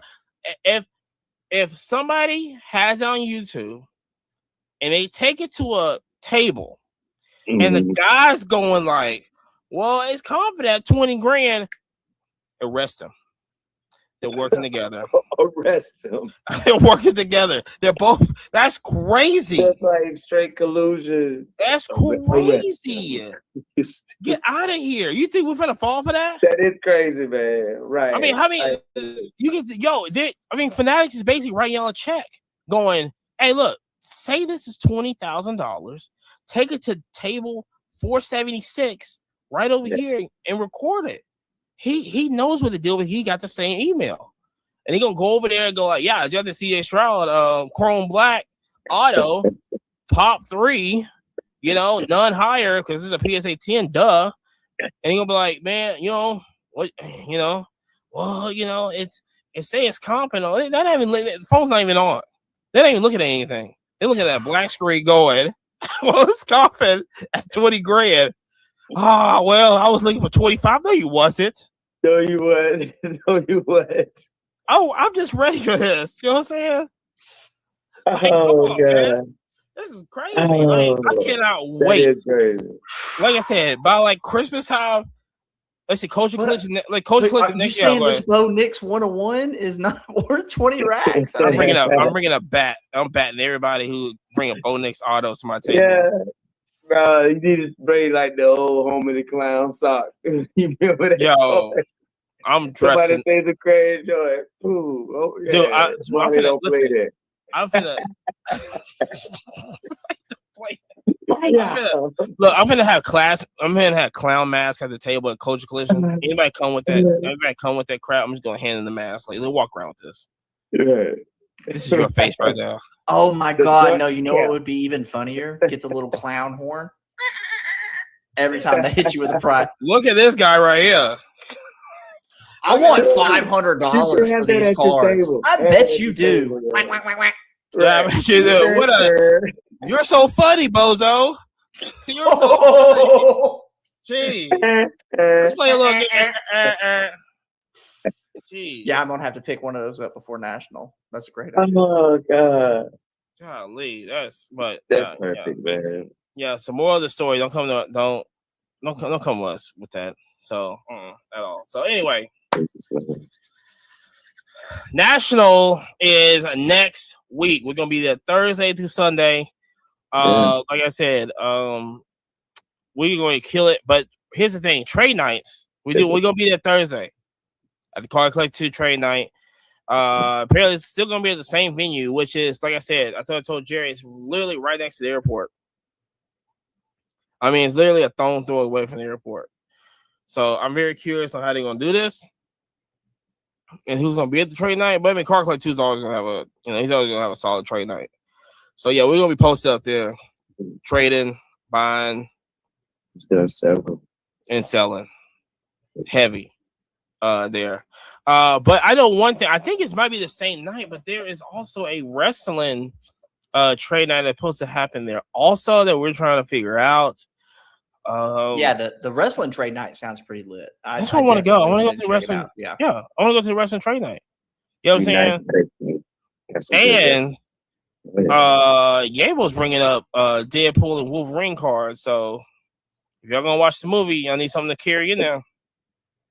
Yeah, man, that's coming out soon. The trailers are crazy dope. They said the first 35 minutes was so epic. I can't wait, bro. I can't wait for real. It's going to be fire. Do we want to watch it there? Do we want to watch it in Cleveland? Should we? Nah. We need to be a trade night. No, we're gonna be a trade night. We're gonna be a trade night. I don't know. I know one. Hey, I'm sure somebody's gonna be streaming it on TikTok or Twitter. We just pull it up. That's crazy. That's crazy. Our views and thoughts have not. I gotta read that again. I got that written down somewhere. But also Saturday night, I'll be at the F1 trade night at the Embassy Suites. So I definitely gotta hit Should that be up. nasty. Yeah, I'm definitely Now, gonna hit that last up, year at the F1 trade night, they had food, they had drinks, Russell like Brand's best friend. everybody in there had a nice watch on, crazy money. So I'm interested to see how it comes out this year. And then That's it what- poured down hard. Y'all remember? Oh, that? it was raining rained so crazy, hard. bro. Oh my gosh. It rained so bad. Yeah, I felt bad That's for what- people cards, man. That was the first day of the Lowe's also, because the next day everybody got kicked out. But that was the day Yeah. of Lowe's. Everybody was in the hallway and stuff. Because that's when we left. Lowe's was wilding, bro. It was such a That was hassle. crazy. But it was so fun. Love Chicago. Yeah. Love Chicago. But yeah, like I said, Holy shit. yeah. So we're gonna be there also. But also let me get off subject for trainer also. Apparently, for PWCC is 6 feet under right now. Because why? Because the monopoly giant Fanatics bought it out. Now it's Fanatics Collect. Interesting, right? No name. They don't get to keep the name. Nope. So And they changed up how the app is. Amani, I don't know if you've got to play on it yet, I but saw that bro, it wow. I miss the old PWCC setup. I hate to say it. Like, it was so easy to just bang, bang. I'm looking at this, I'm looking at that. And, maybe it's just the new factor for me. Yeah. Let me say this. Let me just say this. Does it look cluttered? It looks insanely cluttered. That was exactly the first thing I thought. There's not a particular rhyme or reason. It's set kind of funny. Maybe it'll look better on the desktop. I'm kind of curious to see how this Sunday show is going to go, because it's like, all right, let's see if we can get some steals, because it definitely was not as user friendly as it was previous. 100%.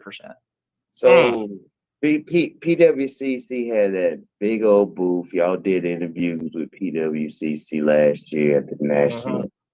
They don't have so it's gonna be Everything's going to be Fanatics. won't be no PWCC booth, huh?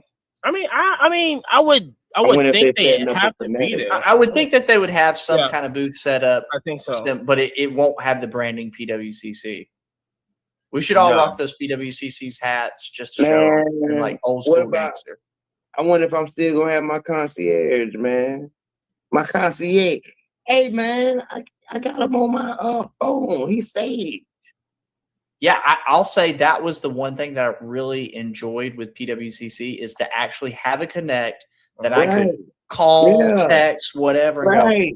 hey, Yeah. what's going on with this, bro? Because I'm trying to break some bread. Y'all have already approved me on full Exactly. access amount, and I'm trying to spend some real money. Like, what's up? Like, You know what's crazy? Remember that? So for what we went and talked to them about at the National, I wonder if that's two things that could be dead in the water also, right? Oh, Or they're going to be doing that with Fanatics Collect. they gonna be Or just trying to have get their- or they have- dating. or they have their own thing. Yeah, so they had us demo a price tool situation, right? Like Card Ladder. Very much like Card Ladder, except for on like the top half of the banner, it was comparing everything to the S&P 500 or the Dow Jones or whatever. And I literally was like, bro, what Take that are off. y'all doing with this? Yeah, take like that off. that's not what we need. Yeah. And Amani hit up an amazing point. The first thing I think he asked them is like, How is much this is going to it? be free or are y'all charging? And it's like, what do you think? Yeah, it should be free. Yeah, give it to the people, huh? Because the Power thing to is the that people. because here's the thing, right? Here's a tip is that subscription services, as in something like that, does not work. Now, meaning don't work is that when it works to a point like okay, you could be making money in this, but you're not really making money off of that because you just basically offer subscriptions every month or yearly or however you want to set up. The thing is that you have a free product that draws in the people. Okay, you have to draw in the people. That draws in the people. That draws in advertisers because advertisers want to be where the people at. Yeah, and so you can have the paid product, this and this, and that's why that's why Facebook is free. That's why all these other apps are free because I mean they're just basically taking data and everything from you. They they can charge They're selling you. your data. Yeah. Yeah, they can charge you, and then y'all gonna be complaining. So it's either or. You take it free. That they they got like you went to a freaking Kroger's last week and bought 3 apples. That's basically what they're looking at. Or you can pay for that stuff. Now, like I said, I don't pay for any services like that. I thought about Card Ladder, but it's like, why would I? It's not really no different. Maybe somebody's out there like, well, you just don't know, you mother. It does like the platinum status. Relax, partner. Okay? It's the predictive pricing, though, Amani. Yeah. In 6 years, this number should be here. It's like, nah, bro, it don't work. Or I can look back at, in 1998, it sold for this. Now, I will say that's the advantage, in my personal opinion, with Card Ladder, is the amount of data. So being top rated on eBay, you get access to a product called Terapeak, and Terapeak will take you 3 years back. I would totally love to have information past that. But do I want to pay X amount for a year? I mean, honestly, as a content creator, the only reason I've thought about Card Ladder is for the pretty graph, is so I can screenshot it, add it to the video, and say, in 1998, it went for this number, and in 2024, it went for this number. Outside of that, it has no advantage. Use 130 point, use Alt, use Center Stage, use TCG Player. Like, there's ways around it. Yeah, I like your video, your old video on all those, Jerry. I remember those because I started doing the same. That's when I started using those, man. I appreciate that. If I ain't heard you already. Hey, well, I mean, that's the point of putting it out there because I see so many people going, man, I can't even get into cards. Like, this subscription thing is, $25 a month, and then I got to pay to be in these people's Discord, and I don't know what to buy, and I got to be on this other person's Patreon so I can see what's on the next top 5 list coming up before it comes up. It's like, there's a free way, people. You got to look, you got to get educated. Like, do your research, man. You know what I'm saying? The word of the year is research. Stop being lazy. Yeah. Piss me off, man. Stop being lazy and just research. But I want $500 though. Hit them with the clown horn. Yeah, I want to I want a Lamborghini also. But get one, like Hey, I just can't. Like I said, look, don't waste my time at the table. That's another thing. Just that was crazy right there. So anyway, look. So like I said, we're gonna be at the National, and also we're gonna be, like I said, we're gonna be in New York also for Fanatics Fest, just to see what the big guys doing over there. That'd be at a number, man. You know what I'm saying? Yeah, just be at the number. Yeah. What the big guys doing over there? But real quick, we'll do some WNBA rookie the rookie update. Apparently we have a close race than what people really think, But listen, here's the thing, right? Here's the thing. You can't. This is for some reason or another. You cannot discuss ball when you're talking about the WNBA for some reason. You can't. You can't talk about stats. Can't talk about stats. You can't talk about performances. You can't talk about none of that. Now listen here. Like I said before, I'm an A'ja Wilson fan all day. Okay. Because she took me from Candace Parker. You know what I'm saying? I was Candace Parker through and through. She just went to Tennessee, and that's the only thing wrong with her. That's the only thing. That's the only thing. It's that she believes that throw up orange over there. And that's with the overalls. The overalls, the whole stadium's a dump. in Knoxville. The whole city's a dump. Okay. Welcome back to the Quiet Car Podcast, episode 20. That is 2-0 for everybody that didn't go to high school. Shout out to this is our national part 1 show. We got 3 parts to this show. Because we can just do that. So it's your boy Money right here. I got JP next to me right there. I got Yabo on the side. And don't you forget to add him on Whatnot at YAYBO. We got the 24-hour stream coming up soon. Huge things coming. Huge things coming. Oh my God. And we are going to discuss a private card show that we are going to put on next week. Maybe. Okay. So, all right. So information on that coming out next week for the private card show. Okay. And we'll tell you location and everything. But until then, we got a lot to cover. Now, like I said, this is the national part 1 show. This is basically what we are going to do for the national. We're not giving no tips. We're just going to tell you what we're going to do. Okay. We don't care if y'all go. We're going to go there, but then we'll tell you Party and profits. Do. Okay. All right. So y'all can take this with a grain of salt, but we got to get into this. Now, we're gonna do card show review. But the real kicker is we gotta talk about the Dallas situation. That is gonna be top priority for us. $2 million heist of the year. That is crazy. But right now, JP, talk to him. Bro, this weekend we went to the Nashville Card Show.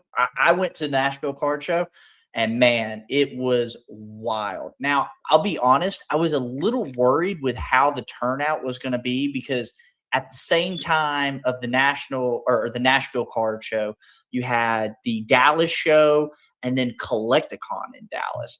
So I was thinking it was going to be kind of sporadic and not as full. Wait a minute. Bro. Hold on. It was Collecticon in Dallas and the Dallas Car Show? Yes. Okay. In the same weekend.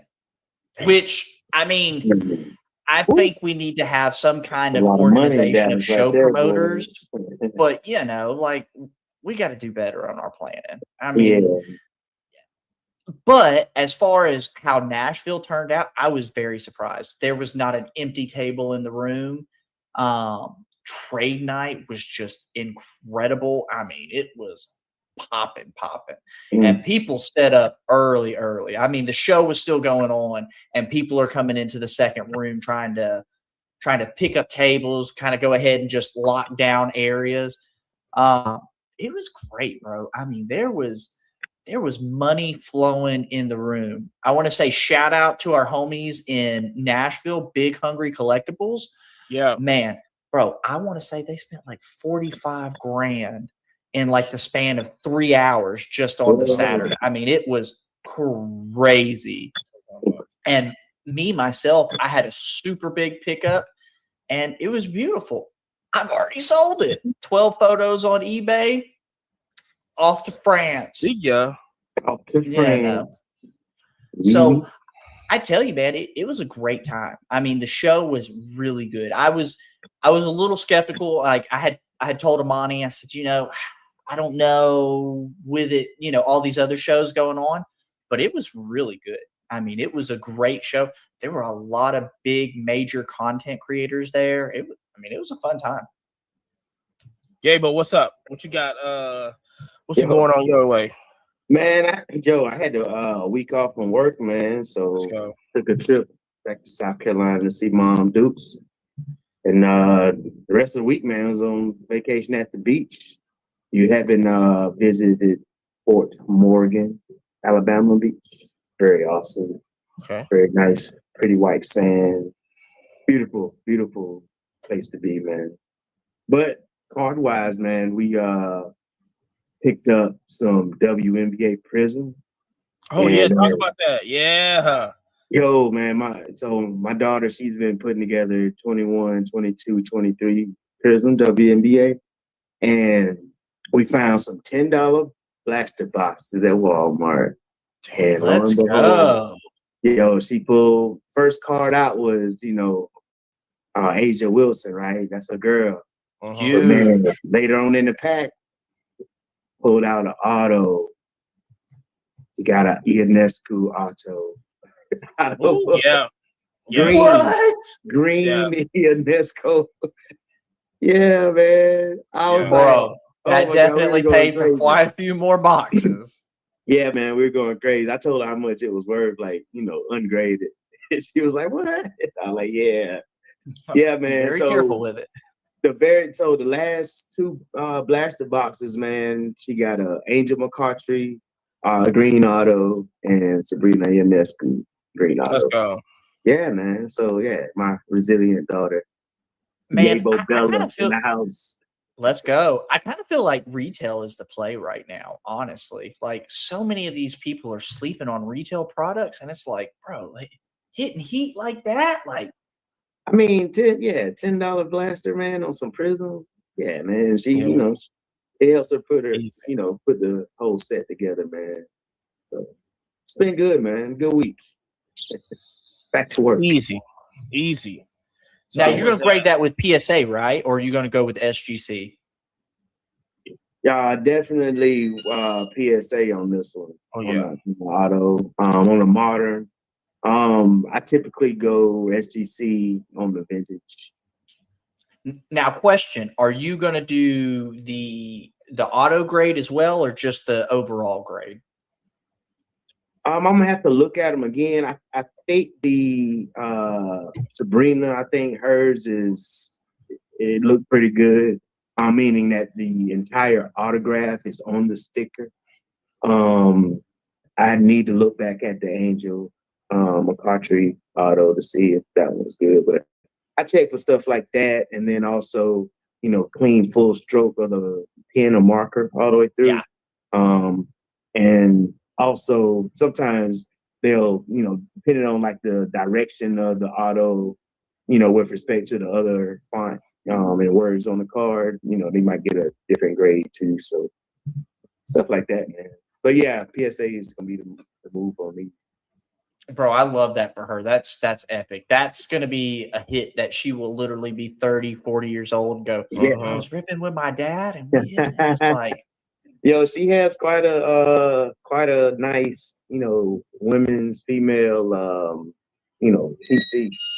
Her PC is pretty swell, man. So yeah, we'll have to do a show on that one day. She and I get on YouTube and show everybody her collection. But yeah, man, it's good to do that with the kids, man, for sure. Yeah, he sent that to me. I was like, ooh, that's a big one. That's a big one there. Man. Yeah, hot hands. So, Amani, you hit 2 shows this weekend, right? Yeah, so I was at Louisville Car Show that Saturday morning, which never disappointed. Now, the only reason I went there, I basically made the sale of all the vintage 66 stuff that Yabo and I sent up there. You know what I'm saying? So I already made all that. I sold all of them, but the two cards, and he really loved them too. The whole thing was that he had a whole box of 66 stuff, and I was just like, "Yo, if I had the time, Batman," and it was like, look, if I had the time, number one, I probably would get the whole box. Number one, because I know Yabo would just fall in love with this box. I mean, it had not just the Batman in there. I mean, it had probably every show. I wouldn't even say it had like Beverly Hillbillies or something like that in there. It was like crazy. Like I'd never seen these cards before. I mean, it was 3-row box stacked up raw cards, just stacked. I was like, next time I see them, I might have to dig in there. But I just really didn't have time. So, show was packed. I was also worried about Nashville also and how that was gonna go. Not really, because like I said, I already made a sale, so I'm just there I'm just there. But man, I did. I always do good at that show, because I always come with the Tutu Atwells, and I always come with the Louisville stuff, the Lamar Jackson stuff. I know that when I'm out buying stuff, I'm always looking at that show, going, okay, I need stuff for, Louisville show. So, and it's great. I love that show. It's 4 hours up there.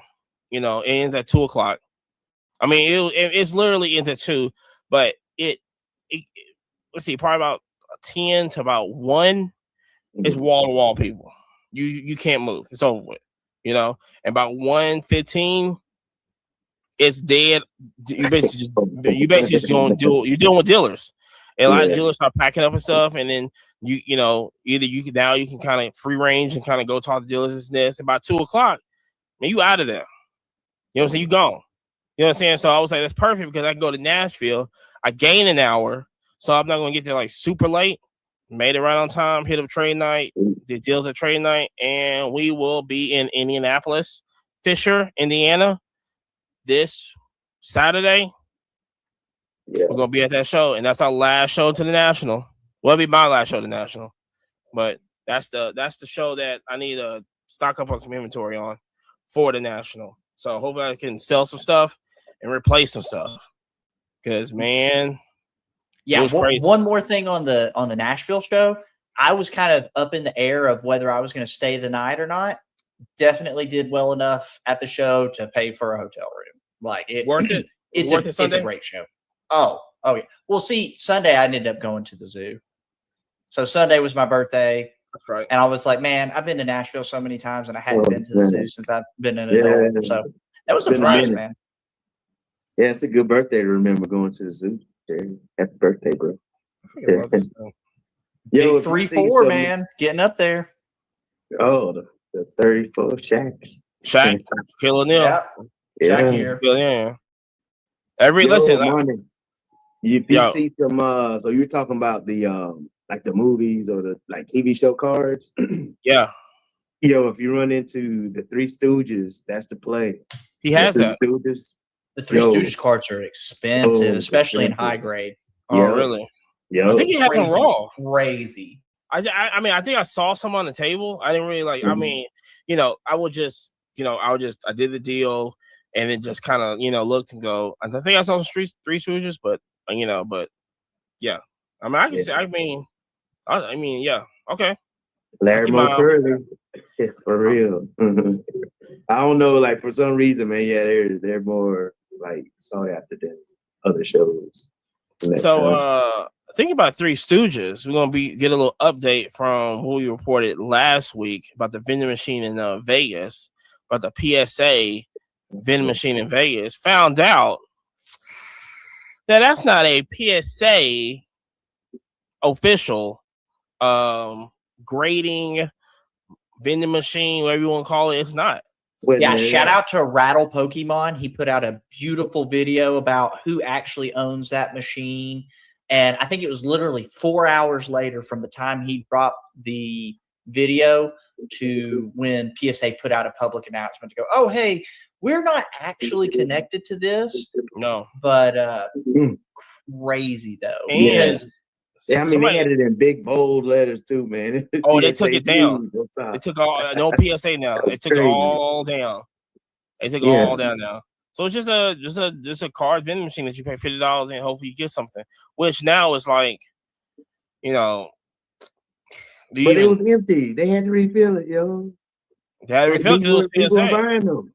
That was crazy. Used.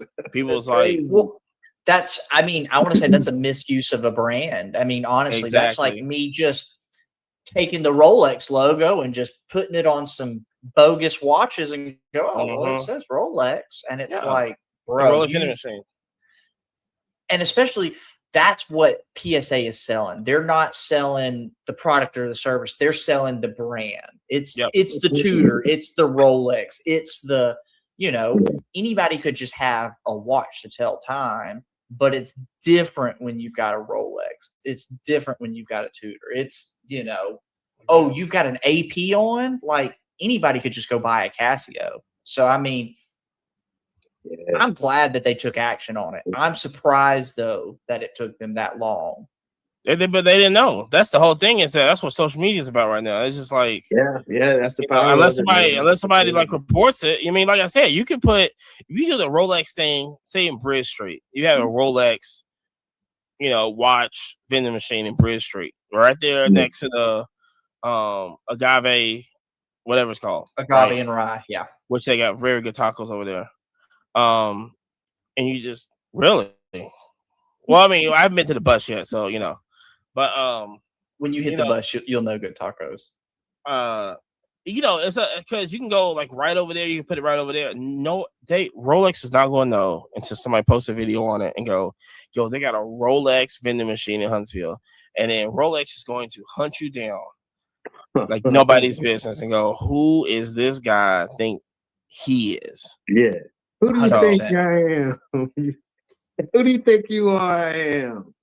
Who do you think I am, bitch? So also, another news, but I think this is pretty crazy though. Apparently, that with the cleaning cards now, and that's the whole popularity, and everybody's upset and whatever.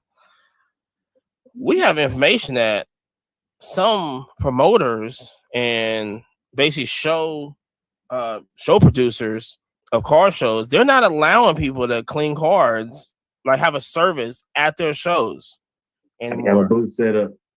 Have a booth and everything. You can get your card over, crack it, put that wax on it, put that Armor All, slider that thing up like some ribs in Memphis. Nope. Can't do it. Not anymore. I wouldn't have it either, man. Yeah, I wouldn't have it. Yeah, I'll be honest with you. If I'm a show promoter, I'm not allowing that by any means, because for one, that's going to make the show look bad. I mean, like, oh, what are y'all doing over here? Oh, we're just, putting a little bit of this Armor All on here, and now it's going to get a PSA 10. But then you ask those people, oh, hey, do you tell PSA you do this? Oh, they get real low voice. Oh, no, you don't do that. You send a couple crappy cards before, and if they don't hit those, then you send the good card. And it's like, bro, y'all know y'all are doing some shady stuff. Yeah, man. Hey, also, real quick, I wanted to shout out the homies that spent like 40, 50 grand. It's Born Hungry Collectibles. Born It's Hungry the Collectibles. best shop in Nashville. Nashville. Super great guys. But yeah, you should check them out. Born Hungry Collectibles. But, And they got shoes there too. And it's growing. The shoes literally as fanatics and all these other people are freaking out about like other big shops. Yeah. I really think the Born Hungry Collectibles guys, they're doing it right. You could go in and trade your Jordans today for a Wimby, whatever you want. I mean, you guys do everything. Yes. Great guys. But yeah, back to the juice in the cards.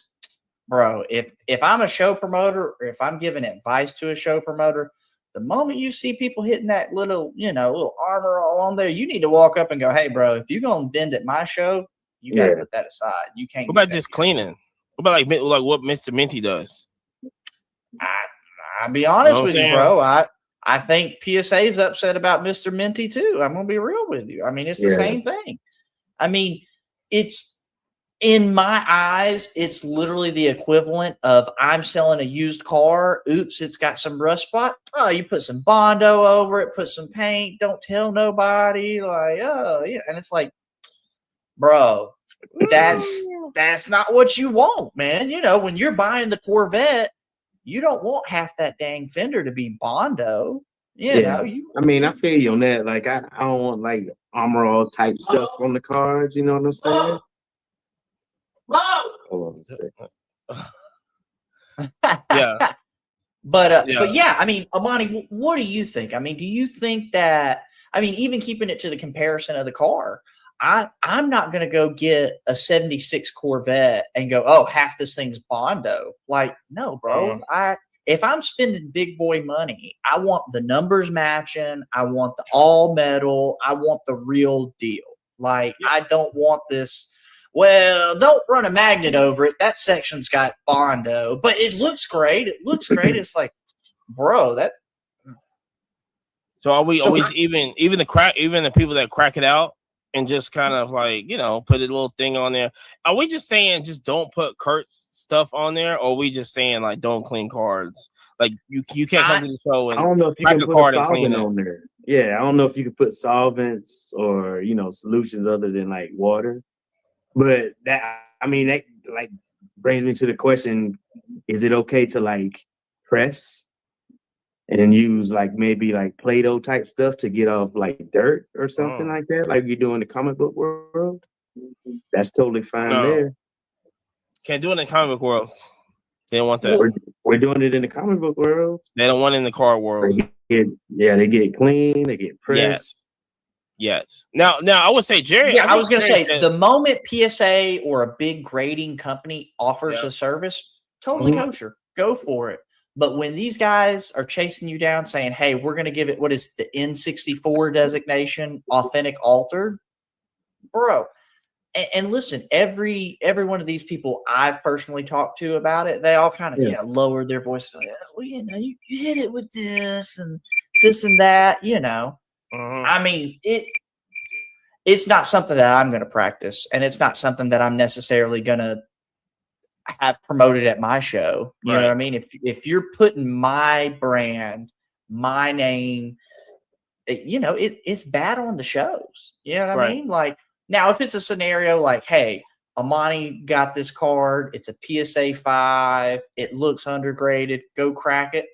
Cool, whatever, right? Like, there's human error there, right? I totally get that. But man, I don't know. I think it's something that show promoters should address. I mean, especially if people are blatantly just like, oh, hey, you want to buy a little bit of the juice? Here's the juice. Give me a little 20 spot. I'll hit it with a little waxy wax. That's what they do.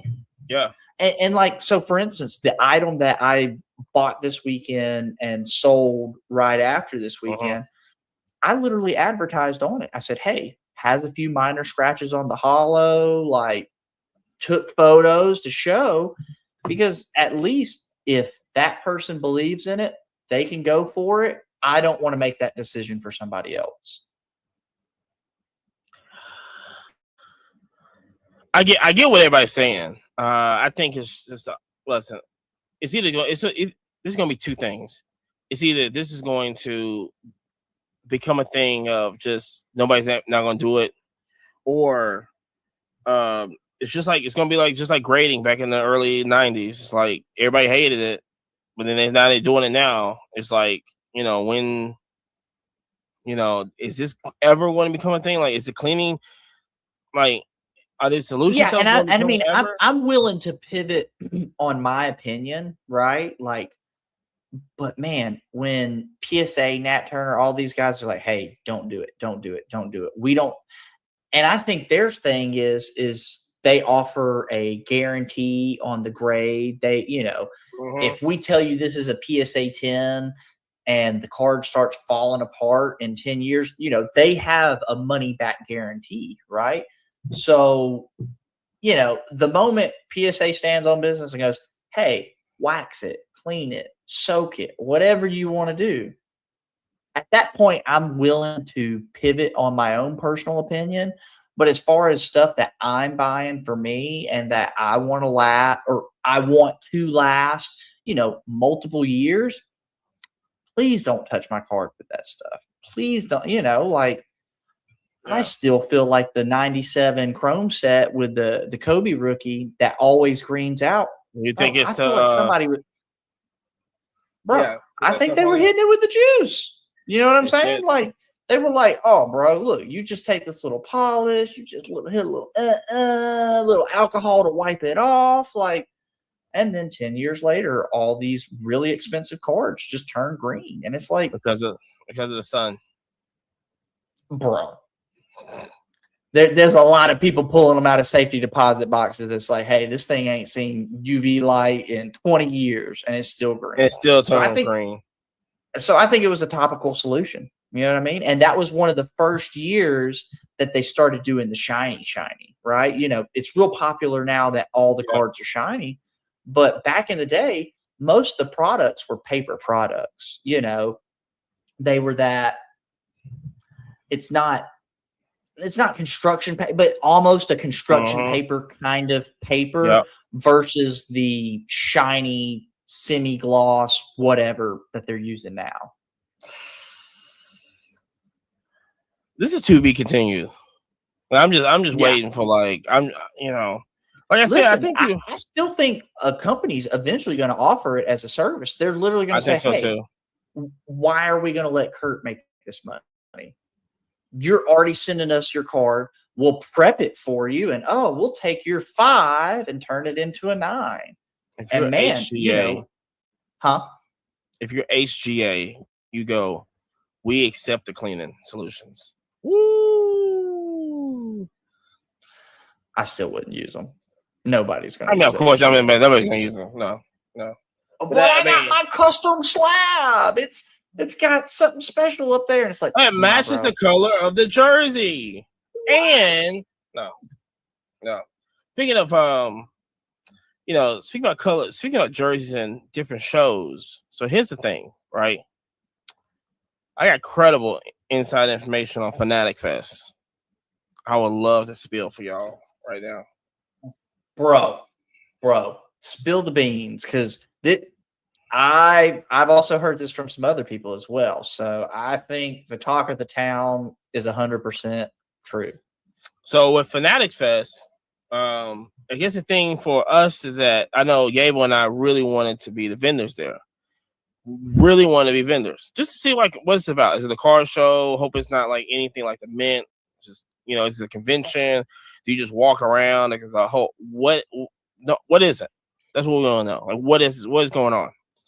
So you email people, you try to follow all the which ways to go with vending and all this other stuff. Can't find nothing. This and this. Okay, cool.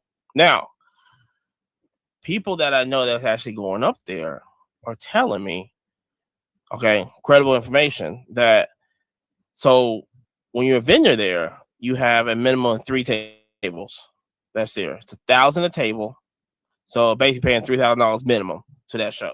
This is a regular vendor. Which that isn't the bad part. I mean, that sounds completely reasonable, especially for a show in New York. Like, it's going to be expensive. But here is the kicker. So, but if you're a hobby shop that's going there to, be a, that's, you're going through all the allocations and everything, this, you have to go to all 3 Fanatic Fests. You have to be committed to go. I think it's New York, Orlando, and Los Angeles. So when you go, if you go to 2 out of 3 or 1 out of 3, you just can't make the third one or the second one instead. They will cut your allocations for Fanatics tops. So no more wax for that. That's crazy. I heard this from a very reliable source, and to a point, I want to say I kind of understand, right? But man, like, stuff happens, bro. I mean, what happens when it's like, oh, hey, I hit 2 of the 3 and grandma passed away or something? Like, grandma, I'd love to go to the funeral, but I got to keep the business alive. So deuces from afar. Like, Yable also said this. It's like now these car shops, they don't have travel budgets. It's no like, oh yeah, we gotta. All of these trips are expensive. I mean, yeah, and I couldn't imagine going as a brick and mortar because as a guy like me personally, I mean, bro, I couldn't imagine going, okay, it's me, Becky, Sally, team of 5 people, hotels, food. They're still all on the clock. They're still all on payroll. Like, that's a very, very expensive, it's a lot, man. It really is. Yeah, especially if you're going, if you're in Huntsville and you got to go to New York, okay, that's going to be expensive. Then you got to go down to Orlando. Which, I mean, like, even if it's like, 4, 5, 6 months apart, or if it's every year or whatever, which is, I think they're supposed to do maybe 2 a year or something like that. To my understanding, it's like, I thought it was closer to 3 to 5 a year is what they were going to move to. Yeah. You know what I mean? Like, you go to Orlando, and then after that, it's like Los Angeles. Like, I mean, I get it. Some big shops can do it, and that's probably why, if you look on the vendor list, it's this, it's the bigger shops that everybody that's like, That's why I look at it. Like, do you want like just regular vendors there? I don't think so. I think you want people that's going to be showing up to the Topps convention and stuff.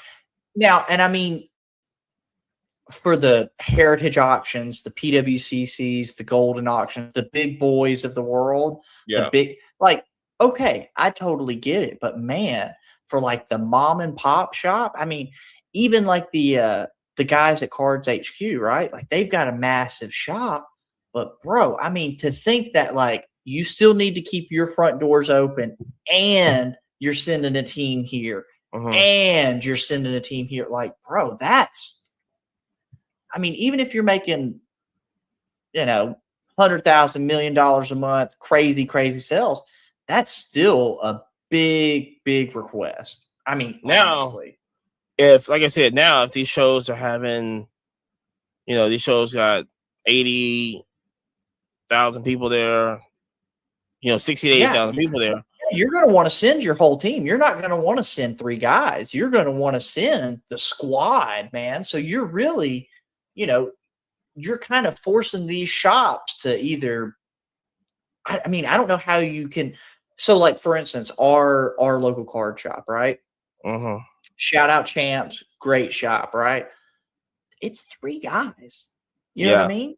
Yeah. Like, how do I afford as a small brick and mortar to have my front door open and me and the other guys go to the next place? Like, it's a stretch, man. I mean, I don't know. Maybe I just have to hire people. But then on top of that, like I said, if this ends up to be like Fanatic Fest ends up to be like one of the bigger shows, huge show, you know, you're not bringing stuff that you'll take to Nashville. You're gonna bring your best and brightest. You're not gonna go, hey, you know, this is my mid-tier employee. He's pretty good at price. No, you gotta send your guy that's out there hitting home runs every time. I mean, like shout out to Cards HQ. Carter was at Dallas, bro. They bought so much. They were like, dude, I don't know how we're gonna fly back. Like, we might have to rent a U-Haul and drive back. So, like, you're already sending your best and brightest. You're already paying ridiculous prices, and you're still trying to go and buy, and you're still trying to go and sell. And then now, talking about the Dallas show, you got to really start looking at paying some armed security. You know what I mean? Like, you got the heist of the year, 1 million to 2 million, give or take, whatever your, you know, numbers are, just got stolen at Dallas. And bro, like, it's a lot, man. I mean, you know, I kind of sympathize with Fanatics. Hey, you want to lock people in. You want to make sure people are actually going to show up. But boy, to say, hey, you don't show up to all 3, we're cutting your allocation. It's over. And now maybe that changes next year. Maybe that changes after these first 3 shows. But man, I could not imagine a situation where it's like, dang, I missed one show and now I got my allocation dropped. It's over. There's a lot of these shops that literally, that's how they live. That's how they breathe. Like, you know, now you've got like the shops like the Burbanks of the world where it's like they're primarily a singles-based scenario. So, you know, maybe those people shrug their shoulders and say, we missed one, whatever. But the vast majority of shops that I see, they live and breathe on their allocation. I don't know. Like I said,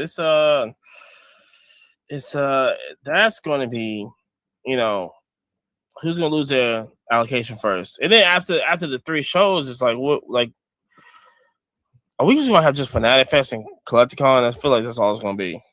Like Fanatic Fest and Collecticon. But man, earlier. It seems like they're going for the throats of Collecticon. I mean, Collecticon's the biggest, man.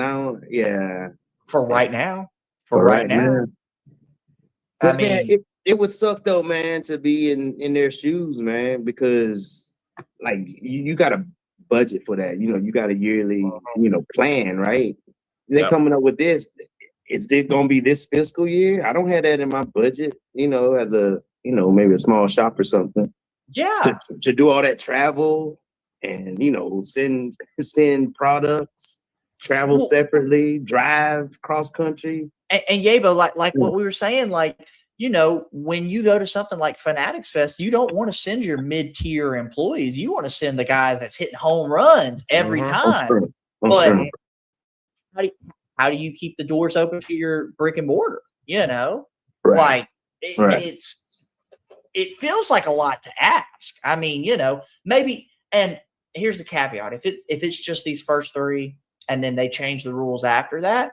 But if that's the running rules, holy crap. Who's going to be the dealers at these shows? Like, you're eventually going to scare people away, and they're going to go, hey, I would just rather not sign up so I don't have to almost lose allocation or something. Yeah, I feel what you're saying. So speaking of, like I said, we got the with Fanatic Fest going on. So big topic at hand is Dallas. Okay. If anybody don't know, year, bro. Heist of the year. Craziest thing. So for what we know now, okay, it was so Dallas Car Show happened over 4th of July weekend. Okay. Sunday, there was at the end of the show at Day Sports Cards, huge vintage dealer. Okay. Great guys, first off. Great guys. Pretty collection too, man. Golly. And the show happens, Gorgeous. packing up and everything, and you can see on it's like a team of 4 people basically targeted a group. It was 2 people. So 2 people at the bottom right now talking. You can see the guy in a white shirt come. That's the third one that's coming. They distracted him just enough that there was a guy that came in between the tables and then just grabbed it and then left. Grabbed a Zion case filled with $2 million worth of cards. $2 million worth of cards. Now, luckily, like I said, they got everything on camera. But man, you talking about, first of all, now we know that watching the cameras now, they was basically casing them the whole weekend. Yeah. So we can see them buying the ticket. We saw that video takes them buying the tickets and everything. We have, like I said, we have pictures of the guys and everything from the video cameras. But man, you talking about, $2 million worth is gone. Now, we definitely got to give our flowers to the show promoters over at Dallas. It's the first show I've ever went to that at every table they had multiple cameras set up on like a 12-foot, 15-foot pole in all directions. Because even going to National last year, there was a few tables that had like cameras like watching their stuff, but literally Dallas in all the rooms, all the halls had cameras all over the place. And really, to each show promoter listening, you need to put it in your budget. It's going to pay for itself. I mean, while it is some bad press for Dallas, if they didn't have those video cameras, we wouldn't have the information that we have now. You'll be nowhere, right? At least got some faces to put with them. You got to find those guys and hopefully find the cards too. I mean, time is precious right now. And man, people as cards, right? I would hope that the police find these people before other people do, because I'm going to be honest, you're not getting Pastor Cliff to show up to the house. You're getting some guys that want to give you some concrete shoes and throw you in the bottom of a river, because they even put out a $70,000 bounty. Any information towards the capture of these gentlemen who stole the cards. Yeah, so just information. Crazy, bro. Man, I feel sorry for those young vendors, man. Young brothers hate that. And I feel like that's why those vendors were targeted, is because it's the what is it, the 2 sons or the 2 sons and the dad. And I think their son, I think a friend was there also. Yeah, so, something like that. The young kids. Yeah. You know what I'm saying? Yeah, like high school age kids. Like literally. Man, golly, it makes me sick, man. Because very trustworthy gentleman, probably, and put a lot of trust in, folks around them coming to shows, showing off their cars, get real comfortable. It's a fun environment. I mean, it's easy. It could be easy to get distracted, man, if you don't have, somebody especially assigned, to watch. Well, that was the thing of the guy who actually snatched it. He was behind the table stacking up chairs. Like he was acting like he worked there. And so he's there just stacking up chairs and stuff. It was some shiesty stuff now, for sure. Man, that was just crazy. That right there. So like I said, you always got to keep your head on a swivel when you're a dealer. If you're a dealer at any show, you see me, you see Amani, you see Marcus, bro, if you need a bathroom break, we all got you. We're not going to sit there and let nobody mess with your table, nothing like that. I mean, I can't tell you. So when I got to Nashville, I had one of my dealer buddies calling me like the moment I got to Nashville. He's like, "Hey, bro, where you at? Where you at?" And I'm like, "Oh, I'm in the parking lot. What's up?" He goes, "Bro, I got to use the bathroom, something." And he was the only one at his table. He went as a one-man band. Mm-hmm. And, bro, when I tell you, he had most people's yearly salary sitting on his table. So, he can't walk away. And so the moment I get there, he's like sitting there, got this little sweats going on, going, I gotta hit the bathroom. Like, I got you. But if you don't have a connection, if you don't have friends like that, bro, that's it could be a potentially really scary situation. I mean, honestly. And if you got that inventory, hire some security, especially big shows like that. Yeah. Hire security. 100%. Listen, an armed redneck is about $30 an hour. Like, and a 12-pack. And a 12-pack. Listen, I want me a big, thick dude with something sticking in his pocket. And listen, if you got that level of inventory, you need to have that. I mean, referencing the last national, you go to the Golden booth, you go to the PWCC booth. Oh, you got these real big guys in suits, and you look at their suit, and you're sitting there going, I got that blinky on you. Okay, what's that? Yeah, PWCC had them thing like they had them they had them all over the place. Yeah. But it was nice to watch that too, man. Yeah, I mean, when you got like first original issues of Superman and Spider-Man and Jackie Robinson cards, crazy amounts of inventory like that.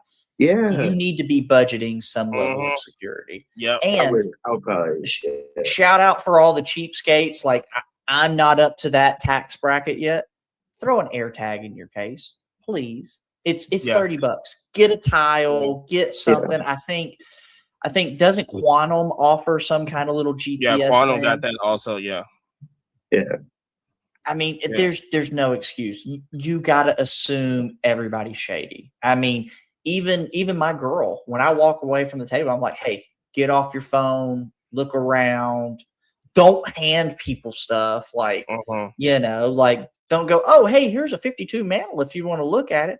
I've had people ask me a lot of times. I go, ooh, that looks nice. Cool, man. Are you trying to buy it? Oh, I was just looking.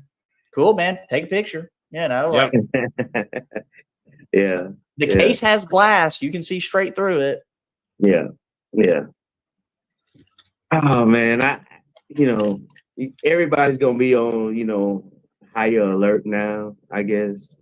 Vendor wise. I just, hate those guys had to be the ones who, go through it to get us on high alert, man. God,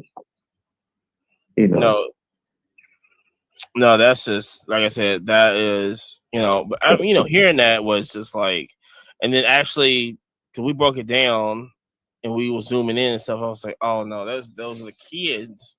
That makes it even worse. That makes it even worse with the kids and everything. So, like I said, if you got that much inventory, hire security, air tag it up, just keep the box like. Or just be close to the bar. Even if somebody want to talk to you, hey, come around to the front table. Let's talk. I want to say it was Sports Card Nonsense. Jesse had even mentioned, he goes, bro, just get you one of the like real long bike locks and lock it to Yeah. the table. Like if you're gonna pick up the Yeah. case, you're taking the whole damn table with table. you, and you're gonna notice somebody pulling away with the table. Like, Table. what you doing over there, bro? Man, yeah, I mean, golly, I hate we got to go through all that. Crazy. I want to say, like, I want people instead of have to do, put air tags and cable ties on stuff. Like, why don't people just do better, man? Act better. Don't steal But they're people's not. shit. They're not. You know what I'm Listen. saying? Listen, If it was that If easy, you listening to this, quit being shiesty. Let people have their shit. bro, Damn. if you're shy and you're listening to this podcast, Yeah. turn it off. Never listen to us again, please. Yeah. Go somewhere Golly. that garbage. Oh man, it drives me crazy, man. yeah, FBI I gotta don't, get I don't like involved. rogues unless they're, X-Men. That's just amen to that. Amen to that. But yeah, that's just like, you know what I'm saying? But man, so like I said, hopefully by by tomorrow or tonight, I want to see, hey, we got the guys, because they already know. Yeah, because like I said, we already got pictures of what y'all look like. So hey, it's a matter of time. I want cards too. I hope the car's still in the slabs that they, yes. we're taking in. Yeah, Oh, I hope man. it's everything is intact. And a smart thing that they did was if We you got go, things they can find. so if anybody's listening to this and they see, like, if you go to a show, like I would definitely do this in Indianapolis, they actually have the spreadsheet on their links on their social on Day Sports Cards. They actually have the actual spreadsheet of all the cards that are missing. So you just match them up like that. Yeah, Yeah. and I want to say shout out to Mascot, shout out to Veriswap. Yeah, let's talk about that. Yeah. That literally, they've got the link that, like, They I think flagged them. Mascot put out. They said the moment somebody puts these cards in, we're gonna flag them, report them to the police. Like, Right. That's what's like, up. Yeah. but I mean, honestly, boys and girls, if you've got that level of money, get security. Armed security. Like I said, a redneck with a gun costs about $30 an hour. Figure it out. Yeah, you go to like I said, you go to the National. They got the big bank vaults right there on the table, and they have security in their own cameras and stuff. Like I said, I'm not relying on no vending camera. I go to the National, I'm not relying on vending camera. I'm gonna have my own cameras pointing at everything right there with the lights. I'm gonna look. If I ever get vendor at the National, it's gonna be lights, camera, action, pew pew. Anybody want to touch? Yes, sir. You know what I'm saying? If anybody want to touch, but you gonna meet my buddy Smith and Weston. What my homegirl says, we got pit bulls and pew pews. Yes, sir. People with pew pews. So if you find out anything, like I said, any more information, Day Sports Cards on Instagram. They just made a TikTok to keep everybody updated on that, and probably on Twitter also. But like I said, just let them know, man. You know what I'm saying? And everybody, if you're listening to this video and you've not been caught up on that, please go look at the video. You may, if you know these individuals, you may come up on 70 grand like that.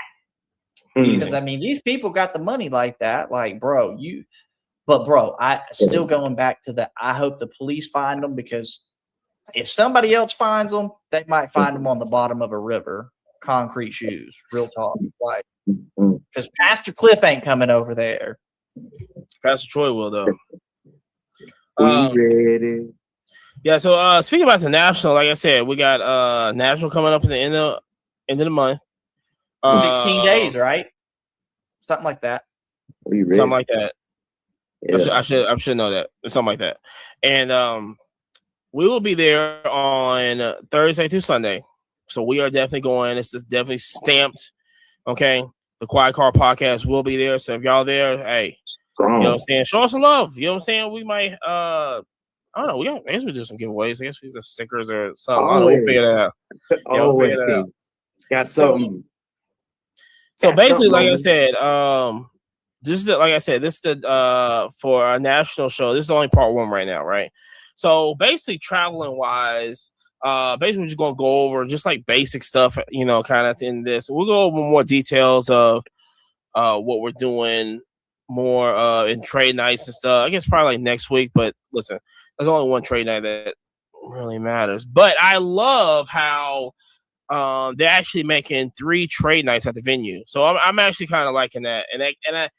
And do understand that this is under the new operations that just sold into the new ownership. So it's gonna be a little different in how they gonna work. First year of taking over, so I'm really curious to see how it turns out.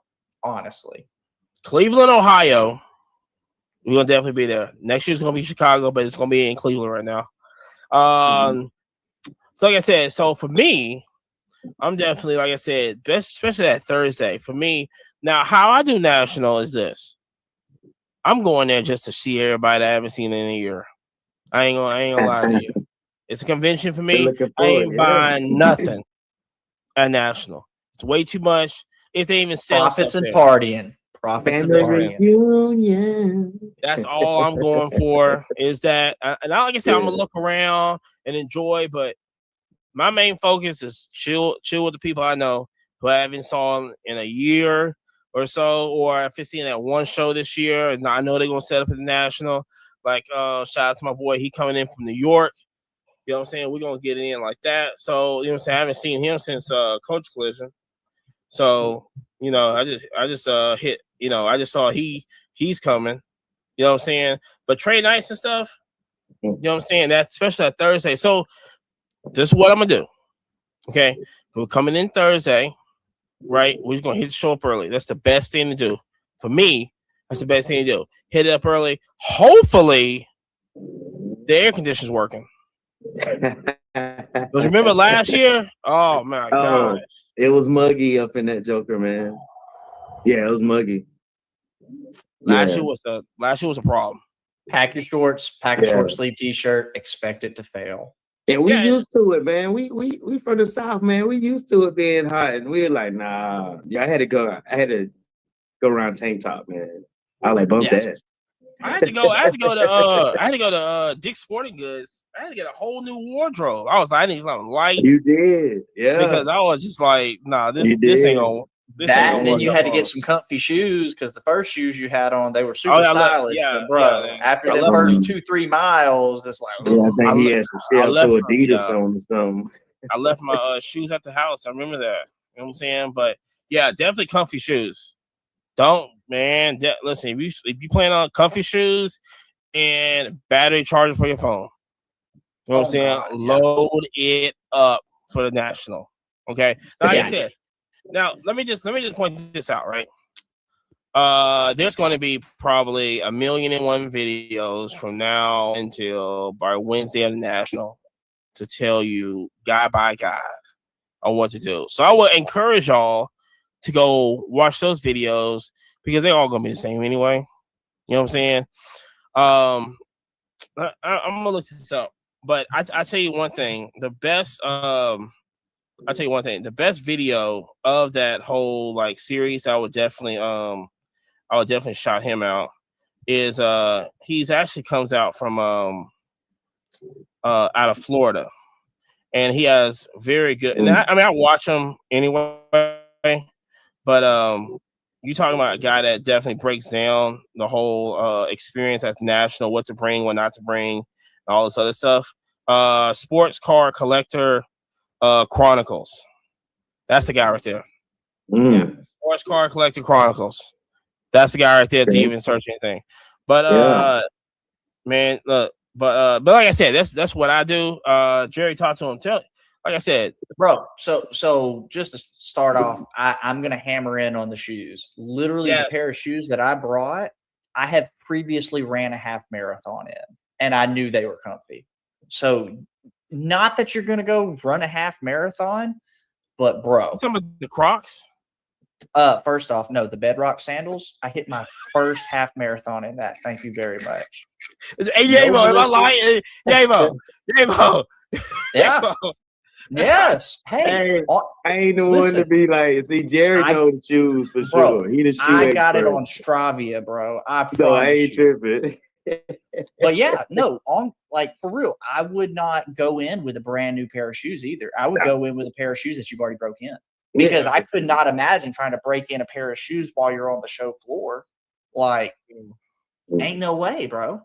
And please, people, brush your teeth, floss your teeth, wash your hands when you go. No. Wash your hands when you go to the bathroom.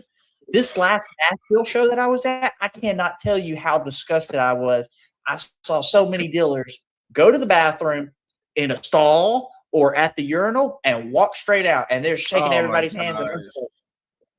I'm gonna be real. That's why I bump people because I'm like, I'm gonna assume you're nasty. Yo, we're deodorant also. Yes. I don't understand why that's a problem. I don't know why we got to tell grown men to wear deodorant. I mean, first off, are you not trying to like show smells, man? Sometimes. Oof. Now, I will say sports card show smells are not as bad as the con smells because I've been to some cons and oh my gosh, bro, some of them guys. guys, I'm like, do you not ever think about maybe talking to a pretty girl ever? Like, no.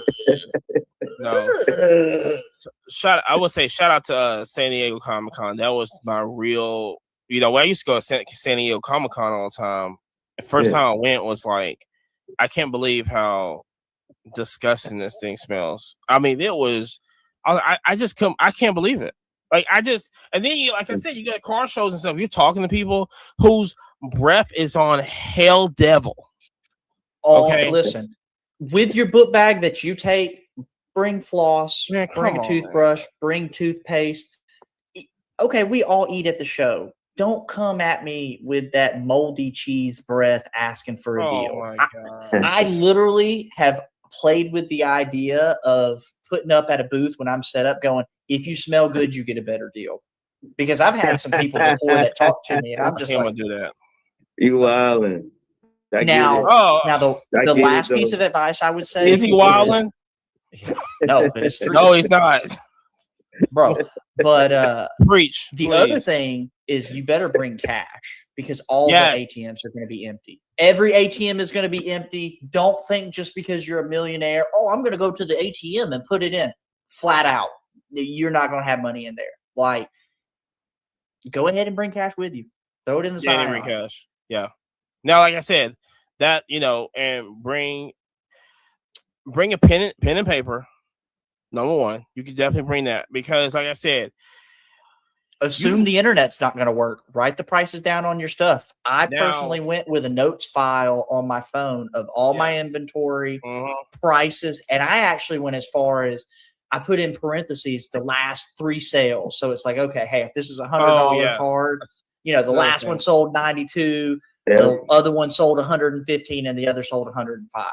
That way you can literally go, hey, bro, like, I feel like I'm in the middle. I feel like it's a good deal. Know your prices. Yeah.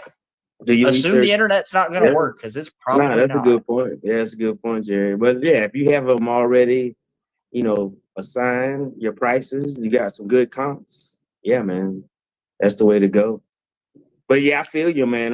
From the germ side, I started doing this at work, and I keep a little bottle of the hand sanitizer. Look, and it smells good too from Bath and Body Works. Bath and Body Works, yes. Jerry got on me. Listen, Jerry got on me last year for going Bath and Body Works. That is the place. No, it's the the place. I promise you. The little small bottle, man. It'll last the whole show. I promise you it will. I'm trying to tell you. A couple of them. Go use that. I don't want to, get germs. Going around. Want to stay safe while we're around thousands of people. Which hand sanitizer you got? You like the mahogany teak wood or something like that. That's a real good. Yeah, that's fine. I like that one. Yeah. Ocean. The cool water one smells super good too. Yeah. Yeah, it smells like cool water, right? See? Yeah. Remember, wear deodorant, people. I don't want to. Yeah. We're gonna have. Matter of fact, we're gonna have a whole just show on like bath time. Because y'all people come into these shows, man. I mean, it's ridiculous. When I had rancid. Listen, I had some people. We went pretty early to the Nashville show, right? And I'm like, bro, you're smelling this funky, and it's not No. even 12 in the afternoon. Like, Hey. Exactly. I'm gonna tell you, man. Vintage and VFW shows, man. Oof, that smell right there. When you got a whole bunch of like vintage cards and comic books and stuff like that in a small like VFW type, building. yeah. Ooh, that's a bad smell, man. Jeez, I can imagine. I can't. Golly. Even at, like I said, even at the local shows like Scottsboro, it's just y'all be smelling. Yeah, I'm not The doing- other big thing I would say is if you can budget it, get a rolly case. I personally, this past Oh, weekend, purchased shout my out. own Quantum. Yeah. Shout out. I bought my first rolly case. Yeah. And Shout I'll out. be honest with you. I was walking around What up, Jerry? Nashville this last show, and my hand just started hurting just from holding the case so long. You know what I'm saying? Like Mhm. you walk it so many times, you're sitting there. You don't normally hold something like this for just hours on end. Dude, Yeah. that rolly case is so worth it. And if you need a seat, you just sit down on the rolly case, bro. Yeah, y'all hit me to that last year, man. So I was like, yeah, I'm gonna go get my rolly case. Yo, it was so money. Ton of cars you can walk around with just about everybody. I got You're my good with. what I got my Apache. I'm keeping that's the one right there. Hey, listen, the Apache is a super affordable case, and I think the I Apache can is smell great. that. Who makes your insert? Because Amani's got the best insert I've ever seen. That I was got for the it. Apache. I don't know. I just got it on you just search on Amazon. You know what I'm saying?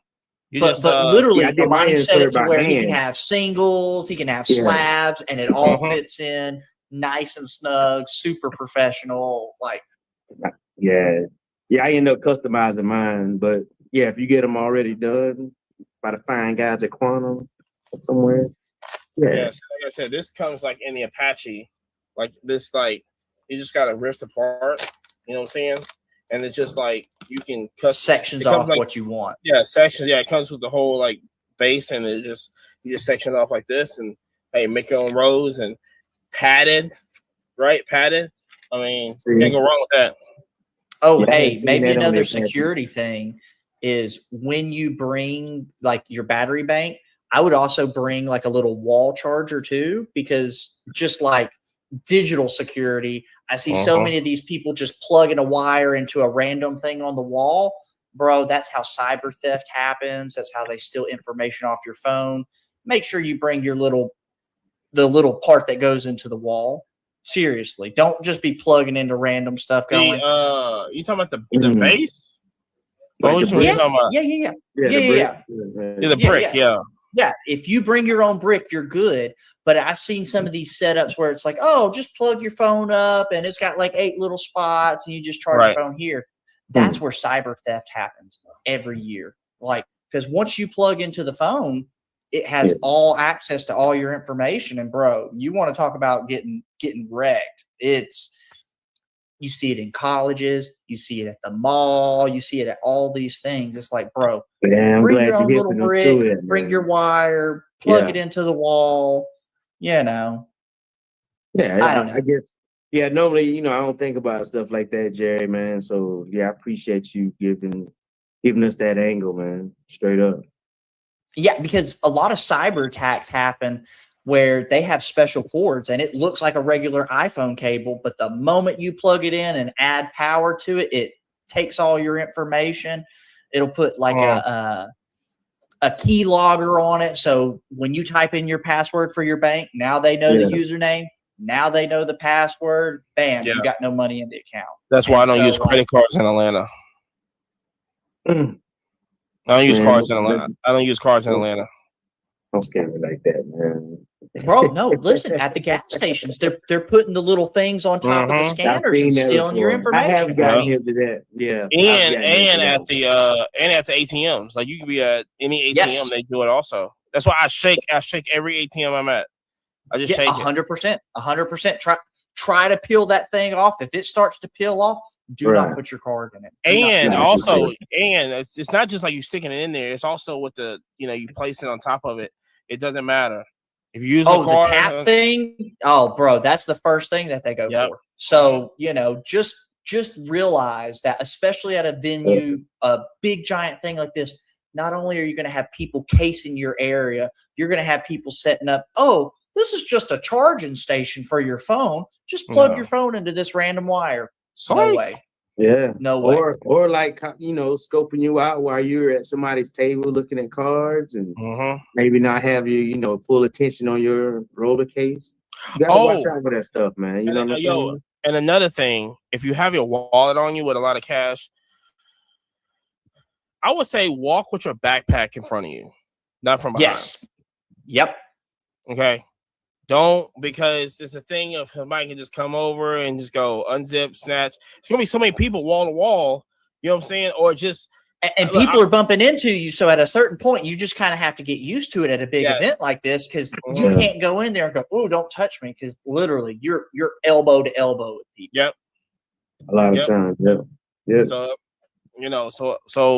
also like that's super important right there. But like I said, maybe even go as far as to having the RFD wallet, because they can do that little scam where they can tap your thing and get your information like that too. I was actually thinking about that, but I just got a Louis Vuitton wallet. No fun. I absolutely love. The LV wallet. Scammers are out there. It's a coin. It's a coin card. It's very. I love it. They're definitely targeting people. I know, it's super targeting. Yeah. Yeah. Watch your stuff. Just be careful. I think the quote of the day is just watch be careful, brush your teeth, put on deodorant. Come on, do better. We are going to announce this take a bath show, take deodorant, mints. We are going to name different mints, name different deodorants that you need to go. I don't understand why this is not. This is a thing in the hobby, but we are going to shine super light on it. It's going to be after the Nationals, of course, and we're going to talk about this, but my gosh, like, ain't no way you're waking up in the morning, you look in the mirror and go, it'd be all right. I'm good. I'll be all right. I'm good. I'm straight. I'm good. Man, I just had garlic eggs and this and that. It'd be cool. They don't mind. Let me throw some hot Cheetos in on that. Like I get it. Like, although your mama like it, and anybody else gonna like it. Bro, your mama's lying to you. I wouldn't trust her in anything. You know what I'm saying? And she probably can't smell too. You know what I'm saying? It's probably walking by and giving her hugs and stuff like, all right, Charlie, I'll see you later. You know what I'm saying? They be the ones coming to the show with American flag t-shirt on going, I'm good today. Nah. It'd be the one with the halter top too, the one with it sleeves. Oh yeah. Oh my God. He's He's got the tits out. Oh my gosh. Like, look. And the shirt is coming up, showing the midriff. Oh, what the fuck is that? The Dunlap disease, where the belly Dunlapped over the belt loop. You got a Patrick Mahomes?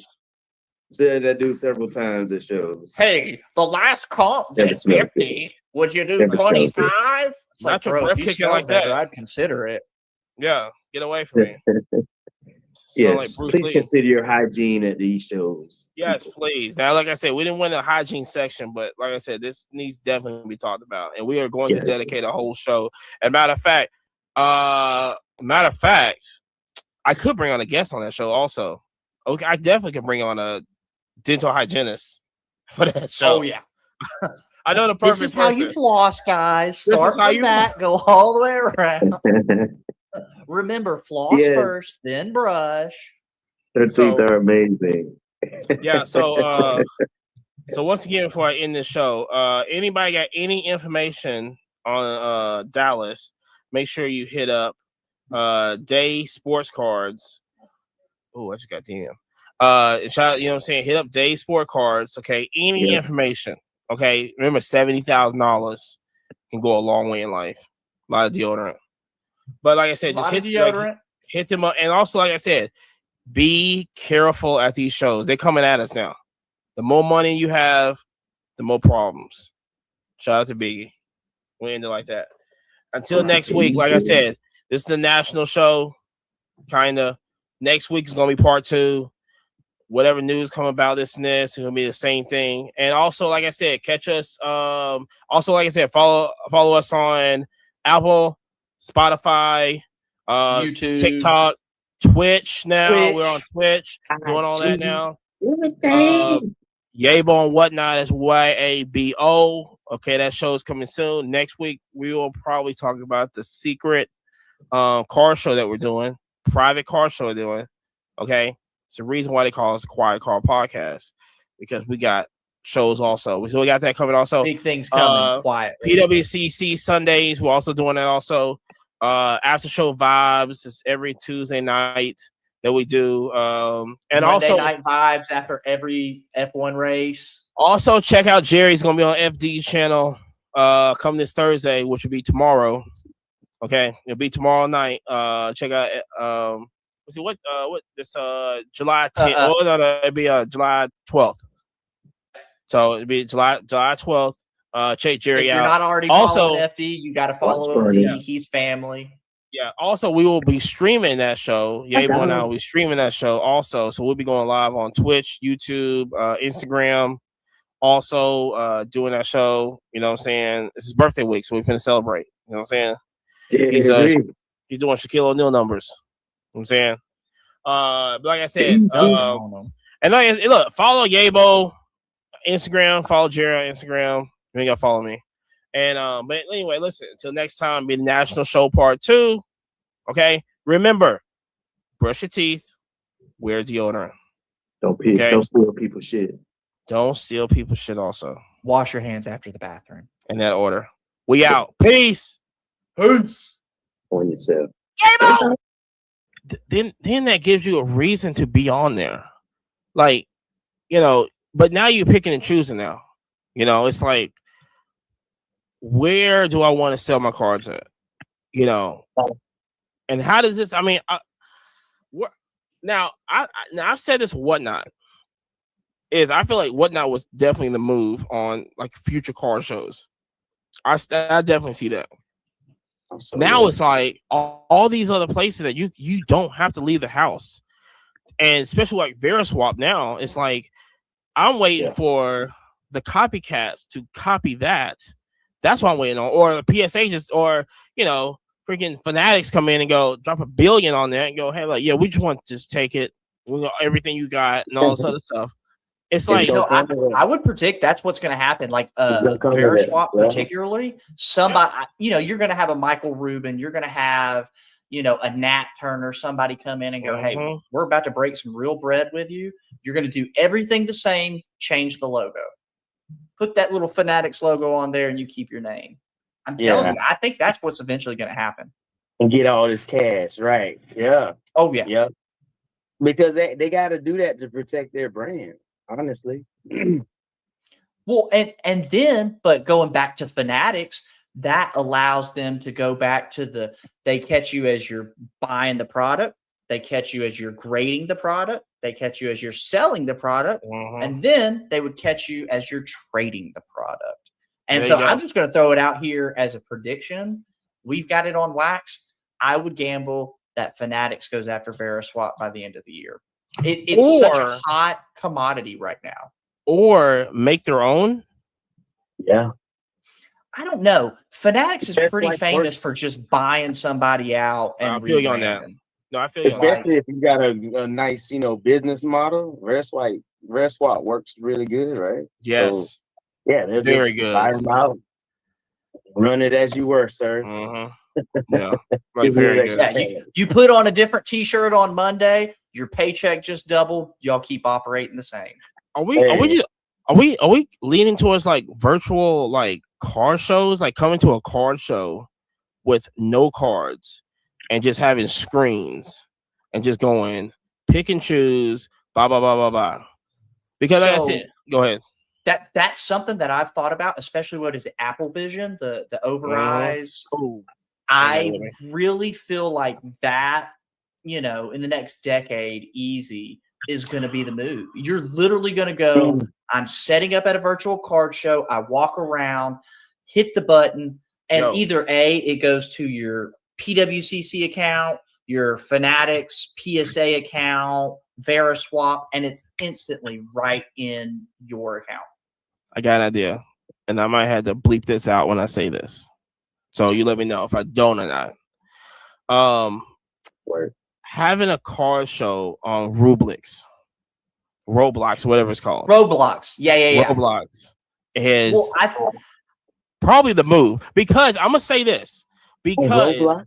let me tell you this. Let me tell you how crazy. the Let me kids tell, are wild about it. let me tell you how crazy Roblox is that Starbucks, $15 an hour. you can get paid to work in Roblox in Starbucks. 100%. What?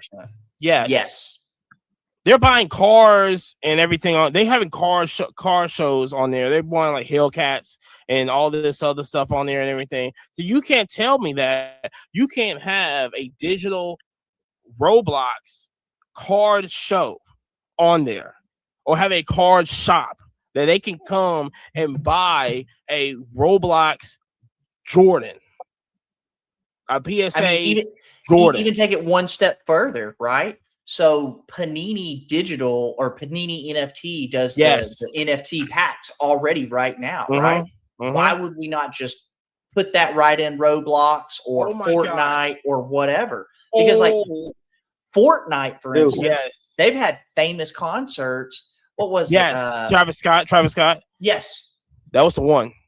So it's like we're already so close to it. This is so sweet. Yeah. That's sweet talk, man. I would card love shows to. in the metaverse. It's coming. I mean, I do from the comfort of the crib. Yeah. I mean, we're already doing it. Whatnot already having these virtual car shows. They already have like maybe once or twice a year. They have these huge car shows. You can just go on and just buy stuff that's this. You know, they mail it to you and all this other stuff. But one step further. Yeah. What is it? Mascot, where here you go. The real card shows, you can literally see people's real inventory of what they actually have. Let's just take it one step further. It's digital. Put your over eyes on, Roblox, Fortnite, whatever.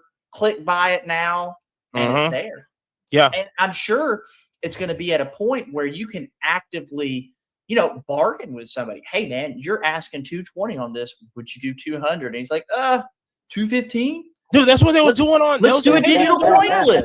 They was doing on Mascot. Dude, I can see that in the game, man. That'd be perfect. Because Mascot didn't go to Indianapolis, and they went to Burbank and all this other stuff at the beginning of the year. But then when Jerry didn't show up, he was like, "Yo, is Mascot doing the virtual, the dealer, whatever this and this?" And I looked on there and checked, and they wasn't there. And like I said, that's a disappointment. Well, so Amani, what was it when FD was at Burbank? What was it, a Lewis that you got FD to go after? Yeah, it was I wanted the Brandon Miller manga. Yeah, so on Mascot, Amani was actually able to go through everybody's inventory, was not at the show physically, and we had a homie FD that was up there, called him and said, "Hey, go to this table. This is the guy's name, and this is who I'm looking for, and this is his price." Because they had the number, because you give, when you sign up for it, you give the, like, so if they would do it say if they do it at the flip, right, and they did like at Gardendale or Huntsville, Daniel will have to assign numbers to the dealers. And, like your number 23 or your number 130, whatever this is. Then if I'm number 23, I'm on Mascot, put my whole inventory, my whole inventory is already on Mascot. So it's just, you see it, but it's a whole separate thing. So you can go to the dealer number 23 and go, we can see what he got. And you can communicate with him also while he's at the show. You can't. I mean, this is where this is about to go. You remember seeing I think it's Black Tie. So that crew that goes around and they basically film each table and they have like a huge following. Yeah. Yes. And they're Yes. doing a Yeah. live show, right? Where Yeah. they're literally going, Yeah, they're hey, doing live show walking around. Yeah, Yes. they were doing that at Coach Collision. I remember All- seeing a real RL good guy. Collectibles.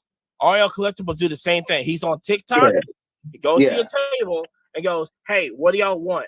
Okay, boom. What are you asking for it? Okay, da da da. Boom. Yeah, yep. yeah. Same type deal right there. Crazy. But yeah, I could see that being more an attraction. So I'm signed up. So I just made a decision. I'm signing up for Walmart. I'm gonna just see how it does. Are, man. Yeah, I I'm mean- gonna get my cards back, yo. So if I was going to do the Walmart play, I'm personally going to try to keep it at the 50 and under price point because I feel like that's going to be the sweet spot. Exactly, Of and all somebody Pokemon. who's shopping.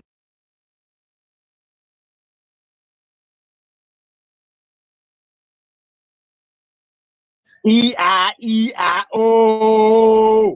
Welcome back to the Quiet Car Podcast. Got a big show ahead for us today. Bronny James finally got a team that he's on with his daddy, number one.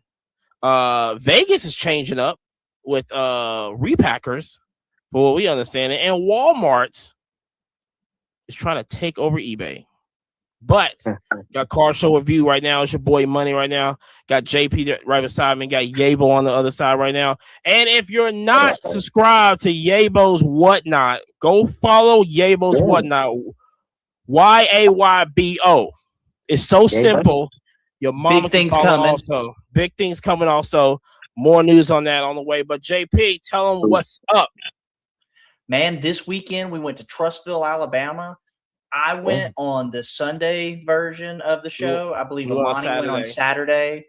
Saturday. It was a great show, man. I Yabo was mean, late. there was a lot of money in the room. Like, people were spending money left and right. Like, there was some crazy heat, bro. I only had one pickup for the whole show, and I already sold it. Like, listed it right when I got home, fell asleep, woke up to cash in the bank account. So it was a great show, man. I had a blast. Daniel always throws a good show. I think that was his four-year anniversary. And yeah, man, the hobby is alive, bro. It's electric. Yabo, what's good? Hey, man. Hey, I got to co-sign on what Jerry said, man. I went to Trustfield on Saturday. Got there at the end, but like you said, man, still made deal before I left. So it was good, man. Good seeing Daniel and Casey, man. Yeah, I'll be back in the flip fold soon, man. But other than that, man, yeah, just getting ready for a card show, man. I'm gonna do my own card show in Darlington, South Carolina. Yeah, so I'm excited about that, man. There's more news coming about that one. Yeah. But show was good. I only went down there to just like to pick up some stuff. That's really what I went there for. I wasn't expecting to sell at all. But when you got a suitcase full of stuff and you got people that need products and they just hit you to the side and go, "Hey, look, I need some stuff. What you got? Come on, let's step out in the hallway. Come on, we can do deals like that." So surprisingly, I did it was like 4 major big deals I did at the show that I wasn't even expecting. Because like I said, I'm just getting warmed up for national. You know what I'm saying? So that was good. I did pick up one car that's really all I saw. Got that Rick Ross auto, 1 out of 5. So sick, bro. Yeah. So sick. Super sick. Yeah. And so but other than that, it was mostly just it's so weird when I don't set up at a show and I'm just kind of just backpacking it. It's just like, super. Oh, and also we did go Yayo and I did go half on a case of these top loader binders. Yeah. Which is super amazing. And I forgot I gotta get you yours. Anyway. Those are super fire. I love the top loader binders. I think it's a great idea, honestly. You see so many of these kids, especially, and they don't have like super crazy high end slabs, but they've always got them like in a shoebox or something loose, and it's like, dude, it's a great option. Yeah. Yeah, I'm use that for a trade-up challenge. Oh, that's gonna be perfect to go with a trade-up challenge, man. Yeah, that's what I did. Yeah, take that from what Cody had that idea. Then Cody did that. He had a binder, binder full of things to give away from. Yeah, and then just switch it out. Get one out, switch it out, boom, boom, boom. Yeah, you know what I'm saying. Whatever you want, man. Right. Makes it easier. So yeah, so I got that and everything. That was, but all in all, show was great. Hung out at Applebee's afterwards and everything. So she, old girl still didn't get my breadstick. I do remember that. But still waiting on the breadsticks. Yeah. Yeah. And that fire Alfredo with no breadsticks. Golly, that was struggle. I forgot. That's a tragedy.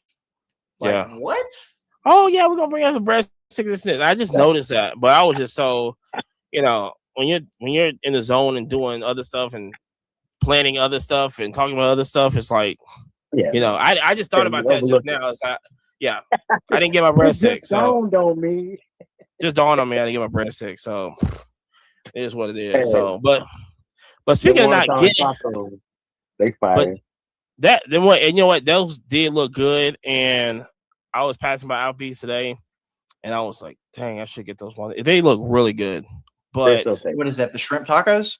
They're chicken wonton tacos. Oh, that sounds delicious. It looked really good. Really good. And I was like, usually, me, I just get whatever's on 2 for $25. So that's all I'm used to. That's the only thing I eat at Applebee's. Anything on 2 for $25. Now they got like 2 for $31 now and stuff. I'm like, come on now, y'all getting a little out of hand with this. You know what I'm saying? Just so shout out to Applebee's on North Parkway. It's the GOAT. You know what I'm saying? It's the GOAT. But speaking of the GOAT, Michael Jordan, Bronny is a LA Laker, which is, listen, this is not breaking news. This isn't like surprising. This isn't like we knew that was going to happen. The thing that I didn't know was going to happen was Rich Paul hitting up other teams going, hey, you draft Bronny. He's going to Australia. Well, see, I heard it was allegedly because LeBron was sleeping with his mom. That's why he got the spot. Yeah, he's definitely sleeping with his teammate's mom now. That's crazy. This guy right here is this guy LeBron. So he's a. This is. And now he was the 55th pick, right? To what? He was the 55th pick, right? 55th pick, second round. Which, like I said, if I was another team, I would have just drafted him.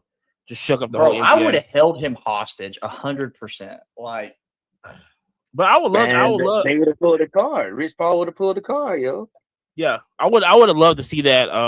How that would have happened. Like, first off, if you get drafted and could you just go to Australia? I guess if you don't sign, if you don't sign that paperwork, I guess you just go and play like that. But and then the Lakers just go get them later. But I'm very curious on that and how that goes down.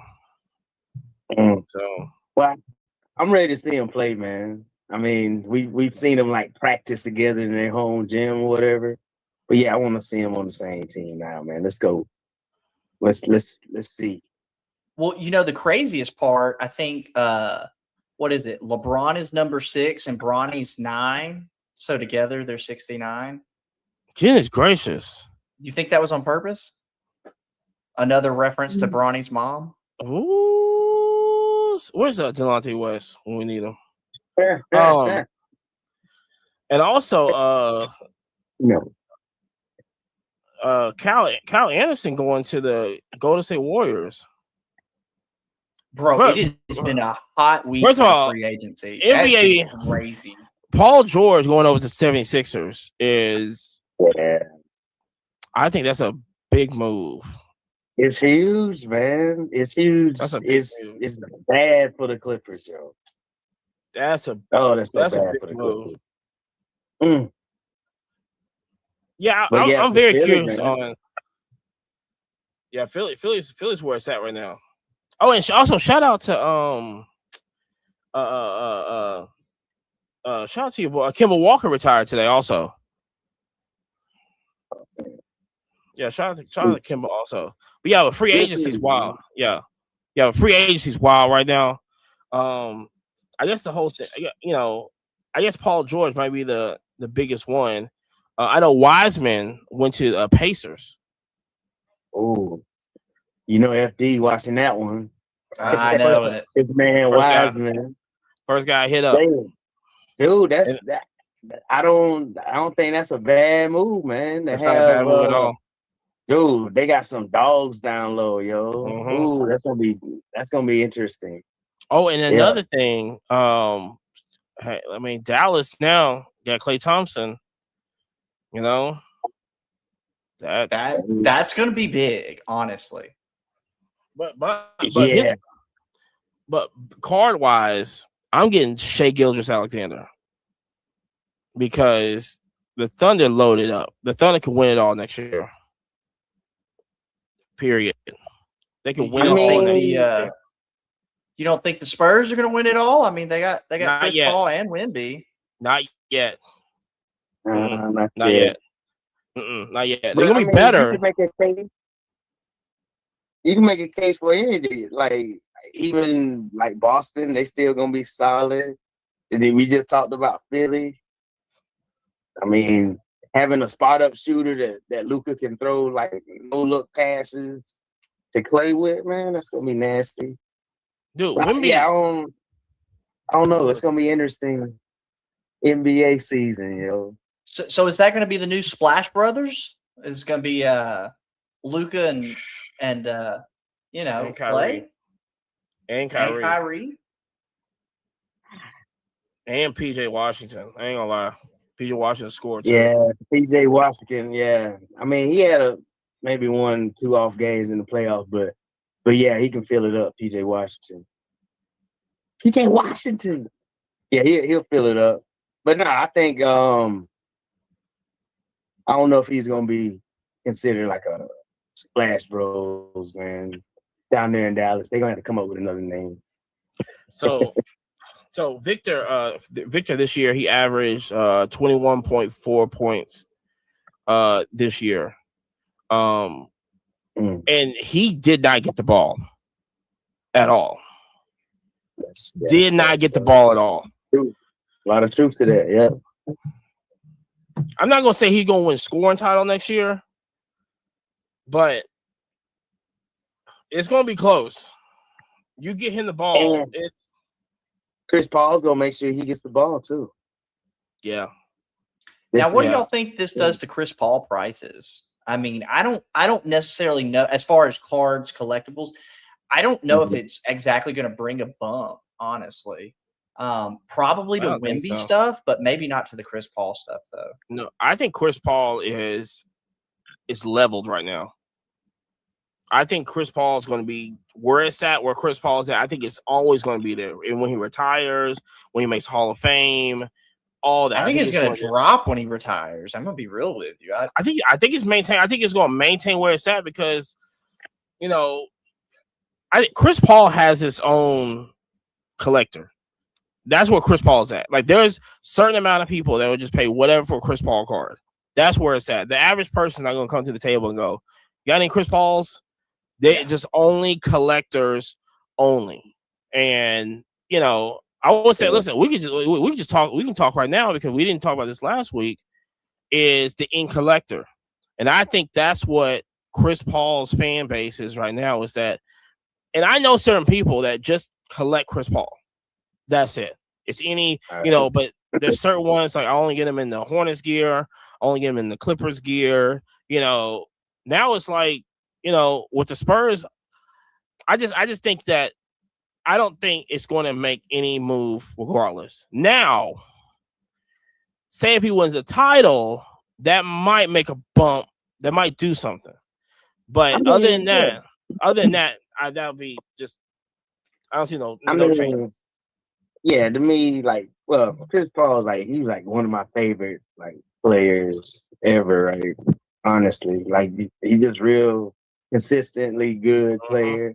I mean, I do think like his best days we've seen him like on the court, but you know he ain't gonna forget how to be the point guard. He gonna get big man the ball like a lot, But yeah, I don't. I agree with you, man. I don't think there's a lot of folks that come to shows like specifically looking for Chris Paul. Yeah. But he may or may not, but probably will be available at a whatnot show coming soon. I mean, you know what I'm saying? I would get a couple of Chris Paul items because I think there's gonna be a lot more people looking for him.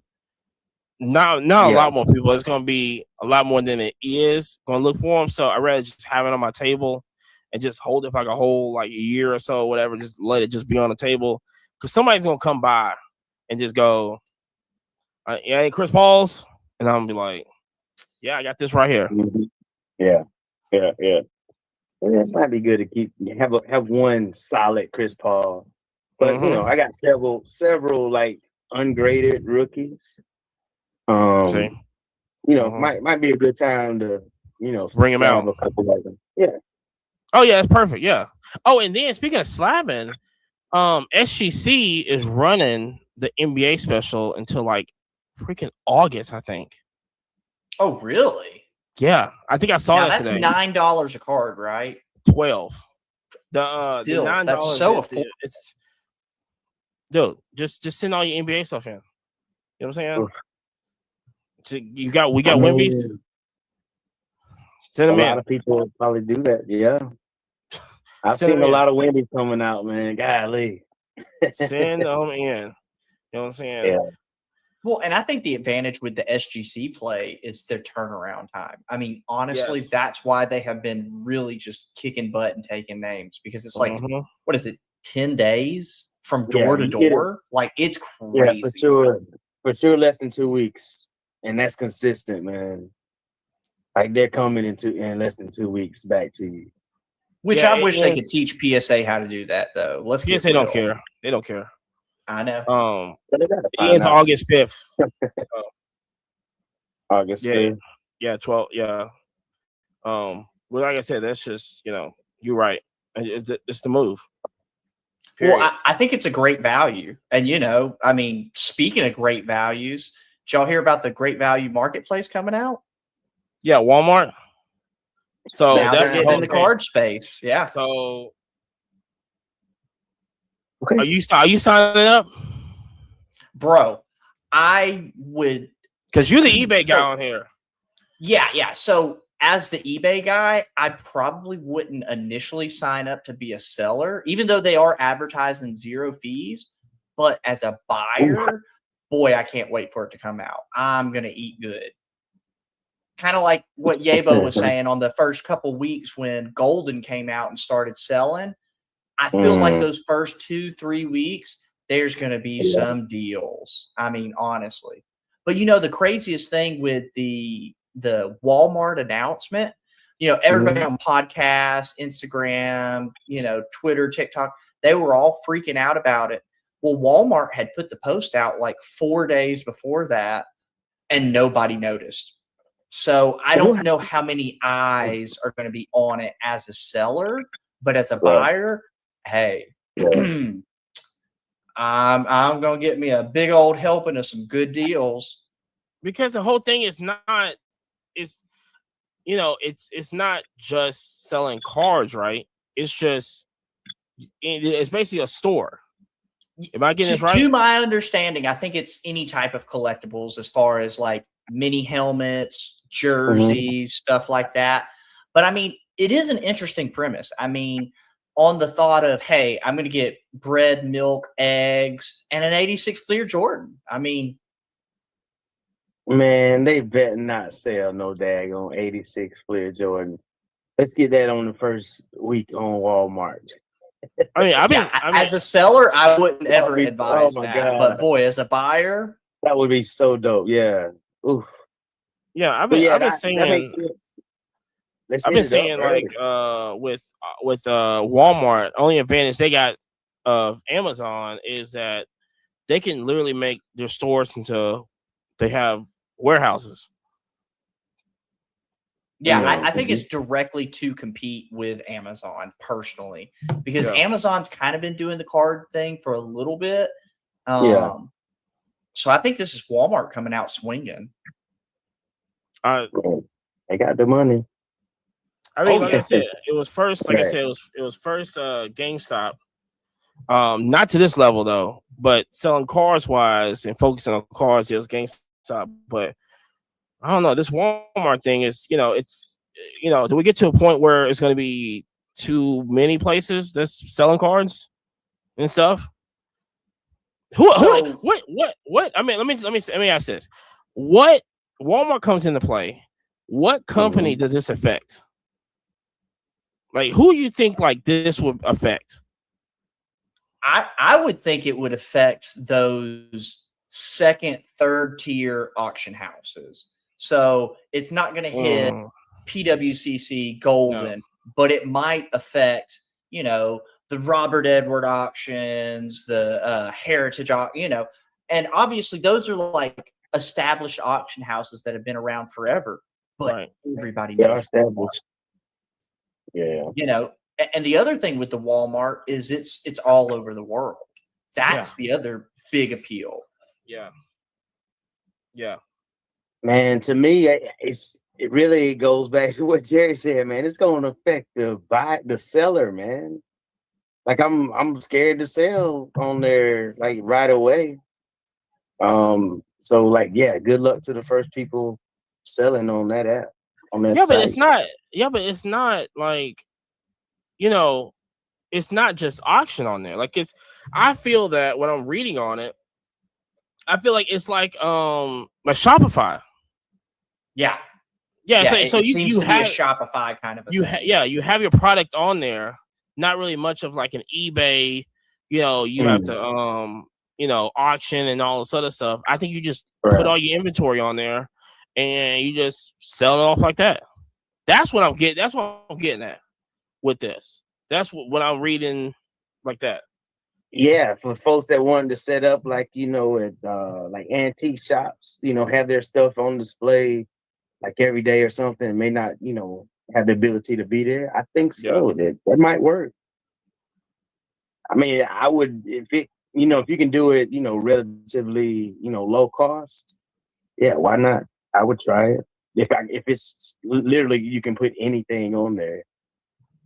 Although my only thing is with the Walmart marketplace is I know right now they're offering the no fees and all that, but I really feel they should offer something more to those sellers who take a chance, whether it's some type of, hey, you qualify for an employee discount when you physically go to Walmart, something like that. If you put something out there like that, wait, what? Boy, I believe they would flock to it. Yeah, that was the first thing I thought when they announced the marketplace, because I was like, man, if that would qualify you for discounts, that would take a lot of people off of, because you've got things like My Slabs, Macari, stuff like that. That boy, all those sellers would flock to Walmart. Yeah, that's what My Slabs is doing right now. That's what they announced in like Indianapolis. Well, I saw that in Indianapolis is that, they're trying to do the whole eBay auction thing. And it was like, well, I guess the thing is like, well, you don't have to pay, what is it, 15% for eBay? If you're not top rated, I do believe it's 15%. Yeah. If you're top rated, it's closer to 8%. Yeah. So there's like, they try to dumb down the fees, to like selling in this. It's like, oh yeah, we can. Yeah. I think it was, I don't know, whatever it was, say like 6% or whatever this and this. Oh yeah, we come over here this and this, but it's like, look, y'all don't have the name.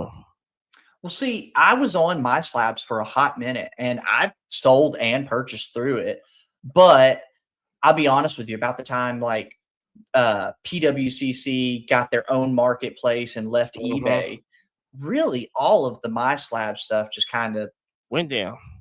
Yeah, I mean the sex appeal with the My Slabs at first was they would only take you if you had good feedback on eBay. They would only take you if you only had 100% feedback or however many ratings. So you weren't really dealing with sketchy people. But outside of that, man, and especially with like marketplaces like Veriswap, it just there's no point to use My Slabs because on Veriswap, either I can straight up sell it, I can, trade it, I can buy, like that's gonna be the new thing. Hold on, I got somebody. Hold on, we got a guest. Go ahead. What's up? We have a guest. You're on the podcast right now.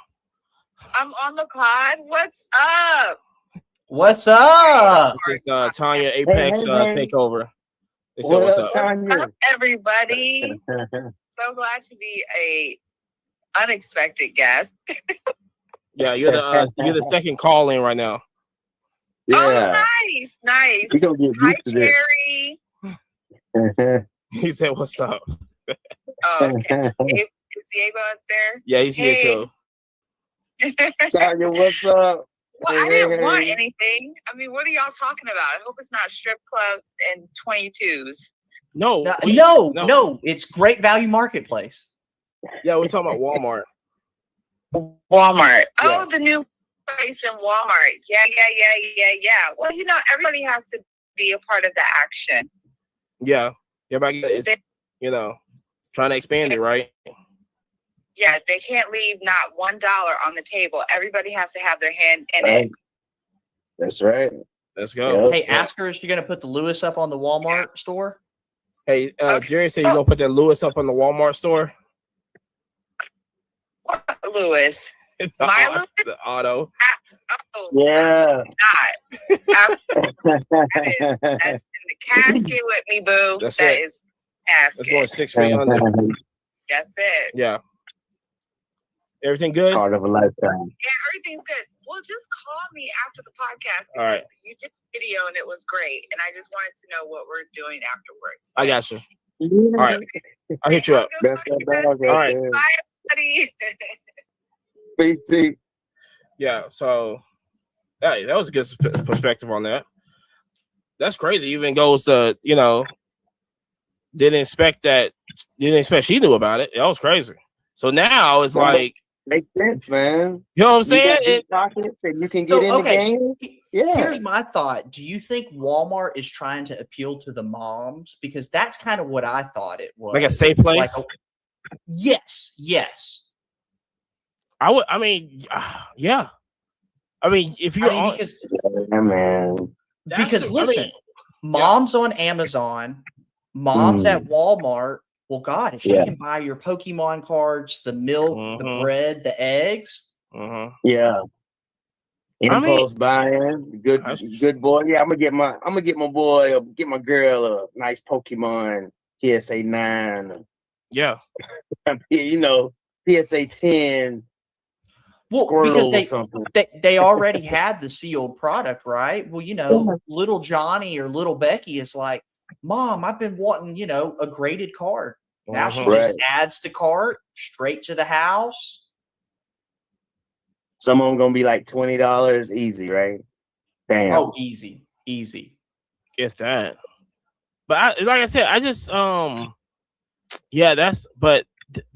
that gives you a reason to be on there. Like, but now you're picking and choosing now. It's like, where do I want to sell my cards at? And how does this? I mean, I've said this. Whatnot is I feel like Whatnot was definitely the move on like future car shows. I definitely see that. Now it's like all these other places that you don't have to leave the house, and especially like Veriswap now, it's like I'm waiting for the copycats to copy that. That's what I'm waiting on, or the PSA freaking fanatics come in and go drop $1 billion on that and go, hey, like, yeah, we just want to just take it. We got everything you got and all this other stuff. It's like No, I would predict that's what's going to happen. Like Veriswap particularly, somebody, you're going to have a Michael Rubin, you're going to have, a Nat Turner, somebody come in and go, hey, we're about to break some real bread with you. You're going to do everything the same, change the logo. Put that little Fanatics logo on there and you keep your name. I'm telling you, I think that's what's eventually going to happen. And get all this cash, right? Yeah. Oh, yeah. Yep. Because they got to do that to protect their brand, honestly. Well, and then, but going back to Fanatics, that allows them to go back to they catch you as you're buying the product. They catch you as you're grading the product. They catch you as you're selling the product. And then they would catch you as you're trading the product. And so I'm just going to throw it out here as a prediction. We've got it on wax. I would gamble that Fanatics goes after Veriswap by the end of the year. It's such a hot commodity right now. Or make their own. Yeah. I don't know. Fanatics is pretty famous for just buying somebody out and I feel you on that. No, I feel you. Especially if you got a nice, business model. Veriswap works really good, right? Yes. So, yeah, they're very good. Buy them out. Run it as you were, sir. Yeah, very good. Yeah, you put on a different T-shirt on Monday, your paycheck just doubled. Y'all keep operating the same. Are we leaning towards like virtual like car shows, like coming to a card show with no cards and just having screens and just going pick and choose, blah blah blah blah blah? Because like I said, go ahead. That's something that I've thought about, especially what is it, Apple Vision, the over eyes. I really feel like that, in the next decade, easy is going to be the move. You're literally going to go, I'm setting up at a virtual card show. I walk around, hit the button, and either it goes to your PWCC account, your Fanatics PSA account, Veriswap, and it's instantly right in your account. I got an idea, and I might have to bleep this out when I say this. So you let me know if I don't or not. Having a card show on Roblox, whatever it's called. Roblox. Yeah. Roblox is probably the move, because I'm gonna say this, because let me tell you this. Let me tell you how crazy. Kids are wild about it. Let me tell you how crazy Roblox is that Starbucks, $15 an hour. You can get paid to work in Roblox in Starbucks. 100%. What? Yes. They're buying cars and everything on. They having car shows on there. They're buying like Hellcats and all this other stuff on there and everything. So you can't tell me that you can't have a digital Roblox card show on there, or have a card shop that they can come and buy a Roblox Jordan, a PSA Jordan. Even take it one step further, right? So Panini Digital or Panini NFT does the NFT packs already right now, right?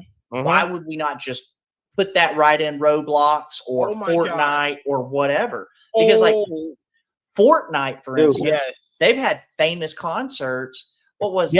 Travis Scott. Yes. That was the one. So it's like we're already so close to it. This is so sweet. That's sweet talk, man. I would card shows in the metaverse. It's coming. I mean, I do from the comfort of the crib. Yeah. I mean, we're already doing it. Whatnot already having these virtual car shows. They already have like maybe once or twice a year. They have these huge car shows. You can just go on and just buy stuff that's this. They mail it to you and all this other stuff. But one step further. Yeah. What is it? Mascot, where you go. The real card shows, you can literally see people's real inventory of what they actually have. Let's just take it one step further. It's digital. Put your over eyes on, Roblox, Fortnite, whatever. Click buy it now, and it's there. Yeah. And I'm sure it's going to be at a point where you can actively, bargain with somebody. Hey, man, you're asking $220 on this. Would you do $200? And he's like, $215? Dude, that's what they was doing on. Let's do a digital coin flip. They was doing on Mascot. I can see No, that no, in the game, man. That'd be That's what it was, perfect. because they didn't mascot didn't go to Indianapolis, and they went to Burbank and all this other stuff at the beginning of the year. But then Okay. when Jerry didn't show up, he was like, "Yo, is mascot doing the virtual the dealer whatever this and this?" And I looked on there and checked, and they wasn't there. And like I said, that's a disappointment. Well, so okay, Amani, what True. was it when FD was at Burbank? What was it, a Lewis that you No, it got was, FD to go after? Yeah, it was I wanted the Brandon Miller manga. Yeah, so on Mascot, Amani was actually able to go through everybody's inventory, was Yeah. not at the show physically, and we had a homie FD that was up there, called him and said, "Hey, go to this table. This is the guy's name, and this is who I'm looking for, Yeah, and this 'cause- is his yeah. price." Because they had the number, because you give when you sign up for it, you give the like, so if they would do it say if they do it at the Flip, right, and they did like at Gardendale or Huntsville, Daniel will have to assign numbers to the dealers, and like your number 23 or your number 130, whatever this is. Then if I'm number 23, I'm on Mascot. Put my whole inventory, my whole inventory is already on Mascot. So it's just you see it, but it's a whole separate thing. So you can go to the dealer number 23 and go, we can see what he got, and you can communicate with him also while he's at the show. You can. I mean, this is you. This is where this is about to go. You remember seeing I think it's Black Tie. So that crew that goes around and they basically film each table and they have like a huge following. Yeah. Yes. And they're doing a live show, right? Where they're literally going, they're doing a live show walking around. Yeah. Yes. They were doing that at Coach Collision. I remember seeing a real good guy. RL Collectibles do the same thing. He's on TikTok. Yeah. He goes to your table and goes, "Hey, what do y'all want?" Okay, boom. What are you asking for it? Okay, boom. Yeah. Yep. Yeah. Yeah. Same type deal right there. Crazy. But yeah, I could see that being more an attraction. So I'm signing up. So I just made a decision. I'm signing up for Walmart. I'm gonna just see how it does. Are, man. Yeah, I'm gonna get my cards back, yo. So if I was going to do the Walmart play, I'm personally going to try to keep it at the 50 and under price point because I feel like that's going to be the sweet spot. Exactly. And all Pokemon who's shopping. All Pokemon. No, I'm going to do sports because listen, why would I buy that blaster searching for a Wemby when I can just buy the Wemby PSA 10? Amen. Yeah. I want to know what the restrictions. I got to find buy out. the card, man. Yeah. Yes, for everybody listening, don't gamble, don't rip. Go buy the single that you want and just buy it. Yeah. Yes. Yeah, don't gamble. I mean, you can, but we don't care. We don't care if you start crying. You might get lucky, but yeah, when we're doing it, we know it's for fun. We do this for fun, man. Quite literally, that's what I tell all the homies who first get into the hobby. I'm like, look, if you're gonna rip a box, just imagine you're lighting that $20 bill on fire. If you come into it emotionally like that, you'll be fine. But where I find the problem is so many of these little kids, they watch these breaks, they watch these repacks, and they're like, oh my God, they're hitting kabooms, downtowns, whatever, right? And the level of disappointment that they're going to experience when they go rip a blaster, and it's like, I got I got the silver, but I didn't get the downtown. So it's like I'm always on the go buy the singles. Here, bro. Man, okay. Speaking about gambling, you want to tell us about that vending machine that's in Las Vegas? Yeah. So PSA, we still don't know where the hotel's at, right? It's just somewhere in Vegas, right? We don't know no, the it's name in of a casino. It's in a casino. But yeah, I mean, but we don't know. Like, so Vegas every hotel basically has a casino. Okay. But I don't think we know exactly what a hotel is. Which, very curious. I might be in the November, so I might go try to find this thing. But PSA allegedly supposed to be official that it's their vending machine for $50. Wait, for $50, I think you can choose between Pokemon and because it's not all sports. Pokemon, right? And sports. No, it's Pokemon and sports. So they are advertising on the machine is that they got a PSA 10 Charizard on there. And crazy enough, before they put the Charizard in there, they actually took a picture and be like, yo, it's in there, this and this. Dan the Card Man, shout out Dan the Card Man out there in Australia. Ran the number and it was deactivated. Yeah, So, I think Go ahead. Coco followed up on that. And Yes. it was something about that was a number that's been associated with counterfeits, which a PSA 10 Jordan, a PSA 10 first edition Charizard, those are always going to be the objects that people Mhm. try to counterfeit. You know, Mhm. it's the fake Rolex. It's the, it's the first always. target for sure. yeah. So regardless, so yeah. Good luck finding that. It's deactivated. So good luck making money on that. But like I said, this is another thing. And this has been the fan pack or something like that. Another vending machine is being doing this. PSA is like, we got extra inventory. We finna just put it in vending Whose machines. cards are those, man? Are these like what people didn't pay for or something? That- I That's would what think I so. thought it was. That's what I thought it was. Just the Yeah. stuff that people Mhm. didn't pay for. Because it's like, first off, what do we got to do? One or two major investments for some big hits, and then the rest is stuff that people didn't pay for. Like, that's a great way to So- offload stuff that you're not offloading on Golden or something like that. Well, it's not necessarily bad stuff either, because if they didn't pay for it, they don't know the grades. So No, exactly. I don't know. Yep. yeah, so they might have some fire in those, man. Well, see, and I think- just one vending machine, I think it's worth $50 to try.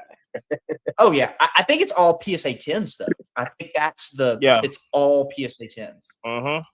Dude, I think that vending machine is gonna be sold out a lot. Oh yeah. Oh yes. I think wonder how for like- many yeah. holds.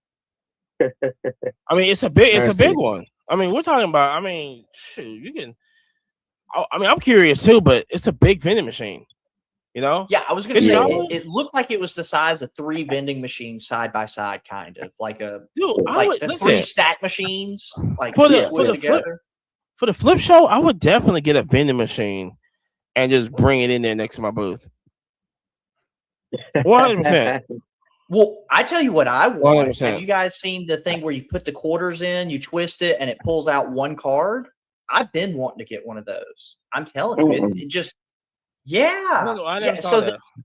So it's like what they used to do for stickers at like the barber's shop.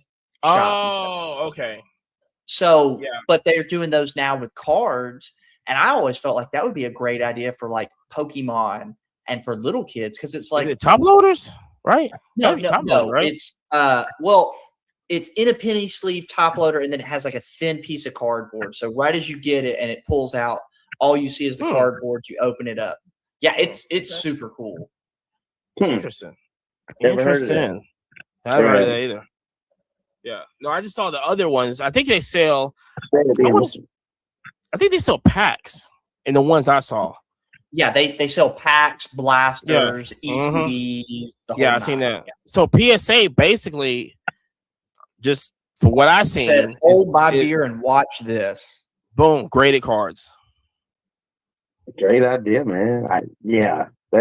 That's gonna get frequented a lot. It's gonna be Okay, sold out. but now we can go back to the whole people mad about repackers. Like it's the new, this is the new wave. Yeah. It's what's I mean, it's I what's wouldn't going to quite- happen. Well, especially quite say Fanatics it's is a going to repack. control inventory and control who Yes. gets product and who doesn't. Let's Come on. skip the middleman. That's the only way you're gonna skip the middleman. That's Is what sell you're the doing. repacks. Period. Sell mystery packs. So repacks, this and this. Period. Because I mean, let's be honest. I think that Fanatics can talk all he want to. I think with him, especially first year, and I mean, I guess they have a number in mind of what to start off with and everything, but they might be disastrous. They might run out of inventory like 1 month, and then it's like no more cards to break open. No, I mean, then real- they gonna ask us. They gonna get consignment for us to put our cards in the vending machine. See, Hey, Yeah. sign me up on that, bro. I'm waiting for the Fanatics. Yeah, waiting for the Fanatics vending machine. It's gonna be like at Wrigley Field or something. It's gonna be crazy. Now, I wish they would do that. Honestly, how clutch would that be to be at a baseball game? You go over there, spend your $20, get a blaster. You go right back to the booth or go right back to your seat. You got a hot dog. You got a beverage of your choice, whether it's adult or soda. They do that. Rip a pack. They do that. They be packs at the ballparks because there's a guy playing for the Dodgers. His girl pulled his card out of a pack. Yeah, that happened this past week. Yeah. Yeah, That there you was go. fire. Yeah. So they in there strong. Thompson's in there in the baseball field strong. Now it's like, if I go to a football game, a basketball game, is it going to be the same feeling? It should be. It should be. Because the thing is with baseball, I'm more relaxed. I can't do this in hockey. I can't break a pack at a hockey game. You can forget too much that. action going on. There's way too much action in NHL. If you're not in an NHL game, listen, we've been to geez, I'm blanking out now. The whatever Hustle team. Yeah, the Havoc. Yeah, and that's electric enough. You know what I'm saying?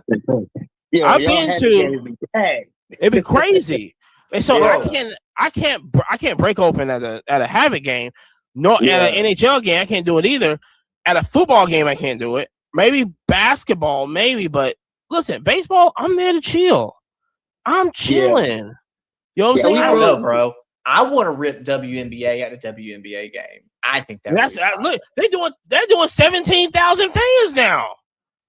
That crowd is electric now. I don't know. There might be two cracks for that.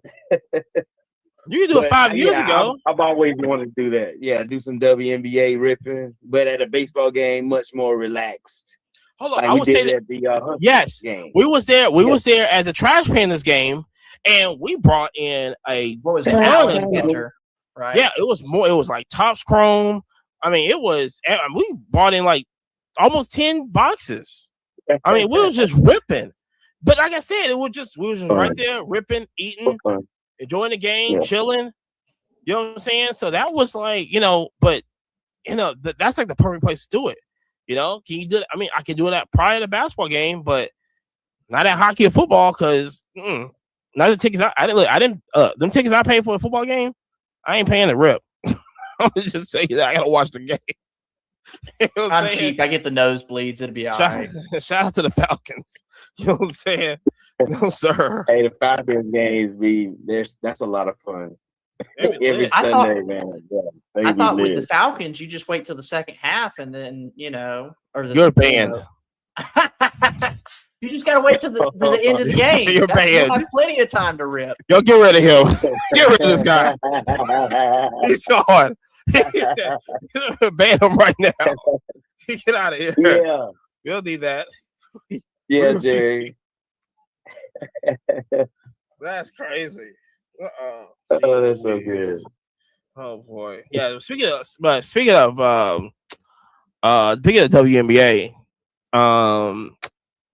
and I thought it was pretty crazy talking about this before when I said about Angel Reese might pick up the Rookie of the Year. I thought I was like, okay, yeah, it was still a far stretch. Hey.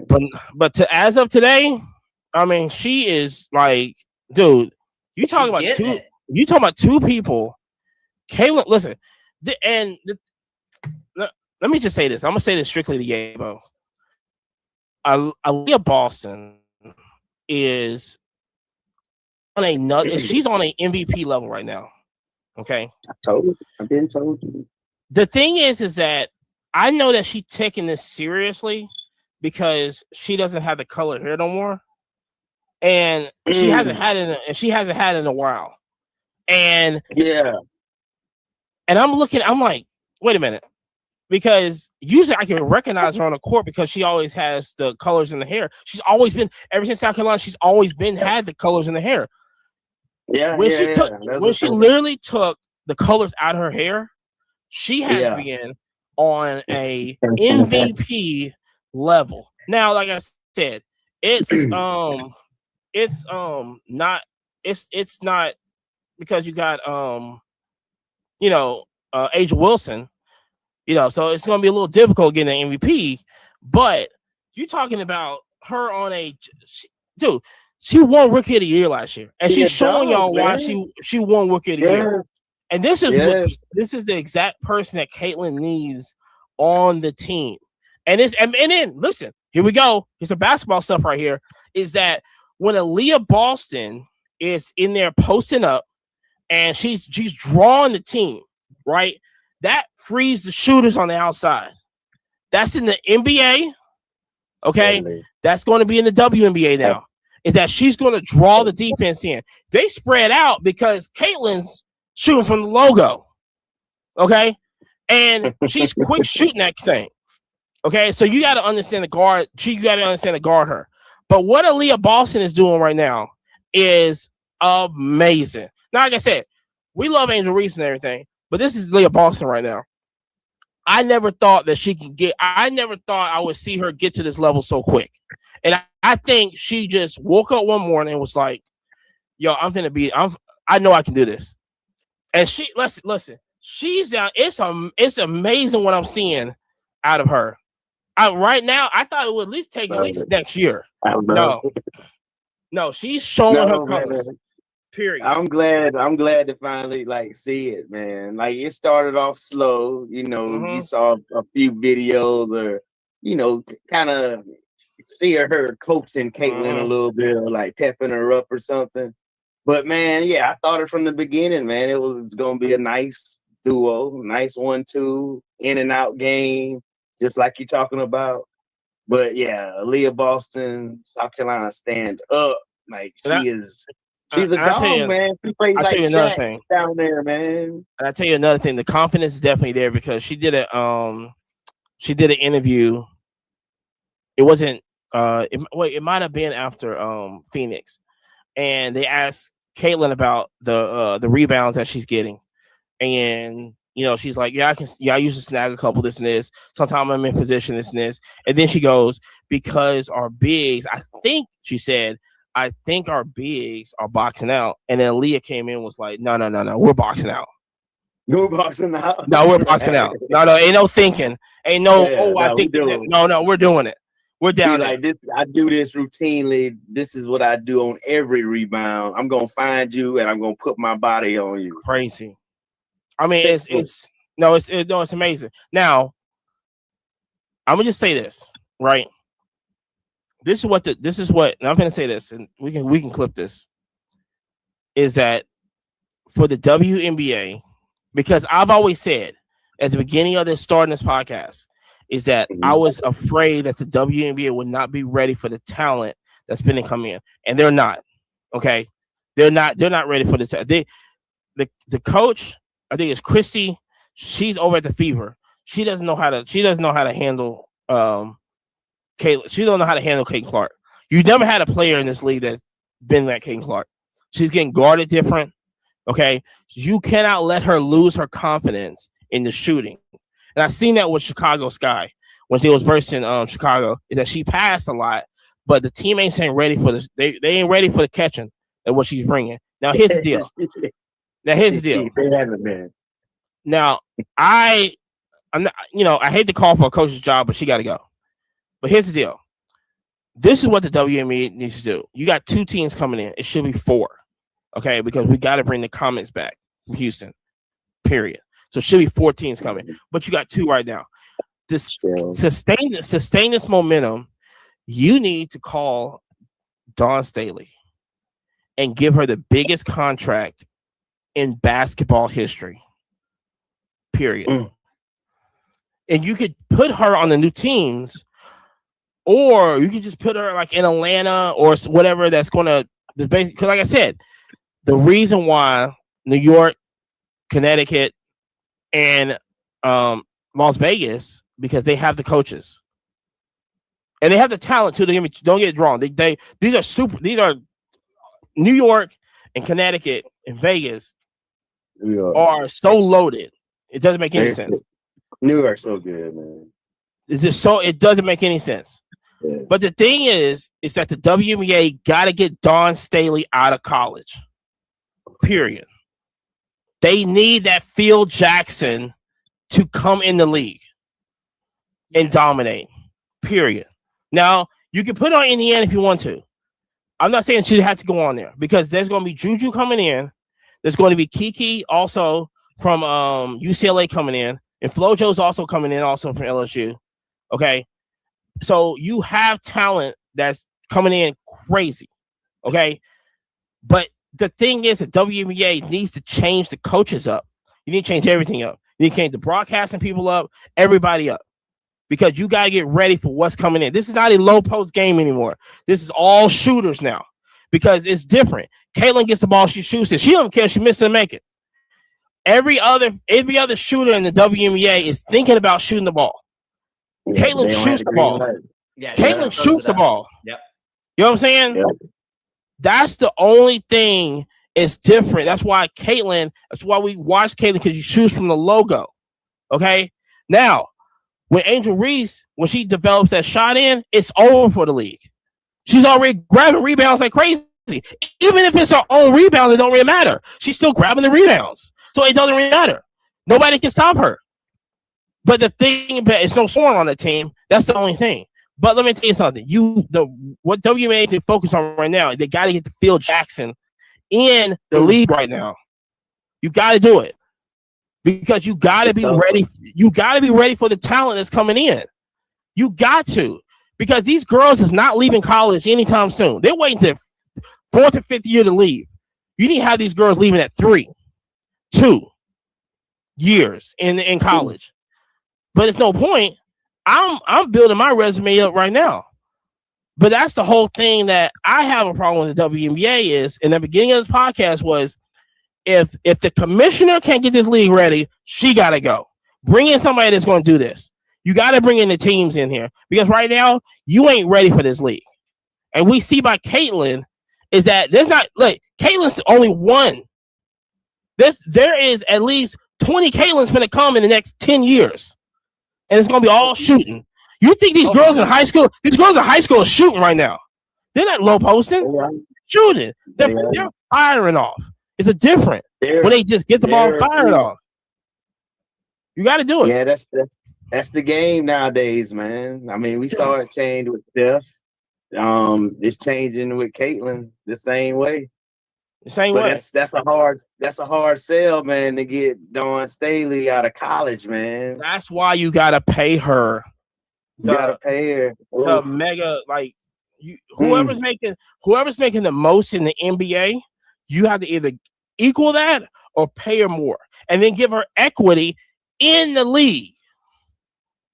Yeah, you gotta do whatever you can. If you added the equity, it would definitely have all the sex appeal to it. I mean, if anybody is to do it, it would be, Dawn Staley with her resume. But man, I just love what she does in college. Like the standard she's setting. I don't know if it would exactly, equate, in the professional realm because, it's a lot different coaching some, kids, than some grown women. But like, she's just going to dominate. Like, we don't need General Emma. He can stay in college. We ain't worry about him. He can stay in college for all I care. The stuff, like I said, what he did with Candace Parker, he can stay in college. All I care. Yeah. We need Dawn Staley. That's the one. Gina's not going to move the needle. Dawn Staley is going to move the needle in this league. You talking about taking it to a whole nother level? That's going to be so crazy. Now listen, Steve Kerr's the highest paid. He's the highest paid right now at 17. His annual salary is $17.5 million. He's got $35 million a year off a 2-year deal, off a 2-year extension right now. He's the highest paid now. So you got to pay. There has to be a team out here that can pay Dawn at least 18. You're going to have to. The money's coming in. you got to at least pay her $18 million. You got to bring her in somewhere. You got to match. You got to bring her or give her equity. If you're gonna pay her $16 million, bring in equity. Something. Yeah. You got to make it. You got to make it so great that Bro, that's how they got Messi here. They said, "Hey, we'll give you ad equity, every ticket sale. Like, yes, you put it out there like that, yes. people are going to come 100%." And here's the thing with the ticket sales, like you can't get tickets now. Like it's such a hot commodity. You're elbow to elbow. I mean, the entire stadiums are filled up. They're looking to get the bigger stadiums. Not just home, every city too. He come to Nashville, sold out, can't get tickets. You know what I'm saying? Go to Atlanta, can't get tickets. Sold out. Not just in Miami, all over the country, wherever he goes. Sold out. Sold out. Suckers like that. Yeah. Man, Dawn Staley, man, she's a America's sweetheart, man. I mean, you gotta have her. Anybody could do it. If anybody can do it, it would be her, man. But I'm just thinking about like the buzz of Caitlyn and, you know, the league not being ready for it. I think the league just needs to work some more on that before bringing on, you know, something like that. Dawn Staley at $17 million. Oof. That's what you said. That's what they need to work on. The highest paid WNBA coach right now is for the Phoenix Mercury. He's getting paid $1.2 million, and then Becky Hamilton is getting paid $1 million. So even not even $17 million, you can at least give her 5 to 10, just to that's even going if, to even help if you had the the league. 5 and you offered the equity, she'd make so much more. I mean, honestly, hey, we're giving you, you know, tickets, commercial, this, that, the other. Like, it's there. It's there. She all she's going to do at South Carolina is win titles. That's all she's going to do. That's all she's been doing. That's all she's going to do. You know what I'm saying? That's all we want. That's all we want, man. You know what I'm saying? But like I said, as a league, J-Bo's like, don't take her. No, she gone. Yeah, that's all we want, man. Oh God, I love her. Gotta go. What's she getting paid now? I'm just curious. Yeah, that I would be really curious of that, because really, if you double whatever number Amani tells us and then gave equity, Dawn Staley right now, she's getting her salary 21-22 started at $2.9 million. Then it jumped to $3.1 million the past year, and it's scheduled to increase again to $3.5 million. So like I said, you want to pay her $10 million. Yeah, she's gonna have to get 10. Yeah, she's gonna have to get 10 in equity. At least to leave. That's like, you know, and then I'm talking to Nike. I'm going, yo, put her on the team. You gotta just give her all this stuff. And then she comes to the league. She's done it all. Every league. Yeah. Every level. She played. That's what I'm saying. She played in the league. If you can bring, that's like I said, there's a billionaire that wants to bring the comments back. You have to put on a new team that's going to pay her this, that's going to give her all this stuff. Because she's going to bring, it's not just that we're going to see Caitlyn play. It's not that we're going to see Angel Reese play. I want to see Dawn Staley coach now. You know, I mean, that's what you got to do. There's no other name. There's no other name you get. No, that's the name. That's the Phil Jackson. That's Phil Jackson. Period. Now, like I said, you can compare. You can put her with Caitlin Clark. I think what they're going to do with Caitlin Clark is they're going to fire the coach. They're going to bring in Iowa's. That's why I typed in there a couple weeks ago. You saw that in the notes. I think they're going to bring Iowa's coach over and like, yo, we don't know how to. She doesn't know how to coach Caitlin. Caitlin needs the ball. You know what I'm saying? Tell us what to do. Yeah. Tell us what to do. Oh. Yeah, I mean, Yeah, bring if they can bring it to the league, man. Yeah, it would definitely be a plus. Yeah. I would love to see her, any league. I think she's gonna do phenomenal.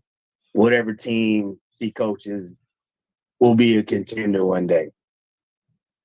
I hope that WNBA is listening to us. You know what I'm saying? Or like I said, or you can go get Kim from LSU. But you need Dawn Staley's the name though. Yeah. If you want to bring that fire, you go get Kim. But you want to bring the eyeballs and the money, you bring. Yeah, I'd rather have Phil Jackson than who would Kim be like? What, like a not Pat Riley, more like a who be yelling at coach. But I mean, Kim wins too. So I can't just deny that Kim's also, she also does her thing also. But we need Dawn Staley. You know what I'm saying? We need the Phil Jackson. That's Dawn Staley. You gotta get her. The thing is that you gotta pay so much to get her from, and this commissioner. Listen, this commissioner gotta turn her. She gotta turn her head once you start making these deals. Period. Don't look at the checkbook. Don't look at what's going on and just make it happen. And I said that before, is that they should have they basically should have put Caitlin Clark on the Sparks. She should have made that happen. The commissioner should have made that happen. I'm just saying. If you want a big market team that's gonna, Indiana people's good, don't get me wrong, you know what I'm saying, but it is what it is. But I'm just saying, as a commissioner, sometimes you just need to make it happen, but turn that head and go, okay, I didn't see I nothing. don't know how they would have made that happen, but you would have worked at it at the beginning of the year. Oh my God. Yeah, you know what I'm saying? That'd have been so stacked. If the NBA did it to put Magic and Larry on LA and Boston, there was no way. I mean, there's the stories. There was no way that lined up like that. There was no way that lined up like that. I'm just saying. You can make stuff happen. You're the commissioner. Yeah. You can make stuff happen. I do believe in that. You can make it happen. If you could think it, sure. Let's make a way to that. Anything's possible. Try to capture that. Man, let's do it, man. Let's get Dawn Staley in. Man. I love her in South Carolina, man. What am I saying? Can you just imagine Dawn Staley in WNBA? That would be like, at least you get her for the NBA does. That was real talks. That was real talks for her coming to the NBA. Real talks. And South Carolina was like, no, we're going to pay. You know what I'm saying? And yeah, that's that part too. You got it, but see, that's the thing. Because South Carolina can pay her $5 million. That's why you give the $10 million, and then you just increase. But then also you got to also think it's like she's setting the bar for these coaches now getting paid. Oh yeah, of course. You know what I'm saying? Because you gotta bring in these new coaches, because you gotta understand that these old coaches that's been doing this, it ain't gonna happen. You got these. It's not an under the basket layup league no more. You got to get ready for what's going to come in. We want to see it from the logo. You want to see it from the logo, and that's there. I keep saying, Juju's on the way. With it. Yeah, if you're confident with that pull up from the logo right inside the logo. Boom. Yeah, like as a spectator, yeah, I love seeing that. Seeing somebody confident enough. Yep. To drain that joint. That's what I'm saying. So yeah. But I think we're so you know what I'm saying? So good show. Follow the podcast, right? I should be saying this at the beginning of the thing. Spotify, Apple Music, YouTube, Twitch. We are on Twitch right now. Shout out to and also if you can't make the podcast, you can make the podcast, no excuse for this, but we're also doing we're starting streaming now every Tuesday night, Sunday night, PWCC. Like I said, we got other stuff coming, other shows coming. Follow Yabo on Whatnot. We still got that show coming. More details on that. It's YAYBO. It's very simple for you. If you can't spell that, you don't need to be in the show. Period. No, we need you in the show. We need you to spend some extra money if you can't spell. We'll teach you. And also, yeah, follow Jerry. Also, he's definitely making moves. We got a lot of stuff with Jerry working on. Also, shh, it's quiet. And also, we got some secret stuff coming up here soon. Also, like I said, news of the car show that's been the next couple weeks. But the next 3 shows are going to be the national shows: part 1, part 2, part 3. Okay, we're going to break it down. What you need to do at the national, what you need to bring at the national, how you work the national. It's going to be part 1 right now. Part 2 is going to be trade nights with the trade nights to hit, all this other stuff. Part 3, which is going to be that week of the national. We're going to talk about travel arrangements and all this other stuff. We're just going to break it down because we can. This is our show. We can do whatever the fuck we want to. And so, yeah. And so, anyway, like I said, spread the word and everything. You know what I'm saying? All 3 of your baby mamas, let them follow us also, and those grown ass kids that's not even yours. Anyway, until next time, yo, it's been real. We are out. Peace. Yeah. Welcome back to the Quiet Car Podcast. It's your boy Money right here. I got Jerry beside me. I got Yabo on the other side of me. What up? Listen up, people. We got a huge episode today. We're gonna start off, of course, with the car show review. We was out in Scottsboro, Alabama, back at it again. It's our quarterly show, every other month show, whatever it pops up and everything. Yo. Today, huge PSA eBay news. We're gonna go over all that stuff, right? Huge. Because PSA going to Hawk 2. Got that Hawk 2 going on right now. Spitting on that thing. Especially spitting on that thing. They said, don't you bring them cars our way. Okay? Don't do it. Don't do it. Florida wins the Stanley Cup. Shout out to them. Connor McDavid still ain't got one. We'll hope and pray next year he'll have one. He got that MVP, though. He got the MVP, though. And in NBA draft is going to be today. We're recording this on Tuesday, coming out Wednesday. So it should be out today and tomorrow. So it'll be Wednesday and Thursday. We don't know nobody in there but Bronny. And where is he going to go? And do we care? No, we don't. Actually, we don't. And also, WNBA news is the Rookie of the Year changing for people. Anyway, let's start this off. JP, listen, talk to him. Hey, it was a great weekend. Like Amani said, we went to Scottsboro, Alabama for the, quarterly, monthly. They have it pretty often show. Yeah. And Scottsboro is a great show, though. It's not a big show by any means. What do you think? 150 tables? It's something like that. Yeah. So not giant, but man, it was very packed. And very the deals were flowing. The deals were flowing. I mean, people were in there spending money.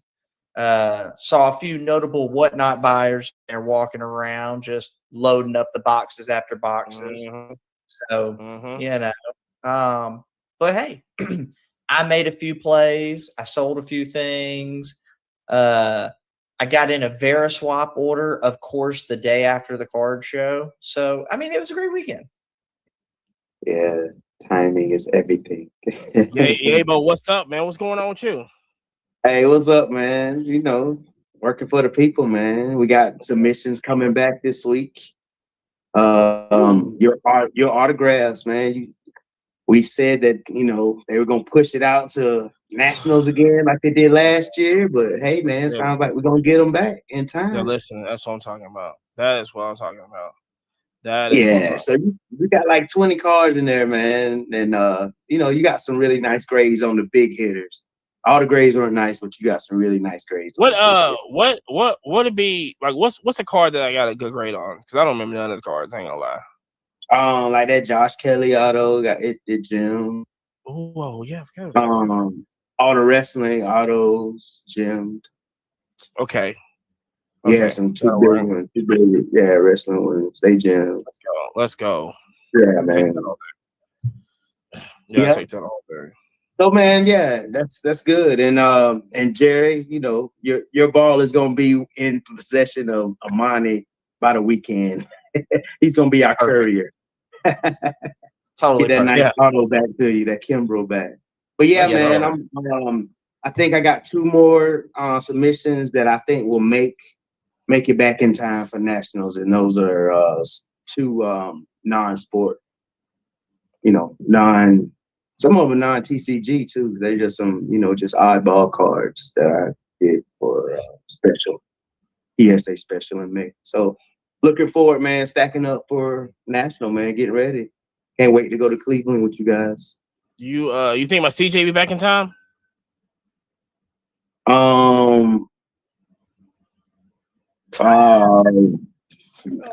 Yeah. It's feeling hopeful. That's 20 days, man. That was a 20-day. Yeah, it was 20 days. Yeah. Yeah, you should get that back in time. Oh my gosh. Or the Monday after national. I just love. Hey, look, if it's not national, it's gonna be New York. You know what I'm saying? Hey, but, I mean, you're gonna have plenty of opportunities. We got a busy summer ahead of us with shows. Oh, yes, we do. Or whatnot. So big shows, back-to-back Atlanta shows. It's gonna be a movie. So we will be in Trustville this weekend. Shout out to the Flip, and then I'll be Daniel, what up? And I'll be in Louisville the week after. That's 4th of July week. I'll be in Louisville, and then I'll be in Chicago. So it's gonna be. I want to go to Nashville. Who's going? Are y'all going to Nashville? I think I'm going to Nashville, but if I'm going, I think I'm just going on the Saturday. Yeah, and I'm just going to kind of play it on the situation of if it's a good show, buy a hotel. If it's a bad show, or not bad show. It's never a bad show, but you know, if it's not great, just drive home. But I like Nashville though. It's great. I mean, I've had success. I think I've stayed out of there 3 out of 4 times with that same tactic. You know, if you make money, hang out. If not, I mean, I got memories at Nashville, so you know, it was good for me. Is it the same one we were at, Money? Yeah, the same one. Yeah, National. Yeah, it's a great show. National Nashville. Yeah, it's the same one. Man. Nah, I told him then that I wouldn't be able to come back. You know, that weekend. Yeah, be gone, bro. Vacation, man. Okay. Yeah, I'll be at Louisville, and then hopefully Chicago. We'll watch the NASCAR race. We're racing in Chicago, so that's gonna be fun. Everything. So PSA doing work right now. PSA trying to do work. I don't know what they're trying to do. Bunch of our work. Hey, let's warm it up, man. Look, it's a hot, dewy summer, and they're hitting it with the PSA N7. I mean, they're going straight for it. So are they saying that they can detect this now? That's what I was trying to figure out. So they found a way to detect the wax, whatever that you're polishing on. Yeah. Yes. Yeah. And they pretty much. So maybe I misread it, but I think they'll still encapsulate it, but it will only be authentic altered.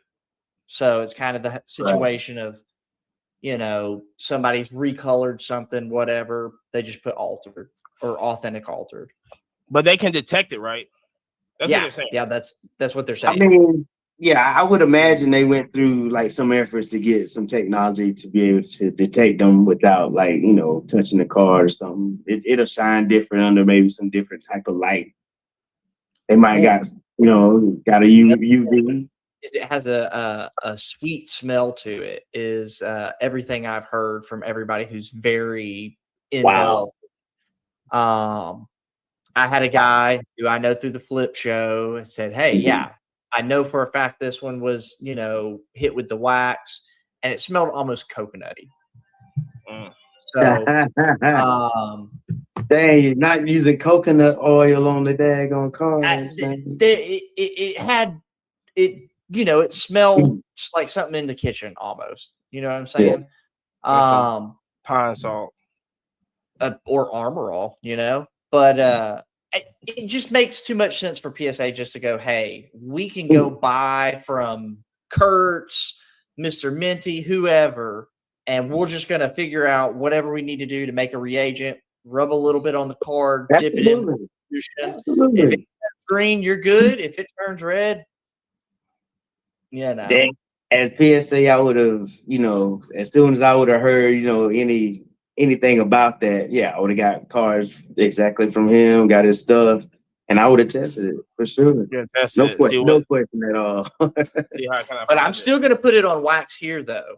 When that Wimby 101 in the PSA 10 turns green in a decade, and they're like, oh, yeah, we didn't think that there was anything on it. He just called out Kurt's Card Care because he likes the microfiber. Yeah. Yeah, right. We didn't forget. Yeah, but truth be told, man, I've never put any reagent or any chemical on any of the cards we submitted. I think the question is, when are they going to be okay? Are they ever going to be okay with this? Is it going to be well, we see what's going on? It's it's not damn, no, okay, no. See, I mean, I think they. Yeah, you go ahead.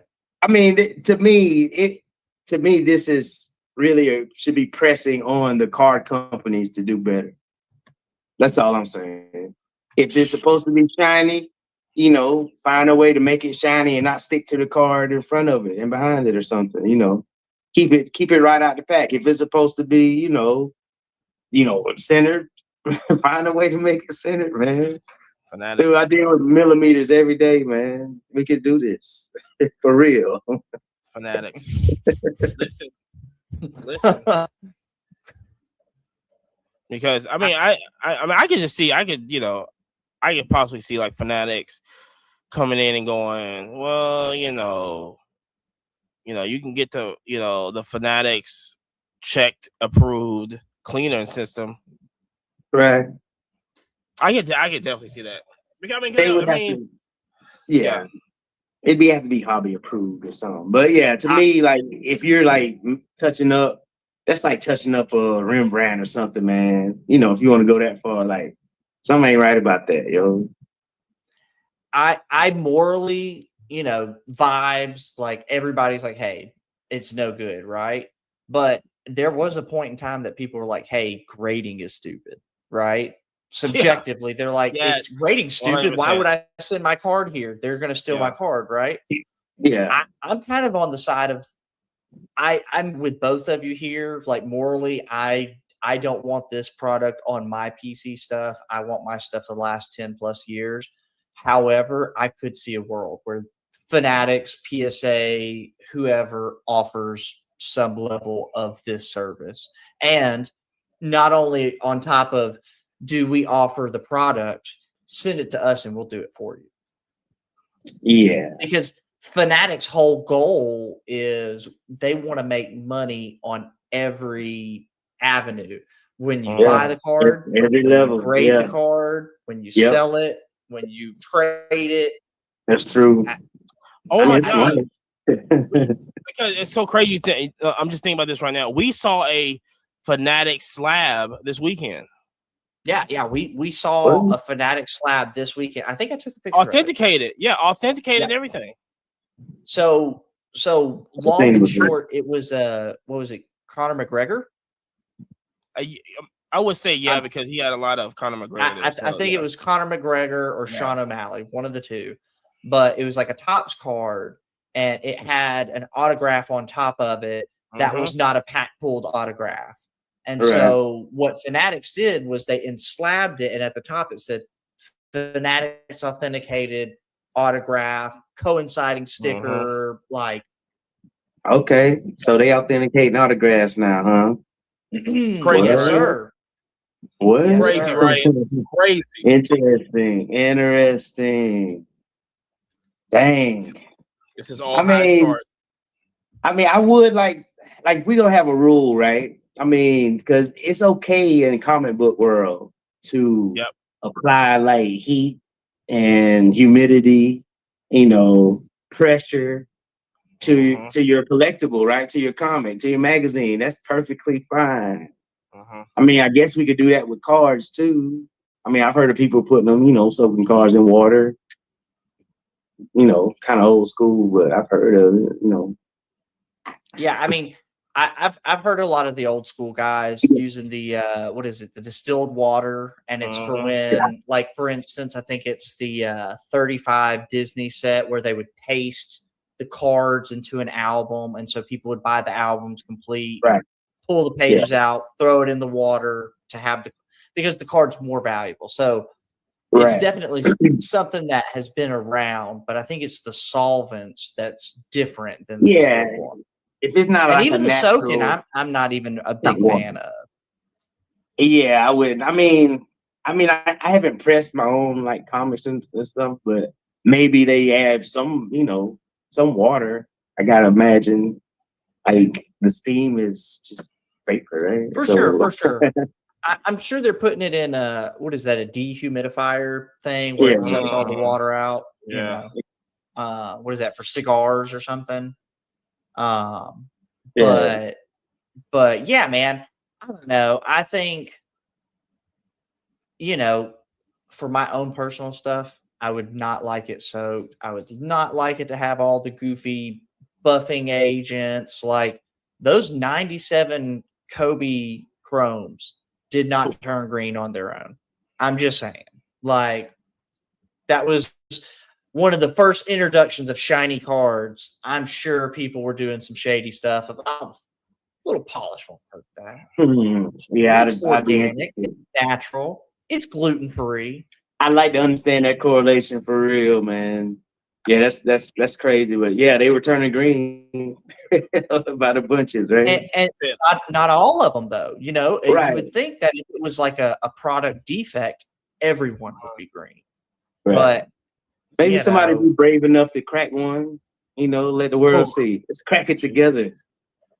See what's on this card. They say it was by the sun. Remember they blamed it on the sun? Supposedly, but there's a lot of guys who are like, hey, this has lived in a safety deposit box for the last 10, 15 years. And it just turned green. Right. So I'm telling you, there's topically something got to be there. I mean, why is it happening to some and not others? Like I said, man, I'd love to see it, man. It should be as many like bad movies we see like on Netflix and Tubi, man. That could like definitely go on there. I'd watch that. Well, they don't have. Find out if something's on that card. They don't have bad movies on Tubi. Movies on there. So, and also, speaking of, keep on going with the PSA conversation. Yeah, I was gonna say PSA's been heating up this past week. It's been crazy, but a lot of people wanted this. Now we got graded notes now. So we now know, but if you're not paying $129 for your card, you just ain't getting it. It's not 40. It's not notes. It's not for your $20. Nope. I thought the other caveat was they weren't doing that to the PSA 10s either. They're not doing it on PSA 10s? I don't believe they're doing it to the PSA 10s either. I mean, yeah. I mean, what they gonna write? Yeah, they got to offer better than that, man. So why do y'all think they're doing it? I'll tell you this, right? This is my comparison to it. I think this is really pointless. I don't know. I think this is fanatics. I think this is more fanatics than PSA talking like this, because this doesn't affect grading at all. This is McDonald's putting their calories on their hamburgers. Like, nobody, the majority of people in this world don't really care that I'm finna eat 5,000 calories in a Big Mac and fries and a milkshake. I'm gonna come to McDonald's regardless. Okay, the McDonald's effect has always been McDonald's can completely mess up your order. they can. Matter of fact, shout out to my homegirl. She actually went to McDonald's, wanted a fish fillet sandwich, and they put chicken in there instead of the fish. Okay. You know what I'm saying? Like I said, so it's like they can completely mess up your order, and you're gonna be back there next week anyway. It's the same thing with PSA. You're going, why am I getting a 7? It don't look like no 7. Yeah. But you're gonna be next month. You're gonna be grading. You're gonna be grading with them again. Now, like I said, with the graded notes, it's just fanatics going. Look at us. We're the good guys, right? I keep on trying to say this. This is how monopolies start. They're thinking that they're cleaning up the whole everything, right? They're going to be, oh yeah, look what we're doing. Y'all want graded notes? Yeah, you can do graded notes. You're going to have to pay. Who's paying $129? Nah, I can't. Yeah, I ain't trying to pay. What do you think? I can't pay $129 per card. I can't pay $129 per card for notes, man. But I would love notes, man. I mean, again, in my line of work, I love information, and every little bit of information, helps help you grade better on your next submission. So I'm gonna take their notes, I'm gonna learn from them, and then I'm not gonna make the same mistakes again. It's gonna be better for all of us. You know what I'm saying? But at 120 per, man, I think not. No. So my thought is for one, I think they should have been putting subgrades, grader notes the whole time. Right. I think maybe Big Daddy Fanatics is over there telling them, hey, we're losing to the black label. It doesn't matter what PSA 10 you have. If you have that same card in a black label, it's always more expensive. 100%. Yeah. They really should be putting graders notes on everything. I'm going to be honest, like everything I've ever graded, I don't think I've ever paid $129 to grade. And I've graded tons of items. Right. I don't think I've had one item I've paid that much for. No, never. Never, man. I mean, I love the specials that come up every month. Take advantage of those. Sound right. Get them in early. I mean, but yeah, I mean, some bits of information,